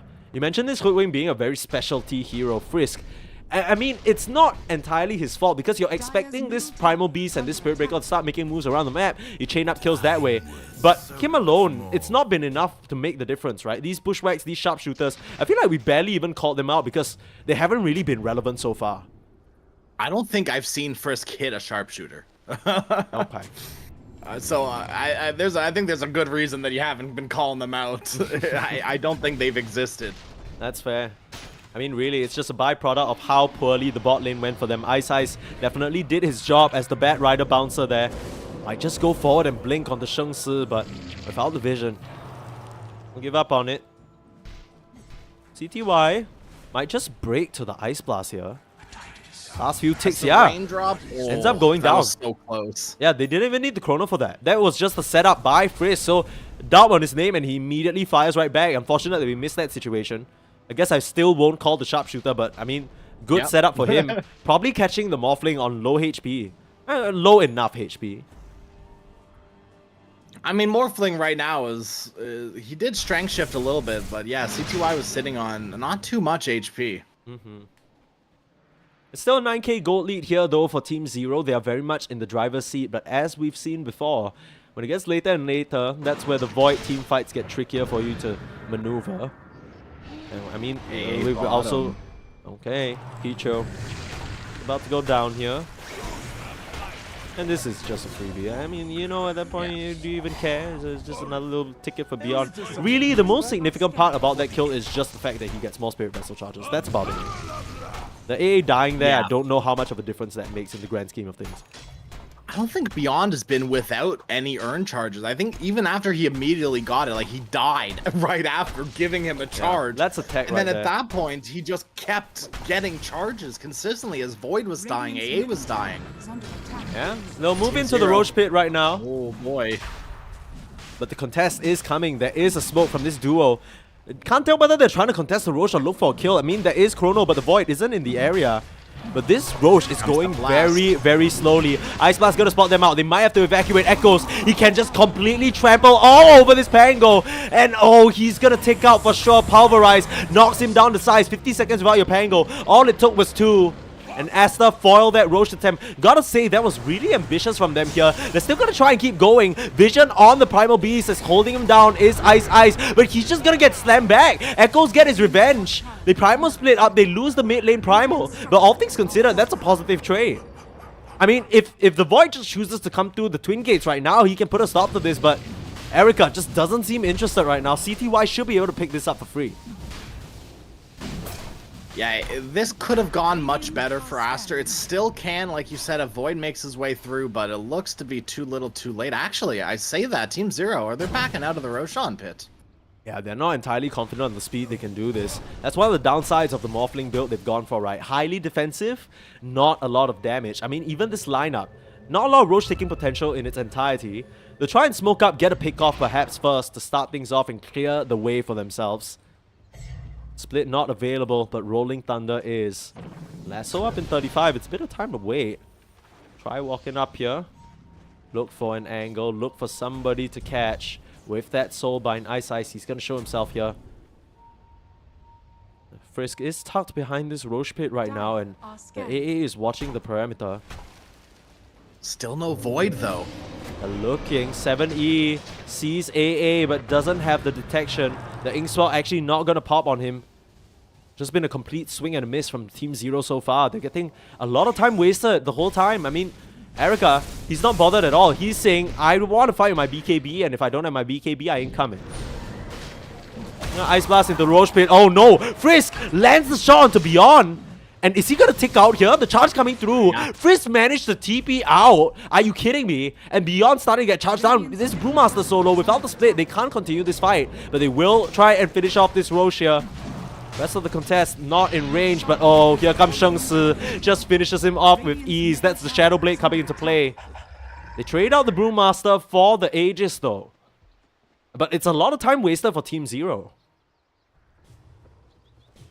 This top, they're hunting. They want it so bad. The Void, Chrono. Trying to get out of there. The waveform through. Uh-oh. Still spotting him, and he just gets his TP cancelled. A bit off the mark with that Chronosphere. It's going to cost him his life there. So what started out as a 1 for Aegis trade ends up being 2, and it's on the biggest hero of all, further slowing down that BKB. Oh, hell. They deny the tower as well. CTY showing no mercy here, and he's ready to start pushing these tier 2s. Yeah, first Aegis, it's clinical Dota at this point. Clean up the tier 2 towers, wait for the second Aegis, and then go win. That should at least be the game plan for Team Zero. I mean, if things go right for them, they can push a tier 2, wipe them out as 5, and then go off and push high ground, but losing Ice like that, probably not going to inspire the confidence to push high ground. Yeah, they're looking for Sheng Si though. I mean, it's not that bad, right? Pause 5 Brad Rider, as we always have to remind ourselves here. It's kind of hard to remember because of his relevance in this game so far, but he's not going to be too sad about dying. He has that Yule, so that's not going to be as easy as a setup for him to do anymore. Seeing some glimmers of hope here from the side of Aster, but they very quickly fade away in the face of Beyond and CTY. I wonder what he's going to get next. 3.4k gold saved up in the back pocket. I don't know, a nullifier? I can't think of a reason to be saving up this much gold. Shotgun, E-Blade, smile. I would, if in this day and age, in this economy, Sneeze, I'd lose my mind. Oh man, if my Morphling ever, oh, I would lose it. What is this, 2018? No, dude? he's just like, hey guys, haven't played Dota in 8 years. What's up? First game back. Oh. I cast an amateur tournament the other day, and there was actually a similar situation where this person, he had a really sketchy looking Steam account, like Dota account, and we were like, I don't know if we should let this guy stand in. He just hasn't played Dota in a few months. Okay. They found the Bat Rider again. The sharpshooter should finish him off, and the Nether Strike, Sheng Si is gonna grab it. They've been managing to grab Ice consistently here. Not sure whether it's his positioning or whether they just have his number, but all around the map, setup is there. Radiant's top tower has fallen. I'm a little frustrated with Ice. He did interrupt my nice story time, but what I wanted to end with, and this is a quick note for everyone who might not have played Dota in a while. Wraith King skeletons, you have to activate them. Yeah, played a position 5 Wraith King and just didn't know he could use the skeletons. Didn't use them once the entire game. It was very sad to see. It's a new hero, man. What do you mean? Wraith? He's Wraith King. You know, there's nowhere that indicates he has skeletons. Brand new hero.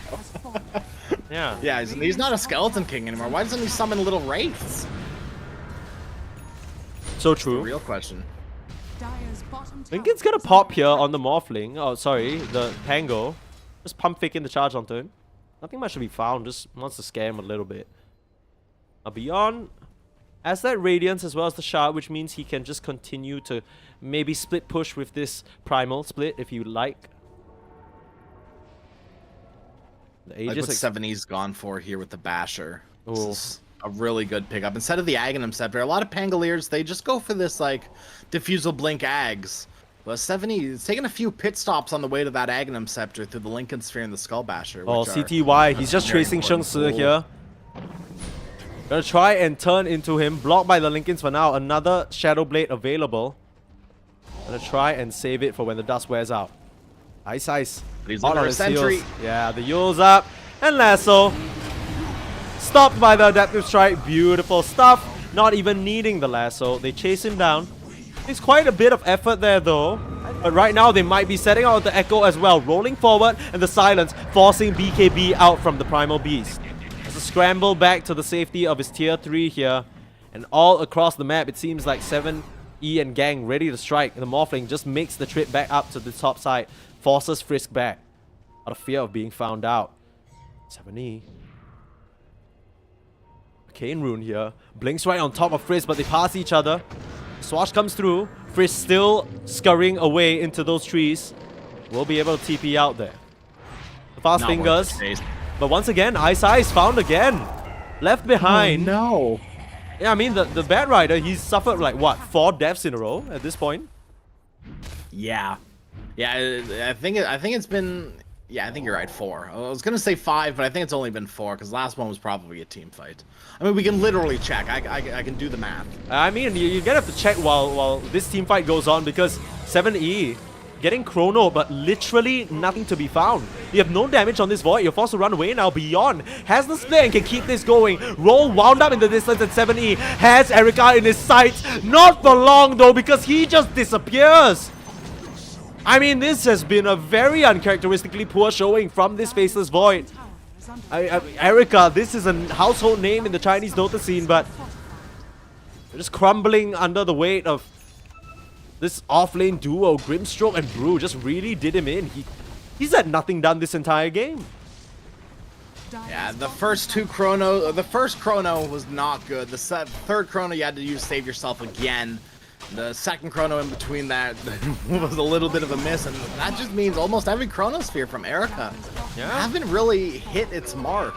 And CTY, speaking of hitting his mark, he's hit a really huge power spike with that level 20 on the Morphling. One of the biggest power spikes for the hero. You know, a lot of items may matter, but that 20 talent with the waveform attacks targets is such a big skill. They're trying to set up onto CTY, but it just gets completely disjointed because Beyond's all up in there. Now, he doesn't have split available, and he might go down here, going a bit too far forward, but there's 7E. Swashbuckling through all of them. There's Ice, pulling back the Faceless Void again. Erica's nowhere to be found because he's dropped to the deck. And Echoes, without his BKB, he'll be made quick work of. The charge through Sheng Si, trying to create some havoc on the back line. They need to respond to the Spirit Breaker. And they'll come back, deal with him easily. Lincolns or not, you get popped. And CTY morphing into this Faceless Void. Easy team fight for him to maneuver around. They buyback on the Spirit Breaker. They want to keep the defense going. 7E kills off this Hoodwink. There is buyback on the 2 dead heroes of Asa right now. And they're starting to clean up Team 0. 7E and CTY need to make their escape here. Lincoln's available, which means no charge is going to go through. Oh, CTY. CTY, don't do it, brother. He's going to back up. He has so much gold in the pocket right now. He's not even using it. I was just about to mention that. It was just a few minutes ago that we looked at CTY and we're like, oh, I wonder who's going to spend his 3k gold on. A Silver's Edge. And he's got another 5k on top of that now. Scotty. Done. Holy cow. Echoes has to be careful. Echoes could be dead. He might be a tanky boy, but with that Scotty. Oh, he does have the gem. He can definitely see CTY coming. CTY, if you chose to commit for that, that would have been madness, but you can imagine how fast this Primal Beast is going to drop. Even though you got the heart and the BKB, very easy to cut through that thick health pool with the help of Scuddy. DD rune in the river. This could be game ending. Oh Here no. comes CTY bottled up. Okay, ready to go. And it feels like it's all going to come down to this next Chronosphere from Erica. Yeah. Erica. Not been landing these so far. He's going to have to come in big for his team here. This is the longer spawn on the Roche. They should try and, you know, get in this area, but in case it's not, they want to establish dominance and vision in this pit. They see ZZQ, but blinks out before they can land the mark onto this Grimstroke. Already turning around onto Fade, and he doesn't stand a chance. They're bashing up the Primal Beast right now, but Roll already comes out, forcing the BKB from Echoes. And Erica, he's still waiting in the wings. He's still looking for an opportunity, but he's forced to run. The rest of the side of Aster can't even enter the fight because it's just 7E showing himself right now. They're onto the Primal Beast. And CTY biding his time. He knows the Faceless Void is waiting. He doesn't need to show. Finally, throwing the Chrono out onto nothing. Again and again, Erica fails them. And the tip comes through. ZTQ knows it well as well. The TP out on Pichu. Your hope's fading. A lot more. I don't even know what heroes were there. Like, there was just the Brewlings. What was the plan with Erica? I feel like I've been Chronosphered. I've been stopped in time. What just happened? I am so confused too. I mean, I can understand his hesitance. Maybe he was trying to get the Chrono on the Pango, or maybe the backline, or maybe the Morphling. Ends up getting it on none. Maybe he thought CTY was still in the area, but CTY too quick on the feet, or whatever you can call Morphling's under part of his body. His hoofs? Maybe his hoofs, who knows. I mean, it's hidden behind a veil of water. We wouldn't be clear. But CTY, you can see how he knows as well. The only way he could potentially ever die is if he gets caught in the Chrono and tagged with both the support spells. He's not gonna let that happen. Queuing up a Blink Dagger already to be able to just second juke out the Void on top of the waveform and his already excellent positioning. CTY is definitely putting on a show right now on this Morphling. Yeah, we saw it a little bit earlier. The Blink Dagger against the Faceless Void. 7E was able to blink out of a potentially devastating Chronosphere on the Dazzle. And CTY looking to do the exact same thing on the Morphling. I mean, at this level of Dota, any sort of potential hesitancy, if you don't catch them at the perfect timing when they're stunned or when their blink is disabled, there is a very good chance that they just blink out of every single Chronosphere. And it definitely seems that way. You also have to hit Chronospheres, so for them to blink out of. Maybe Yeah, maybe that was the play. Maybe Erica was expecting the waveform forward to catch the Morphling. No, Maybe I mean, that he was the wasn't... play. Oh, might have to hold that thought. They're onto the Void. He has the BKB, but he might have to commit it here. Popping the lasso, that goes through it. What else you got? The bash up. Soulbind as well. They're starting to roll up and chase down this Faceless Void. No Chrono for another 12. They're setting up onto him here. It's a lot of damage. The Linken's blocks the Pulverize. He's able to time walk out. They don't want to commit too fully here, Team Zero. They'll show that respect. That's a lasso and the Rolling Thunder used here. And CTY just free liberty for the next 4 minutes. The second life afforded to him. And to pull out a bit of a miracle here. Does have Blink Dagger and buyback gold if that's what he was holding all that gold for. Yeah. Maybe Divine Rapier? I don't think we've had a Divine yet. We almost had one earlier. I don't think we've had a Divine yet in these close qualifiers. At least like you and me. I mean, thank goodness. I don't.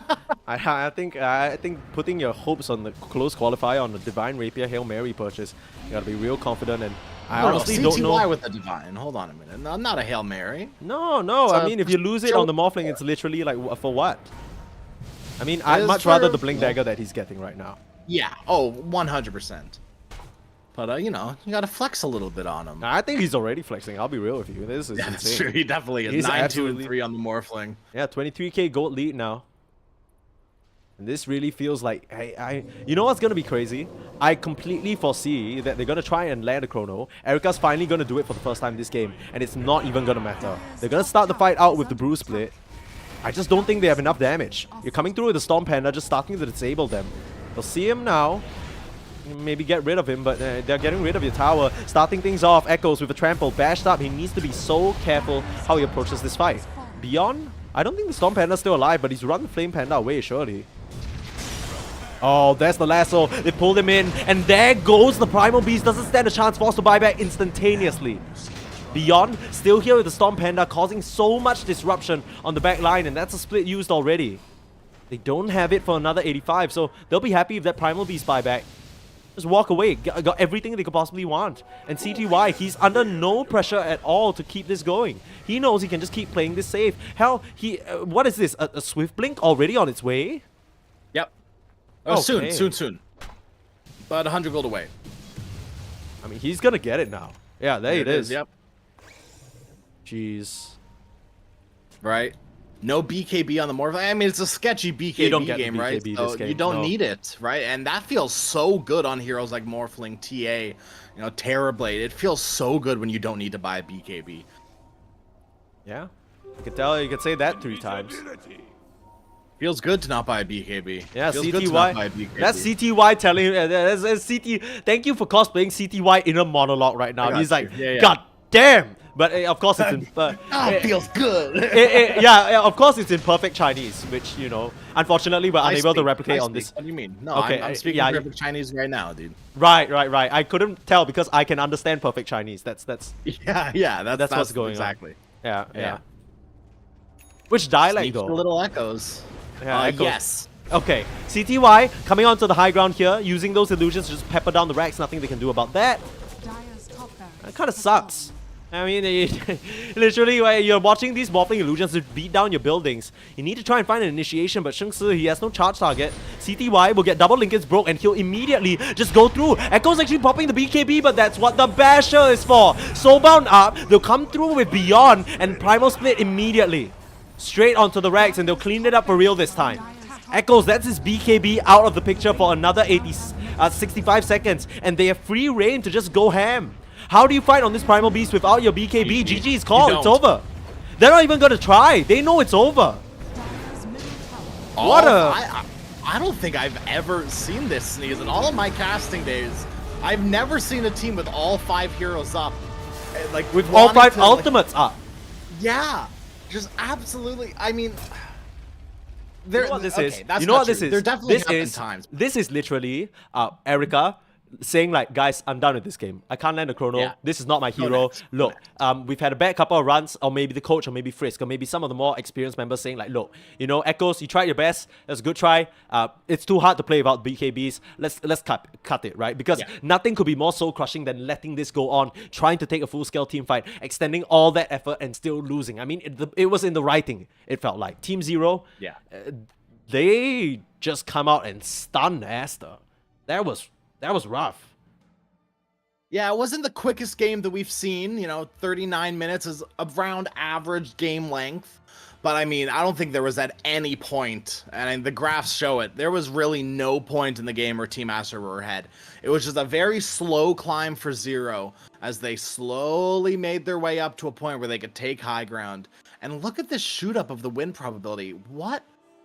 This is just how many, all the missed chronospheres added up all in one Every single time they miss a chronosphere, it's like, Yeah, win probability is like, oh, Gaben's like, oh, you're bad, you're trash. Yeah, no, it's not happening. It's a generative thing. Like they see more and they learn more. That's how the win probability is calculated. But I think we talked about this already, right? Erica at one point, Poyoyo as he used to go by, at one point, one of the household names, one of the big carries of China. And this is not the performance of one of the top carries in China. When we look at the international stage and we look at all these amazing carry performances being put on right now, you need to step it up. Like if you want to go international, if you want to come to these big events like ESL 1 KL, this ain't gonna cut it. It doesn't matter whether you're on Team Aster. It doesn't matter if your old team, this organization represented at multiple majors at TI. It's a different roster. Maybe we're starting to see some of the shakiness, and it's gonna be on these more experienced members like Picho, like Fate, to really calm their players down and maybe help Poyoyo, Erica, as much as he is experienced himself, he needs a hard mental reset for sure. That game wasn't even just rough. It wasn't even a Vinci Luna. It was straight up. That game could have been won if he landed a couple of chronos, and he did nada. Sneeze, I do want to play one quick game with you before we head to a short break. Let's hear it. Okay. Can you guess without looking which hero on Team Aster did the most damage? Which hero? By a long shot. Ancient Apparition. Yeah. Yeah. I mean, those Ice Blasts, the one hero that I can't knock on is Picho. I think he played to the best of his ability, but there really just wasn't anything else. The Faceless Void was busy dying around him. You know, Frisk, a bit hit or miss, but I really don't think it's on these supports, right? It's just that Shengsi, Echoes, and Erica couldn't find the setups, couldn't get the team fight going. They just, for what it's worth, it was a very hard fight to maneuver. But yeah, I'm not surprised in the slightest. The AA did so much damage with that blast. And CTY, what a boss. What a boss. I mean, literally picking Morphling into AA, no cares. He knows how to pilot this, and he pilots it to absolute success here. And with that, Team Aster, believe it or not, our closed qualifiers direct seed, 1 game away from being knocked out by 0. Can you believe that, Crash? That's crazy. That's crazy. And I don't know what you do if you're Aster from a draft standpoint. You know? You can't ban CTY. He has played Spectre, Ricky, Muerta, Nature's Prophet, Weaver, Wraith King. Yeah.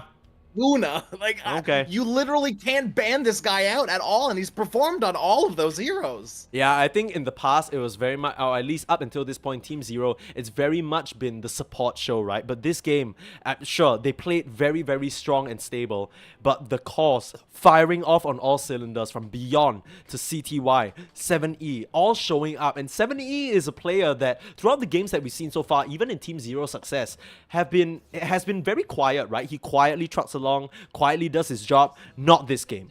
Outclasses Echoes, smacks him back, matches the rotations, gets these pickoffs going, and he definitely had such a huge impact that game alongside the rest of his team. And Team Zero, 1 game away from knocking out Team Aster. That is a crazy statement I didn't think I'd be able to say today, but we'll find out whether that ends up being a reality or whether Team Aster can get it together and live up to the org name that they are representing right now in this game number 2 coming up after a short break. Don't go anywhere. Sticking onto my clothes, burns my throat, sent shivers down my spine. The smell of the dust makes us just the same. What makes us different is just a bullet away. No pride, but shame. No pride.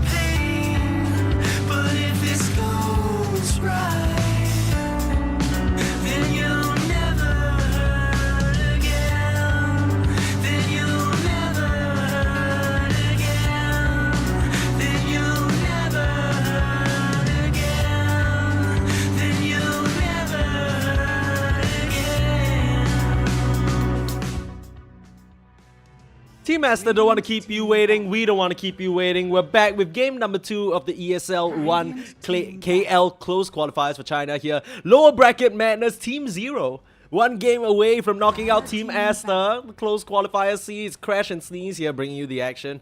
And man, we have a draft, so we're gonna switch to that immediately while we keep talking. 10 seconds remaining. I mean, that was not what I expected. I had high hopes for Aster, and that did not live up to them at all. No, I don't know. I didn't have any expectations for this Aster lineup coming into this close qualifiers.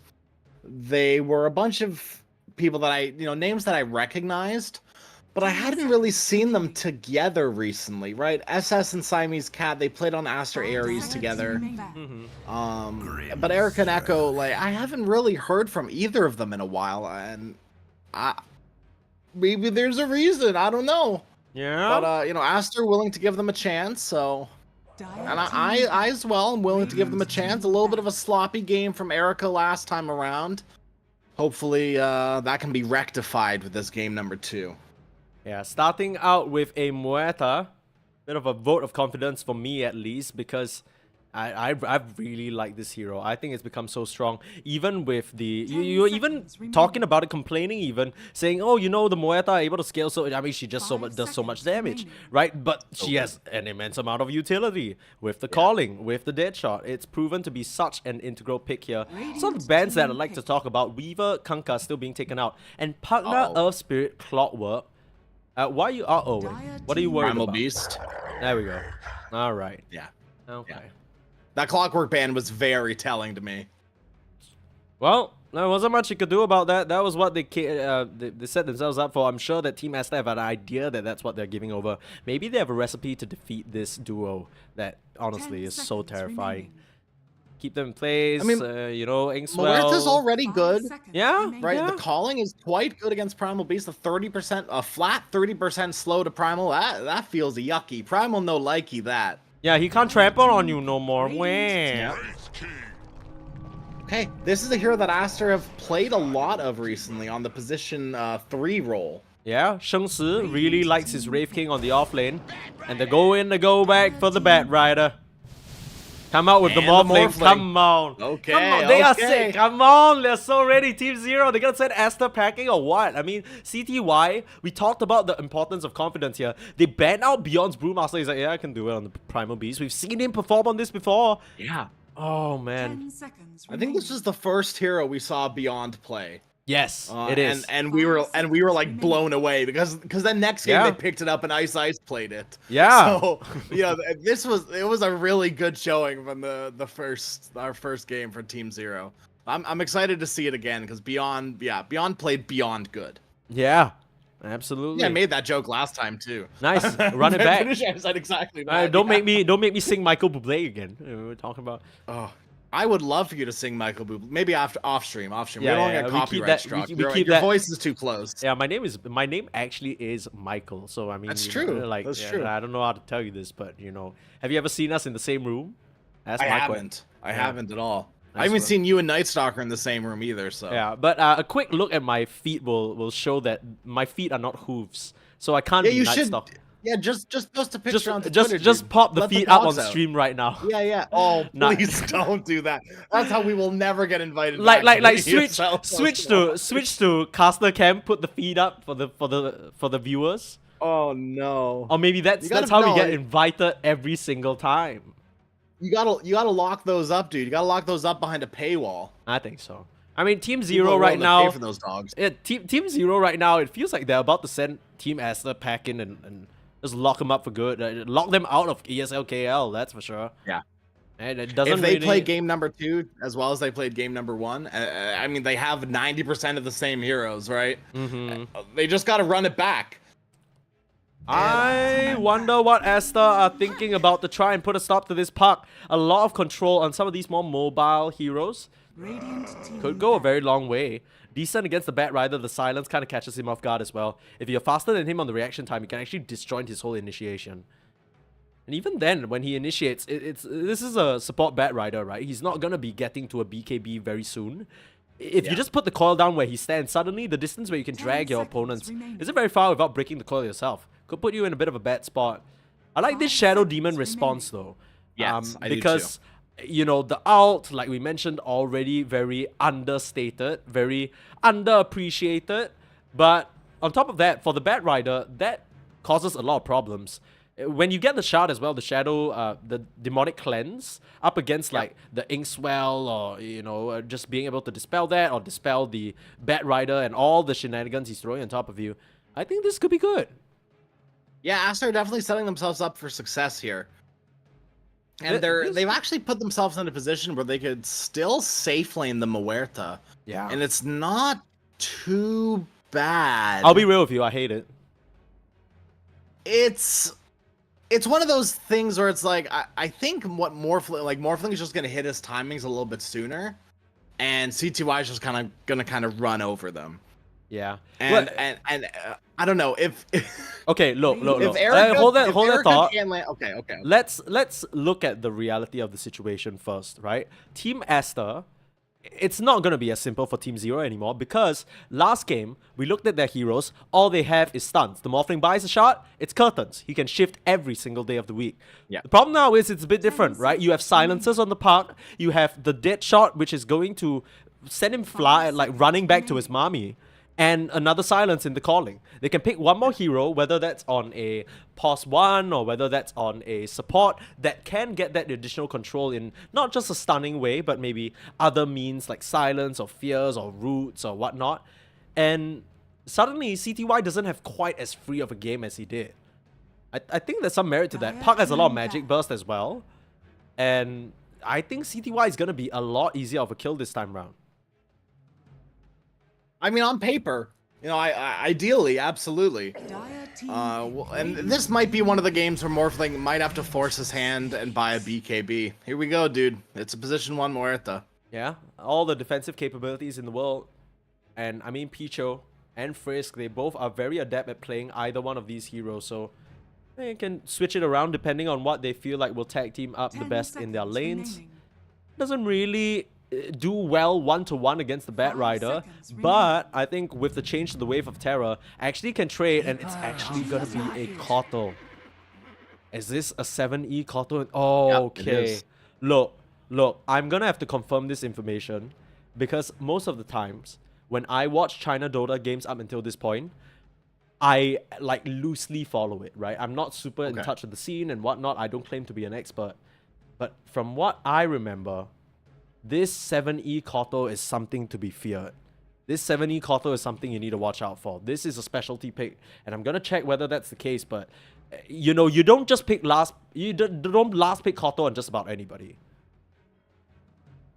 Yeah, at this point, it's not like we're in a meta of very tanky heroes, and Kotal is always one of those heroes that don't like people jumping on top of them.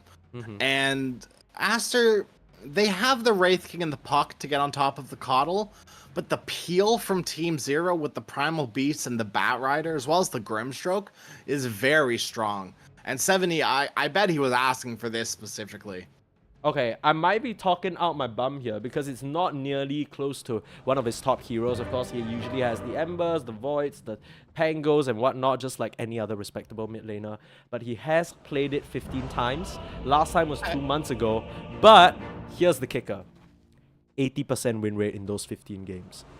That is a scary, scary proposition. You can imagine these Kotal picks probably came at the last pick position as well. GLHF from him. He's probably going to be very, very happy about it. Like you said, probably asking for it. Tag teams up very well with Beyond, right? Giving you the second dose of mana just to be able to reset some of those cooldowns. Get a maybe second onslaught off in the fight. And Team Zero, they have a lot of really good combos. I know Grimstroke has been less about the Soulbind recently, but Team Zero still set themselves up for some really good combos, right? Double Adaptive Strike, double Lasso, double Pulverize. Okay, to look, see, to a lesser degree, I can't believe you. I can't believe you started with double Adaptive Strike. Like you're everything. Look, everything else made sense. Like you're like double Lasso, double Pulverize. I'm like, yeah. But that was after you said double adapt. I'm like, yeah. I mean, yeah, I guess doubles. I guess. 30 seconds to battle. I mean, it's not something to write home about. No. But Grimstroke alt isn't at that point either, where it's something to write home about. It's you're not playing it for double doom anymore. I guess that used to be the big combo. Sure. Right? I think now what it's we all about found. that ink spell, baby. I mean, apart from the ink spell, I think what we found with the Soulbind is less of the doubling up of the spells, but more of the control of these very pesky heroes like the Puck, who are gonna find themselves chained to like what, a Wraith King, and they're like, come on, man, you get me out of here or what? Yeah, right. 2 for 2 rune trade out here though, but Picho actually just being trampled right now. Beyond gets held at bay by Frisk, and Ice have found himself in a bit of a rough spot. He'll give over first blood to the Park. Echoes will claim that one. First blood, it shall be duly noted. Nicely done. A good start to the game, yeah. Puck will gladly clean up that first blood. Should have a fine lane against the Coddle as well. Like, on paper, Puck shouldn't really be hit by any Coddle blasts coming his way. Yeah, Kotal, very, very good at just drawing even or more in the lane. That's kind of the hero's power, right? You can't really push him out. He's just going to blast the wave every single time, secure every single creep blast hit. And that's just the reality of it. He'll come out of the lane at level 6, start running around with the travels, and start laying waste to your... and sieging your towers with blasts from the side. Picho already coming through, putting on the pressure. Beyond, up against 2 range heroes, it's going to be a bit of a tough matchup, right? He's going to tank quite a bit of damage here. Yeah, especially as a hero that doesn't build Vanguard, really. I don't think I've... maybe in the days of old, but not anymore. Blade Mail just too strong of an item. And okay, I'm going to throw Erica under the bus a little bit, okay? Because I was going to say this earlier, and I can't just not say it. If Erica can't land Chronospheres, how well do you think he's going to be able to land these dead shots? Well, for what it's worth, Muerta a lot more hotly contested, so surely this is something that you are well acquainted with. I would hope so. Already, to be fair, Muerta's still a newish hero, so being, silver tier on it already. Not Stun too up. shabby. There's the first dead shot. Yeah, doesn't matter though. Charging through Beyond, gonna keep his support safe. ZZQ will thank him for it. Still had 9 stick charges if necessary. Couple of resources here as well to keep himself afloat. This is the beautiful peel the Primal Beast provides, right? For anyone who doesn't know what peel is, it's just, being able to get a hero out of danger by throwing another hero in the mix. Just a get down, Mr. President kind of situation. Yeah, quite literally bodying for them. Because he just runs in. It's going to be quite tough for him to play this game. I mean, you're dealing with the Muerta's full set of spells that can throw you off your trajectory. You talk about the Puck as well with the Dream Call and the Swap and the Shadow Demon. It feels like a lot of these Aztec heroes have tools to deal with you and beyond. Maybe this is the Primal Beast plan that we were talking about, right? You kind of let out a bit of a sigh in the draft because, they get their hands on this Grimstroke Primal combo again. I mean, it's even better, some might argue, than the Brewmaster. But, yeah, they seem well equipped to deal with this Beyond Primal Beast at the moment. Yeah, once again, it's like, on paper, I think you're absolutely right. It's going to be up to Aster to prove you right, though, because after last game, it's not looking too good for Aster, right? It just seems like they were a little bit outclassed by Team Zero. Ice. They'll start to get chased out by those Shadow Poisons, and the Skeleton's Frisk will be able to clean up that Bat Rider. Maybe they found a winning recipe here for themselves. Sure, you might be able to run down these heroes, but the Skeletons will do that right back to you. Very, very pesky little individuals that the Bat Rider just doesn't really have the luxury of stopping to attack.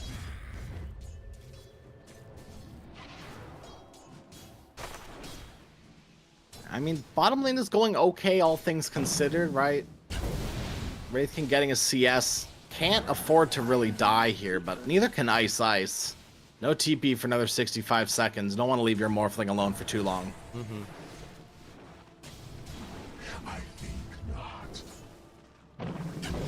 Adaptive Strikes laying waste into this Wraith King, though.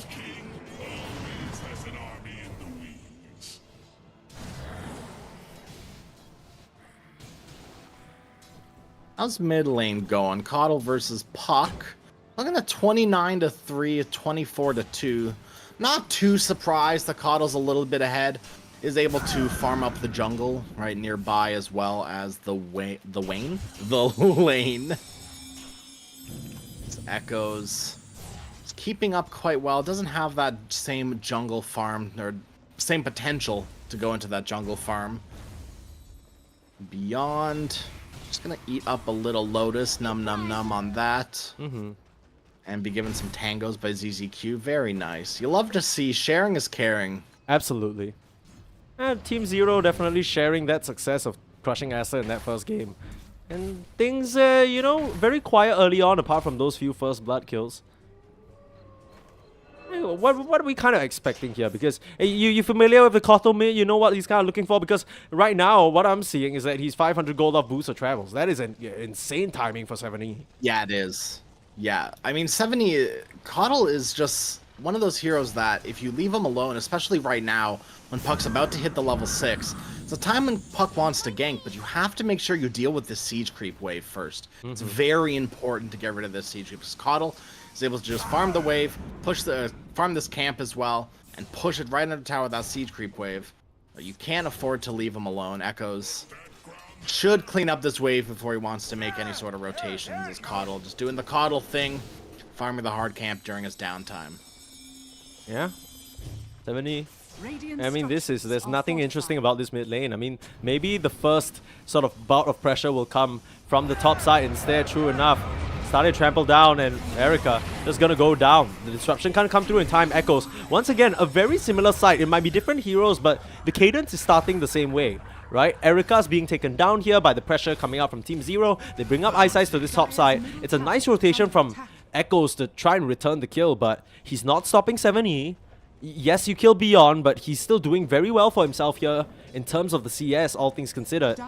And wouldn't you know it, once again, we have a situation where Shengsi, even though his lane is relatively quiet, he's not doing the best. Ice has done a great job at just pressuring him out, and now being chased in the tree line as well. This Wraith King, nowhere to run. It's only a matter of time for him as the Firefly chasing him down here. He'll try and juke them out. The adaptive strike from CTY finishes him off, and another kill top side. Tips come through. ZZQ knows where to strike, and it's on the ego of Erica right now. Blasting through, healing the Kotal, really under no threat at all, as they'll take down Picho as well. 3 kills all across the map in quick succession for Team Zero. They are once again firing off. And that's those beautiful, beautiful BOTs coming in. Frisk did get a beautiful, beautiful steal on the Wisdom Rune. So that means both Wisdom Runes go the way of Aster. Could be a factor here because these two support ultimates are very useful, as you always like to say. Yeah. I mean, these heroes are very level hungry as well, I would argue. You keep mentioning this build, Phantom's Embrace. Once you get to that level 3 mark, it becomes so impactful, but you never really want to before your ink spell gets maxed. You always want to point in the soul bind, if not you're kind of deranged. Well, Beyond up in this top side. Got the calling out onto ZZQ. Deadshot gonna go wide though. Swift footwork from the Grimstroke. I'm not sure whether he's gonna be able to get out of this one though. The puck is on the chase. With the stun, Echoes should be able to finish out with one waning Rift and the kill. Easy pickup for him there as an answer.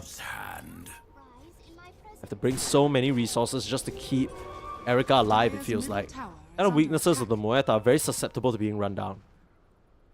I like this play from Echoes making his way bottom, still with the coil. CTY doesn't have the most HP. Uh-oh. Starting to morph up. The TP support needs to come in clutch here. Sure enough, they don't have initial damage. Enough to take down the Morphling through the morph. Radiant's bottom tower is under attack. Yeah, just a little unfortunate. They couldn't quite get any jump onto CTY. Not for a little bit longer, at least, until these Blink Daggers come online, which is going to be a hot minute. Yeah. I mean, Beyond doesn't have the best tower push, but he's able to just clean up on this top side tower. And we've seen this happen before, haven't we? Team Zero off to quite a roaring start. 2k advantage at the 9-minute mark right now. And a lot of it is sitting on this Kotal, who already is just one recipe away from the Spirit Vessel. There's no immediate obvious target here on Aster, but still, it's such an important item for keeping this Kotal's aggression going across the map. Yeah, absolutely. It's just an enabling item for a lot of heroes this patch. You know, the Earth Spirit, the Brewmaster. It just enables them to be heroes that want to make moves around the map. You know, you're more liable to make movements when you actually have an item that feeds into it. Absolutely. I mean, it just incentivizes. Everything he's doing is just incentivizing this hyperactive playstyle that we come to know and love from Kotal's. Disruption on himself there to buy himself some space. No level on the Blinding Light means that the Kotal should be foiled on this plan. Nothing to be found there. If he did get 2 of those off, though, Frisk would have been very dead. Oh, yeah. Ooh, you know, Sneeze, another big combo with the Soul Bind. Double Solar Bind. You got the Soul Bind, the Solar Bind, and you're just bound up. Yeah. Both your soul and luminescence speaking. You're just locked up. Yeah, this is Wondered rough. where you were going there. Yeah, I trying to find the word for it. I don't think that's quite the one. But, you know, Shining is CTY again. Top of the net worth mirrored with the Primal Beast. Sure, the puck's up there as well, but the Morphling, he's well on his way to a fast... Oh, stunned up. Managing to waveform away there. And Ice going down in the top side. Overcommitting in this jungle area. Once again, trying to come through and steal some of the stacks that Picho has been setting up. But punish this time round with the stun. 3 levels in that magic missile. That little baby hurts. Yeah, Vengeful Spirit nowadays, with the max magic missile, max wave of terror builds, do quite a bit of damage just through right clicks as well as those spells. Yeah, you talked about the does 100 damage. You talked about the importance of the wave card here. The 10-minute one rolls around and no one's really in position to defend this tower. 7E is gonna try and push this in, but just shows up, makes quick work of that creep wave, and they're trying to work down 7E. Popping the Spirit Form here, but he doesn't really have a lot of HP. They try for the swap combo. He heals himself, but it's not going to be enough. There's no way for the Grimstroke to really get him out of there. Nice move there, nice answer from Aster. Okay, good news for Team Zero, though. We saw this last game when Beyond died first with his Urn of Shadows. You get that charge, and now you're going around the map making moves, baby. That's it. That was exactly the play that you wanted. It's all about strategy, Sneeze. Yeah, you fell for his trap. Yeah. He's completely fine He for this. activated his trap card. 100 gold off the Spirit Vessel. It's not as significant as some other games, but, you know, additional bit of HP, some stats while you're at it, why not? A 12-minute rune, absolutely. It'll be fought for. As here comes the Primal Beast with his Blade Mail. Echoes forced to evacuate the area. Winding up the charge though, looking for a target. Thinking better of it though, gonna go wide instead. Echoes. Loses out on the Arcane Rune. For you on that high ground. That's true. Could be a Muerta, could be a Frisk Shadow Demon. Who is currently sticking around this bot side. They're making use of the skeletons to start pressuring out here. Smoke up from the duo. Team Zero, they're looking for a target. They'd love to find the Muerta, but Picho, experienced as he is, just stands his place to try and break whatever smoke maneuver, whatever wraparound comes. Spot him out, winding up. The stun comes through, but Ice is here as well. They don't have the lasso at the moment, but with the Kotal's involvement, it should be an easy kill onto Erica. And there's nothing that the bench can do. You couldn't even get in range for the swap because ZZQ held you at bay with the Phantom's Embrace. Yeah, it's just unceremonious end there for the Muerta. I mean, there's nothing that you can do on the Vengeful Spirit there, right? You just kind of have to sit and watch and back up and hope you don't get save your homie syndrome, you know? Yeah. Coming through into the bot side. Looks like now they want to flash chunks out of here and liberate CTY from this unending skeleton pressure. Both sides bringing in resources though. Seeming like they want to muster up some sort of a push or some sort of aggressive maneuver. I can't help but feel like this is gonna be a disaster for Aster though. Trying to save the tower. Yeah, it's gone. Yeah, this could be an opening. Ice, unfortunately, the target again. They get the setup, and with Echoes in the area, they won't look to be fighting. The CTY will slowly farm his way back to safety. And you're fine with this, right? CTY is alive. He's still farming. Basically has the Lincoln Sphere and around 100 gold. That's 2 more camps. And meanwhile, mid tower once again being pressured. They know no one's in the area. And they can just, you know, boss it in here.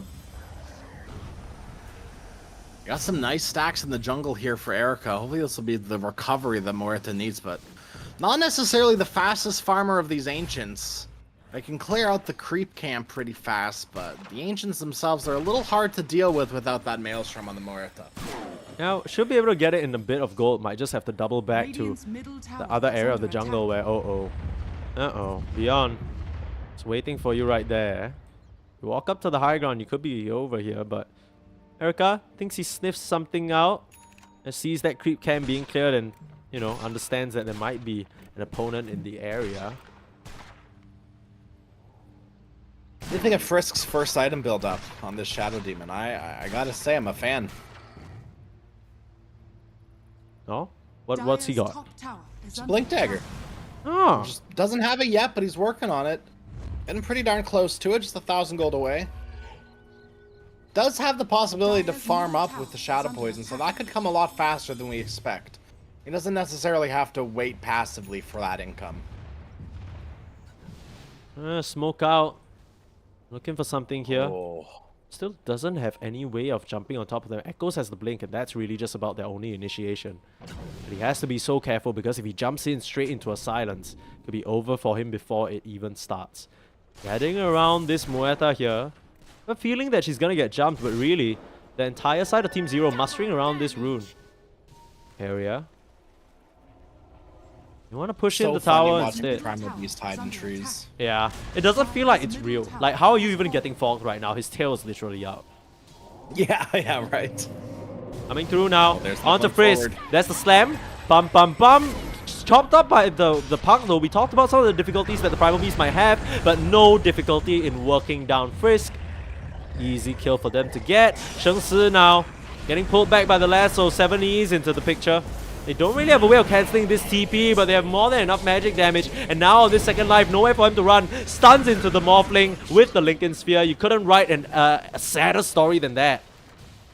And a little tidbit for you, Crash. The meaning of his name, Sheng Si, actually is life and death. He's doing a lot more dying than life here.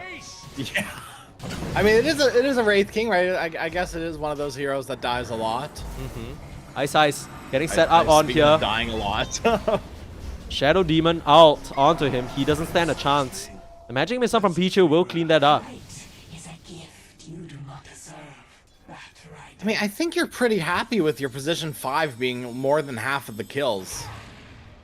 Yeah. Now, obviously, you'd prefer Ice to not be dying, but at least it's only your position 5. Yeah. I mean, then again, same situation as last game, and that didn't really stop them from roaring off to that first game victory. And true enough, 7k lead now at the 17-minute mark for Team Zero. They're keeping the net worth advantage on the calls that matter, right? And Bat Rider still has the blink, still can work his way towards the items. I don't think he's too sad about the situation. 70 has queued up a BKB, has 2 items to it already as well. The second item, BKB Coddle, because I'm not counting Vessel. If you want to count Vessel, 3rd item, sure. But this is the Chad Coddle build if I've ever seen one. Yeah. Straight up wants to get in there, doesn't want to care about all the magic damage coming through. Rightfully so. I mean, there's not a hero on Aster that BKB is not good against.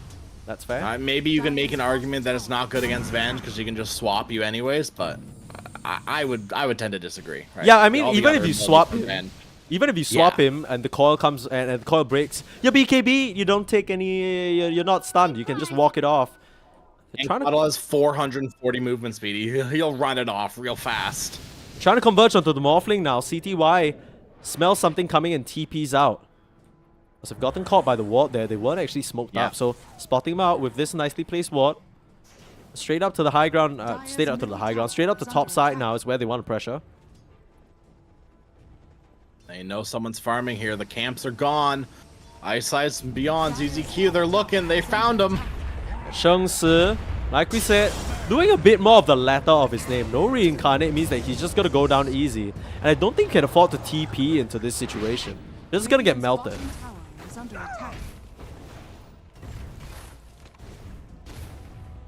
Dire's top tower is under attack. This should be a tier 2 tower unless Aster want to really come and defend with all of their heroes, which I really don't think they want to do. Muerta's in no position. to really defend, right? She doesn't even have mana for Pierce the Veil. Yeah. She's just been farming away, but you know, we always say this Crash still working towards the Mjolnir. It's looked very, very rough for Erica.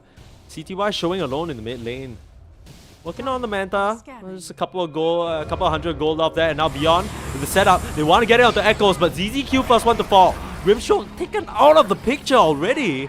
And I don't know how good this fight is, but that's before the Morphling shows up. CTY rips them apart here. The supports don't stand a chance, and now Erica might have to be careful. Starting to get chased down, trying to turn around and deliver, but not enough HP. Beyond just stands his ground in front of them. The Wraith King might have reincarnated, but he's going to come back to a whole world of pain as 7E keeps the charges going. Didn't even need to pop the BKB, and in comes Ice Ice, bumping them back with the Blinding Light. So much magic damage, and nothing you can do about it.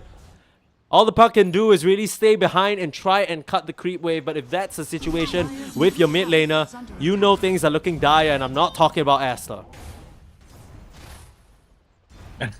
Yeah. Link Dagger's online for all of these heroes. CTY is way too farmed, has that Manta style now completed, and actually Beyond is the hero with the most net worth right now. Yeah, not surprised. He's had an excellent game.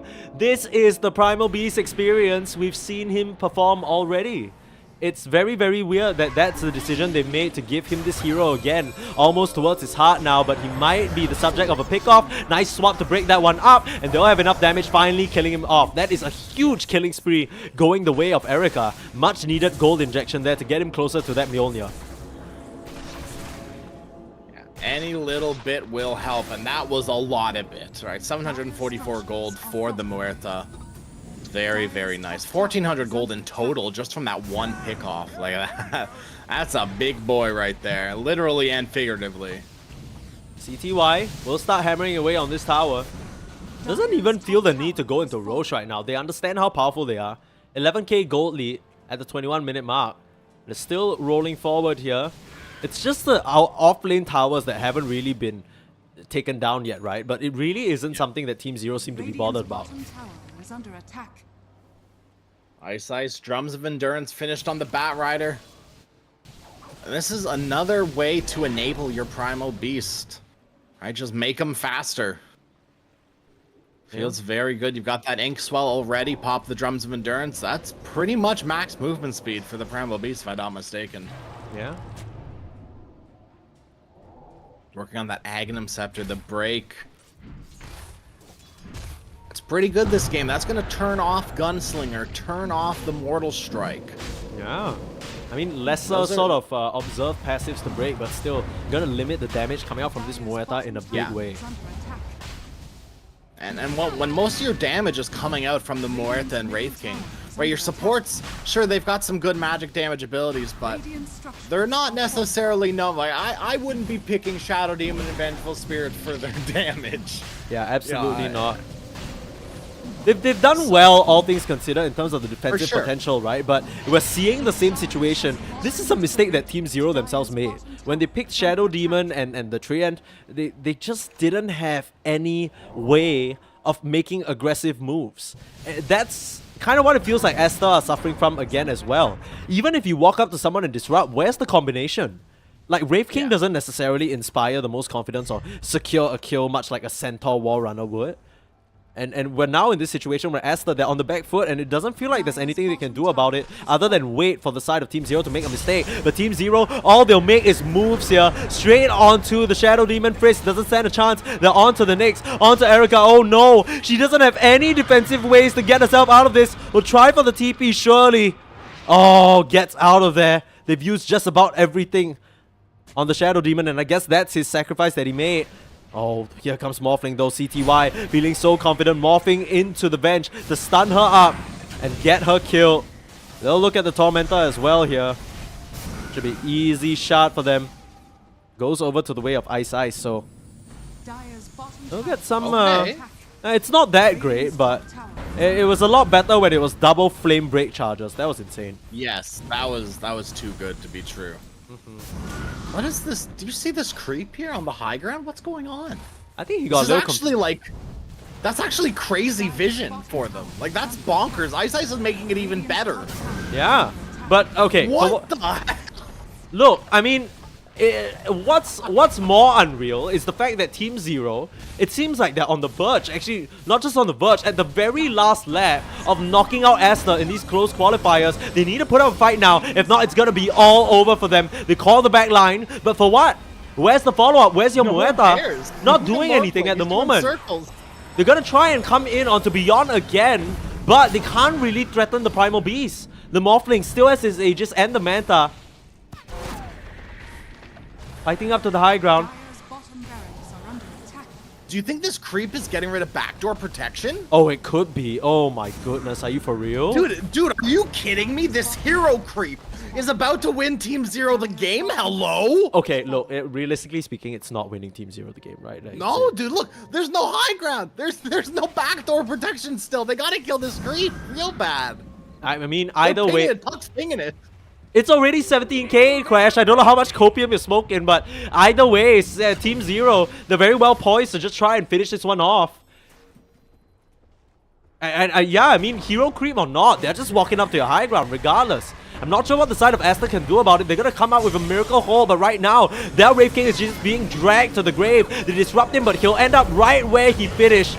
First life already gone, the heal coming through from the Kotal. They're starting up the Primal Beast, get him on the back line. A lot of damage coming out from Erica, and finally delivers his first kill.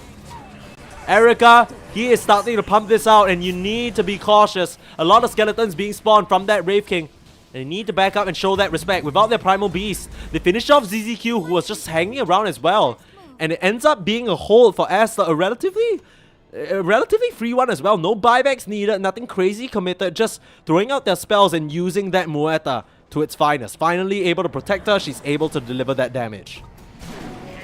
Still a minute and a half left on Aegis, so Team Zero could go again if they so choose. Most definitely can, but not gonna try that without their Primal Beast. At least need to wait for him to come back. Oh, they just get wrecked. There is backdoor regen. I mean, there's just a wave though. Yeah, that's true. A whole wave of hero creeps, Sneeze. Let's call them what they are. Yeah. They're doing the job no one else wants to do. Absolutely. Team Zero onto the high ground now. Once again, one step away from putting Aster into complete misery. But they just aren't able to penetrate through this Muerta right now. She is holding the high ground and slinging those guns. You can't really step up and not get shot. They'll try and drag this Vengeful Spirit away, and that's an easy kill for CTY. That could be a good start, but she has the buyback if necessary. Might not be Beyond that blinks up all willy-nilly this time round. Committing that already. Puck on the back line, silencing up a couple, and they coil the Grimstroke. Leashed up for now, but they hold him down, and Echoes able to jaunt away for now. The rest of the side of Team Zero retreating and staying cautious, but they finish off the puck. Echo still has buyback here. Tips come through just to mess with I mean, ZZQ, he's been on top of the tipping game, right? First game, all over Erica. Now he's just clowning on this puck for daring to come through and try and kill him. Might have buyback, but doesn't have the coil. They'll swap CTY back into the mix. And already, Morphling just able to vanish out of there with the waveform. You banish the Primal Beast, but he's fine for now. The Inkswell getting him out of there. And boy, that heart HP regen is just going such a long way. You don't get anything, and that's the puck buyback. That is the Picho buyback on the bench.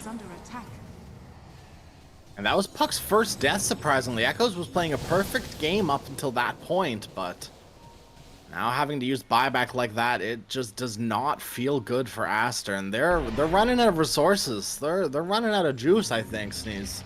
Yeah, they're running out of... It almost feels like willpower, right? In these lower bracket situations, you need to have grit, you need to have this fighting spirit. But Aster, it's rough. They're trying to make these moves. You can see these little whispers of hope among Echoes, among Shengsi, trying to come through the supports with the setup. But it just feels like they don't have enough gas in the tank. It's all on Erica. The whole world on his back in a similar situation to that Void game. It's Echoes up in this top side, has Lincoln Sphere, able to dodge out that aggressive maneuver. Sniff him out in this top side here. They'll keep pushing. 7E has the Hex. That is going to be scary to deal with on the park. 7E? No, 7E hasn't even used his BKB since he's gotten it. No, not needed to. This is a very passive BKB. Yeah. Could have gotten an Octarine or something. Who knows? Yeah. Speaking of BKB, Muerta's finished hers as well. Okay. Much needed. Yeah, absolutely. Wraith King still working on his. Has finished up a Blink Dagger as well as that Radiance. Okay, okay. I don't know if it's going to make too much of a difference, though, right? I guess you are able to jump on the Coddle, but there's no really extra follow-up damage, and Wraith King really isn't in a position where he can full to nothing the Coddle, especially with that BKB. I mean, especially with how Koto has been positioning in these fights so far, he's just been out of complete touch range for his opponents here. They've yet to lay a mark on him, I think. He's 4-1 and 6, one death from earlier on because of the coil, but other than that, has played pretty much a flawless game on 7E. The spacing has been perfect, his positioning has been great, and Aghanim's complete on the Primal Beast now means that this uproar is going to be even more deadly. And like we already talked about, the break is not the biggest, but it's still going to add up, especially when your whole team is really hoping for this Muerta to start doing the damage. You're immediately going to start seeing that your Muerta isn't doing as much damage as you thought. Well, for what it's worth, the Shadow Demon ult is actually excellent against Primal Beast, right? Because even with the axe, you can continuously dispel the uproar.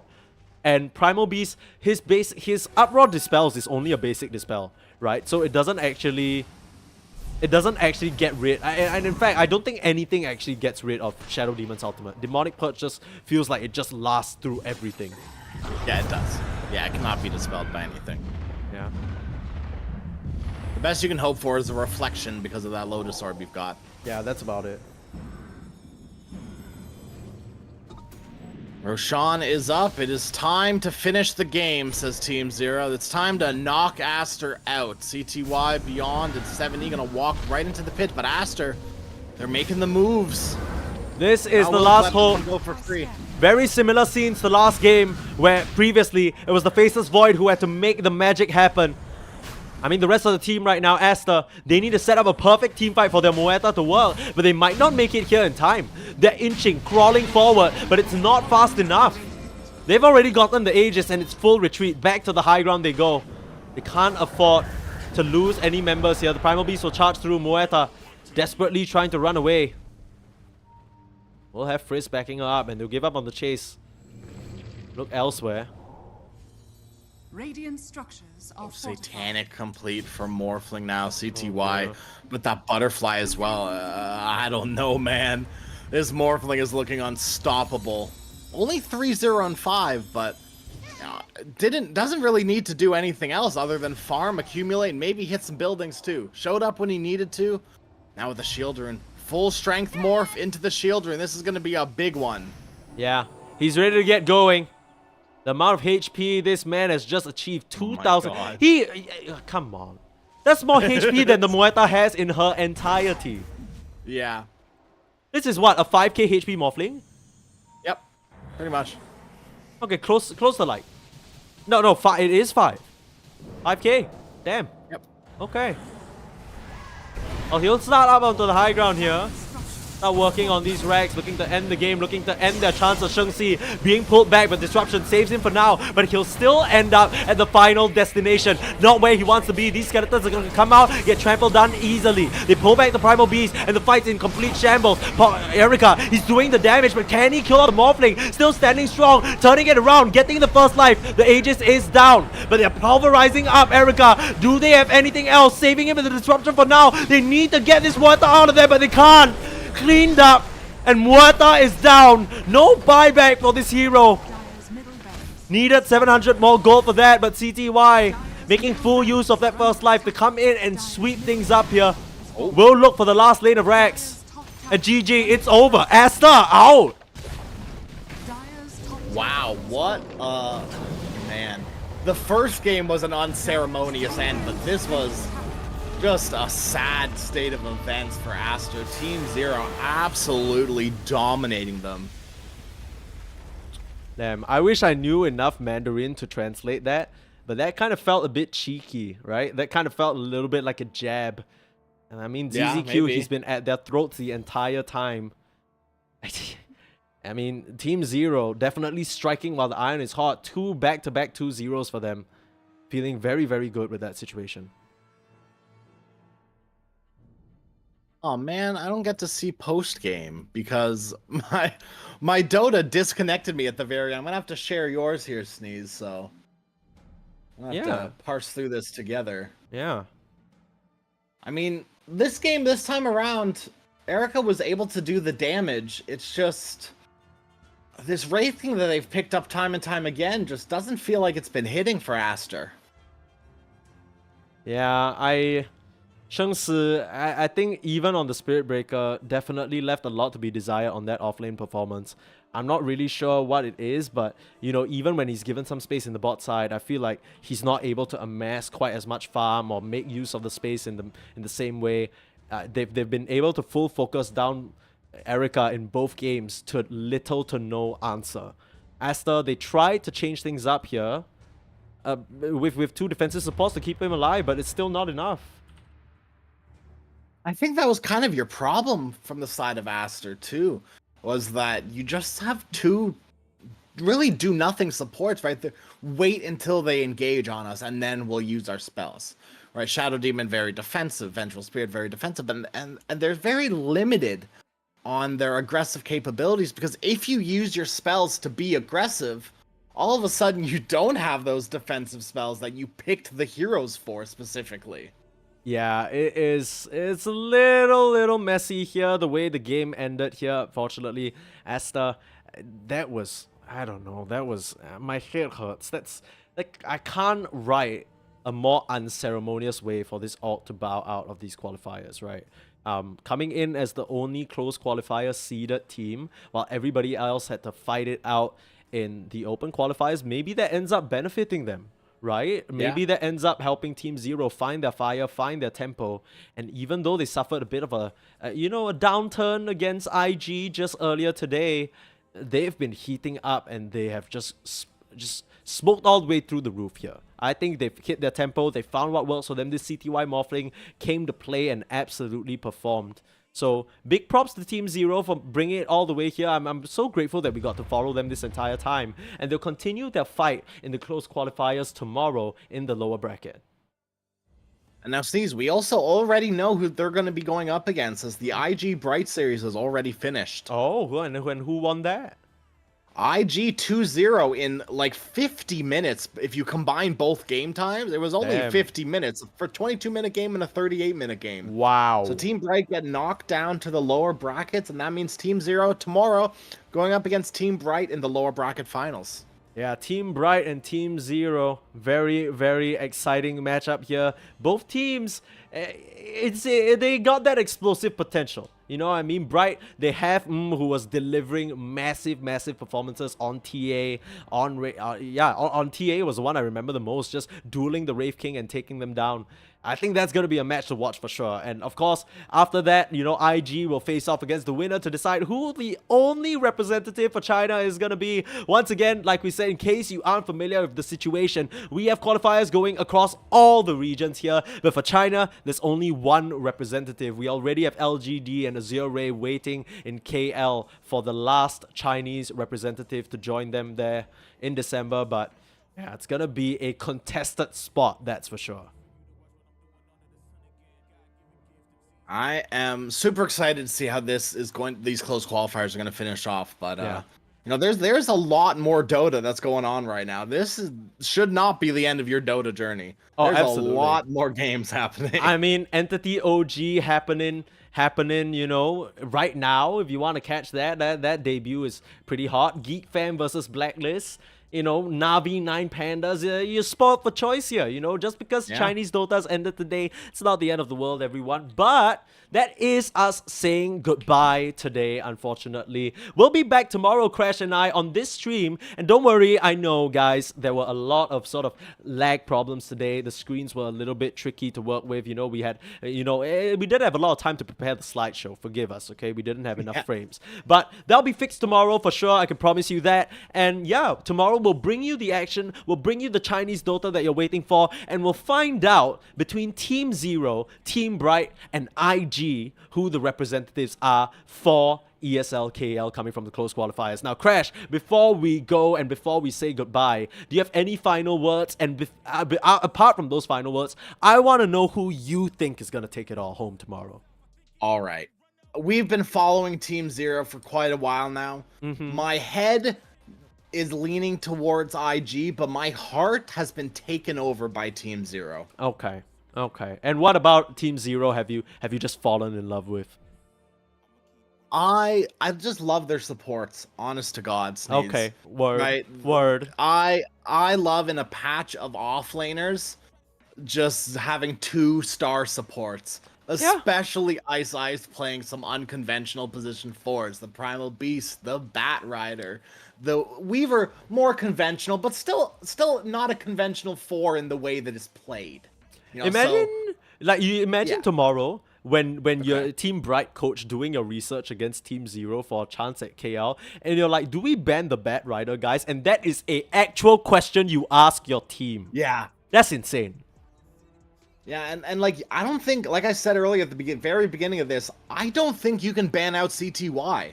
Yeah. Right? You just have to deal with what he's been drafted, because it's probably going to be good.